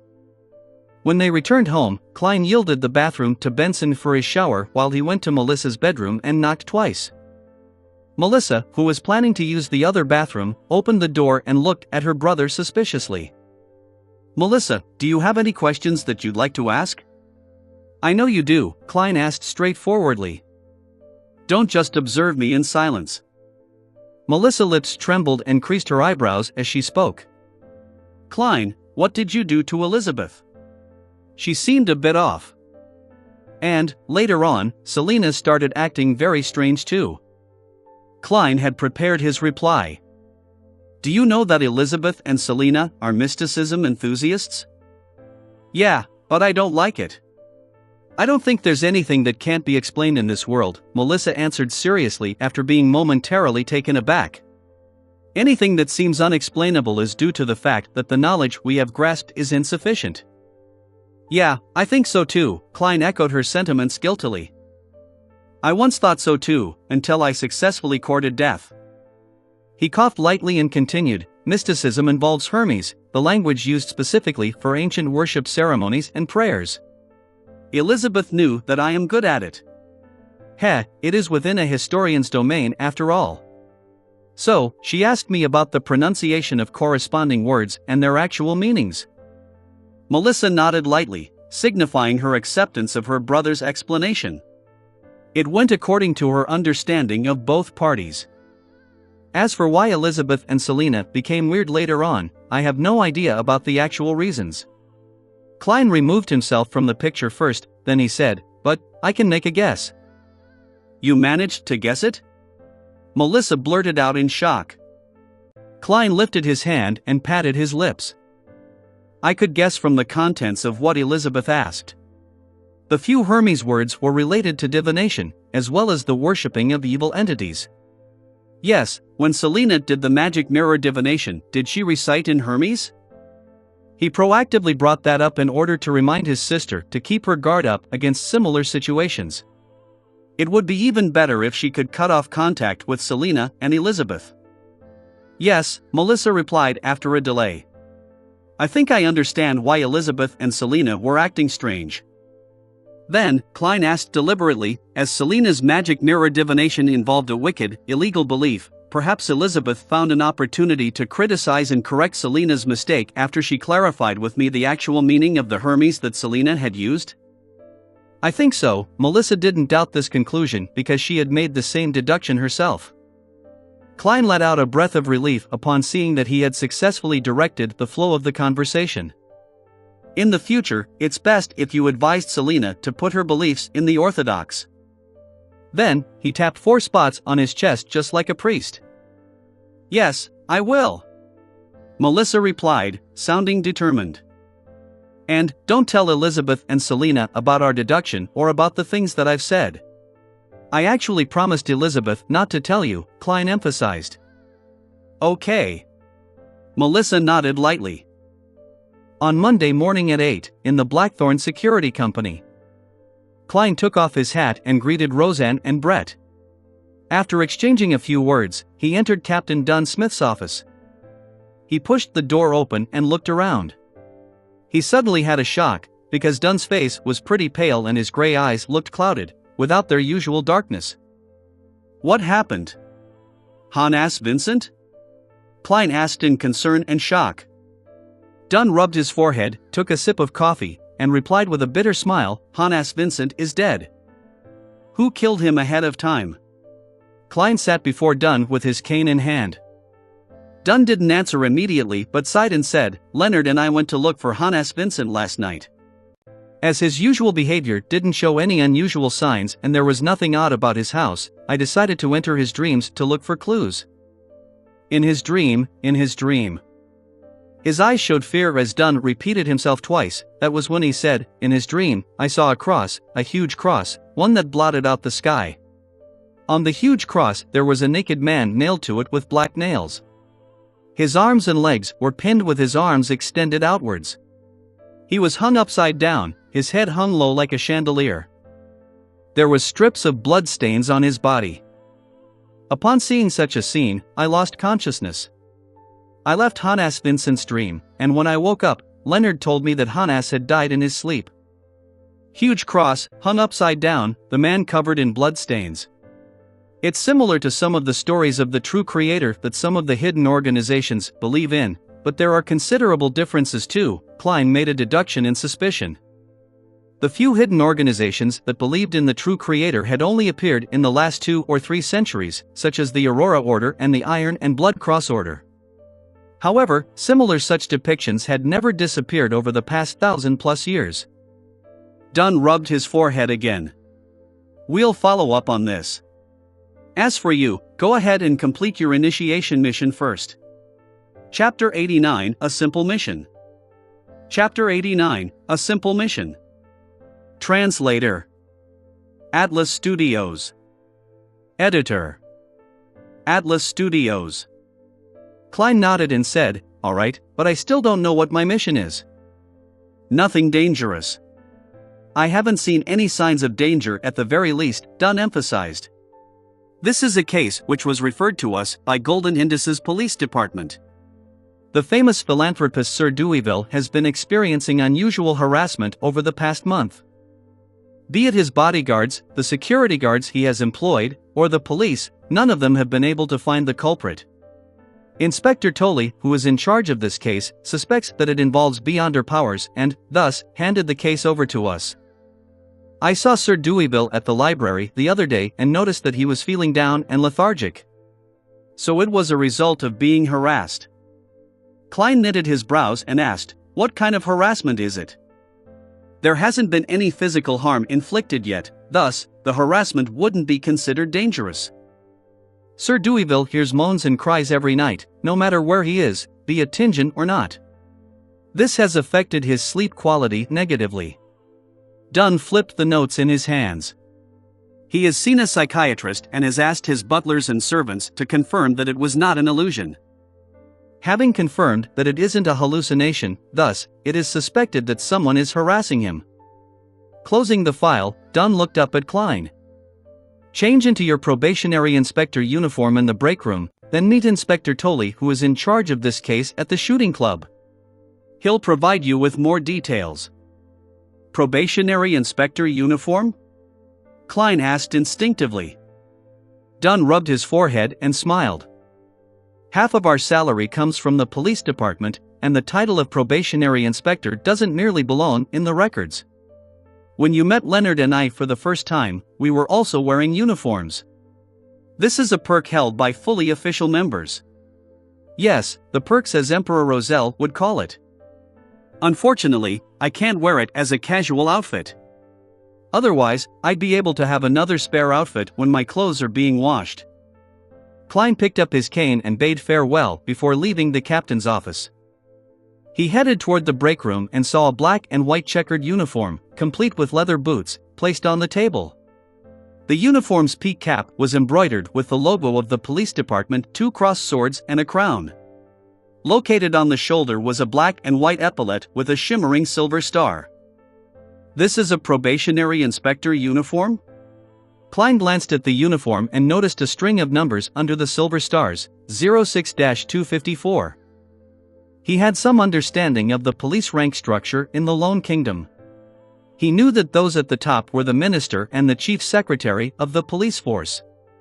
Under them were the respective commissioners, deputy commissioners, assistant commissioners of the various police departments.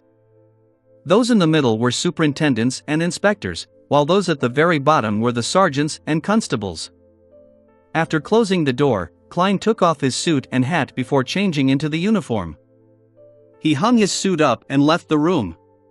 He made his way into the clerk's office and looked at himself using the full-body mirror that Roseanne brought to him. The young man in the mirror had black hair with gentle brown eyes.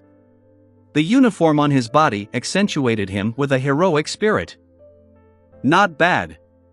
Klein praised himself narcissistically. He left his cane in the office and left the Blackthorn Security Company. Inside his pockets were a full set of equipment, ranging from weapons to his police badge. At the hall of the shooting club, Klein met Inspector Tolley immediately since he was the only one in a police uniform. Of course, there's me too, Klein thought. There were 2 silver stars on the epaulets of Inspector Tolley's uniform. His clothes were propped up by his stomach and he had a thick blonde mustache. His frame was tall but not imposing. Perhaps it was imposing in the past. Moretti? Klein Moretti? Inspector Tolley noticed Klein and welcomed him with a smile. Hello, Inspector Tolley, I believe that you have the right person, Klein replied amicably, then following his memories, he raised his right arm, kept his fingers straight and tight before saluting.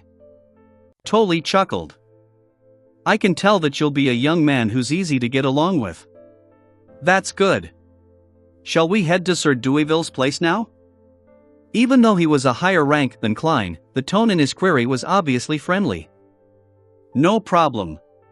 Klein thought for a moment before he said, You can fill me in on the details of the case on the carriage. Sure. Tolley stroked his thick blonde beard and guided Klein out of the shooting club. They boarded a carriage which was stopped on the other side of the road. There was the 2 crossed swords and a crowned police emblem on the carriage, and it came with a personal carriage driver. Sir Deweyville is a believer of the goddess, so we referred the case to you, Tolley said quickly as he sat down. I know. The fine knight is a common figure on the covers of newspapers and magazines. Klein flashed a friendly smile. Tolley picked up the document docket beside him and removed the seal before taking out the materials inside. As he flipped through them, he explained, Regardless, even if you are aware of it, I need to provide you with a detailed briefing. Sir Deweyville is one of the richest tycoons of Tingen City. He built his career beginning with a lead and porcelain factory. It has now expanded to steel, coal, shipping, banking, and bonds. He is also a great philanthropist that has been praised by the king, having set up the Deweyville Charity Foundation, the Deweyville Trust, and the Deweyville Library. He was also knighted 5 years ago. If he were willing to run for mayor, I don't think anyone in Tingen City could contest with him. But Backlund is his goal. He wants to become a member of parliament. We once suspected that the harassment might be related to this, but we have no clues to this date. Klein nodded slightly and said, We can't rule out that possibility, but there's nothing to confirm that suspicion as of now. Tolley didn't dwell on this point. He continued, from the 6th of last month, Sir Deweyville has heard painful skin-numbing moans every night when he sleeps, akin to a patient's fight for his life. He has checked the surrounding rooms multiple times, but he hasn't found anything unusual. His butler and servants have also confirmed that they heard such sounds, but it is simply softer for them. In the beginning, Sir Deweyville believed that this matter would pass quickly and didn't pay too much attention to it. But the moans became more and more frequent, to the point of occasionally happening during the day. There was even the addition of heart-wrenching cries. This has made Sir Deweyville lose sleep. Time and time again he had no choice but to leave Tingen to his villa in the villages. But it was to no avail. The moans and cries persisted. Similarly, the phenomenon persisted even in Backland, just that it wasn't as serious. He employed security guards to check his surroundings, but they didn't find any clues. Our preliminary investigations also came up with nothing. Sir Deweyville, who has been tortured for more than a month, is on the brink of collapse. He visited psychiatrists time and time again but was unable to have his problems resolved. He told us that if this problem was not solved within a month, he would leave Tingen and head to Backland. He believes that there would be people who can help him there. After listening to Tolley's explanation, Klein quickly analyzed and came up with a few possibilities. He offended a Beyonder and is suffering from a curse? No, if he was suffering from a curse, the butlers and servants in his house wouldn't hear the same things. There's a Beyonder with unknown motives hidden among his servants and bodyguards? But the problem stems from the point that there has been no requests made of Sir Deweyville over the past month. Perhaps Sir Deweyville accidentally came into contact with some vengeful evil spirit? That possibility cannot be ruled out. The carriage entered the Golden Indus Burrow while Klein was still deep in thought. It stopped at the door of Sir Deweyville's house. A steel fence surrounded a lush garden.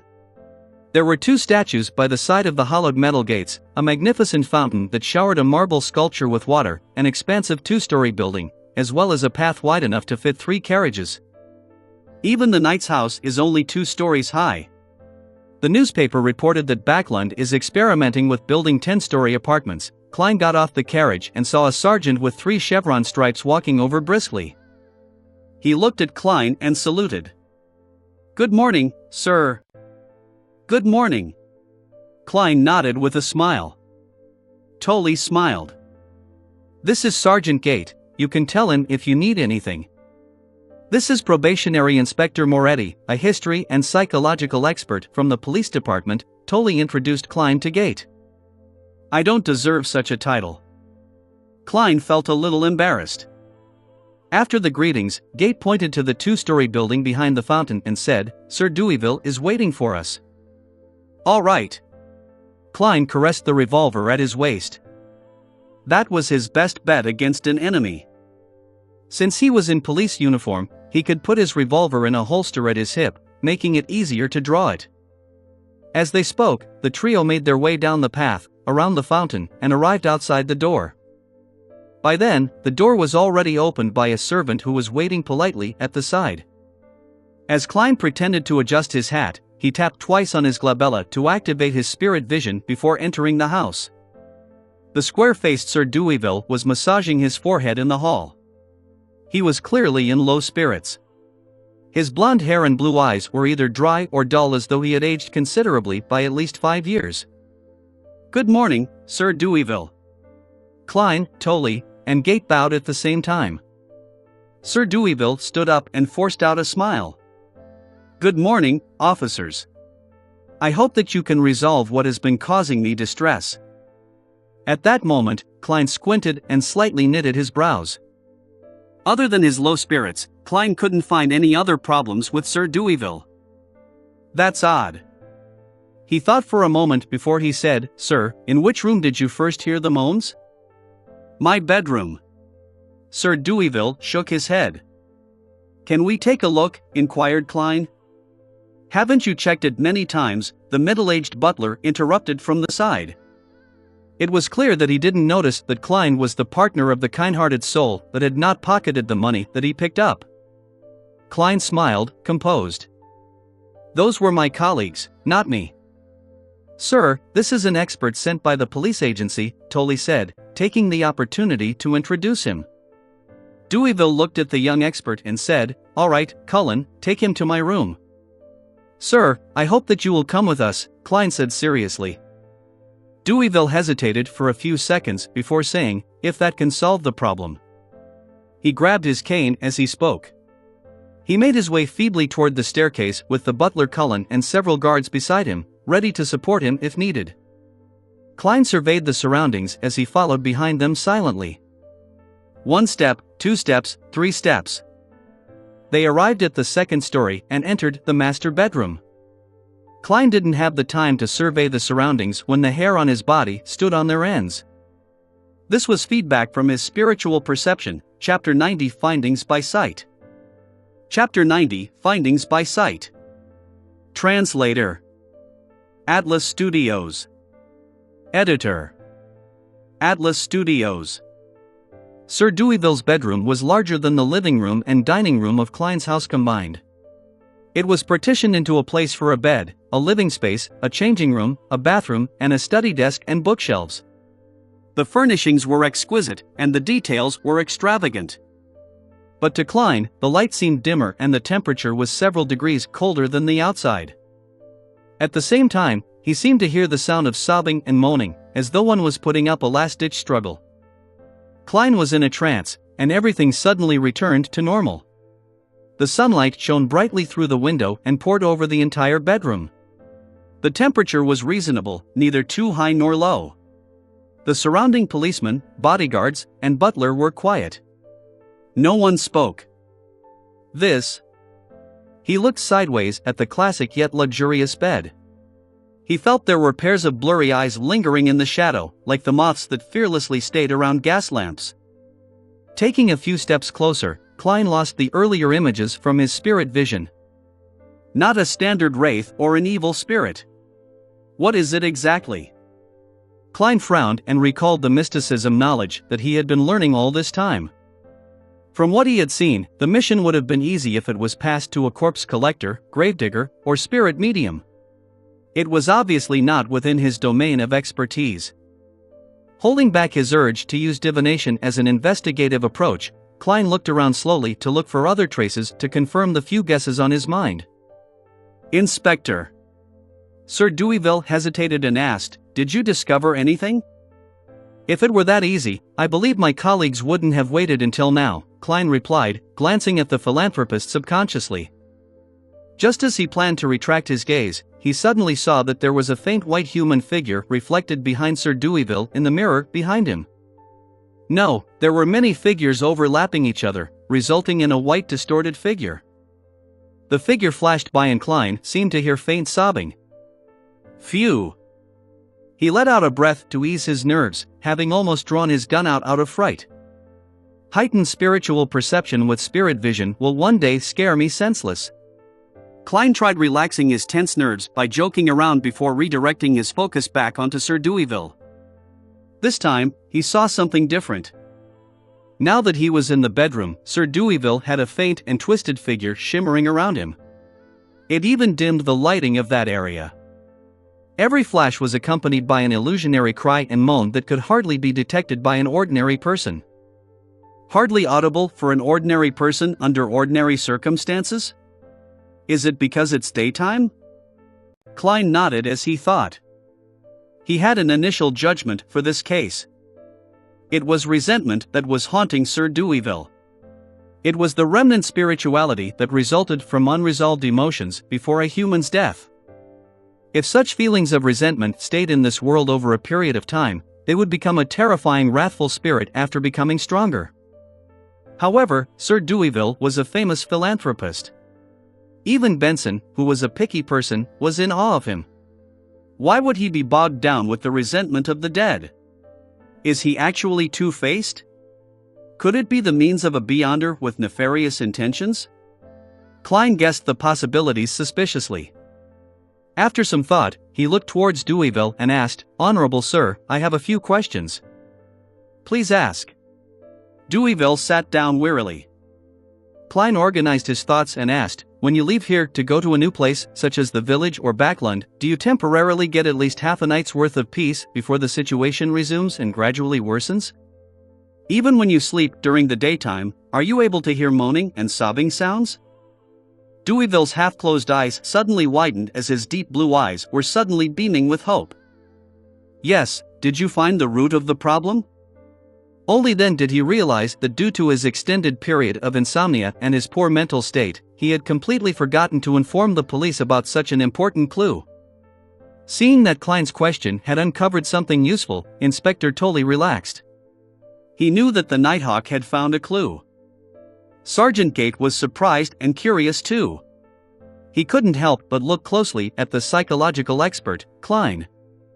It coincided with the traits of gradual entanglement and the feature of accumulation. Having received the feedback, Klein had basically confirmed the cause. Then, he had two ways of helping Sir Deweyville to shake off the burden. One was to set up an altar directly around the man and remove the resentment of the dead entirely using ritualistic magic. The second option was to use other mysticism measures to find the root of the problem and solve it from there. Taking into consideration the rule of preventing commoners from learning of beyonder powers to the best of his abilities, Klein planned on first attempting the second method. Only if it failed would he pray to the goddess. Sir, yours is a psychological illness, a mental problem. He spoke nonsense with absolute seriousness while looking at Deweyville. Sir Deweyville knitted his brows and asked in reply, are you telling me that I'm a mental patient, that I need to enter an asylum? No, nothing that serious. Actually, most people have psychological problems to one degree or another, Klein casually comforted him. Please allow me to introduce myself again. I am a psychological expert from the Ottawa County Police. Psychological expert? Deweyville and his butler looked at Inspector Tolley, who they were familiar with. Tolley nodded seriously and confirmed that it was true. All right, what do you need of me for my treatment? Besides, I don't understand why my butler, my bodyguards, and my servants will hear the sobbing and moaning as well. Deweyville held his walking stick with both hands, looking confused. Klein replied professionally, I will explain it to you after it's resolved. Please tell your butler, your servants, and your bodyguards to leave. Inspector Tolley, Sergeant Gate, please leave as well. I need a quiet environment to begin the initial treatment. A treatment with magic. Inspector Tolley added in his heart and nodded at Sir Deweyville. Deweyville fell silent for more than 10 seconds before saying, Cullen, take them to the living room on the second floor. Yes, sir. Butler Cullen didn't retort since the request was made by a police officer, a probationary inspector, and a psychological expert. After watching them leave the room one after another and closing the door behind them, Klein looked at Deweyville, who had dark blonde hair and blue eyes, and said, Sir, please lie down on your bed. Relax and try to sleep. All right.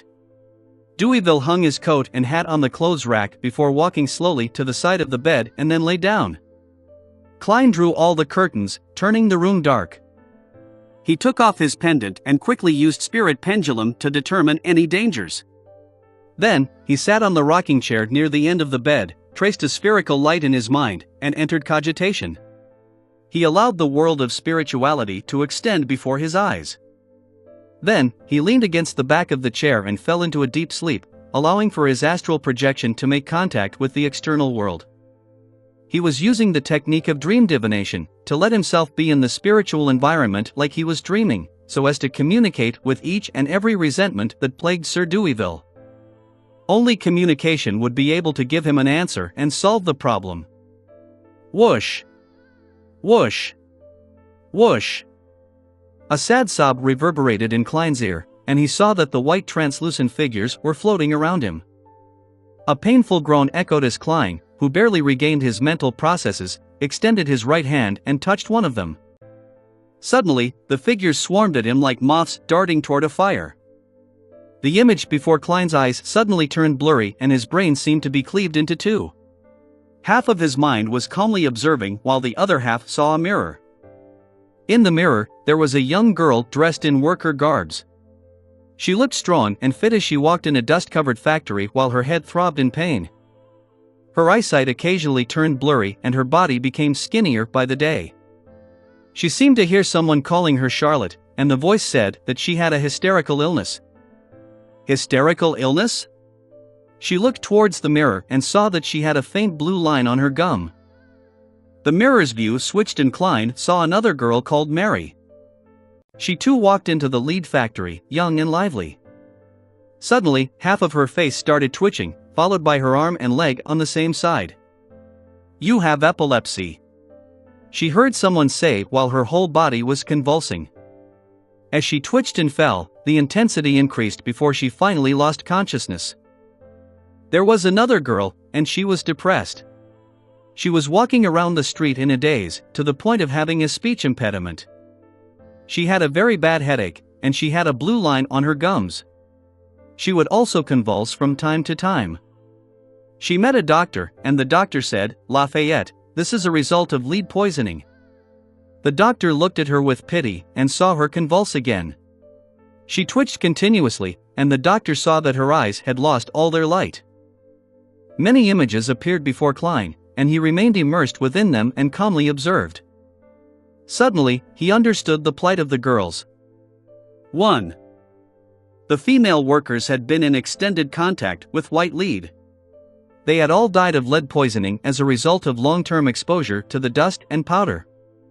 Sir Deweyville had a lead factory under his name and also 2 porcelain factories. All of them hired comparatively cheaper female workers. Klein saw all of that in silence, and felt that there was something that still had not been clarified. Such death resentment was insignificant. They could not affect reality or have any effect on Deweyville even when accumulated. Unless there was a more powerful and stubborn resentment that had united them all. Just then, he saw another girl. The girl was no more than 18 years old, but she was glazing the porcelain in the factory. "Haley, how are you doing lately? Do you still have a headache? If it gets too serious, remember to inform me. Sir Deweyville has enforced a rule that people with severe headaches cannot continue being in contact with lead and must leave the factory," an elder lady asked with concern. Haley touched her forehead and replied with a smile, "Just a little, I'm okay." "Tell me tomorrow if it gets any worse," the elderly lady exhorted. Haley agreed. When she returned home, she massaged her forehead from time to time. She saw that her parents and brothers had returned, but their faces looked hopeless. "Your father and brothers lost their jobs," her mother said as she wiped her tears. Her father and brother hung their heads low and muttered, "We will try to get some work at the harbor. But we don't even have bread money for the day after tomorrow. Maybe we will need to move to Lower Street." Haley's mother looked at her with reddened eyes. "When are you getting your pay? It's 10 solely, right?" Haley massaged her forehead again. "Yeah, Saturday." Saturday. She didn't say anything else and remained as quiet as usual. She returned to the factory the next day and told her supervisor that her headache recovered and she felt fine. She smiled and walked 5 kilometers back and fro to work daily. She massaged her head more and more frequently. "You haven't found another job?" Haley couldn't help but ask her father and brother while looking at the soup which was boiling with black bread. Her father said in frustration, "The economy is in a recession. Many places are retrenching. Even the harbor jobs are sporadic. I could only get 3 solely and 7 pence a week." Haley sighed and fell into her usual silence. However, she hid her left hand that was twitching suddenly. On the second day, she walked to work again. The sun was shining brightly, and the street grew busier and busier with pedestrians. Suddenly, she started convulsing all over. She fell to the side of the road, foam spewing out of her mouth. She looked up into the sky and her gaze turned into a blur. She saw people walking past and others getting close. She saw a carriage pass by with the Deweyville family emblem with a white dove with its spread wings as if ready to take off. She tried hard to open her mouth, but she couldn't make a sound. So, she didn't say a thing, quiet as ever. But the difference this time was that she was dead. Chapter 91 Solution. Chapter 91 Solution. Translator. Atlas Studios. Editor. Atlas Studios. The scenery started to distort, turning illusory, and began to fade away. After Klein left his dreamlike state, his vision adapted to the darkness in the room.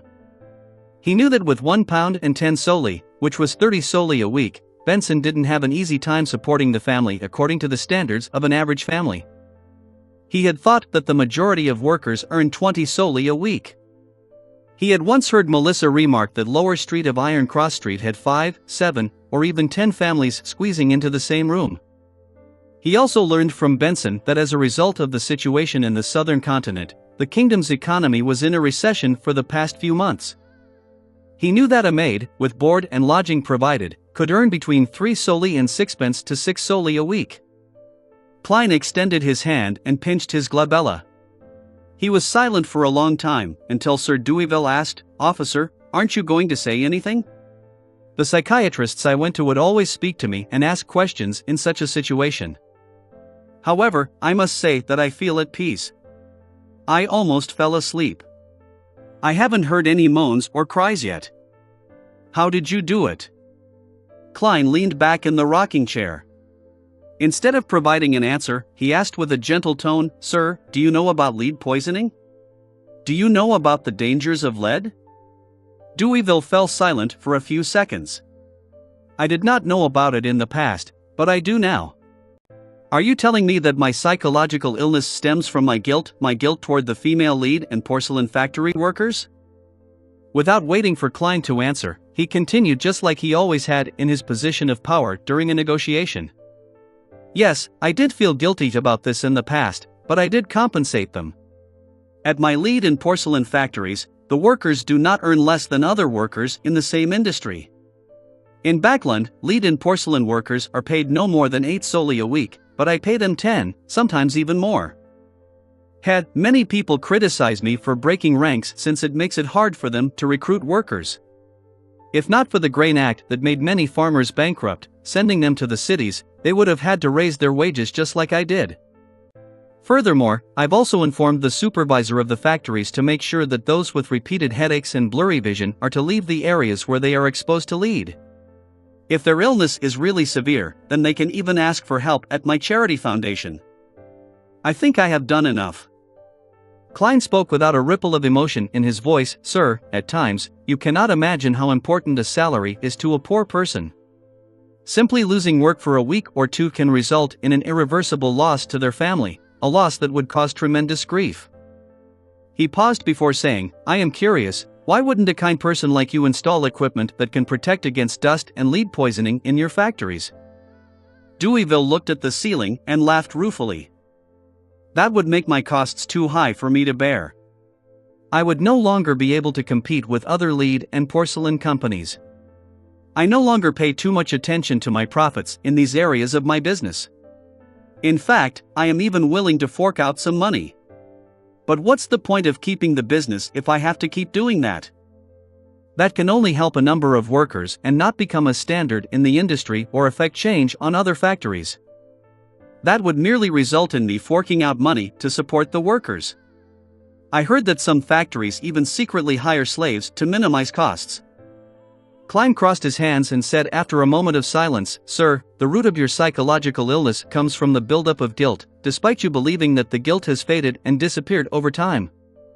It wouldn't have any visible effects under normal circumstances, but there was something that triggered you and set off all the problems at once." "Something that triggered me? I'm not aware of such a thing," Deweyville said, puzzled, but with conviction.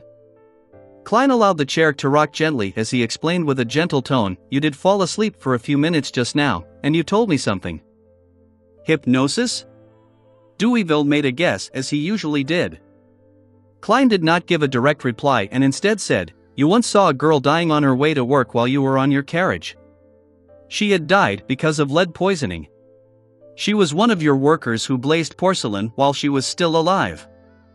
Deweyville rubbed his temples, speechless before saying somewhat doubtful, "I think that happened once, but I can't remember it clearly." His prolonged insomnia had left him in a poor mental state. He could only faintly recall seeing such a scene. He thought for a moment, but gave up taxing his brain. Instead, he asked, "What was that worker's name?" "Well, what I meant was, what should I do to cure my psychological illness?" Klein replied immediately, "Two things. First, the worker that died by the side of the road was called Haley Walker." "That was what you told me." "She was the most direct trigger, so you have to find her parents and give them more compensation. Second, spread information about the dangers of lead in the newspapers and magazines. Allow your charity foundation to help more workers who suffered from the damage. If you succeed in becoming a member of parliament, push for enacting laws in this domain." Deweyville sat up slowly and laughed in a self-deprecating manner. "I will do all of the rest, but to enact a law, I think it's impossible since there is still competition from nations beyond our country. Setting up such a law would just slip the entire industry in the country into a crisis. Factories would become bankrupt one by one, and many workers would lose their jobs. Organizations that help the poor cannot save that many people." He slowly got off the bed and adjusted his collar. He then looked at Klein and said, "Haley Walker, right? I'll immediately get Cullen to retrieve information about her from the porcelain company and find her parents. Officer, please wait with me and continuously evaluate my mental state." "All right." Klein stood up slowly and smoothed his black and white checkered police uniform. At 11 in the morning in the living room of Deweyville. Klein sat on the sofa in silence as he looked at the man and woman being guided into the house by butler Cullen. The two guests had blemished skin, wrinkles already woven into their faces. The man had a slight hunch while the woman had a mole under her eyelid. They looked nearly identical to what Klein had seen through Haley, just older and more haggard. They were so skinny that they were almost all bone. Their clothes were old and ragged. Klein even learned that they couldn't continue living on Lower Street of Iron Cross Streets any further. Sob. Klein sensed an icy wind start to spiral through his spiritual perception.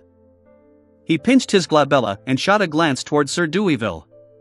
It was unknown when a faint white, translucent, contorted figure had appeared behind him. Good morning, Honorable Sir." Haley's parents were unusually polite.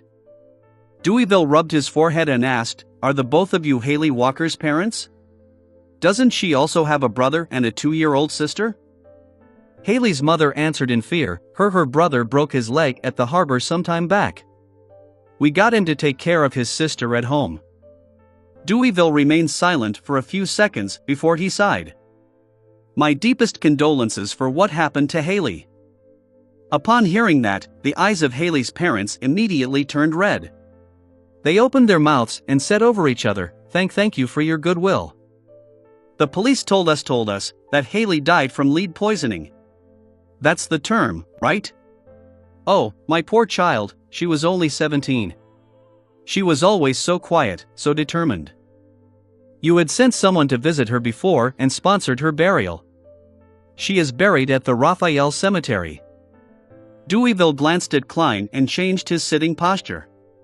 He leaned forward and said with a serious tone, "That was actually an oversight of ours. I have to apologize.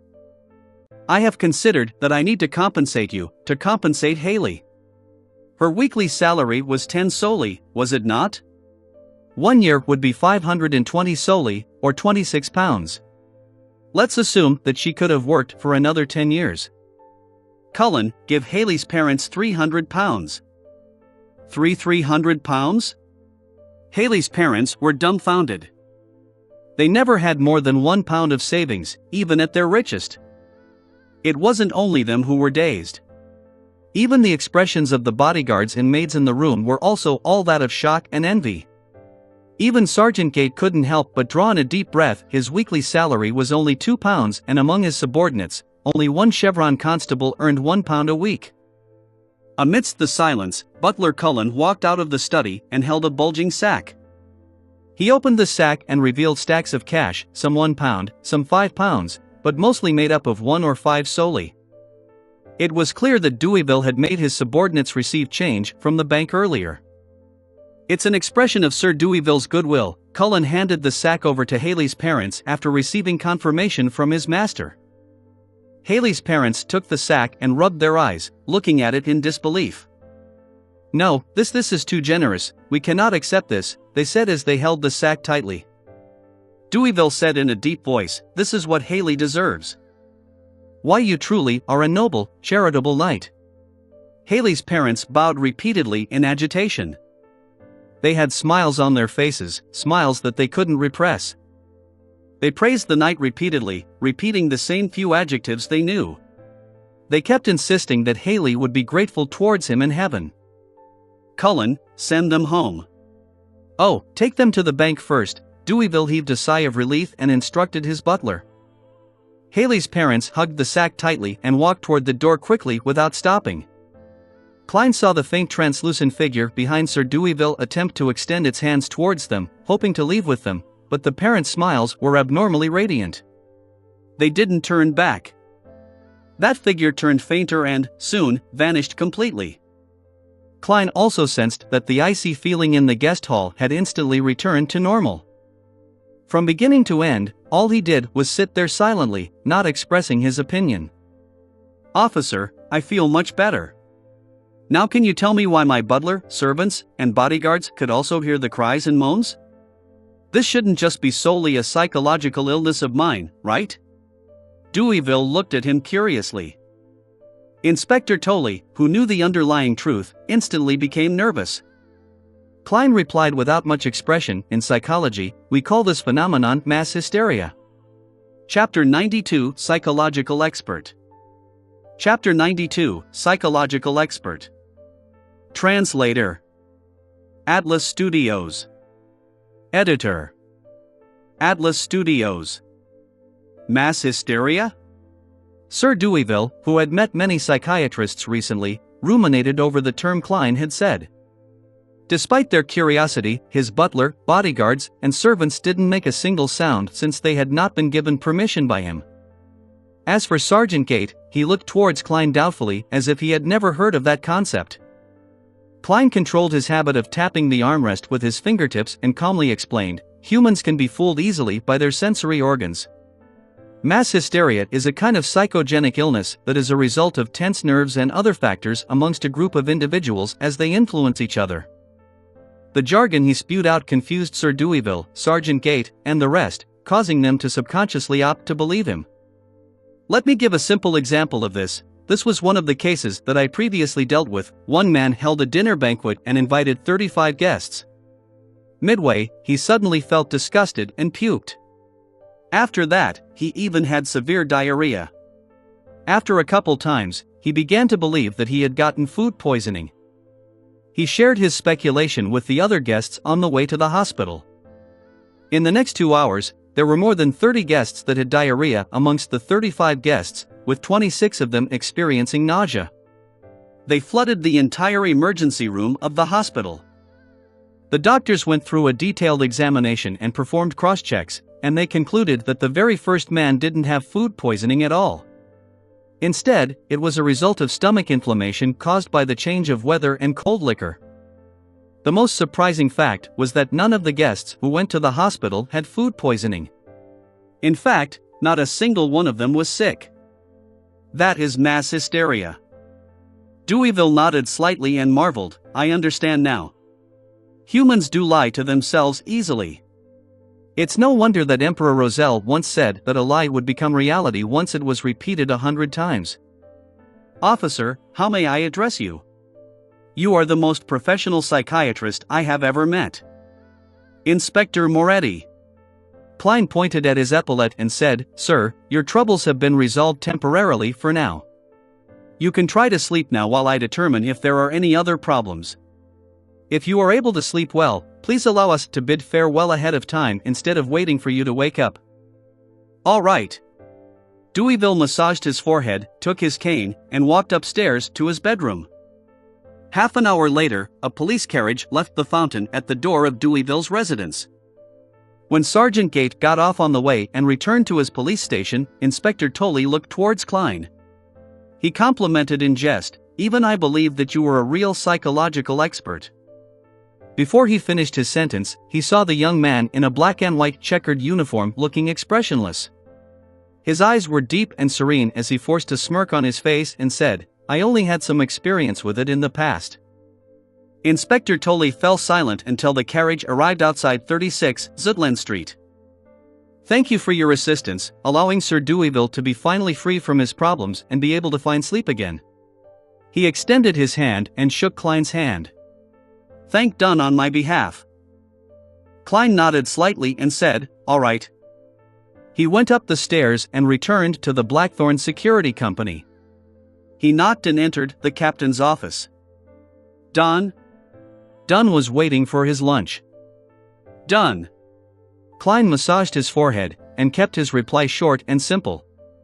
The root of the problem stemmed from the lead and porcelain factory under Sir Deweyville. From the moment they were established to this day, too many deaths have been caused by lead poisoning. And every accident left Sir Deweyville with some resentful spirituality. Generally speaking, that wouldn't bring too big of a problem. That might cause nightmares, at the most. Dunn had experienced similar cases with his plethora of experience. Klein nodded slightly and said, "Yes, that's usually the case." But, unfortunately, Sir Deweyville encountered a female worker who died of lead poisoning on the streets. She collapsed by the side of the street and happened to catch a glimpse of the Deweyville's family emblem.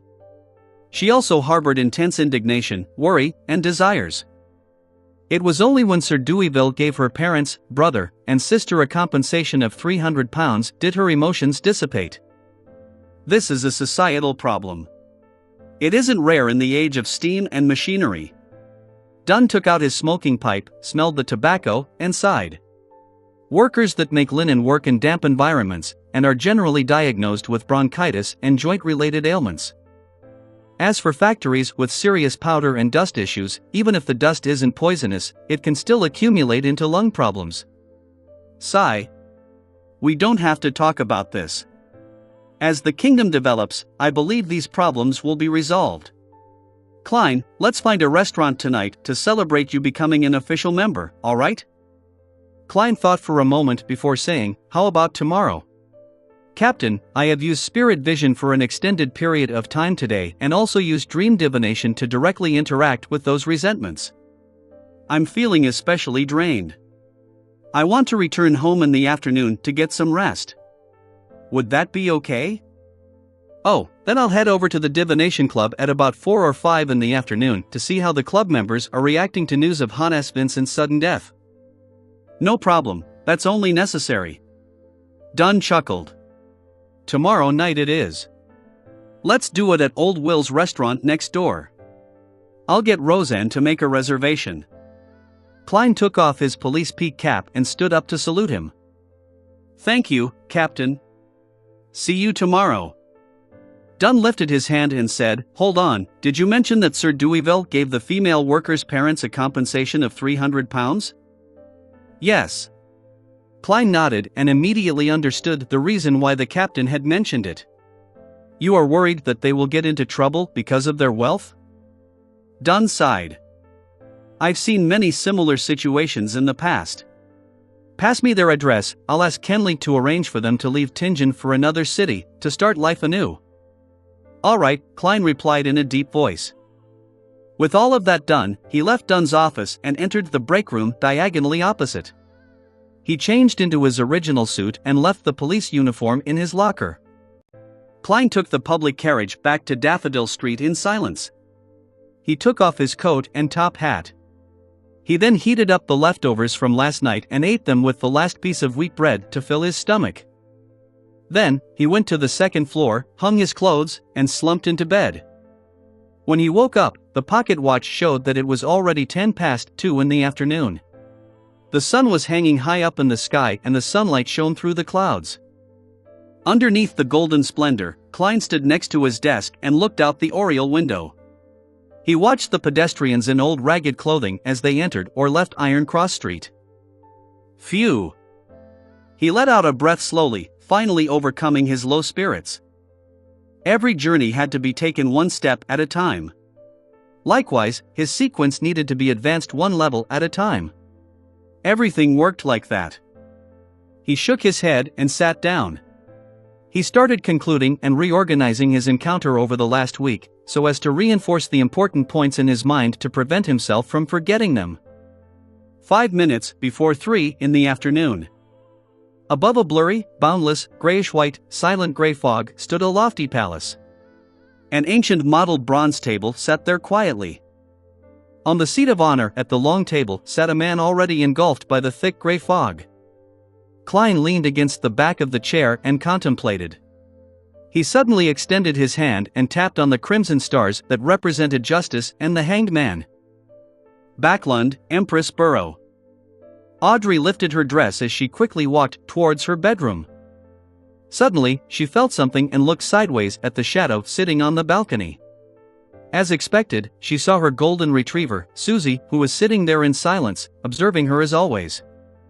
Audrey sighed and drew a crimson moon on her chest. She then got closer and looked down at her golden retriever from a commanding position. "Susie, that's not right. This is peeping. A spectator has to observe in an open manner." The golden retriever lifted its head to look at its owner and shook its tail.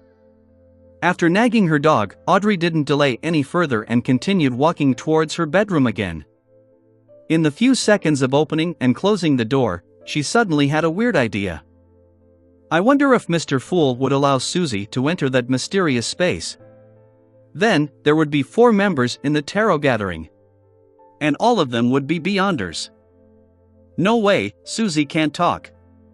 If they were to let her express her opinion and share her thoughts, what would she do? Woof woof woof? Howl howl. Why am I mimicking a dog's bark here? Just imagining such a scene feels really strange. A mysterious and solemn gathering with the sudden barking of a dog.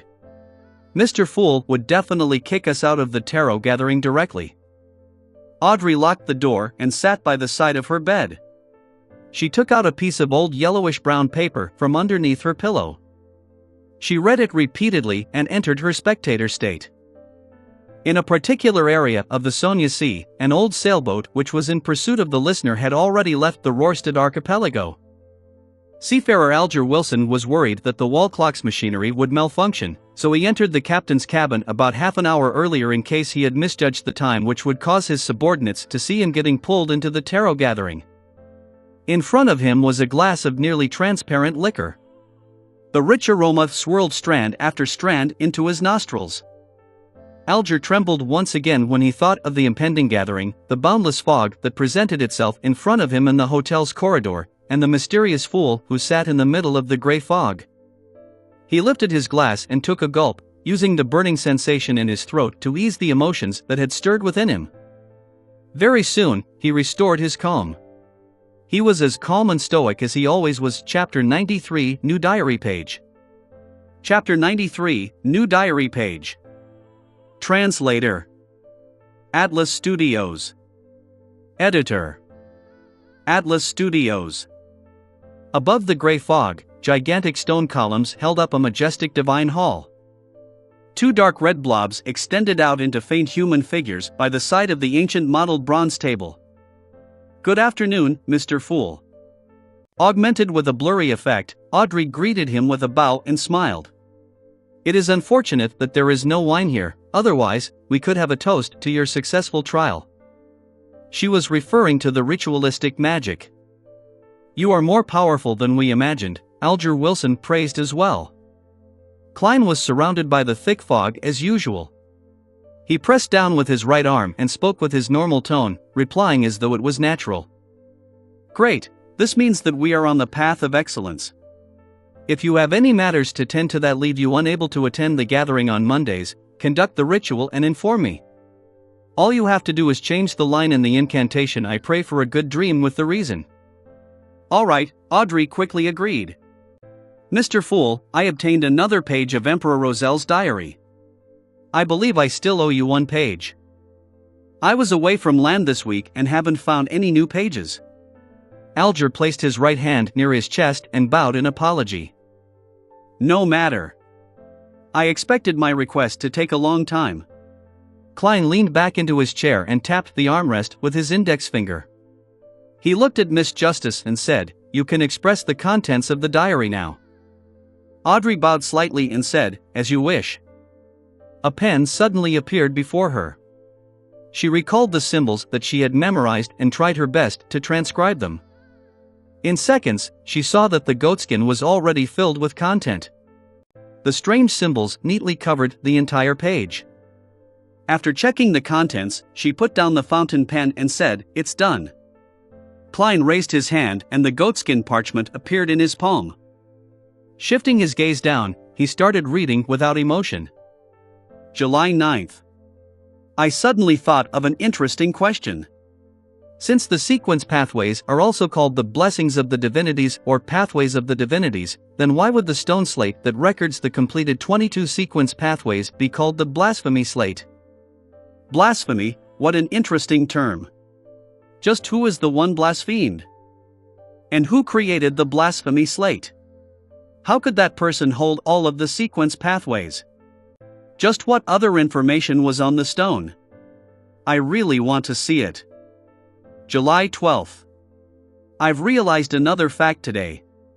The sealed artifacts are an important component of a church's overall strength, even though some of the sealed items are very, very dangerous. Among the 7 churches, the God of Craftsmanship wields the least number of sealed artifacts, which are also relatively less dangerous. Did I join an organization without a future? No, I should think of it this way: only a blank piece of paper can produce a good painting. A weak organization is the best place for me to display my abilities. July 14th. I saw that mysterious Mr. Zeratul again. I never expected him to be the leader of an ancient organization, the Secret Order. Klein's pupils constricted when he read this. He nearly revealed an unnatural expression. The Zeratul family only had a certain connection with the Secret Order in the notes of the Church of the Evernight Goddess. But now, he learned from Emperor Roselle that the mysterious Mr. Zeratul was further determined to be the leader of the Secret Order. From the looks of it, it is an unquestionable fact that the Secret Order holds the seer sequence pathway. While Klein was reading the diary, Audrey looked over and began observing him out of habit. However, her field of vision was completely obscured by the thick fog. Momentarily taken aback, Audrey snapped back to her senses and turned her head frantically to look at the other illusory dark red star.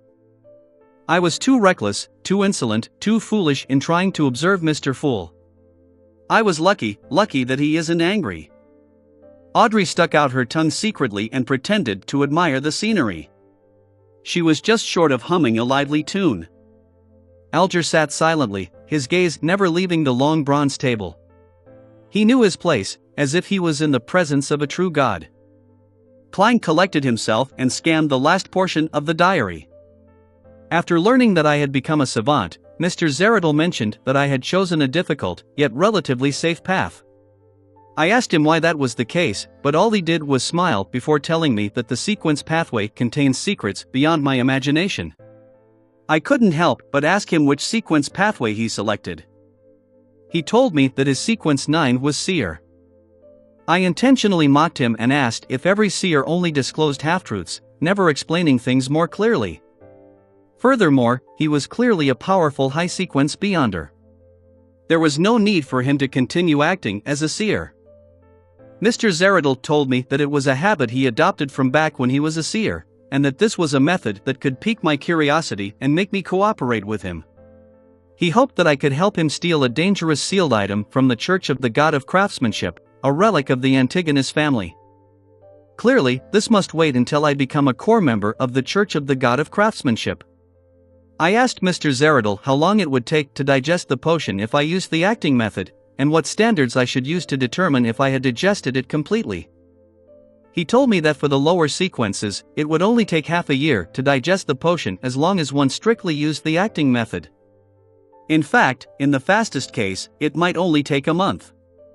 And standard measure for progress was simple: every beyonder would sense it immediately once the potion was completely digested.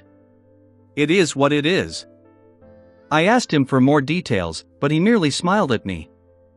To hell with his smiles, I'll beat up every seer I see when I become a high-sequence beyonder. Rest in peace, Emperor. Klein read the diary several times before looking at Justice and the Hanged Man again. Sorry for the wait. It is our honor. Audrey was still shocked, forgetting that she was a spectator. She looked at the hanged man and organized her words. Where can I find the psychology alchemists? Psychology alchemists. Klein suddenly recalled the man buying supplementary ingredients for the Spectator potion at the Tingen underground market. Perhaps he was a member of the psychology alchemists?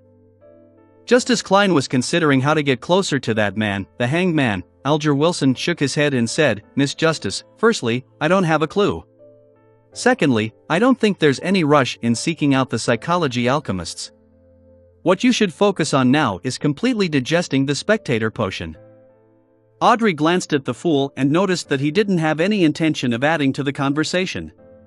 She nodded in disappointment and said, All I want is to have plenty of time to prepare so that I can approach them more naturally. Alright, then when can I digest the Spectator potion and stop acting? Is there a standard that indicates when I can? I'm almost at the point where I no longer feel frustrated, nor do I hear the constant murmuring anymore.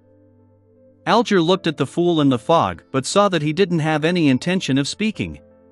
He then deliberated before saying, If you don't use the acting method, the typical rule of thumb is to wait 3 years and confirm that you no longer feel restless or receive any auditory or visual illusions. There is one simple test to determine when you can. That method is to exhaust your body to its limit. If you still don't hear any maniacal murmurings or see any strange things at that point, that would mean that you're ready to advance. With regards to the acting method, I have also just come into contact with it. It feels good, so I don't think it'll take 3 years. That wasn't useful at all. 3 years, that's too long. Audrey criticized inwardly. She had just thought about this when she heard an armrest being tapped. Audrey froze, then turned her head in joy. She saw the fool tapping on the edge of the long table. Alger sat straighter, waiting for the fool to speak. Klein said in his normal tone, For low sequence beyonders, as long as you strictly stick to acting, you should be able to digest the medicine in half a year. It's even possible to do it in a month. He looked at Justice and added, As for the signs of digestion, you'll know it when it comes. It doesn't need to be taught. 1 month. Great. Thank you, Mr. Fool. Audrey exclaimed while brimming with joy. Miss Justice, don't think that you are the chosen one. The key point is half a year. Klein lifted his right hand and placed it beside his lips. Half a year, Alger repeated softly. Audrey sensed joy, relief, and intense doubt in his tone. What is he suspicious about? Audrey thought as she asked, Mr. Fool, have you considered adding more members? Klein leaned back casually. He had long prepared an answer. This started as a trial, so I didn't spend much time thinking about extending our meetings. But now, as a regular gathering, we must choose our members carefully. Secrecy is our motto. Audrey nodded gently and said, That is to say that we have to follow a process of observation, recommendation, and testing process. Yes, a process. You can interpret it that way, Klein affirmed. In his mind he was thinking about how he could inquire about the secret order and the clown potion. How can I ask questions in a way that befits my status? Klein was placed in a difficult spot. At that moment, realizing that Justice temporarily had nothing else to say, Alger took the initiative to speak. I've heard that a listener from the Aurora Order is searching for traces of the true creator, which is the holy residence they advocate. True creator? Audrey asked, puzzled. It is an ancient entity worshipped by numerous secret organizations and cults. They believe that the creator hasn't completely perished. The core he left behind is the true creator. Alger gave a rough explanation. Since the fifth epoch, the true creator has appeared in many forms, such as the hanged giant or the eye behind the shadow curtains. Many people believe that Emperor Roselle referenced the imagery of the true creator when he was creating the tarot cards, hence, there exists the card of the hanged man. At this point, he looked at Klein and said, Mr. Fool, there's nothing with what I said, right? Is he trying to probe for my views on the true creator? Klein thought about the bloody man on the cross that the captain saw in Hannes Vincent's dream and immediately had an idea. Doesn't both the hanging and the shadows imply evil connotations? Therefore, he chuckled and said, I am more inclined to call him the fallen creator. Chapter 94 Hidden Sage. Chapter 94 Hidden Sage. Translator. Atlas Studios. Editor. Atlas Studios. The Fallen Creator. Fallen, Alger ruminated over the fool's words and fell deep in thought. However, what struck Alger the most was the fool's relaxed, natural, and nonchalant attitude. He acted as if they were equal. If he hadn't experienced their previous ritual, Alger might have thought the fool was merely bluffing and building himself up to intimidate him and Justice. But now, he was of the opinion that even if the fool was inferior to the true creator, he was at least close to that level. It's dangerous. It's also an opportunity. Alger muttered softly. He then spoke with a smile, Mr. Fool, your description is indeed more appropriate. According to our observations, Beyonders who believed in the true creator, no, the fallen creator, have a higher probability of losing control. The rest of them are mostly psychopaths. That's something that the Nighthawk's intelligence mentioned as well. And the so-called psychopaths didn't lose their sanity, instead, their ideologies become twisted. Klein maintained his seated posture but didn't continue with the conversation. He was still considering how to inquire about the secret order in Clown Potion, but he couldn't figure out a way of asking the questions in a way that fit with his persona. It's such a pity that the gathering is still so different from an internet forum. Otherwise, I could create another SMUF account to join the gathering, and that account would be in charge of asking questions that are inconvenient for me to ask. Perhaps, one day, I'll learn mirror-related magic and give it a try. For example, I can make half the members here my SMUF accounts. There are 22 chairs here, and there are 22 cards in the tarot deck. That matches up perfectly. But when I created this divine hall, I didn't even name myself the Fool or have any intention of forming a tarot club. Do these symbolize the 22 different sequence pathways? I wanted a divine hall, so a divine hall appeared. If I wanted a SMUF account, would I get a SMUF account? Upon seeing the Fool remain silently engulfed in the thick gray fog, Audrey asked both wistfully and curiously, that sounds scary. Mr. Hanged Man, could you share, in detail, information about each and every mysterious organization? And also the matters regarding each secret cult? It's hard for me to come into contact with them during my daily life. I can only understand them through the both of you. I'm willing to pay for it. May I know what you'd like in return? That's a great question. Miss Justice, you're playing the role of my SMUF account to a certain extent. This way, the Hanged Man will definitely bring up the secret order.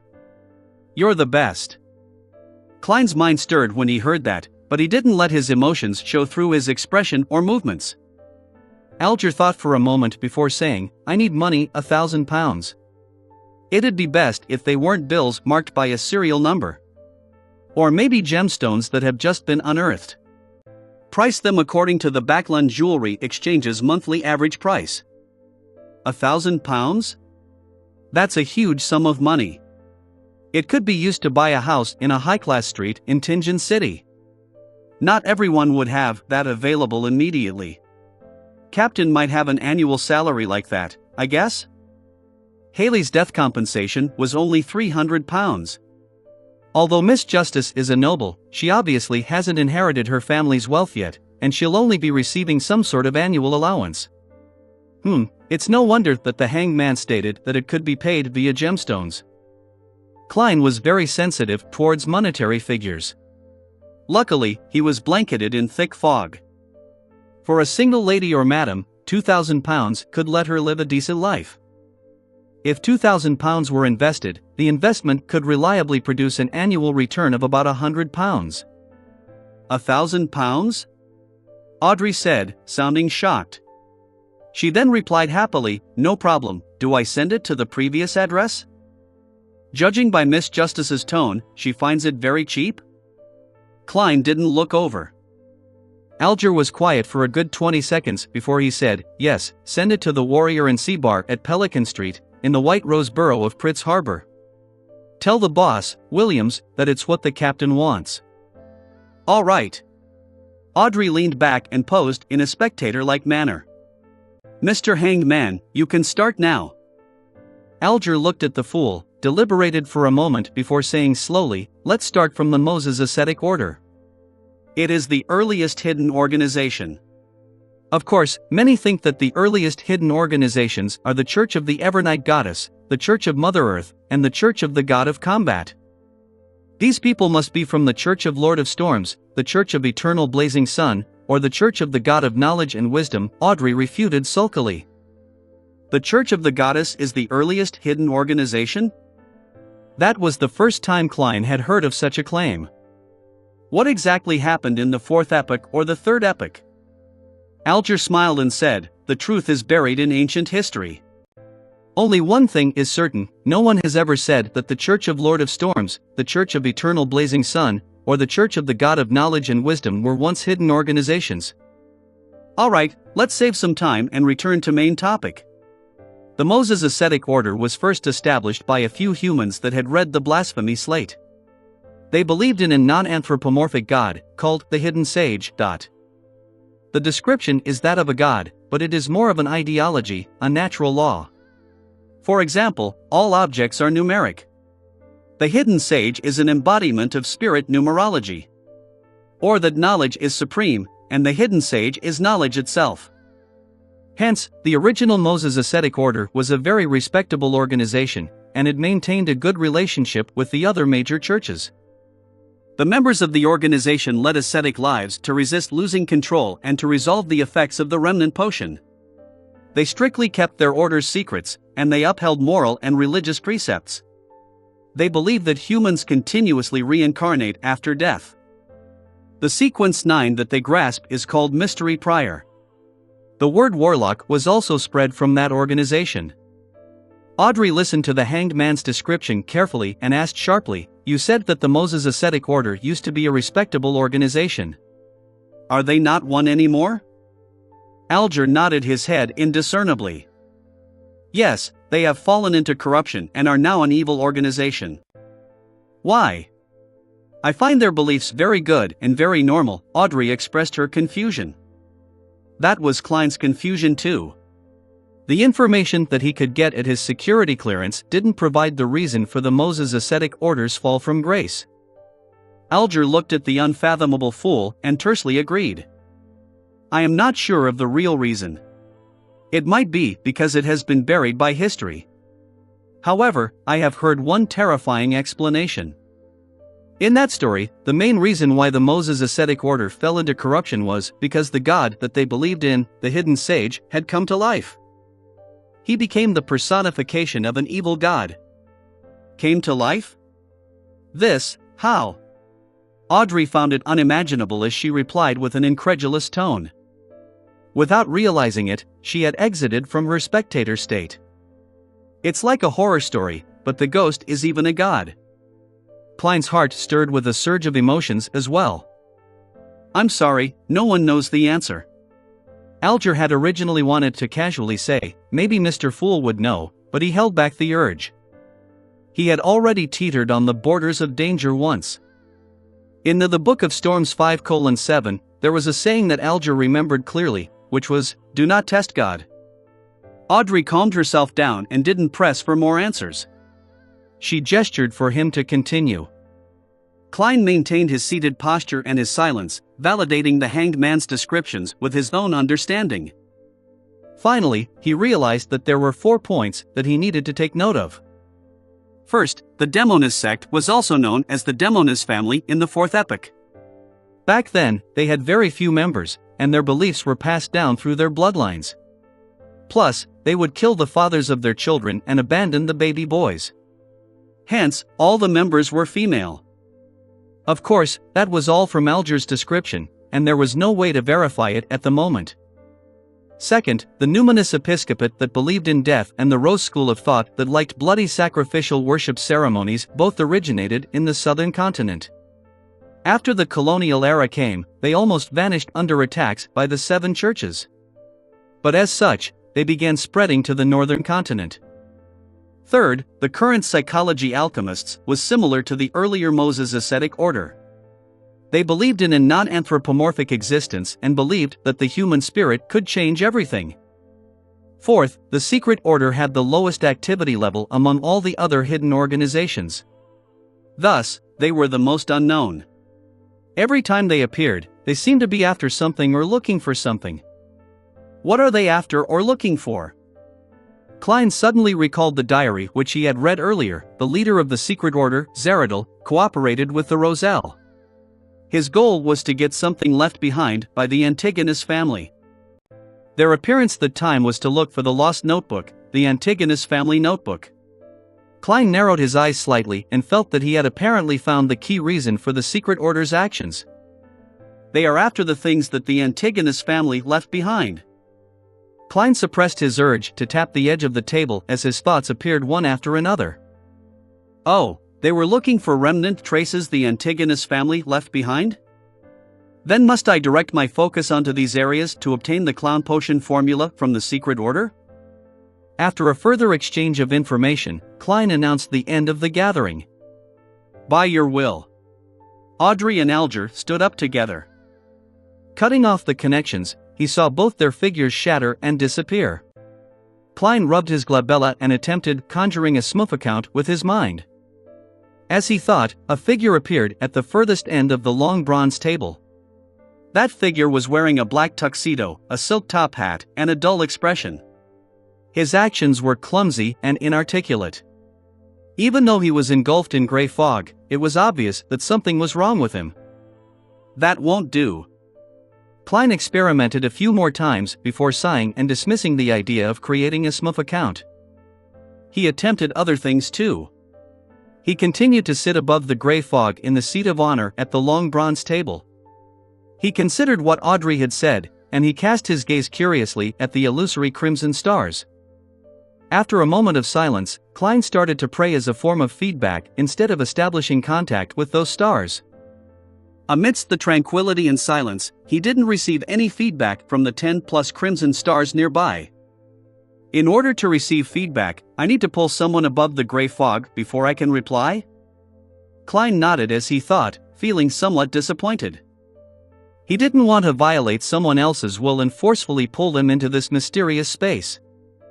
Klein was just getting ready to leave, but he habitually touched a nearby illusory crimson star.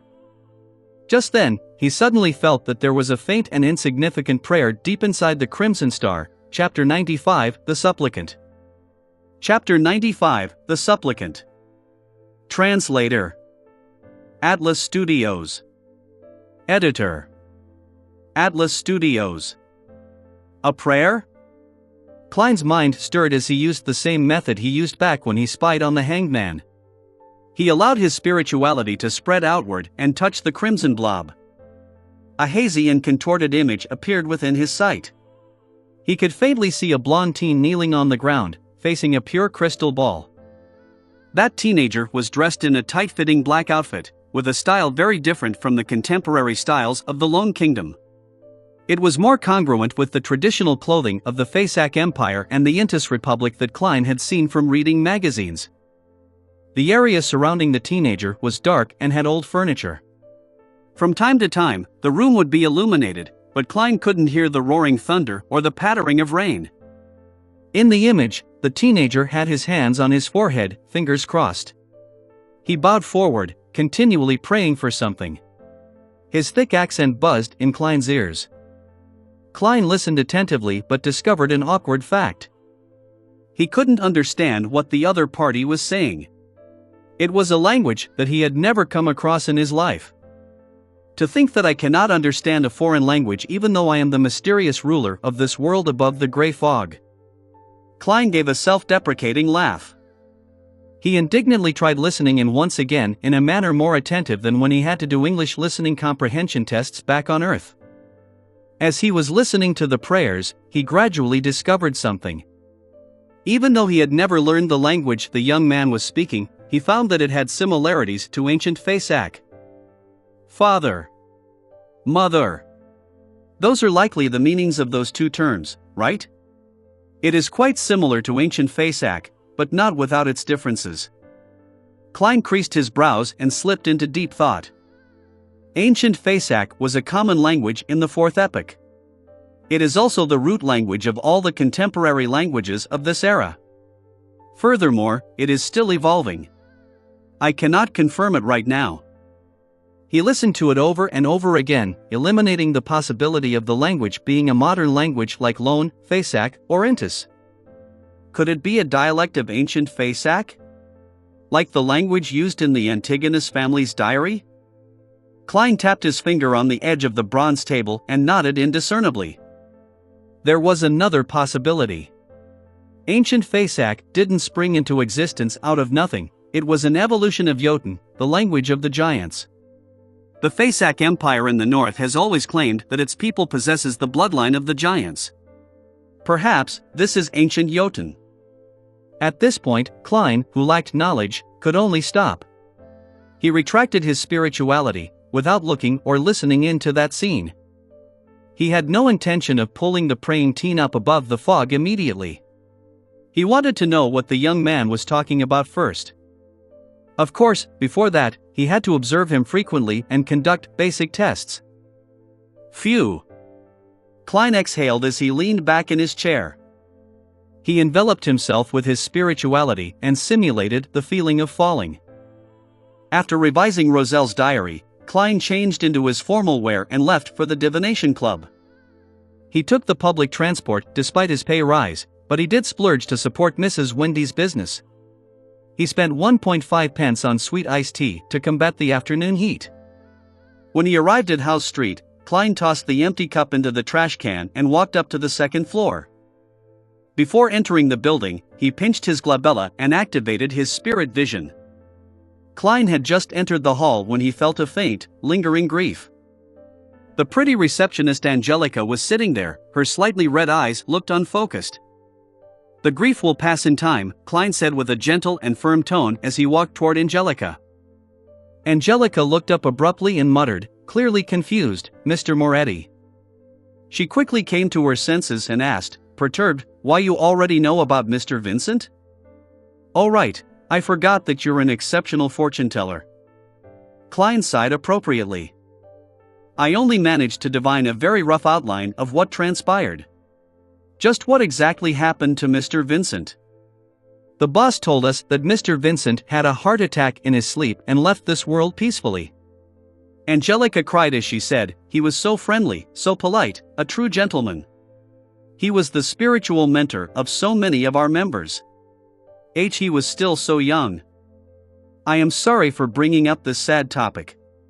Klein didn't console her any further. He walked toward the meeting room slowly. Angelica took out a handkerchief and wiped her eyes and nose. She then looked at Klein's back and asked loudly, "Mr. Moretti, what would you like to drink?" "Black tea." Klein preferred black tea to coffee, even though he found the black tea average. In comparison, he preferred ginger beer and sweet iced tea. But as a gentleman, it was not right for him to act like a child in a formal setting. As it was a Monday, there were only 5 or 6 members in the meeting room. Using his spirit vision, Klein saw that they each had different colors of emotion. Some were grieving, some more dull, some relatively unaffected. "They're all rather normal reactions." Klein nodded slightly. He picked up his cane and found a spot in the room. He was about to deactivate his spirit vision when he saw Angelica walk in and walk towards him. "Mr. Moretti, a customer is looking for you." "Well, it's the person from last time," the beautiful lady said with a hushed tone. "You still remember him?"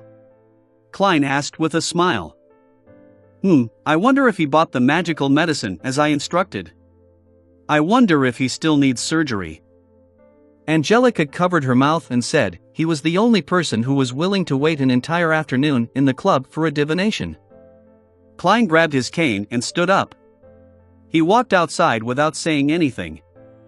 In the reception area, he found the person who had sought his services the other day. He also noticed that the aurat near his liver had regained its normal color. His overall health had also improved. "Congratulations, the feeling of being healthy is wonderful indeed." Klein smiled as he extended a hand. Bogda was first taken aback before he immediately extended both hands. he grabbed Klein's right palm tightly. "Mr. Moretti, you truly can see my condition." "Yes, I have fully recovered. The doctors asked me questions over and over again, ran repeated tests on me, but they cannot believe that I recovered just like that." Upon hearing Bogda's ecstatic description, Klein calmly confirmed one thing: the apothecary at Lawson's folk herb store was definitely a beyonder. He had seen how severe the man's liver disease had been. Fully healing him in the span of a few days was beyond the capability of herbs and medical ability. The only possible explanation was that of a beyonder. Coupled with the incident with Glassy, there could only be one answer. "I have to repent to God. To think that I would suspect that miraculous doctor." Bogda refused to let go of Klein's hand. He continued on about his shame and gratitude. "Those 10 pounds were truly money well spent. It bought my life back." "What? 10 pounds? You spent 10 pounds on the miraculous medicine?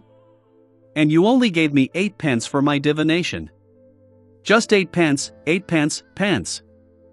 Klein was dazed just hearing about it. At this moment, Bogda released his hands as he took a step back while beaming. He bowed reverently and said, "I am here today to express my gratitude. Thank you, Master Moretti. You showed me the way and saved my life. This was the outcome of you paying to have something divined. You need not thank anybody." Klein lifted his head slightly and looked at the divide between the wall and the ceiling. His answer fully expressed the vibes of a charlatan. "You are a true seer," Bogda praised. "Next, I'll be heading to Vlad Street to thank that apothecary and buy the medicine he recommended." "Haven't you already recovered?" Klein expertly hid the shock in his voice. Bogda looked around and laughed when he confirmed that the receptionist was not paying attention to them. He chuckled softly and said, "The doctor mentioned a concoction of herbs that includes mummy powder. It is a prescription that would satisfy both men and women. I didn't believe the doctor back then, but I have no more doubts now." "There's a prescription like that?"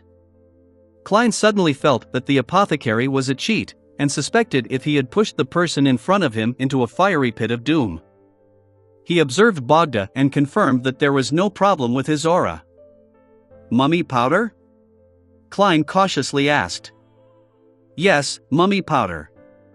I have asked a friend. He said that even the nobles of Backland are maniacally looking for such an item. It's a powder made by grinding mummies which gives men peak performance in bed. Even though it's disgusting and sounds dirty, it truly is a material used by the aristocrats." Bogda gave a detailed description. He had an eager desire in his eyes. "Mummies? Mummies made from corpses? Then grinding them to powder?" Klein was dumbfounded. He nearly retched in front of Bogda.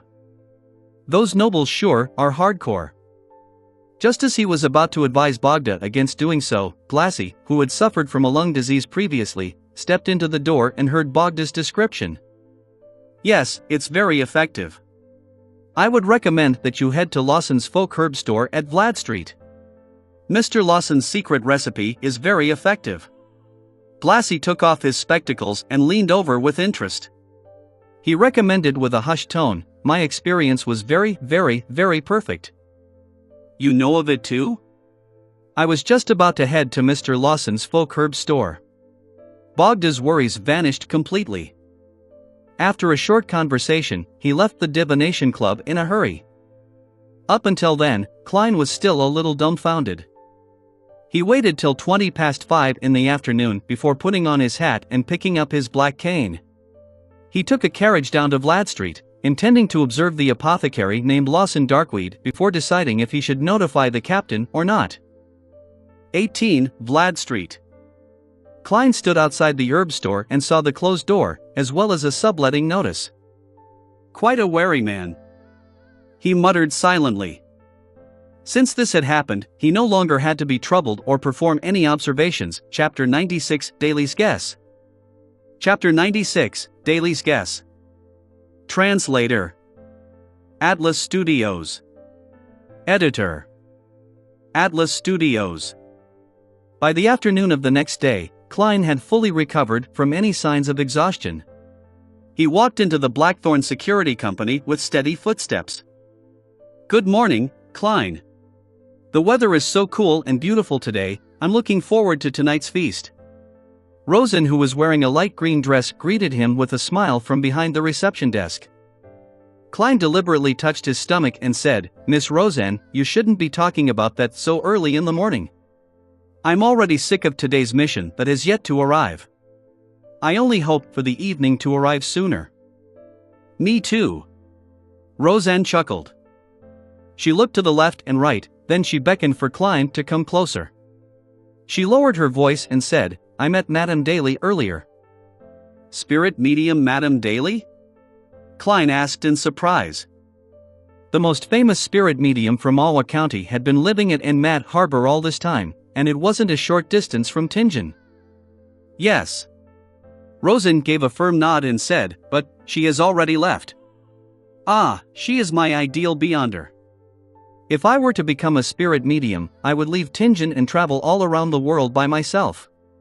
To Intis, to Fasak, to Fainapotter, to the southern continent, to the vast prairies, primitive forests, and snow-covered plains. Lady, be aware of the Nighthawk's rules." Klein shook his head in amusement. "Even Madame Daly has to apply and obtain permission to leave Mad Harbor." "I know that, but you can't just remind me about it now and shatter my dreams," Rosen said, peeved. "The truth is, I would never become a beyonder. It's too dangerous. I know when I'll die from sudden gunfire. From what I've seen, beyonders are basically people who turn themselves into monsters to fight against monsters. Archbishop Cheney said that we are guardians, but also a bunch of miserable wretches that are constantly fighting against threats and madness," Klein replied, sighing. The quote had left a deep impression on him. To fight against the abyss, we have to endure the corruption of the abyss. The two of them fell silent in unison. Rosen was the first to break the silence as she pursed her lips towards the partition and said, "Captain wanted you to meet him when you arrived." "All right." With his hat and cane in hand, Klein passed through the partition and entered Dunn's office after knocking on the door. A middle-aged gentleman with deep and serene gray eyes and a high hairline put down his coffee cup and said with a smile, "Daly was here." "Can't say that I'm surprised, Rosen had just informed me," Klein replied with a smile. Dunn didn't mind his humor but sighed. Daly was just transferred to the Backlund Diocese, which is the world's busiest and most crowded city. They have the highest population of beyonders and the most opportunities. She has a higher chance of becoming an archbishop or a senior deacon than me. "Why?" Klein asked curiously as he took a seat. Dunn thought for nearly 20 seconds before answering. "She has a unique talent in mastering and exploiting sequence potions. I've mentioned the internal rule of the Nighthawks before. If you want to consume the next potion in the sequence, you'll have to wait 3 years and go through a strict examination to prevent any loss of control. But typically, 3 years is far from sufficient. I spent 3 years going from a sleepless to a midnight poet. It took me 9 years to go from a midnight poet to nightmare, a full 9 years. And to go from nightmare to sequence 6, I've already spent 3 years. I have no idea how many more years I need. When our bodies age and our energy starts to decline, even if we overcome the latent dangers, we shouldn't attempt advancing anymore. This is because the risk of losing control at that point is so high that no one is willing to risk it. As for Daly and I, we are different from most beyonders. After she became a corpse collector, she handed in a special application after only a year. She hoped to consume the follow-up potion immediately. What surprised everyone was that she actually passed through the stricter examination and obtained the Gravedigger potion. It only took her 1 more year to go from Gravedigger to Spirit Medium. This year will be her 5th year as a Beyonder. She is only 24 this year, young enough to have many opportunities ahead of her. On the surface, she's the most famous spirit medium in Alwa County, but she truly is an actual spirit medium. Isn't that acting? Old Neil had apparently mentioned that Madame Daly had similar tendencies. Klein felt that he had grasped the key reason for Madame Daly's quick ascension through the ranks. "Captain, you're young enough as well." "You're only in your 30s, Klein comforted Dunn, but added in his heart, It's just that your memory isn't that great. Dunn drank a sip of his coffee. He shook his head and smiled bitterly. Why didn't you ask Madame Daly about her method of mastering and exploiting sequence potions? Klein purposely asked. Dunn put down his coffee cup and massaged his temples as he spoke.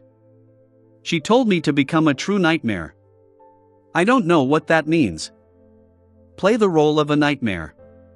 Man, a nightmare sounds sinister. Klein creased his eyebrows and temporarily fell silent.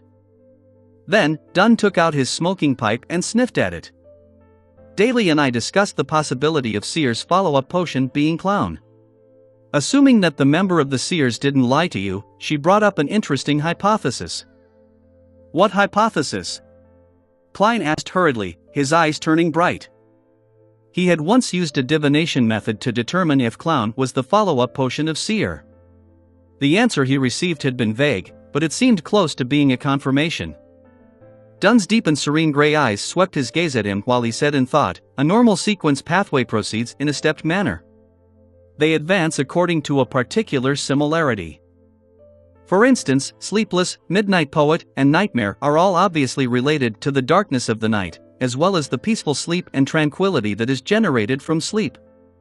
It can be imagined that every subsequent sequence would have identical traits, only with more power and a wider scope. They might be linked to secrets, disaster, horror, the crimson moon, etc. Certain sequence pathways appear unrelated, but when we analyze them in detail, we can still find similarities, such as assassin and instigator. Their implied similarity is to bring people calamities, pain, sorrow, and despair. Hence, the follow-up sequences should abide by this pattern. Klein paid close attention and asked proactively, but Seer and Clown doesn't have such a connection? Yeah. Dunn nodded and said, Daly believes that there might be sequence pathways that share another kind of relationship. After all, there's a lot we do not know. He paused for a moment before saying, Daly said that, in this sort of pathway, the low to mid sequence potions would respectively provide the Beyonder an ability that seems brand new and unrelated to the others. When the Beyonder reaches a point of qualitative change, these abilities will mix into an abnormally powerful job that includes them all. In other words, the pathway doesn't advance step by step, but instead it's a relationship of dissection and combination. Klein listened intently, but he felt lost. Dunn lifted his right hand and said, a normal sequence pathway advances a bit at a time, just like a child growing up. A growing child becomes taller, stronger, heavier, and more mature from a young age. While special sequence pathways are more like. Having said this, Dunn lifted up his thumb. This is sequence 9. Then, he lifted up his index finger. This is sequence 8. Then, he gradually lifted up the rest of his fingers. Each and every finger is independent, and doesn't seem to be related to the others. But in the end.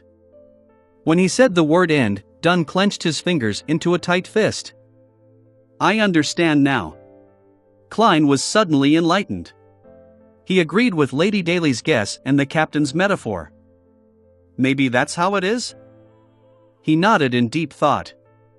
Sequence 8 Clown and Sequence 9 Seer are completely different and have brand new abilities. And according to the description from the Nighthawk's intelligence, the corresponding Sequence 7 and Sequence 8 Clown don't share any similarities either. Klein fell silent for a while before curiously pressing on, at which stage would the different abilities combine to form a qualitative change?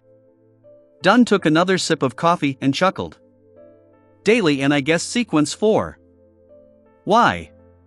Klein blurted out. Because according to the way the churches categorize sequences, Sequence 4 is the beginning point of the higher sequences. It is said that merely achieving such a level brings about qualitative changes in vitality and energy. In ancient times, Sequence 4 Beyonders were qualified to be called demigods in the fourth epoch. It's a pity that such Beyonders are very rare in this era, Dunn said wistfully. If Sequence 4 to Sequence 1 are high sequence Beyonders, then who are the low sequence Beyonders? Klein asked with interest. Sequences 9 through 7 were considered as low sequences 1,000 years ago. But, in recent centuries, Beyonders are few in number and each church has listed Sequence 7 as a mid-sequence. Dunn laughed in a self-deprecating manner. Sequence 9 and Sequence 8 are low sequences. Then, sequences 7 through 5 are mid-sequences. Finally, those sequence 4 and above are high sequences. Klein repeated in his head and inevitably felt a yearning for that. Emperor Roselle was a high sequence beyonder. However, the higher the sequence, the greater the risk of losing control. Klein thought to himself in fear. He asked as though in a seemingly casual manner, "What is the sequence 4 potion for the Church of the Goddess called?" In actual fact, I'm not sure. My security clearance isn't high enough for me to be privy to that information. I'll be able to read them when I become a diocese bishop or Nighthawks deacon. Dunn shook his head and smiled. In fact, at least half of the church's 13 archbishops and 9 senior deacons at the top of the church's hierarchy are below sequence 4. That's just me being optimistic. The archbishop in Zangwill, who became wanted, lost control when he tried to advance to sequence 4. The one who stole sealed artifact 0-08? His potion was apparently called Gatekeeper. Klein thought and probed, is Sleepless Sequence 5 Gatekeeper? No, that's in Spirit Medium's pathway. You'll be allowed to access that information when you reach sequence 7 and become a bishop or a captain of a Nighthawks team. Gatekeeper is sequence 5 of the Spirit Medium pathway? Does it mean that it's keeping watch over the gates to hell? Or keeping watch over the gates to the spirit world? Klein guessed. Alright, go to Old Neil and continue with your studies. Dunn smiled and said, "Don't forget about dinner tonight, at Old Will's restaurant. Reservations have been made. I'll introduce you to the rest of the Nighthawks officially." Alright, I've already prepared the money. Klein forced a smile.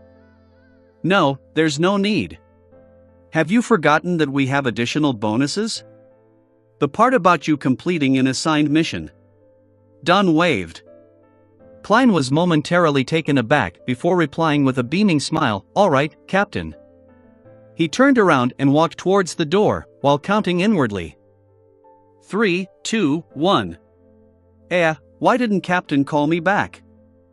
Klein dragged out one for a very long time, only to be surprised that Captain Dunsmith hadn't forgotten at anything. A miracle. In the armory, Old Neil stole a glance at Klein, who was in a good mood. Don't be obsessed with tonight's dinner. You still have a lot of things to learn, such as more ritualistic magic, ancient Hermes, Dragonish, Elvish, and many more. Yeah, every afternoon besides your day off, you have to have at least 2 hours of combat training with an instructor. Combat training? Captain didn't mention it. Klein was shocked. Old Neil nodded and didn't hesitate to answer, he forgot. Chapter 97, Combat Teacher. Chapter 97, Combat Teacher. Translator. Atlas Studios. Editor. Atlas Studios. At 2 in the afternoon, outside of a simple 2-storied building that was in disrepair at the outskirts of the North Borough. Klein, who was in his probationary inspector uniform, looked at the weed-filled garden and the vines that had crept up the walls. He turned his head in surprise. My combat instructor lives here? Shouldn't a combat artist who was selected by the Nighthawks be exceptional? Leonard Mitchell, who had guided Klein there, snickered and said, "Don't underestimate Mr. Gawain because of his residence's surroundings. Although he was never conferred an aristocratic title, he was a true knight back in the day." Having said that, the poetic Nighthawk, who was dressed in a white shirt, black trousers, and buttonless leather boots, suddenly felt melancholic. He was active during the waning era of the Knights. The warriors donning their armors would storm through enemy ranks despite the gunfire and cannon fire, destroying their enemies and redefining the battle lines. But alas, they were quickly met with the invention of the high-pressure steam guns and 6-barrel machine guns. From then on, the Knights had to gradually step down. Mr. Gawain met the same fate. More than 20 years ago, the Alwa Knights Order of Chivalry faced the most advanced weaponry of the Intis Republic Army. Sigh, every time I recall this, it seems like I'm touching the dust heaps of history. The poet in me stirs when thinking of this irreversible and fated destiny, but alas, I do not know how to compose the poem. Then what's the point in saying so much? Klein acted oblivious to Leonard's self-deprecation and gave a serious suggestion. My university schoolmate once told me that the composing of poems requires a certain degree of talent. It's best you start by reading the classical poems anthology of the Lone Kingdom. Leonard's mood changed on a whim. He replied with a light-hearted tone, I purchased that book a long time ago, as well as other titles, such as the selected poems of Emperor Roselle. I will work hard to become a true midnight poet, Mr. Seer. Is he hinting at the acting method?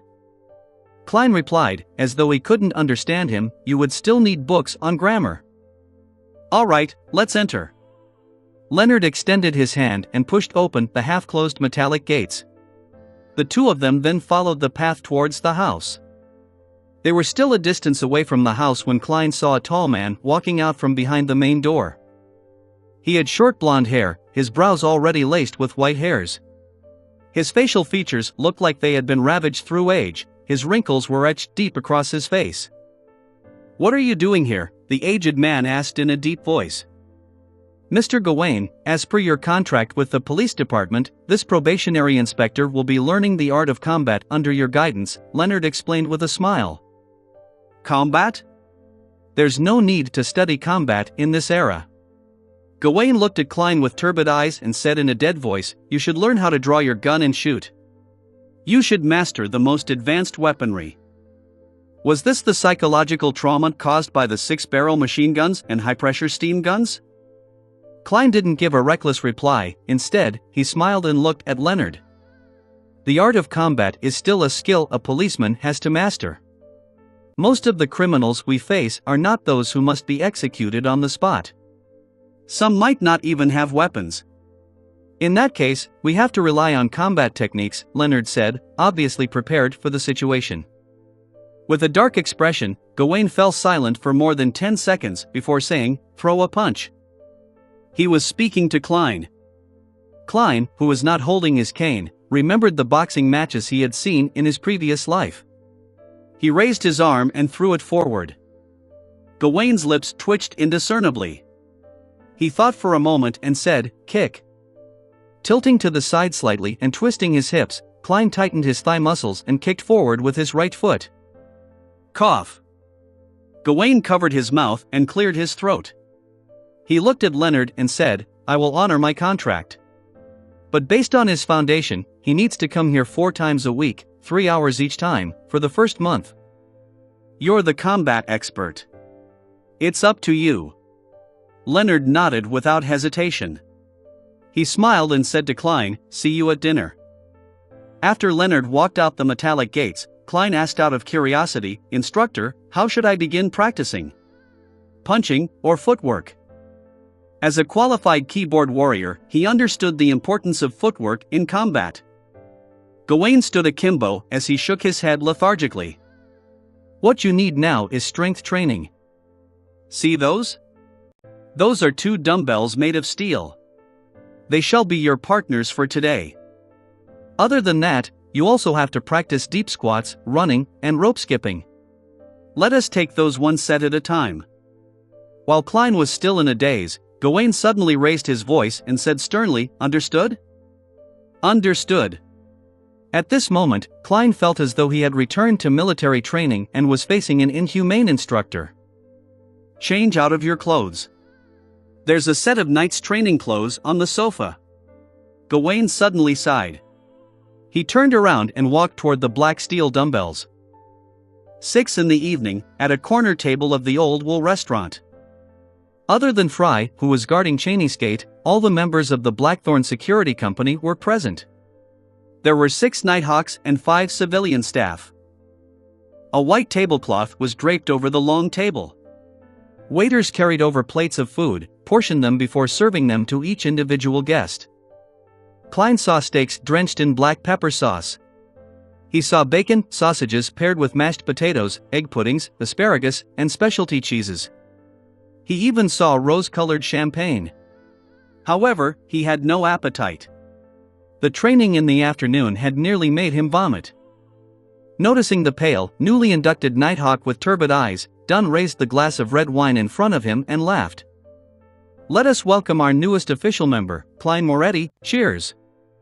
The cold and introverted black-haired lady, Royale Radine, the sleepless Kenley White, the sloppy Leonard Mitchell, as well as the white-haired, black-eyed midnight poet Sikatron all raised their cups and looked at the new member of their team. Klein fought back the discomfort of the training and raised his glass of amber champagne. He stood and said, "Thank you." He clinked glasses with every nighthawk, tilted his head back, and finished the small amount of champagne. "Is our Miss Author not going to say something on this occasion?" Dunn smiled as he looked at Sikatron. Sikatron was a lady in her 30s. She had average looks, but had an exceptional demeanor, one that was quiet and serene.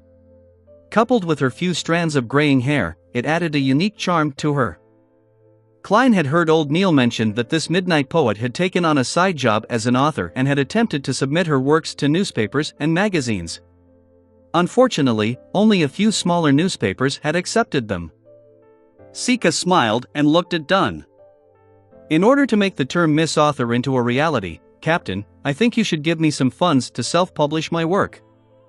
Dunn laughed. "You should learn from old Neil and give me a more suitable reason. I'm most impressed with Mr. Neil in this department." Roseanne echoed in between her mouthfuls of roast mutton. Amidst the chatter and laughter, Leonard looked at Klein and said with a chuckle, "Are you so tired that you have no appetite to eat?" "Yeah." Klein sighed. "If you haven't touched your food yet, I can be of assistance."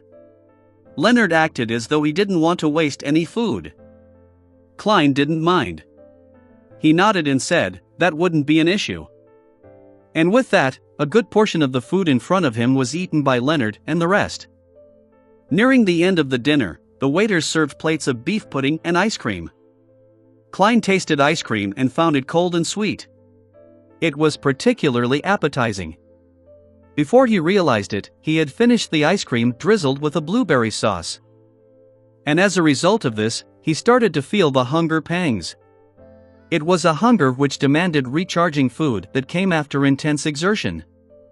Swallowing his saliva, Klein looked to the front, only to see that all the plates were empty. There were no leftovers. "Let's end the dinner here, and give Klein a final toast," Dunn suggested. Before finishing his sentence, Klein asked, "Captain, may I order another plate of food?" The group fell silent after hearing such a request, only to break out into chuckles moments later. "Ha, you finally recovered. No problem, order 2 plates if you want to." Dunn shook his head and laughed. While patiently waiting an unbearable amount of time, Klein heard his stomach growling. Finally, a freshly prepared black pepper steak was served before him. His fork and knife danced as Klein finished the medium-done steak in 90 seconds, tears nearly falling from his eyes. The meat juices and the fragrance of the sauce lingered in his mouth. Sometime later, Klein let out a satisfied sigh as he looked at his empty plate. He put down his knife and fork and took a sip of his champagne. "Waiter, the bill please." Dunn turned around and called for the waiter. The waiter went to the counter, then returned with the check. He gave a thorough breakdown. "You opened 5 bottles of Desi champagne, each bottle being 12 soli and 3 pence, a small glass of Southville red wine for 10 pence. Each black pepper beefsteak was 1 soli 2 pence. Each serving of beef pudding was 6 pence, the servings of ice cream was 1 soli each. The total would be £5, 9 soli, and 6 pence. £5, 9 soli, and 6 pence? That's nearly my weekly salary. A restaurant is indeed much more expensive than eating at home." Klein clicked his tongue upon hearing that. He felt lucky that the captain had said that he didn't need to pay out of his own pocket. They had some petty cash from bonus earnings. He calculated the cost carefully and noticed that the most expensive portion of the meal was the alcohol. 5 bottles of champagne had cost more than £3. This is no different from Earth. Klein secretly rubbed his stomach and forced down the last of his champagne. The next morning, Klein felt bloated. He tried to get off the bed in his sleepy stupor. Just as he exerted strength, he was instantly awakened by his aching muscles. He felt as though his body wasn't under his control. What a familiar feeling. It's the same as that day after we got punished with frog jumps. Today is a rest day, but I still have to pay a visit to my mentor and see if I can borrow the monograph on the Hornacis main peak from the library at the university. Klein's lips twitched as he made his way outside with some effort. He wanted to draw a gasp with every step. Klein, what happened to you? Melissa, who had just come out of the bathroom, sized up her brother suspiciously for his odd posture and slow movement. Chapter 98, Mr. Azik. Chapter 98, Mr. Azik. Translator. Atlas Studios. Editor. Atlas Studios. Faced with his sister's question, all Klein could do was reply with a regretful smile, sore muscles.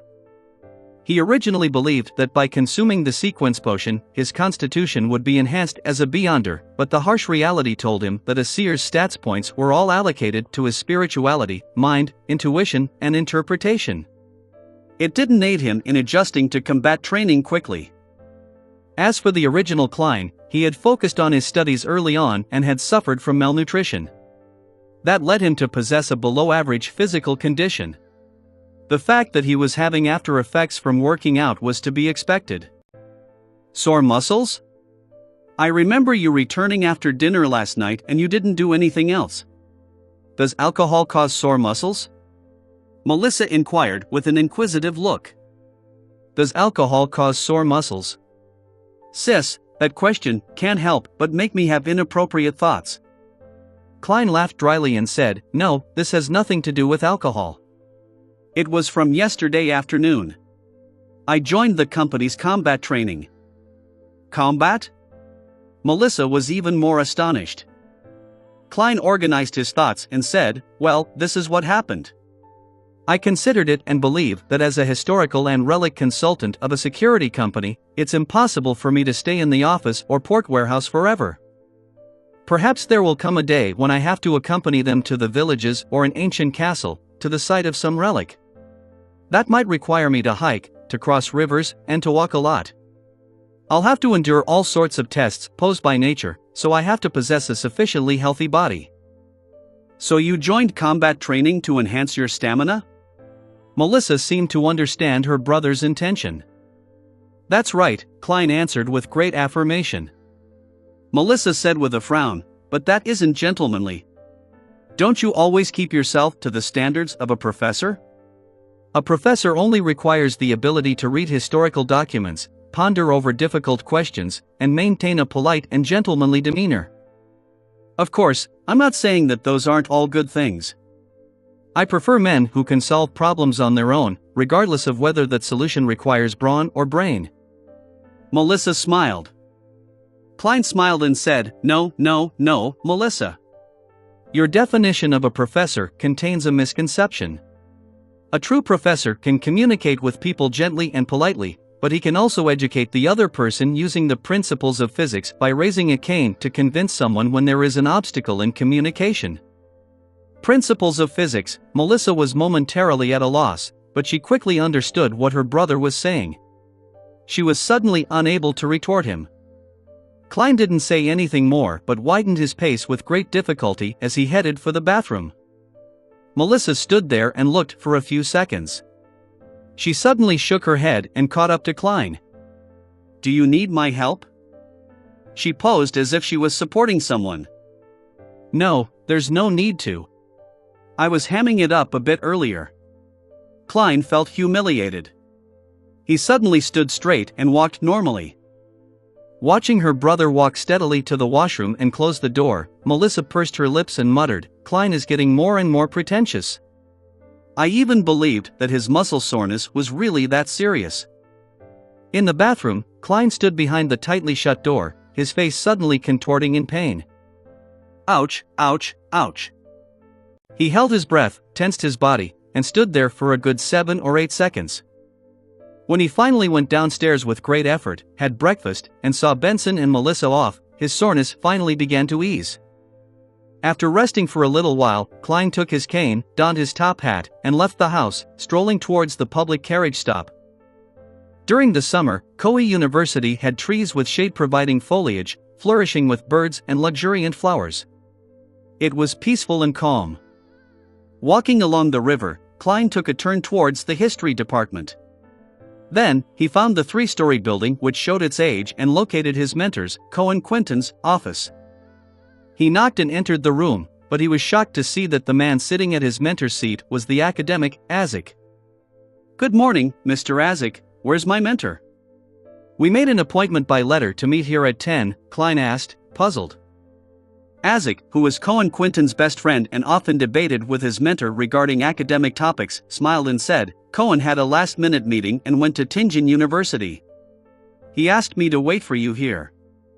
He had bronze skin, an average height and build, black hair, brown eyes, and gentle facial features. Being in his presence brought on an indescribable feeling, as though you could see in the man's eyes that he had been through the vicissitudes of life. Under his right ear was a tiny mole that one wouldn't notice unless closely examined. Having said the reason, Azik suddenly frowned as he carefully observed Klein. Feeling confused by the sudden scrutiny, Klein looked at his attire. "Have I committed some breach of etiquette?" Tuxedo, black vest, white shirt, black bow tie, dark-colored trousers, leather boots with no buttons. Everything seems normal. Azik's brows eased and he chuckled softly. "Don't mind me. I suddenly noticed that you are way more energetic than before. You look even more like a gentleman now." "Thank you for your compliment." Klein accepted it calmly and asked, "Mr. Azik, did my mentor manage to find the book Research of the Hornacis Main Peaks Relics in the school library?" "He found it with my assistance," Azik said, smiling gently. He then pulled open the drawer and took out a gray-covered book. "You are no longer a Koei University student anymore. You can read it here, but you cannot take it home." "All right." Klein delightfully took the academic monograph, and with a hint of fear. The book's design was fully in line with the current trends. It used hard paper as a hardcover and it was printed with an image like an abstract version of the main peak of Hornacis mountain range. Klein took a glance and found a seat. He flipped open the book and started reading carefully, line by line. As he became engrossed in the book, he suddenly realized that there was a cup of rich and fragrant coffee by his side. "Help yourself to the sugar and milk." Azik put down the silver saucer and pointed at the milk jar and sugar container. "Thank you." Klein nodded with gratitude.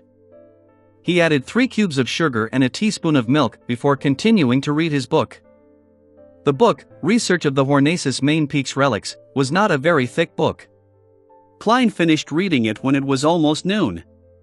He took note of a few noteworthy points.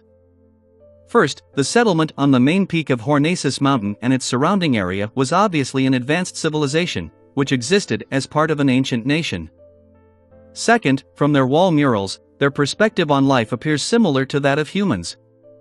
I can assume for now that they were human. Third, they revered yet feared the darkness of the night. Hence, they called their god the ruler of the ever-night, mother of the sky. Fourth, the weirdest part is that researchers haven't found any graves in the entire area, which initially seems to indicate that the people didn't need to be buried, because they didn't die. However, that would be contradictory to the contents of the wall murals. In the wall murals, the people in the nation believed that death is not the end. They believed that their deceased family would protect them in the night. Hence, they would keep their deceased family members at home on the bed by their side for a full 3 days. There is nothing beyond that for the wall murals as it doesn't involve burials. Klein took another sip of coffee and continued to write down his afterthoughts in his notebook. Mother of the Sky, Sky Mother is such a grand title, while the ruler of the Evernight obviously overlaps with the Evernight goddess. Is this a contradiction at its roots? In the ancient remains on the main peak of the Hornacis mountain range and its surrounding area, every arrangement and decoration was well preserved. Even the wall murals didn't have any signs of damage. Before it was discovered, there seemed to be no disturbance at all. The table was arranged with cutlery, and there were dried stains of rot on the dining plates. In some rooms, there were half-filled bottles of alcohol that had almost turned into plain water. What happened to the nation's people? They seemed to have left their homes in a hurry, without taking anything with them, and they never returned. Considering how there are no burial grounds, this only makes it weirder. The author, Mr. Joseph, also mentioned that when he first discovered the remains, he even had the belief that the people residing there had just vanished all of a sudden. Klein stopped writing and cast his gaze at an illustration. On John Joseph's third visit to the main peak of the Hornaces mountain range, he had used a new camera model to shoot a monochrome photograph. In the photo, the lofty palace had a collapsed wall and was overgrown with weeds. It followed a grandeur style for its design. When he flipped to the photograph, Klein's first thought was that of the palace he had seen in his dream. The two styles were identical. The only difference was that the one he had dreamed of was on a peak and it was way more magnificent. It also had a huge chair, a seat of honor, that looked like it didn't seat a human. Countless translucent maggots clustered together and squirmed slowly beneath the chair. I can confirm that my dream is related to the ancient remains on the main peak of the Hornaces mountain range. That should be the nation of the Evernight, which was referenced in the Antigonus family's notebook. Klein nodded slightly and closed the book. At that moment, Isaac, who was sitting opposite him, touched the inconspicuous mole under his right ear and said, "How was it? Found anything?" "Quite a bit. Take a look, I've written so many pages of notes." Klein pointed at the table and smiled. "I don't understand why you're suddenly so interested in this matter." Isaac sighed and said, "Klein, when I was studying at the Backlund University, I had dabbled with some divination and did quite a bit of research on that. Well, I discovered that there is disharmony in your fate." "What? Divination? Are you talking to me about divination?" As a seer, Klein looked at Isaac the academic in amusement. "How is it disharmonious?" Isaac thought for a moment. "Have you encountered many strange coincidences in the past 2 months?" "Coincidences?" As he was indebted to Mr. Isaac, Klein didn't dispute his question as he subconsciously began thinking. If we are talking about coincidences, the most obvious matter was when we were after kidnappers. We actually managed to find clues of the Antigonus family's notebook that was lost for days in the room opposite the kidnappers.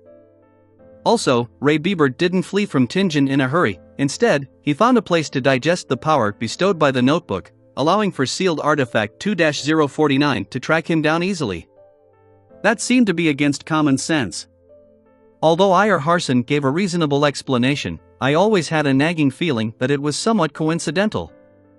Oh, Selena had stolen a glance at Hannes Vincent's secret incantations, but she held back till her birthday dinner banquet to try it out, and I happened to discover it, which is quite a coincidence too. Otherwise, Hannes Vincent wouldn't have been the only one to die so suddenly."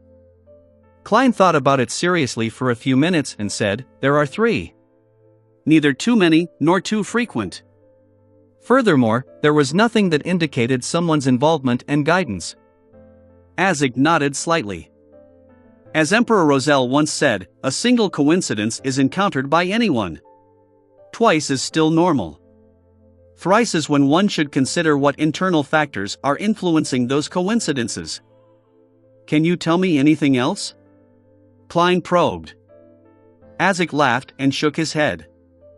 "I can only tell that there's some disharmony, but nothing else. You have to understand that I'm not a real seer." Isn't that basically equal to saying nothing? Mr. Isaac is quite odd. He's playing a charlatan in front of a charlatan like me. Klein let out a breath, seizing the moment when Isaac stood up. He pinched his glabella and activated his spirit vision. When he looked over, Isaac's aura fully appeared before his eyes and everything seemed fairly normal. "Unfortunately, I can only see the ether body and astral projection of a person above the gray fog." Klein thought carefreely as he tapped his glabella again whilst standing up. Chapter 99, Red Chimney. Chapter 99, Red Chimney. Translator. Atlas Studios. Editor. Atlas Studios. Late in the afternoon, Klein returned home and drew the curtains, allowing his room to slip into darkness. He took out his pen and paper and thought for a long time, finally writing down a sentence: "The kidnapping of Elliot was due to extraordinary elements." As a seer, Klein had tried to divine if those coincidences were a consequence of unnatural developments, but the results showed otherwise. This time, he was influenced by Isaac to look into these events again. He also drew lessons from the suited clown. He seriously designed an appropriate divination statement, eliminating any descriptions that might be vague or cause confusion. Yes, I should break down the 3 coincidences and divine them separately, Klein nodded in thought as he slowly removed the topaz from his wrist. He held the spirit pendulum with his left hand and allowed it to hang close over the divination statement on the paper. He collected himself and entered a state of cogitation. With his eyes closed, Klein started chanting repeatedly, "The kidnapping of Elliot was due to extraordinary elements." As he recited the statement over and over again, Klein opened his eyes and looked at the pendulum, only to see the topaz turning counterclockwise slowly. "It's still a negative," Klein muttered to himself. He designed several other divination statements, but the results persisted. There was nothing strange about that incident. He then separately divined the event of Ray Bieber's stay in Tingen and Selena's magic mirror divination incident, but the answers for both events were normal.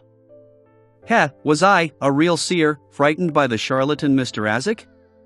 Besides, Captain and the others didn't feel that anything was off. Klein laughed and shook his head. But he remained cautious. He planned on using the dream divination technique to get a final confirmation. After some thought, he changed the divination statement to fit the change in method.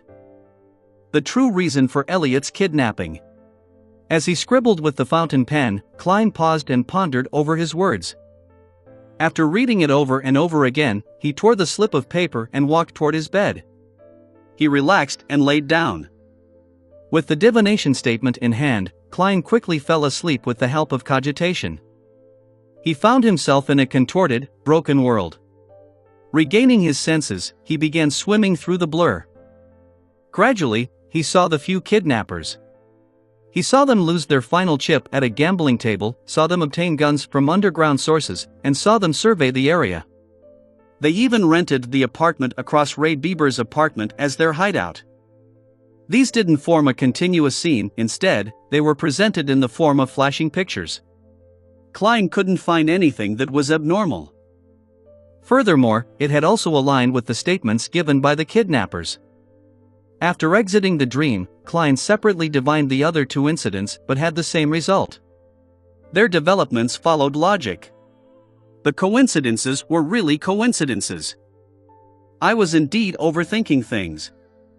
Mr. Azik is merely a divination enthusiast. Klein stabilized his pendulum and shook his head with a bitter smile. He was about to draw the curtains and allow sunlight into the room when he froze. From the original Klein's impression of Mr. Azik, he is a dependable and trustworthy person. He had never once said anything baseless. Even if he was always quarreling with Mentor, it was limited to academic topics, and each of them had their reasons. If he was truly a mere divination enthusiast, he wouldn't have interacted with me like that. And the memories of original Klein has nothing about him liking divination. Of course. This could be due to the loss of a corresponding memories. Klein frowned and couldn't ease his worries. He needed a way to confirm this. He suspected that Mr. Azik had unwittingly come across some insider information and was trying to remind him by using divination as an excuse. How should I confirm this? Klein paced back and forth across the dark room, trying to recall the other divination techniques he knew. 1 step, 2 steps, 3 steps. He suddenly halted as an idea came to him. Let's assume that these coincidences are dubious. I'm unable to divine a result either because my sequence isn't high enough or I'm being affected by outside interference, but I can change my environment. I can change my environment to someplace that is even more mysterious and even harder to understand. Klein felt pumped. He pulled open his drawer and took out a silver dagger. He concentrated and allowed his spirituality to flow out from the tip of the dagger, becoming one with his surroundings. With each step he took, the wall of spirituality sealed off the entire room. Klein planned on doing the divination above the gray fog, to do the divination in that mysterious world. In the magnificent ancient divine hall above the endless gray fog. Klein sat at the seat of honor on one end of the bronze table. Before him was a piece of goatskin he willed into existence. He lifted a pen and tried writing the divination statement as he had previously. The kidnapping of Elliot was due to extraordinary elements. He held the spirit pendulum and hung it low. Klein quickly composed himself as he turned silent and ethereal. Half closing his eyes, he recited the statement 7 times, using his spirituality to interact with the spiritual world that stood above all. Feeling the tug of the silver chain, Klein opened his eyes to look at the pendulum. The sight made him freeze immediately. The pendulum was spinning clockwise. This meant that there was an extraordinary element behind Elliot's kidnapping. This was completely different from the result he had gotten in the outside world. There were no traces of any interference. Such power or means is terrifying. What's the motive of the person behind this?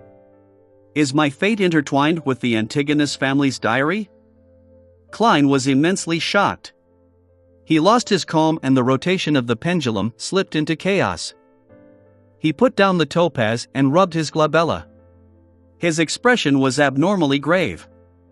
After contemplating for a few seconds, he didn't attempt to divine the other 2 events. Instead, he wrote a new divination statement, the true reason for Elliot's kidnapping.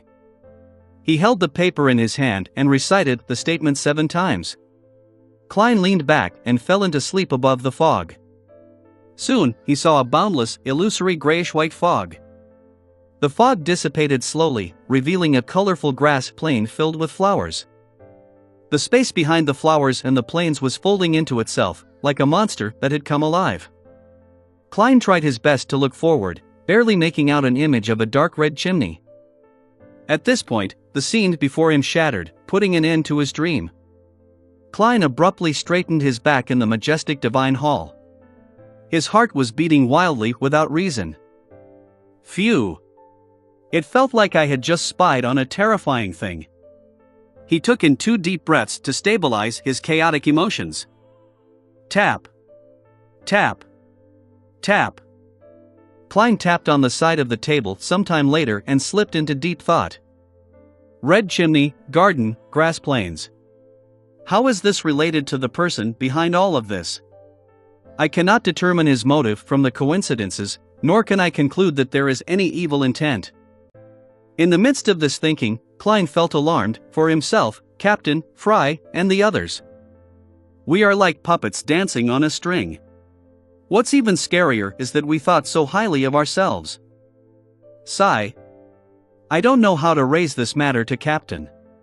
Old Neil's divination produced the same results as mine in the outside world. If they asked me to confirm it in front of them, I have no way of doing that. Klein rubbed his temples as if he had a headache. After nearly 20 seconds of calm, he began divining the event of Ray Bieber's stay in Tingen. Similarly, he first used spirit dowsing. This time, Klein was shocked to see his topaz hang motionless. It was neither a confirmation or rejection of the statement. Strange, he muttered. He started to guess the reasons for this phenomenon. The person behind this has sensed my divinations and engaged in countermeasures? Following this, he tried the dream divination technique, but all he saw were fragmented pieces of fog. He no longer made any new discoveries. The results of Selina's magic mirror divination incident were the same. Klein could almost confirm his conjecture at this point. Since he had no way of notifying Captain Dunsmith for the time being, he had an unprecedented motivation to improve his abilities.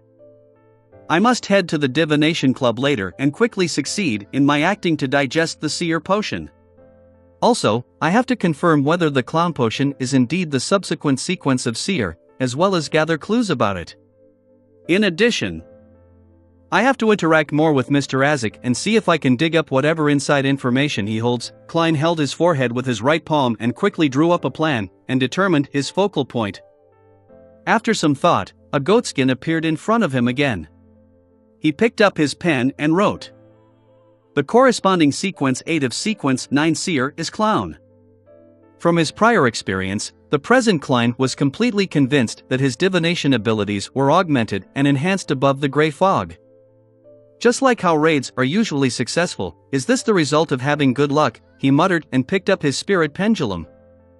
Sometime later, Klein received a definitive answer. The corresponding sequence 8 of sequence 9 seer was clown. He then wrote on the paper once again.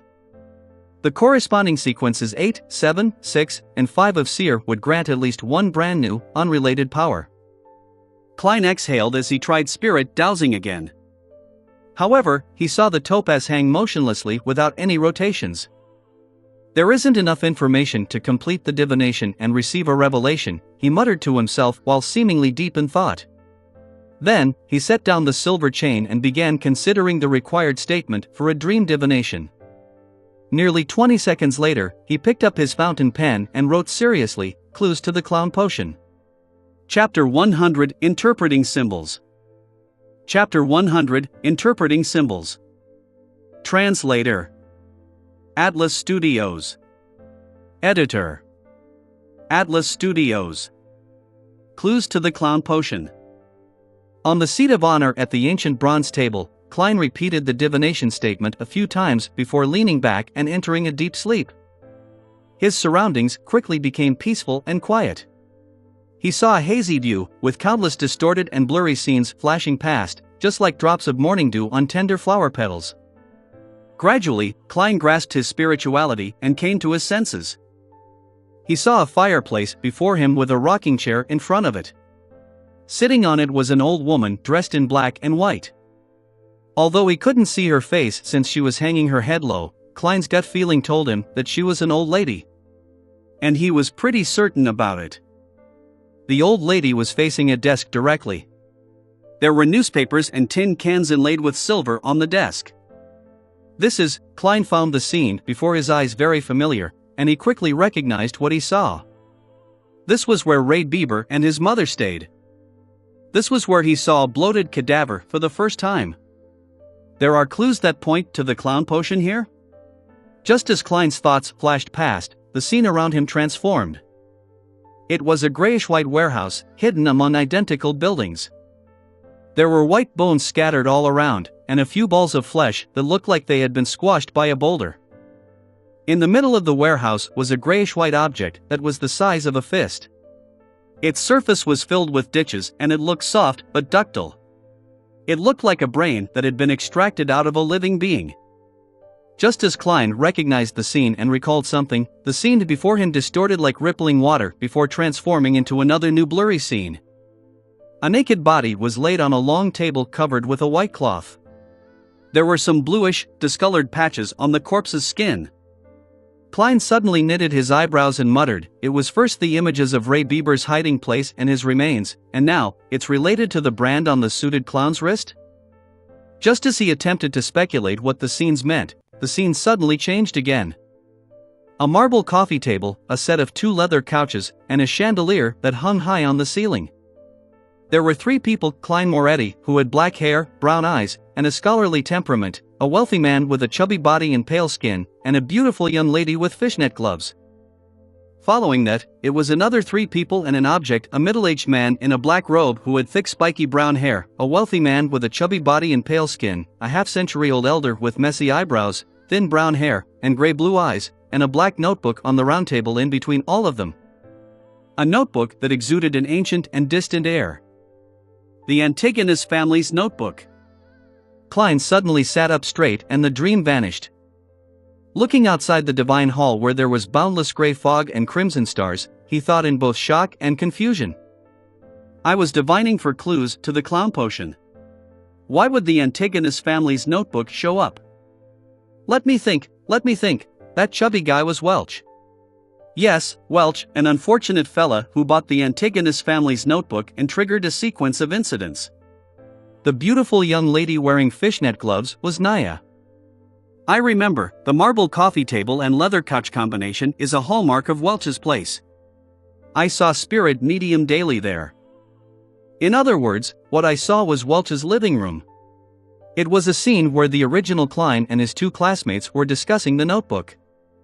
Klein calmed himself down and tapped on the edge of the long bronze table rhythmically. Then, what does the last scene represent? The notebook appeared, Welch appeared.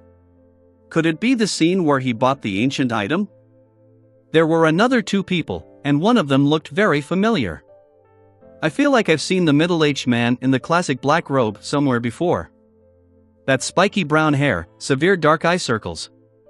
Yes, I know who is he now. Hot-ass Vincent from the Divination Club, a hot-ass Vincent who died peacefully after Captain snuck into his dream, having learned that Selena secretly obtained the secret incantation from him. No way, he was the one that sold the notebook to Welch? Everything appears to be coming full circle. The world sure is small, Notingen is really small. On careful thought, it really is a possibility that hot-ass Vincent wasn't an ordinary fortune teller. He was obviously deep into mysticism and obtained the attention of an ancient evil god. He had the channels, ability, and opportunity to acquire the notebook that was accidentally released by the secret order. It's no wonder Captain and company never figured out where Welch bought the notebook.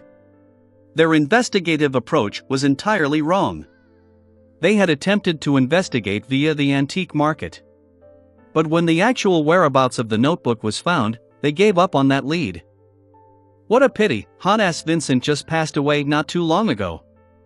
Otherwise, we definitely could have found out something regarding the notebook. Since he was involved in mysticism, he should have researched the notebook. His death was way too coincidental. However, there was another person at the scene, a man in his 50s. He might know quite a bit of what happened. Klein stopped tapping his fingers on the edge of the table and looked through every scene of his dream divination once more. Ray Bieber's house, Ray Bieber's hideout spot, the remains of Ray Bieber, the brand on the suited clown's wrist, Welch's house, Welch, Naya, and original Klein's exchange, Welch, hot-ass Vincent, and the Antigonist family notebooks group photo. Besides the brand on the suited clown, everything else is directly related to the Antigonist family's notebook. But I had divined for clues to the clown potion. This isn't scientific, nor does it make mystical sense. After becoming a seer, Klein once tried to divine where Welch had bought the Antigonist family's notebook, but he never considered using the unique qualities that the area above the gray fog possessed. As such, he had failed to receive any revelations, but now, he had chanced upon the truth by divining something separate. After spending nearly 20 seconds to calm down, Klein summarized the context provided by Roselle's diary and attempted to interpret his dream divination. The first possibility, Zeratul, or should I say, the Secret Order, was searching and pursuing the relics of the Antigonist family. So, the symbolic meaning of the dream is to use matters related to the Antigonist family to lure the Secret Order into appearing, so as to obtain the clown potion's formula. The second possibility, the clown potion's formula is directly recorded in the Antigonist family's notebook. The fact that the Zeratul family is seeking the relics of the Antigonist family implies that they share very deep connections. They could have been allies or enemies. Hence, it seems fairly natural that the Antigonist family possessed parts of their sequence. Things would be obvious if they were allies, but enemies are the ones who would know each other the best. But the second explanation wouldn't be able to link it to the brand on the suited clown. Sigh, I do wish that the second explanation were true though. When the Holy Cathedral finds an expert to interpret the notebook, I would be able to obtain the clown potion without any risk. It seems that the first explanation is the most plausible. My gut feeling as a seer tells me that there might be a deeper symbolic meaning. Having thought of this, Klein massaged his forehead and suddenly realized the limitations of a seer. Unless it was a very simple and straightforward sign, a seer had to be extremely careful when making interpretations. It was just like walking on the edge of the abyss or walking on a thin layer of ice over a lake's surface. The suited clown's outcome was an actual and bloody example of what a single mistake in interpretation or failure to grasp a key point could result in. In that instant, Klein had an illusion of himself mastering the true essence of a seer. He seemed to be just one step away from digesting the potion completely. Thank you for enlightening me with your life. Praise the lady, he muttered and drew a crimson moon before his chest. Then he divined whether Azek had good intentions or if he was an amazing beyonder. He received confirmations for both of them. Eventually, the continuous divinations exhausted Klein. He had no choice but to stop churning through his thoughts and decide on the crucial matters that he needed to attend to. I have to find the man that appeared in the same scene with Welch, hot-ass Vincent, and the Antigonist family's notebook as soon as possible. I can begin my search with the Divination Club. I can't just confront Mr. Azek. Yes, he might be a mid-sequence beyonder of the life school of thought, but there's a lack of information, making it impossible for me to divine. Phew. Klein let out a breath and conjured the portrait of the half-century-old elder with messy eyebrows, thin brown hair, and gray-blue eyes on the goatskin that appeared before him. This was the third person present when the Antigonus family's notebook was traded between Welch and Hannes Vincent. Looking at the portrait, Klein suddenly fell into a dilemma. I can't draw. During art class in primary school, I was always the one receiving the greatest criticism from the teachers. Should I use ritualistic magic like old Neil? This was done by praying to the goddess. If I were to use the uniqueness of the area above the gray fog, I would be in trouble if the divinities noticed something amiss. Hold on a second, perhaps I can pray to myself. Transmitting images and transmitting voices are similar. Although I'm temporarily unable to access the mysterious power above the gray fog, accomplishing such a minor matter shouldn't be a problem. Having thought of this, Klein immediately emanated his spirituality to envelop himself to stimulate the feeling of falling. Back in his bedroom, he lit the gas lamp and prayed. The fool that doesn't belong to this era. You are the mysterious ruler above the gray fog. You are the king of yellow and black who wields good luck. I pray for your revelation and pray that you allow me to draw what I've seen. After reciting the incantation, Klein didn't splash essential oils or burn any herbs to gain the help of their powers. It was just that informal when praying to oneself. There were suddenly murmurs in his ears as he saw the 4 black dots that formed a square surface on the back of his hand. He walked 4 steps counterclockwise and recited the incantation before penetrating the maniacal chaos to return to the area above the gray fog. This time he didn't see any of the crimson stars shrinking or expanding. But behind the seat of honor at the long bronze table, the strange symbol formed by a partial pupilless eye and partial contorted lines shimmered weakly as it produced illusory prayers. Klein held his ear to it and listened. After making sure that there were no mistakes, he conjured the portrait of the third person and cast it towards the flowing light in accordance to the prayer's format. After everything was done, he immediately left the mysterious world above the gray fog and returned to his bedroom. Just as he found his footing, a portrait surfaced immediately in front of Klein's eyes. Furthermore, he sensed a weak and illusory power augmenting him. He picked up a fountain pen and found a piece of white paper and expressed his intent. Klein was surprised to find his right hand moving uncontrollably as it quickly drew lines. Before long, he saw a lifelike portrait of the third person. After writing down the hair and eye colors, as well as other unique characteristics, Klein heaved a sigh of relief despite the spasms of his right hand. The illusion before his eyes rapidly dissipated. If you enjoyed this video, don't forget to click the notification bell, like, and subscribe buttons. For me, please click the new channel's follow button. To ensure you don't miss the footage, there is a link to subscribe to the new channel under the title. If you think this narrative is entertaining, please leave a comment saying so under the video and assist the Light Novel Podcast channel reach 1,000 likes when it posts the next segment. A little amount. This channel has a relatively small number of likes and subscribers. Until the next clip, bye.